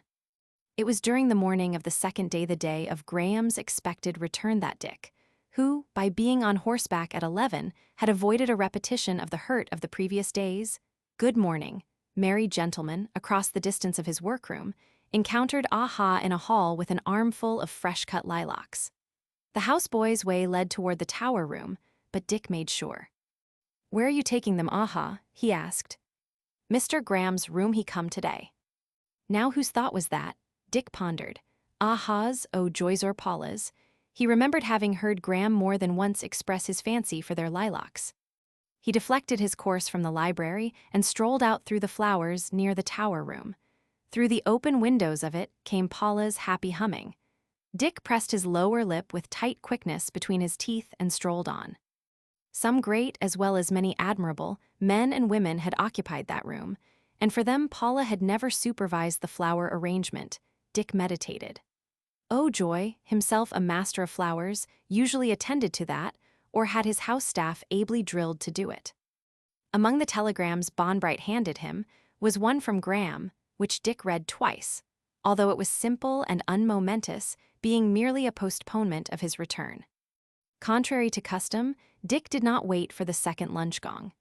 At the sound of the first he started, for he felt the desire for one of Oh Joy's cocktails, the need of a prod of courage, after the lilacs, to meet Paula. But she was ahead of him. He found her who rarely drank and never alone, just placing an empty cocktail glass back on the tray. So she, too, had needed courage for the meal, was his deduction, as he nodded to Oh Joy and held up one finger. "Caught you at it," he reproved gaily. "Secret tippling, the gravest of symptoms. Little I thought, the day I stood up with you, that the wife I was marrying was doomed to fill an alcoholic's grave." Before she could retort, a young man strolled in whom she and Dick greeted as Mr. Winters, and who also must have a cocktail. Dick tried to believe that it was not relief he sensed in Paula's manner as she greeted the newcomer. He had never seen her quite so cordial to him before, although often enough she had met him. At any rate, there would be 3 at lunch. Mr. Winters, an agricultural college graduate and special writer for the Pacific Rural Press, as well as a sort of protege of Dick, had come for data for an article on California fish ponds, and Dick mentally arranged his afternoon's program for him. "Got a telegram from Evan," he told Paula. "Won't be back till the 4 o'clock day after tomorrow." "And after all my trouble," she exclaimed, "now the lilacs will be wilted and spoiled." Dick felt a warm glow of pleasure. There spoke his frank, straightforward Paula. No matter what the game was or its outcome, at least she would play it without the petty deceptions. She had always been that way too transparent to make a success of deceit. Nevertheless, he played his own part by a glance of scarcely interested interrogation. "Why, in Graham's room," she explained. "I had the boys bring a big armful and I arranged them all myself. He's so fond of them, you know." Up to the end of lunch, she had made no mention of Mrs. Wade's coming, and Dick knew definitely she was not coming when Paula queried casually, "Expecting anybody?" He shook his head and asked, "Are you doing anything this afternoon?" "Haven't thought about anything," she answered. "And now I suppose I can't plan upon you with Mr. Winters to be told all about fish." "But you can," Dick assured her. "I'm turning him over to Mr. Hanley, who's got the trout counted down to the last egg hatched and who knows all the grandfather bass by name. I'll tell you what." He paused and considered. Then his face lighted as with a sudden idea. "It's a loafing afternoon. Let's take the rifles and go potting squirrels. I noticed the other day they've become populous on that hill above the little meadow." But he had not failed to observe the flutter of alarm that shadowed her eyes so swiftly, and that so swiftly was gone as she clapped her hands and was herself. "But don't take a rifle for me," she said. "If you'd rather not," he began gently. "Oh, I want to go, but I don't feel up to shooting. I'll take Legallion's last book along. It just came in and read to you in betweenwhiles. Remember, the last time I did that when we went squirreling, it was his Quest of the Golden Girl. I read to you." Chapter 25. Paula on the Fawn and Dick on the Outlaw rode out from the big house as nearly side by side as the outlaw's wicked perversity permitted. The conversation she permitted was fragmentary. With tiny ears laid back and teeth exposed, she would attempt to evade Dick's restraint of rein and spur and win to a bite of Paula's leg or the fawn's sleek flank, and with every defeat the pink flushed and faded in the whites of her eyes. Her restless head tossing and pitching attempts to rear, thwarted by the martingale, never ceased, save when she pranced and sidled and tried to whirl. "This is the last year of her," Dick announced. "She's indomitable. I've worked 2 years on her without the slightest improvement. She knows me, knows my ways, knows I am her master, knows when she has to give in, but is never satisfied. She nourishes the perennial hope that sometime she'll catch me napping, and for fear she'll miss that time, she never lets any time go by." "And sometime she may catch you," Paula said. "That's why I'm giving her up. It isn't exactly a strain on me, but soon or late she's bound to get me if there's anything in the law of probability. It may be 1,000,000 to 1 shot, but heaven alone knows where in the series of the million that fatal one is going to pop up." "You're a wonder, Red Cloud," Paula smiled. "Why?" "You think in statistics and percentages, averages and exceptions. I wonder, when we first met, what particular formula you measured me up by." "I'll be darned if I did," he laughed back. "There was where all signs failed. I didn't have a statistic that applied to you. I merely acknowledged to myself that here was the most wonderful female woman ever born with 2 good legs, and I knew that I wanted her more than I had ever wanted anything. I just had to have her." "And got her," Paula completed for him. "But since, Red Cloud, since, surely you've accumulated enough statistics on me." "A few, quite a few," he admitted, "but I hope never to get the last one." He broke off at sound of the unmistakable nicker of Mountain Lad.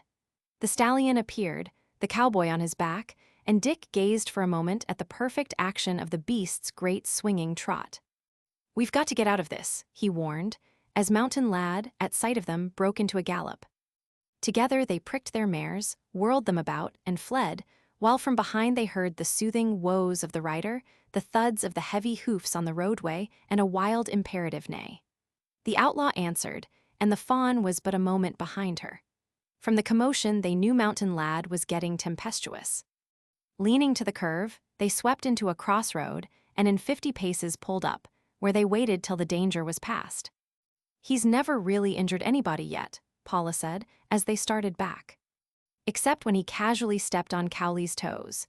You remember he was laid up in bed for a month," Dick reminded her, straightening out the outlaw from a sidle, and with a flicker of glance catching the strange look with which Paula was regarding him. There was question in it, he could see, and love in it, and fear, yes, almost fear, or at least apprehension that bordered on dismay. But, most of all, a seeking, a searching, a questioning.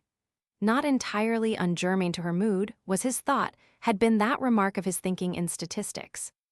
But he made that he had not seen, whipping out his pad, and with an interested glance at a culvert they were passing, making a note. "They missed it," he said. "It should have been repaired a month ago." "What has become of all those Nevada mustangs?" Paula inquired.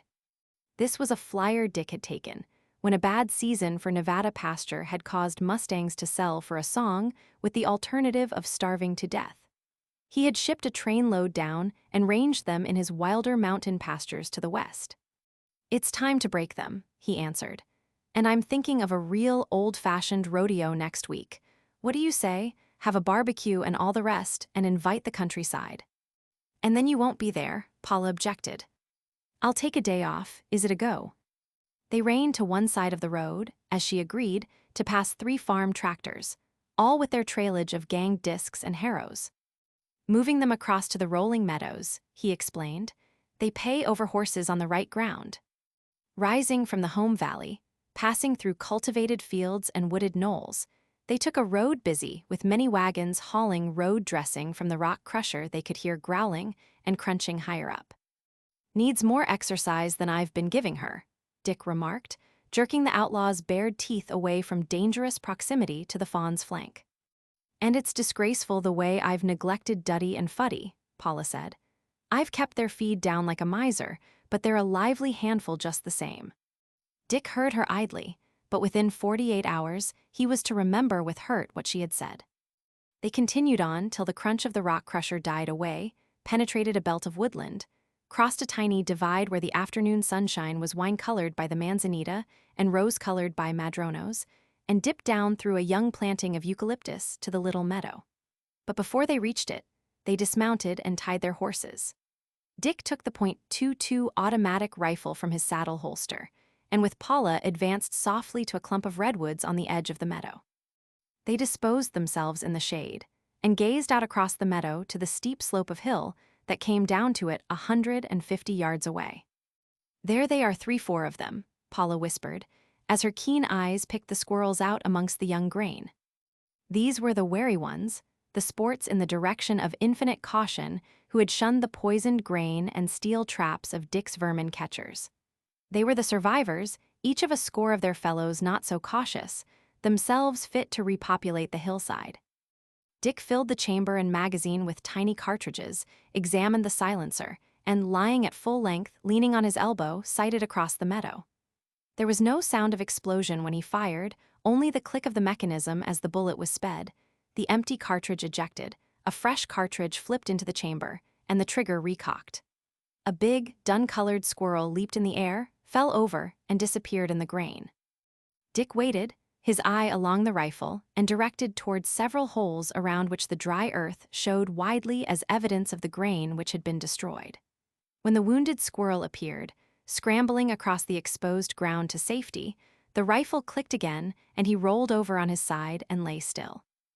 At the first click, every squirrel but the stricken one had made into its burrow. Remained nothing to do but wait for their curiosity to master caution. This was the interval Dick had looked forward to. As he lay and scanned the hillside for curious heads to appear, he wondered if Paula would have something to say to him. In trouble she was, but would she keep this trouble to herself? It had never been her way. Always, soon or late, she brought her troubles to him. But then, he reflected, she had never had a trouble of this nature before. It was just the one thing that she would be least prone to discuss with him. On the other hand, he reasoned, there was her everlasting frankness. He had marveled at it and joyed in it all their years together. Was it to fail her now? So he lay and pondered. She did not speak. She was not restless. He could hear no movement. When he glanced to the side at her, he saw her lying on her back, eyes closed, arms outstretched as if tired. A small head, the color of the dry soil of its home, peeped from a hole. Dick waited long minutes until, assured that no danger lurked, the owner of the head stood full up on its hind legs to seek the cause of the previous click that had startled it. Again, the rifle clicked. "Did you get him?" Paula queried, without opening her eyes. "Yea, and a fat one," Dick answered. "I stopped a line of generations right there." An hour passed. The afternoon sun beat down but was not uncomfortable in the shade. A gentle breeze fanned the young grain into lazy wavelets at times and stirred the redwood boughs above them. Dick added a third squirrel to the score. Paula's book lay beside her, but she had not offered to read. "Anything the matter?" he finally nerved himself to ask.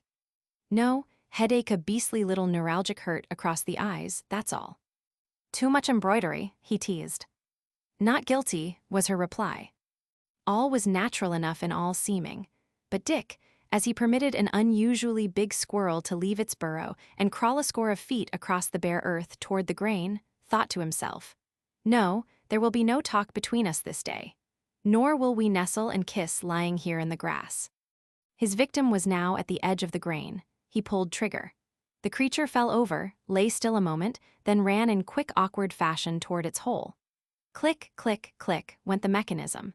Puffs of dust leaped from the earth close about the fleeing squirrel, showing the closeness of the misses. Dick fired as rapidly as he could twitch his forefinger on the trigger, so that it was as if he played a stream of lead from a hose. He had nearly finished, refilling the magazine when Paula spoke. "My, what a fusillade get him. Yea, grandfather of all squirrels, a mighty grain-eater and destroyer of sustenance for young calves. But 9 long, smokeless cartridges on one squirrel doesn't pay. I'll have to do better." The sun dropped lower, the breeze died out. Dick managed another squirrel and sadly watched the hillside for more. He had arranged the time and made his bid for confidence. The situation was as grave as he had feared. Graver it might be, for all he knew, for his world was crumbling about him. Old landmarks were shifting their places. He was bewildered, shaken. Had it been any other woman than Paula, he had been so sure. There had been their dozen years to vindicate his surety. 5 o'clock, sunny get low, he announced, rising to his feet and preparing to help her up. "It did me so much good just resting," she said, as they started for the horses. "My eyes feel much better. It's just as well I didn't try to read to you." "And don't be piggy," Dick warned, as lightly as if nothing were amiss with him. "Don't dare steal the tiniest peek into the galleon. You've got to share him with me later on. Hold up your hand now, honest to God, Paul." Honest to God, she obeyed. "And may jackasses dance on your grandmother's grave." "And may jackasses dance on my grandmother's grave," she solemnly repeated. The third morning of Graham's absence, Dick saw to it that he was occupied with his dairy manager when Paula made her 11 o'clock pilgrimage, peeped in upon him, and called her "Good morning, merry gentlemen," from the door. The Masons, arriving in several machines with their boisterous crowd of young people, saved Paula for lunch and the afternoon. And on her urging, Dick noted, she made the evening safe by holding them over for bridge and dancing. But the fourth morning, the day of Graham's expected return, Dick was alone in his workroom at 11. Bending over his desk, signing letters, he heard Paula tiptoe into the room. He did not look up, But while he continued writing his signature, he listened with all his soul to the faint, silken swish of her kimono. He knew when she was bending over him and all but held his breath. But when she had softly kissed his hair and called her "Good morning, merry gentleman," she evaded the hungry sweep of his arm and laughed her way out. What affected him as strongly as the disappointment was the happiness he had seen in her face. She, who so poorly masked her moods, was bright-eyed and eager as a child. And it was on this afternoon that Graham was expected. Dick could not escape making the connection. He did not care to ascertain if she had replenished the lilacs in the tower room. And at lunch, which was shared with 3 farm college students from Davis, he found himself forced to extemporize a busy afternoon for himself when Paula tentatively suggested that she would drive Graham up from El Dorado. "Drive?" Dick asked. "Duddy and Fuddy," she explained. "They're all on edge, and I just feel like exercising them and myself. Of course, if you'll share the exercise, we'll drive anywhere you say and let him come up in the machine." Dick strove not to think there was anxiety in her manner, while she waited for him to accept or decline her invitation. "Poor Duddy and Fuddy would be in the happy hunting grounds if they had to cover my ground this afternoon," he laughed, at the same time mapping his program. "Between now and dinner, I've got to do 120 miles. I'm taking the racer, and it's going to be some dust and bump and only an occasional low place. I haven't the heart to ask you along. You go on and take it out of Duddy and Fuddy." Paula sighed, but so poor an actress was she that in the sigh, intended for him as a customary reluctant yielding of his company, he could not fail to detect the relief at his decision. "Whither away?" she asked brightly, and again he noticed the color in her face, the happiness, and the brilliance of her eyes. "Oh, I'm shooting away down the river to the dredging work Carlson insists I must advise him and then up into Sacramento, running over the Teal Slough land on the way, to see Wing Fo Wung." "And in heaven's name, who is this Wing Fo Wung?" she laughingly queried, "that you must trot and see him?" "A very important personage, my dear, worth all of 2 millions made in potatoes and asparagus down in the Delta country. I'm leasing 300 acres of the Teal Slough land to him." Dick addressed himself to the farm students. "That land lies just out of Sacramento on the west side of the river. It's a good example of the land famine that is surely coming. It was Tule Swamp when I bought it, and I was well laughed at by the old-timers. I even had to buy out a dozen hunting preserves. It averaged me $18 an acre, and not so many years ago either. You know the Tule Swamps, worthless, save for ducks and low-water pasturage. It cost over $300 an acre to dredge and drain and to pay my quota of the river reclamation work. And on what basis of value do you think I am making a 10 years lease to old Wing Fo Wung, $2,000 an acre? I couldn't net more than that if I truck farmed it myself. Those Chinese are wizards with vegetables and gluttons for work. No 8 hours for them. It's 18 hours. The last coolie is a partner with a microscopic share. That's the way Wing Fo Wung gets around the 8-hour law." Twice warned and once arrested was Dick through the long afternoon. He drove alone, and though he drove with speed, he drove with safety. Accidents, for which he personally might be responsible, were things he did not tolerate, and they never occurred. That same sureness and definiteness of adjustment with which, without fumbling or approximating, he picked up a pencil or reached for a doorknob, was his in the more complicated adjustments, with which, as instance, he drove a high-powered machine at high speed over busy country roads.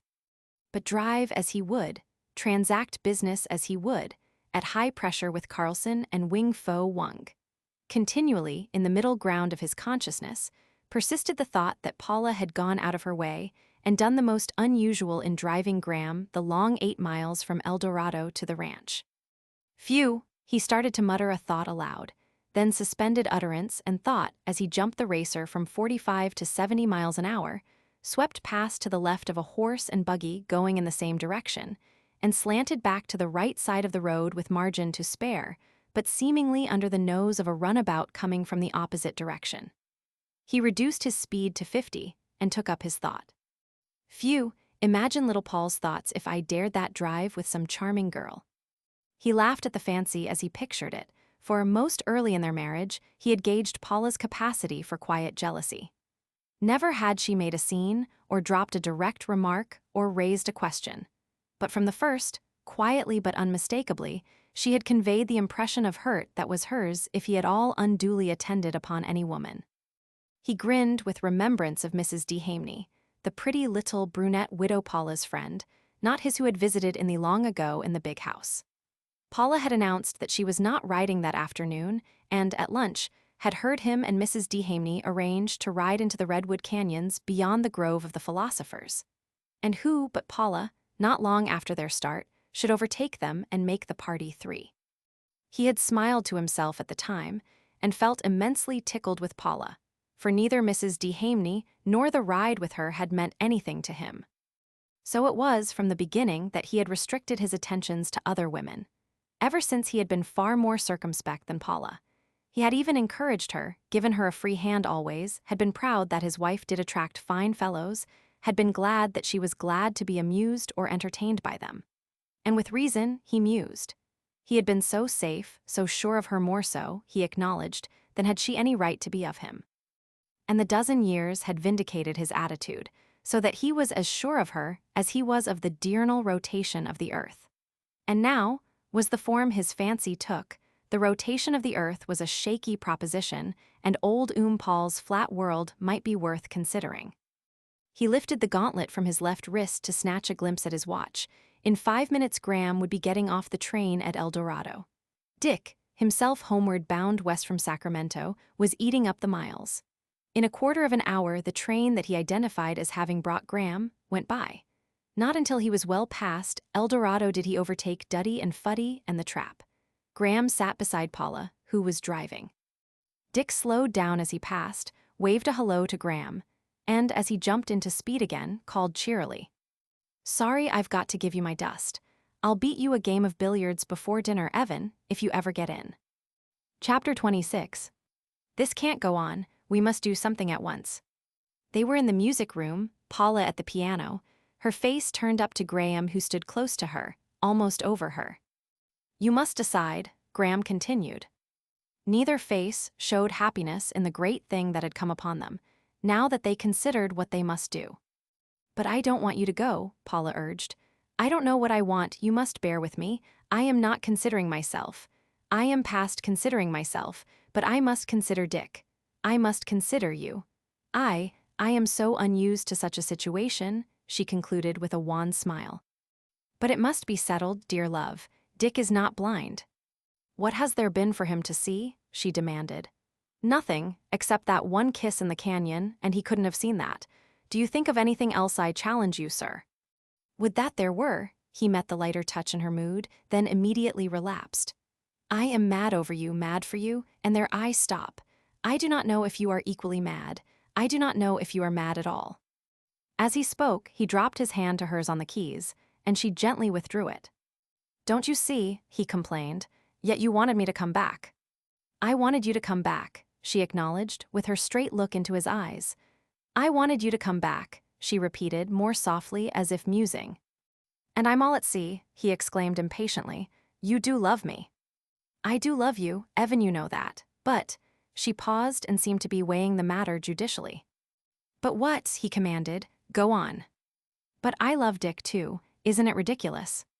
He did not respond to her smile, and her eyes delightedly warmed to the boyish sullenness that vexed his own eyes. A thought was hot on his tongue, but he restrained the utterance of it while she wondered what it was, disappointed not to have had it.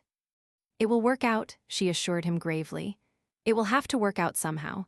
Dick says all things work out, all is change. What is static is dead, and we're not dead, any of us, are we?" "I don't blame you for loving Dick, for continuing to love Dick," he answered impatiently. "And for that matter, I don't see what you find in me compared with him. This is honest. He is a great man to me, and Greatheart is his name." She rewarded him with a smile and nod of approval. "But if you continue to love Dick, how about me?" "But I love you too." "It can't be," he cried, tearing himself from the piano to make a hasty march across the room and stand contemplating the Keith on the opposite wall as if he had never seen it before.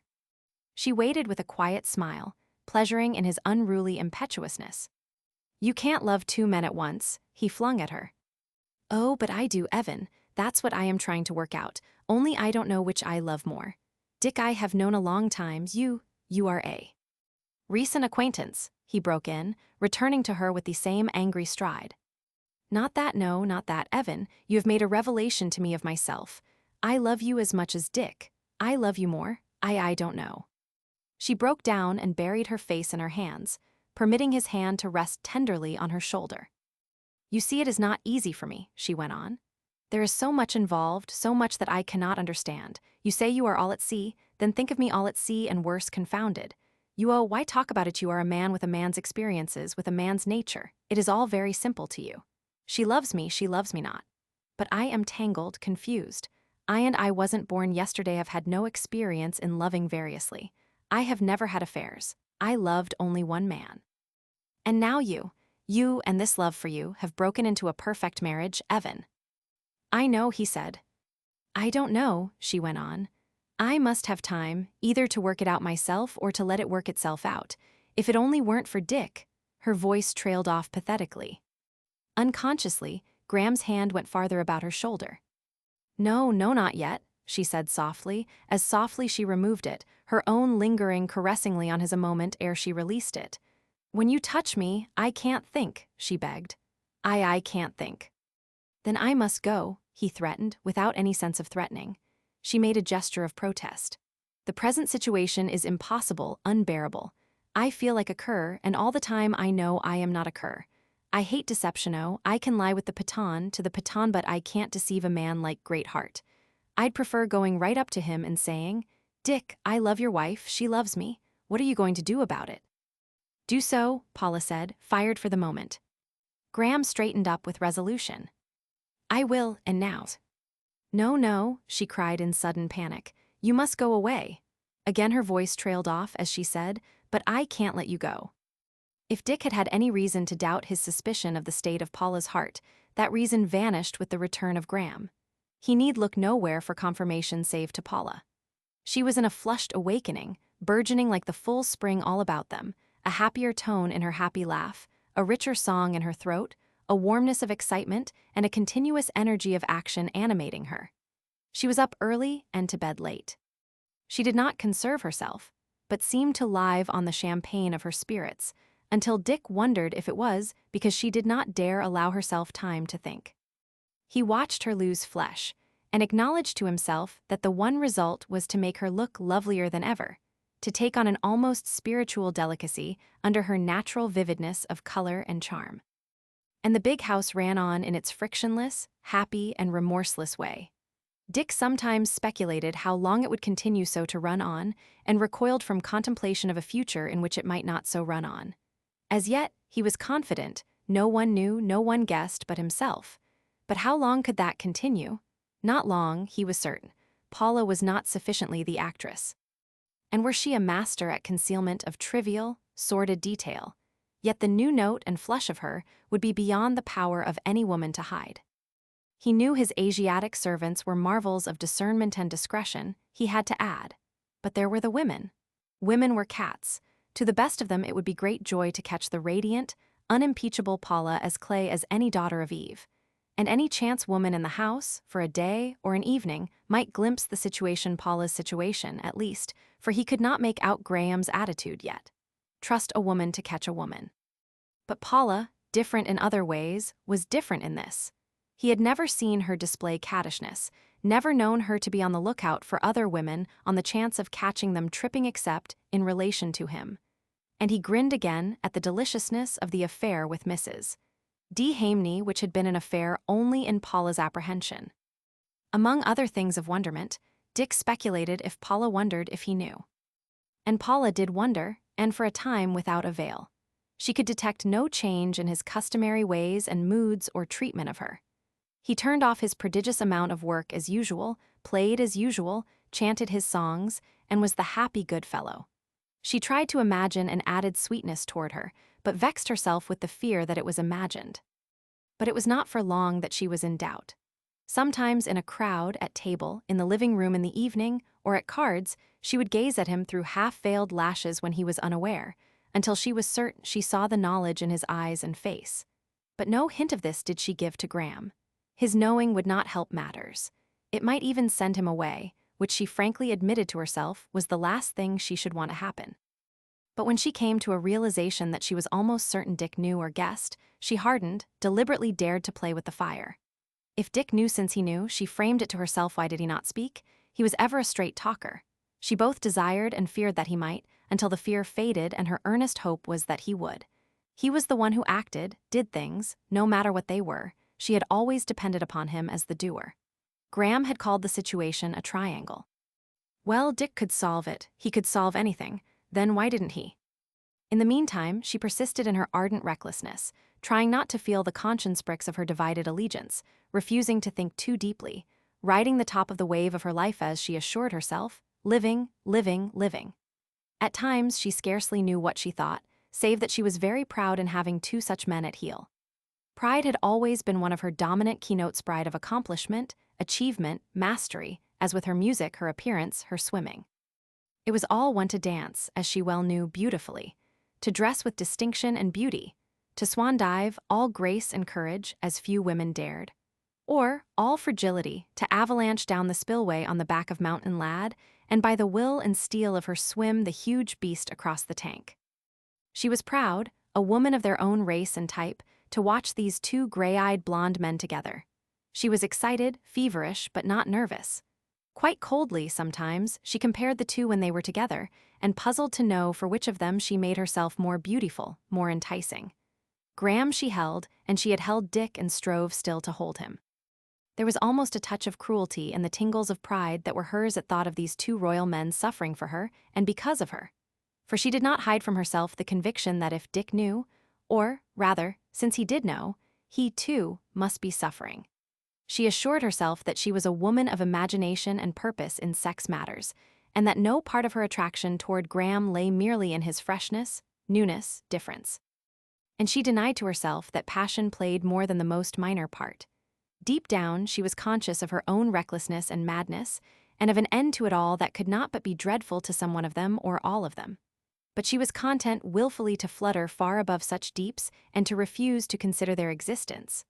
Alone, looking at herself in her mirror, she would shake her head in mock reproof and cry out, "Oh, you huntress, you huntress." And when she did permit herself to think a little gravely, it was to admit that Shaw and the sages of the Madrono Grove might be right in their diatribes on the hunting proclivities of women. She denied Darheil's statement that woman was nature's failure to make a man, but again and again came to her wildest, woman attacks by sudden and strange surrenders. Had she so attacked Graham, she asked herself. Sudden and strange to her were the surrenders she had already made. Were there to be more? He wanted to go. With her or without her, he wanted to go. But she held him how? Was there a tacit promise of surrenders to come? And she would laugh away further consideration, confine herself to the fleeting present, and make her body more beautiful, and mood herself to be more fascinating, and glow with happiness in that she was living, thrilling, as she had never dreamed to live and thrill. Chapter 27. But it is not the way for a man and a woman in propinquity to maintain a definite, unwavering distance asunder. Imperceptibly, Paula and Graham drew closer. From lingering eye-gazings and hand-touchings, the way led to permitted caresses until there was a second clasping in the arms and a second kiss long on the lips. Nor this time did Paula flame in anger. Instead, she commanded, "You must not go." "I must not stay," Graham reiterated for the 1,000th time. "Oh, I have kissed behind doors and been guilty of all the rest of the silly rubbish," he complained. "But this is you, and this is Dick. It will work out, I tell you, Evan. Come with me then, and of ourselves work it out. Come now." She recoiled. "Remember," Graham encouraged, "what Dick said at dinner the night Leo fought the dragons, that if it were you, Paula, his wife, who ran away, he would say, 'Bless you, my children.' And that is just why it is so hard, Evan. He is great heart. You named him well. Listen, you watch him now. He is as gentle as he said he would be that night gentle toward me, I mean, and more, you watch him." "He knows he has spoken," Graham broke in. "He has not spoken, but I am sure he knows or guesses. You watch him, he won't compete against you." "Compete?" "Just that, he won't compete. Remember at the rodeo yesterday. He was breaking mustangs when our party arrived, but he never mounted again. Now he is a wonderful horsebreaker. You tried your hand. Frankly, while you did fairly well, you couldn't touch him, but he wouldn't show off against you. That alone would make me certain that he guesses. Listen, of late haven't you noticed that he never questions a statement you make, as he used to question, as he questions everyone else? He continues to play billiards with you because there you best him. He fences and single sticks with you there you are even, but he won't box or wrestle with you. He can outbox and outwrestle me, Graham muttered ruefully. You watch and you will see what I mean by not competing. He is treating me like a spirited colt, giving me my head to make a mess of things if I want to. Not for the world would he interfere. Oh, trust me, I know him. It is his own code that he is living up to. He could teach the philosophers what applied philosophy is. No, listen, she rushed over Graham's attempt to interrupt. I want to tell you more. There's a secret staircase that goes up from the library to Dick's workroom. Only he and I use it and his secretaries. When you arrive at the head of it, you are right in his room, surrounded by shelves of books. I have just come from there. I was going in to see him when I heard voices. Of course it was ranch business, I thought, and they would soon be gone. So I waited. It was ranch business, but it was so interesting, what Hancock would call illuminating, that I remained and eavesdropped. It was illuminating of Dick, I mean. It was the wife of one of the workmen Dick had on the carpet. Such things do arise on a large place like this. I wouldn't know the woman if I saw her, and I didn't recognize her name. She was whimpering out her trouble when Dick stopped her. Never mind all that, he said. What I want to know is, did you give Smith any encouragement? Smith isn't his name, but he is one of our foremen and has worked 8 years for Dick. Oh no, sir, I could hear her answer. He went out of his way from the first to bother me. I've tried to keep out of his way always. Besides, my husband's a violent-tempered man, and I did so want him to hold his job here. He's worked nearly a year for you now, and there aren't any complaints, are there? Before that it was irregular work for a long time, and we had real hard times. It wasn't his fault. He ain't a drinking man, he always. That's all right, Dick stopped her. His work and habits have nothing to do with the matter. Now you are sure you have never encouraged Mr. Smith in any way? And she was so sure that she talked for 10 minutes, detailing the foreman's persuasion of her. She had a pleasant voice, one of those sweet, timid, woman's voices, and undoubtedly is quite attractive. It was all I could do to resist peeping. I wanted to see what she looked like. Now this trouble yesterday morning, Dick said. Was it general? I mean, outside of your husband and Mr. Smith, was the scene such that those who live around you knew of it? Yes, sir. You see, he had no right to come into my kitchen. My husband doesn't work under him anyway, and he had his arm around me and was trying to kiss me when my husband came in. My husband has a temper, but he ain't overly strong. Mr. Smith would make 2 of him, so he pulled a knife, and Mr. Smith got him by the arms, and they fought all over the kitchen. I knew there was murder going to be done, and I run out screaming for help. The folks in the other cottages heard the racket already. They'd smashed the window and the cook stove, and the place was filled with smoke and ashes when the neighbors dragged them away from each other. I'd done nothing to deserve all that disgrace. You know, sir, the way the women will talk. And Dick hushed her up there and took all of 5 minutes more in getting rid of her. Her great fear was that her husband would lose his place. From what Dick told her, I waited. He had made no decision, and I knew the foreman was next on the carpet. In he came. I'd have given the world to see him, but I could only listen. Dick jumped right into the thick of it. He described the scene and uproar, and Smith acknowledged that it had been riotous for a while. She says she gave you no encouragement, Dick said next. Then she lies, said Smith. She has that way of looking with her eyes that's an invitation. She looked at me that way from the first, but it was by word-of-mouth invitation that I was in her kitchen yesterday morning. We didn't expect the husband, but she began to struggle when he hove in sight, when she says she gave me no encouragement. Never mind all that, Dick stopped him. It's not essential, but it is, Mr. Forrest, if I am to clear myself, Smith insisted. No, it is not essential to the thing you can't clear yourself of, Dick answered, and I could hear that cold, hard, judicial note come into his voice. Smith could not understand. Dick told him. The thing you have been guilty of, Mr. Smith, is the scene, the disturbance, the scandal, the wagging of the women's tongues now going on 40 to the minute, the impairment of the discipline and order of the ranch, all of which is boiled down to the one grave thing, the hurt to the ranch efficiency. And still Smith couldn't see. He thought the charge was of violating social morality by pursuing a married woman and tried to mitigate the offense by showing the woman encouraged him and by pleading. And after all, Mr. Forrest, a man is only a man, and I admit she made a fool of me and I made a fool of myself. Mr. Smith, Dick said, you've worked for me 8 years. You've been a foreman 6 years of that time. I have no complaint against your work. You certainly do know how to handle labor. About your personal morality, I don't care a damn. You can be a Mormon or a Turk for all it matters to me.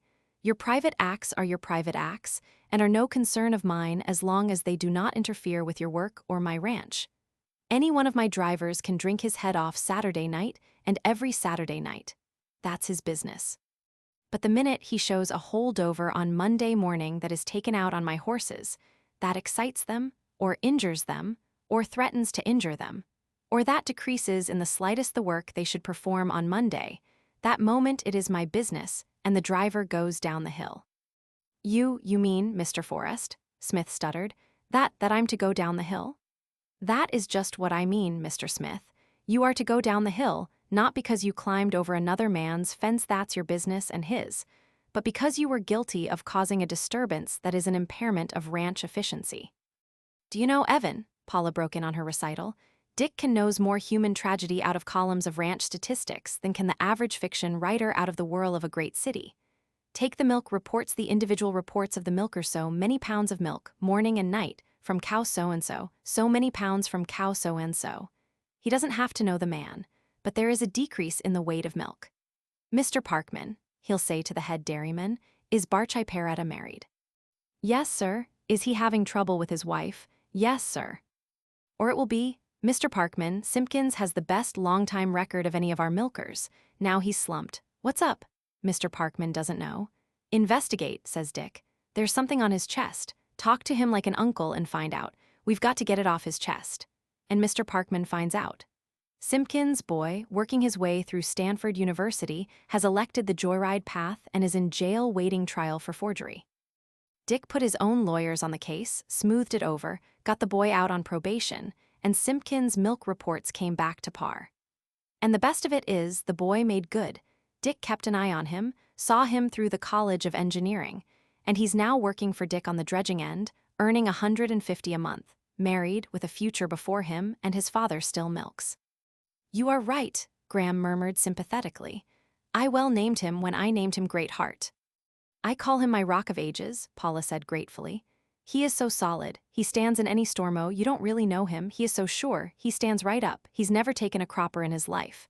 God smiles on him. God has always smiled on him, he's never been beaten down to his knees. Yet, I should not care to see that sight, it would be heartbreaking. And Evan, her hand went out to his in a pleading gesture that merged into a half-caress. I am afraid for him now. That is why I don't know what to do. It is not for myself that I back and fill and hesitate. If he were ignoble, if he were narrow, if he were weak or had one tiniest shred of meanness, if he had ever been beaten to his knees before, why, my dear, I should have been gone with you long ago. Her eyes filled with sudden moisture. She stilled him with a pressure of her hand, and to regain herself, she went back to her recital. Your little finger, Mr. Smith, I consider worth more to me and to the world, Dick told him, than the whole body of this woman's husband. Here's the report on him. Willing, eager to please, not bright, not strong, an indifferent workman at best. Yet you have to go down the hill, and I am very, very sorry. Oh yes, there was more, but I've given you the main of it. You see Dick's code there, and he lives his code. He accords latitude to the individual. Whatever the individual may do, so long as it does not hurt the group of individuals in which he lives, is his own affair. He believed Smith had a perfect right to love the woman, and to be loved by her if it came to that. I have heard him always say that love could not be held nor enforced. Truly, did I go with you, he would say, bless you, my children. Though it broke his heart, he would say it. Past love, he believes, gives no hold over the present. And every hour of love, I have heard him say, pays for itself on both sides, quittance in full. He claims there can be no such thing as a love debt, laughs at the absurdity of love claims. And I agree with him, Graham said. You promise to love me always, says the jilted one, and then strives to collect as if it were a promissory note for so many dollars. Dollars are dollars, but love lives or dies. When it is dead, how can it be collected? We are all agreed, and the way is simple. We love, it is enough. Why delay another minute? His fingers strayed along her fingers on the keyboard as he bent to her, first kissing her hair, then slowly turning her face up to his and kissing her willing lips. Dick does not love me like you, she said. Not madly, I mean. He has had me so long, I think I have become a habit to him. And often, before I knew you, I used to puzzle whether he cared more for the ranch or more for me. It is so simple, Graham urged. All we have to do is to be straightforward. Let us go. He drew her to her feet and made as if to start. But she drew away from him suddenly, sat down, and buried her flushed face in her hands. You do not understand, Evan. I love Dick. I shall always love him. And me? Graham demanded sharply. Oh, without saying, she smiled. You are the only man besides Dick that has ever kissed me this way and that I have kissed this way, but I can't make up my mind. The triangle, as you call it, must be solved for me. I can't solve it myself. I compare the two of you, weigh you, measure you. I remember Dick and all our past years, and I consult my heart for you, and I don't know. You are a great man, my great lover, but Dick is a greater man than you. You are more clay, more I grope to describe you, more human, I fancy, and that is why I love you more, or at least I think perhaps I do. But wait, she resisted him, prisoning his eager hand in hers.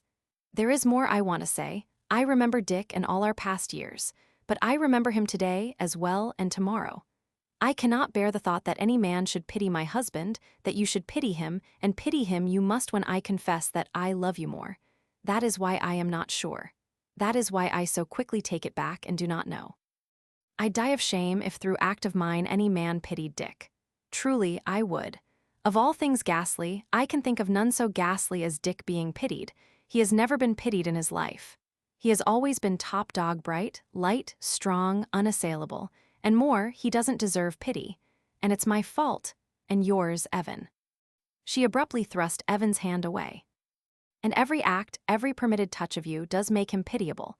Don't you see how tangled it is for me? And then there is my own pride, that you should see me disloyal to him in little things, such as this. She caught his hand again and caressed it with soft fingertips. Hurts me in my love for you, diminishes me, must diminish me in your eyes. I shrink from the thought that my disloyalty to him in this I do. She laid his hand against her cheek, gives you reason to pity him and censure me. She soothed the impatience of the hand on her cheek, and, almost absently, musingly scrutinizing it without consciously seeing it, turned it over and slowly kissed the palm. The next moment she was drawn to her feet and into his arms.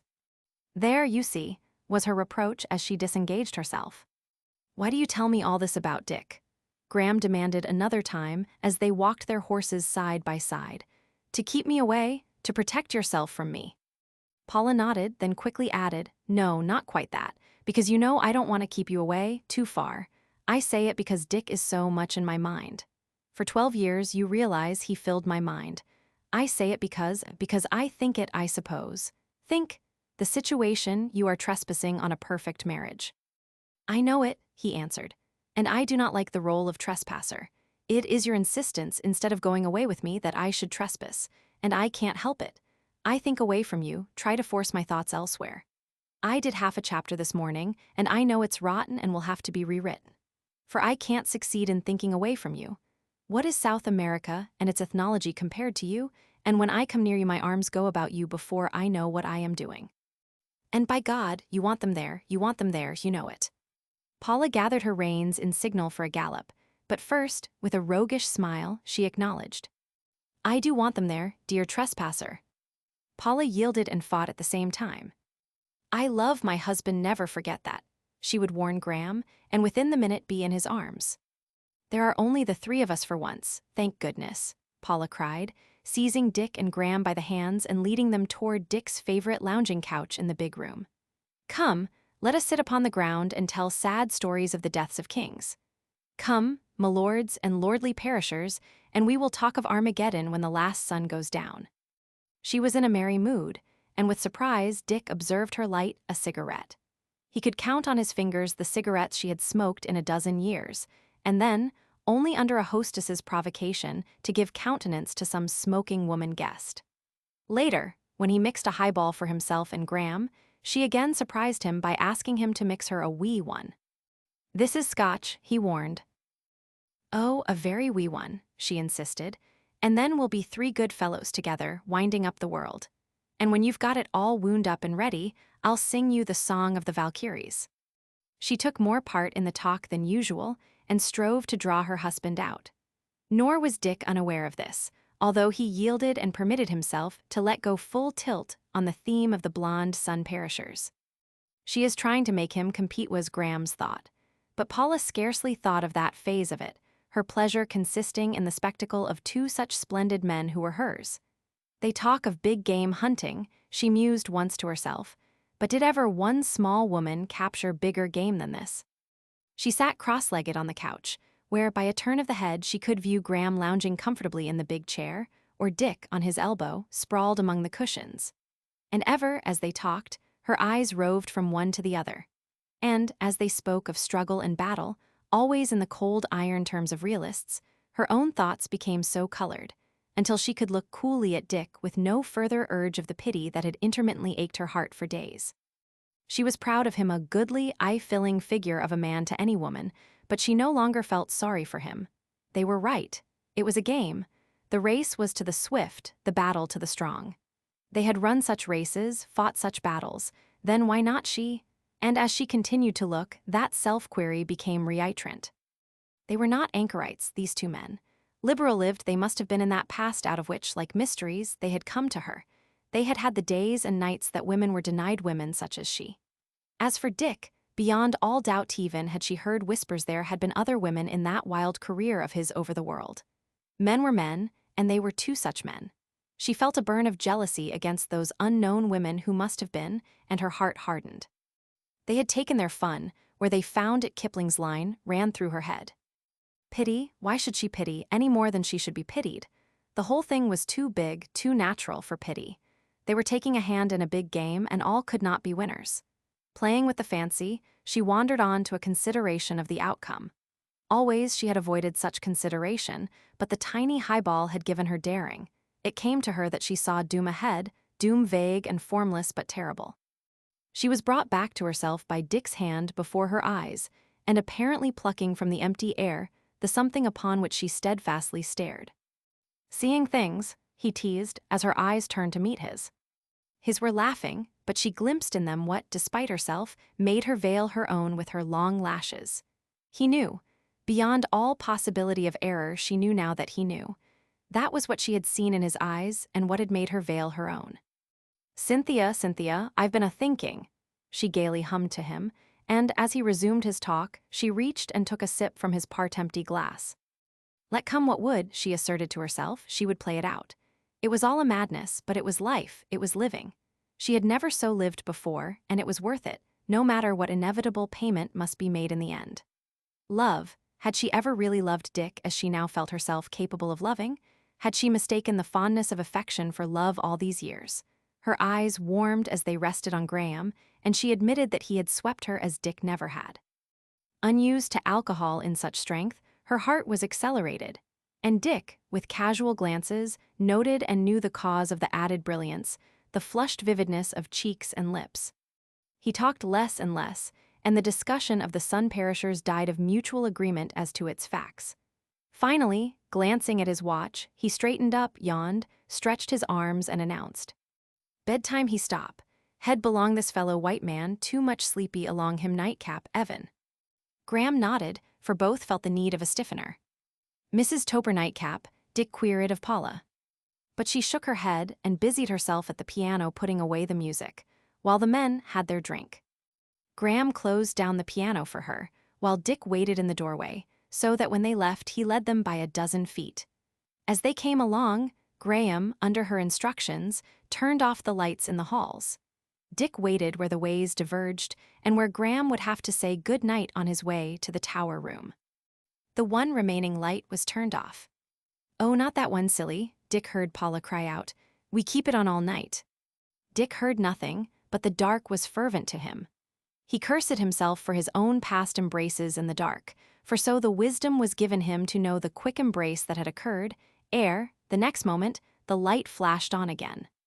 He found himself lacking the courage to look at their faces as they came toward him. He did not want to see Paula's frank eyes veiled by her lashes, and he fumbled to light a cigarette while he cudgeled his wits for the wording of an ordinary good night. "How goes the book? What chapter?" he called after Graham down his hall as Paula put her hand in his. Her hand in his, swinging his, hopping and skipping, and all a chatter in simulation of a little girl with a grown-up, Paula went on with Dick, while he sadly pondered what ruse she had in mind by which to avoid the long-avoided good-night kiss. Evidently, she had not found it when they reached the dividing of the ways that led to her quarters and to his. Still swinging his hand, still buoyantly chattering fun, she continued with him into his workroom. Here he surrendered. He had neither heart nor energy to wait for her to develop whatever she contemplated. He feigned sudden recollection, deflected her by the hand to his desk, and picked up a letter. "I'd promised myself to get a reply off on the first machine in the morning," he explained, as he pressed on the phonograph and began dictating. For a paragraph, she still held his hand. Then he felt the parting pressure of her fingers and her whispered good night. "Good night, little woman," he answered mechanically, and continued dictating as if oblivious to her going. Nor did he cease until he knew she was well out of hearing. Chapter 28. A dozen times that morning, dictating to Blake or indicating answers, Dick had been on the verge of saying to let the rest of the correspondence go. "Call up Hennessy and Mendenhall," he told Blake when, at 10, the latter gathered up his notes and rose to go. "You ought to catch them at the Stallion Barn. Tell them not to come this morning but tomorrow morning." Bonbright entered, prepared to shorthand Dick's conversations with his managers for the next hour. "And oh, Mr. Blake," Dick called, "ask Hennessy about Alden Bessie. The old mare was pretty bad last night," he explained to Bonbright. "Mr. Hanley must see you right away, Mr. Forrest," Bonbright said, and added, at sight of the irritated drawing up of his employer's brows, "It's the piping from Buckeye Dam. Something's wrong with the plan's a serious mistake, he says." Dick surrendered, and for an hour discussed ranch business with his foremen and managers. Once, in the middle of a hot discussion over sheep dips with Wardman, he left his desk and paced over to the window. The sound of voices and horses and of Paula's laugh had attracted him. "Take that Montana report, I'll send you a copy today," he continued, as he gazed out. "They found the formula didn't get down to it. It was more a sedative than a germicide. There wasn't enough kick in it." 4 horses, bunched, crossed his field of vision. Paula, teasing the pair of them, was between Martinez and Frolig, old friends of Dick, a painter and sculptor respectively, who had arrived on an early train. Graham on Selim made the 4th and was slightly edged toward the rear. So the party went by, but Dick reflected that quickly enough it would resolve itself into 2 and 2. Shortly after 11, restless and moody, he wandered out with a cigarette into the big patio, where he smiled grim amusement at the various telltale signs of Paula's neglect of her goldfish. The sight of them suggested her secret patio in whose fountain pools she kept her selected and more gorgeous blooms of fish. Thither he went, through doors without knobs, by ways known only to Paula and the servants. This had been Dick's one great gift to Paula. It was love-lavish as only a king of fortune could make it. He had given her a free hand with it, and insisted on her wildest extravagance, and it had been his delight to tease his quondam guardians with the stubs of the checkbook she had used.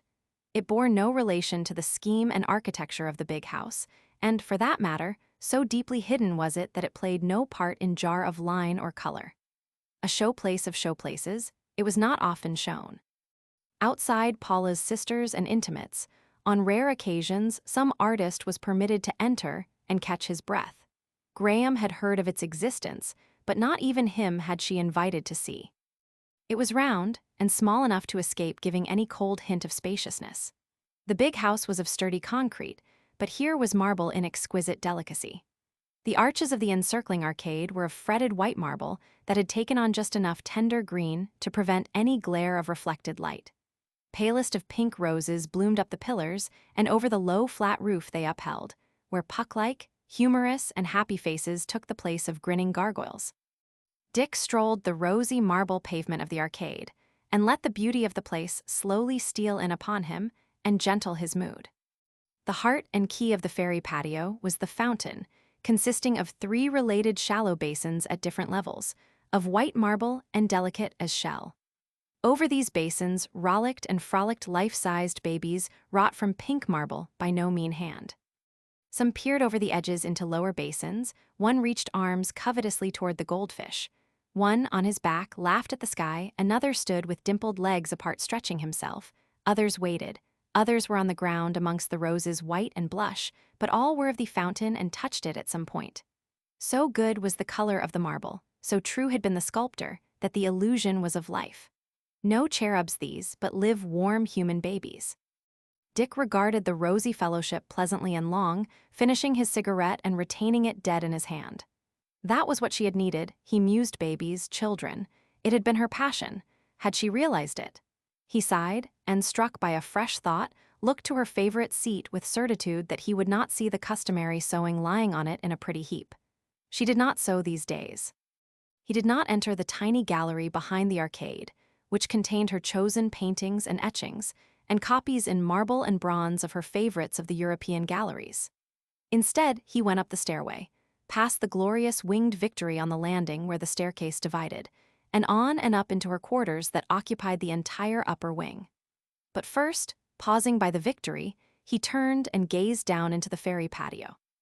The thing was a cut jewel in its perfectness and color, and he acknowledged, although he had made it possible for her, that it was entirely her own creation, her one masterpiece. It had long been her dream, and he had realized it for her. And yet now, he meditated, it meant nothing to her. She was not mercenary, that he knew, and if he could not hold her, mere baubles such as that would weigh nothing in the balance against her heart. He wandered idly through her rooms, scarcely noting at what he gazed, but gazing with fondness at it all. Like everything else of hers, it was distinctive, different, eloquent of her. But when he glanced into the bathroom with its sunken Roman bath, for the life of him he was unable to avoid seeing a tiny drip and making a mental note for the ranch plumber. As a matter of course, he looked to her easel with the expectation of finding no new work, but was disappointed, for a portrait of himself confronted him. He knew her trick of copying the pose and lines from a photograph and filling in from memory.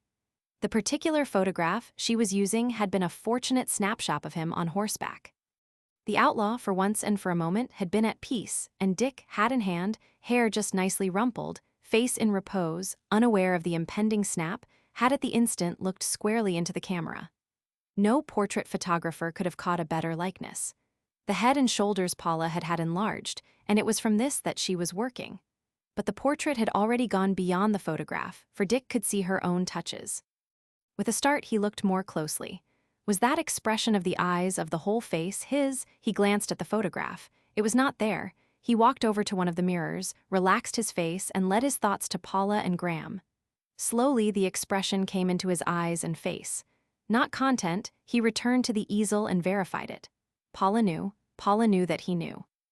She had learned it from him, stolen it from him some time when it was unwittingly on his face, and carried it in her memory to the canvas. Paula's Chinese maid, oh dear, entered from the wardrobe room, and Dick watched her unobserved as she came down the room toward him. Her eyes were down, and she seemed deep in thought. Dick remarked the sadness of her face, and that the little solicitous contraction of the brows that had led to her naming was gone. She was not solicitous, that was patent, but cast down, she was in heavy depression. It would seem that all our faces are beginning to say things, he commented to himself. Good morning, oh dear, he startled her. And as she returned the greeting, he saw compassion in her eyes as they dwelt on him. She knew, the first outside themselves. Trust her, a woman so much in Paula's company when Paula was alone, to divine Paula's secret. Oh dear's lips trembled, and she wrung her trembling hands, nerving herself, as he could see, to speech. Mr. Forrest, she began haltingly, maybe you think me fool, but I like say something. You very kind man, you very kind my old mother, you very kind me long time. She hesitated, moistening her frightened lips with her tongue, then braved her eyes to his and proceeded. Mrs. Forrest, she, I think. But so forbidding did Dick's face become that she broke off in confusion and blushed, as Dick surmised, with shame at the thoughts she had been about to utter. Very nice picture Mrs. Forrest make, he put her at her ease. The Chinese girl sighed, and the same compassion returned into her eyes as she looked long at Dick's portrait. She sighed again, but the coldness in her voice was not lost on Dick as she answered. "Yes, very nice picture Mrs. Forrest make." She looked at him with sudden sharp scrutiny, studying his face, then turned to the canvas and pointed at the eyes. "No good," she condemned. Her voice was harsh, touched with anger. "No good," she flung over her shoulder, more loudly, still more harshly, as she continued down the room and out of sight on Paula's sleeping porch. Dick stiffened his shoulders, unconsciously bracing himself to face what was now soon to happen. Well, it was the beginning of the end. Oh dear knew. Soon more would know, all would know, and in a way he was glad of it, glad that the torment of suspense would endure but little longer. But when he started to leave, he whistled a merry jingle to advertise to oh dear, that the world wagged very well with him so far as he knew anything about it.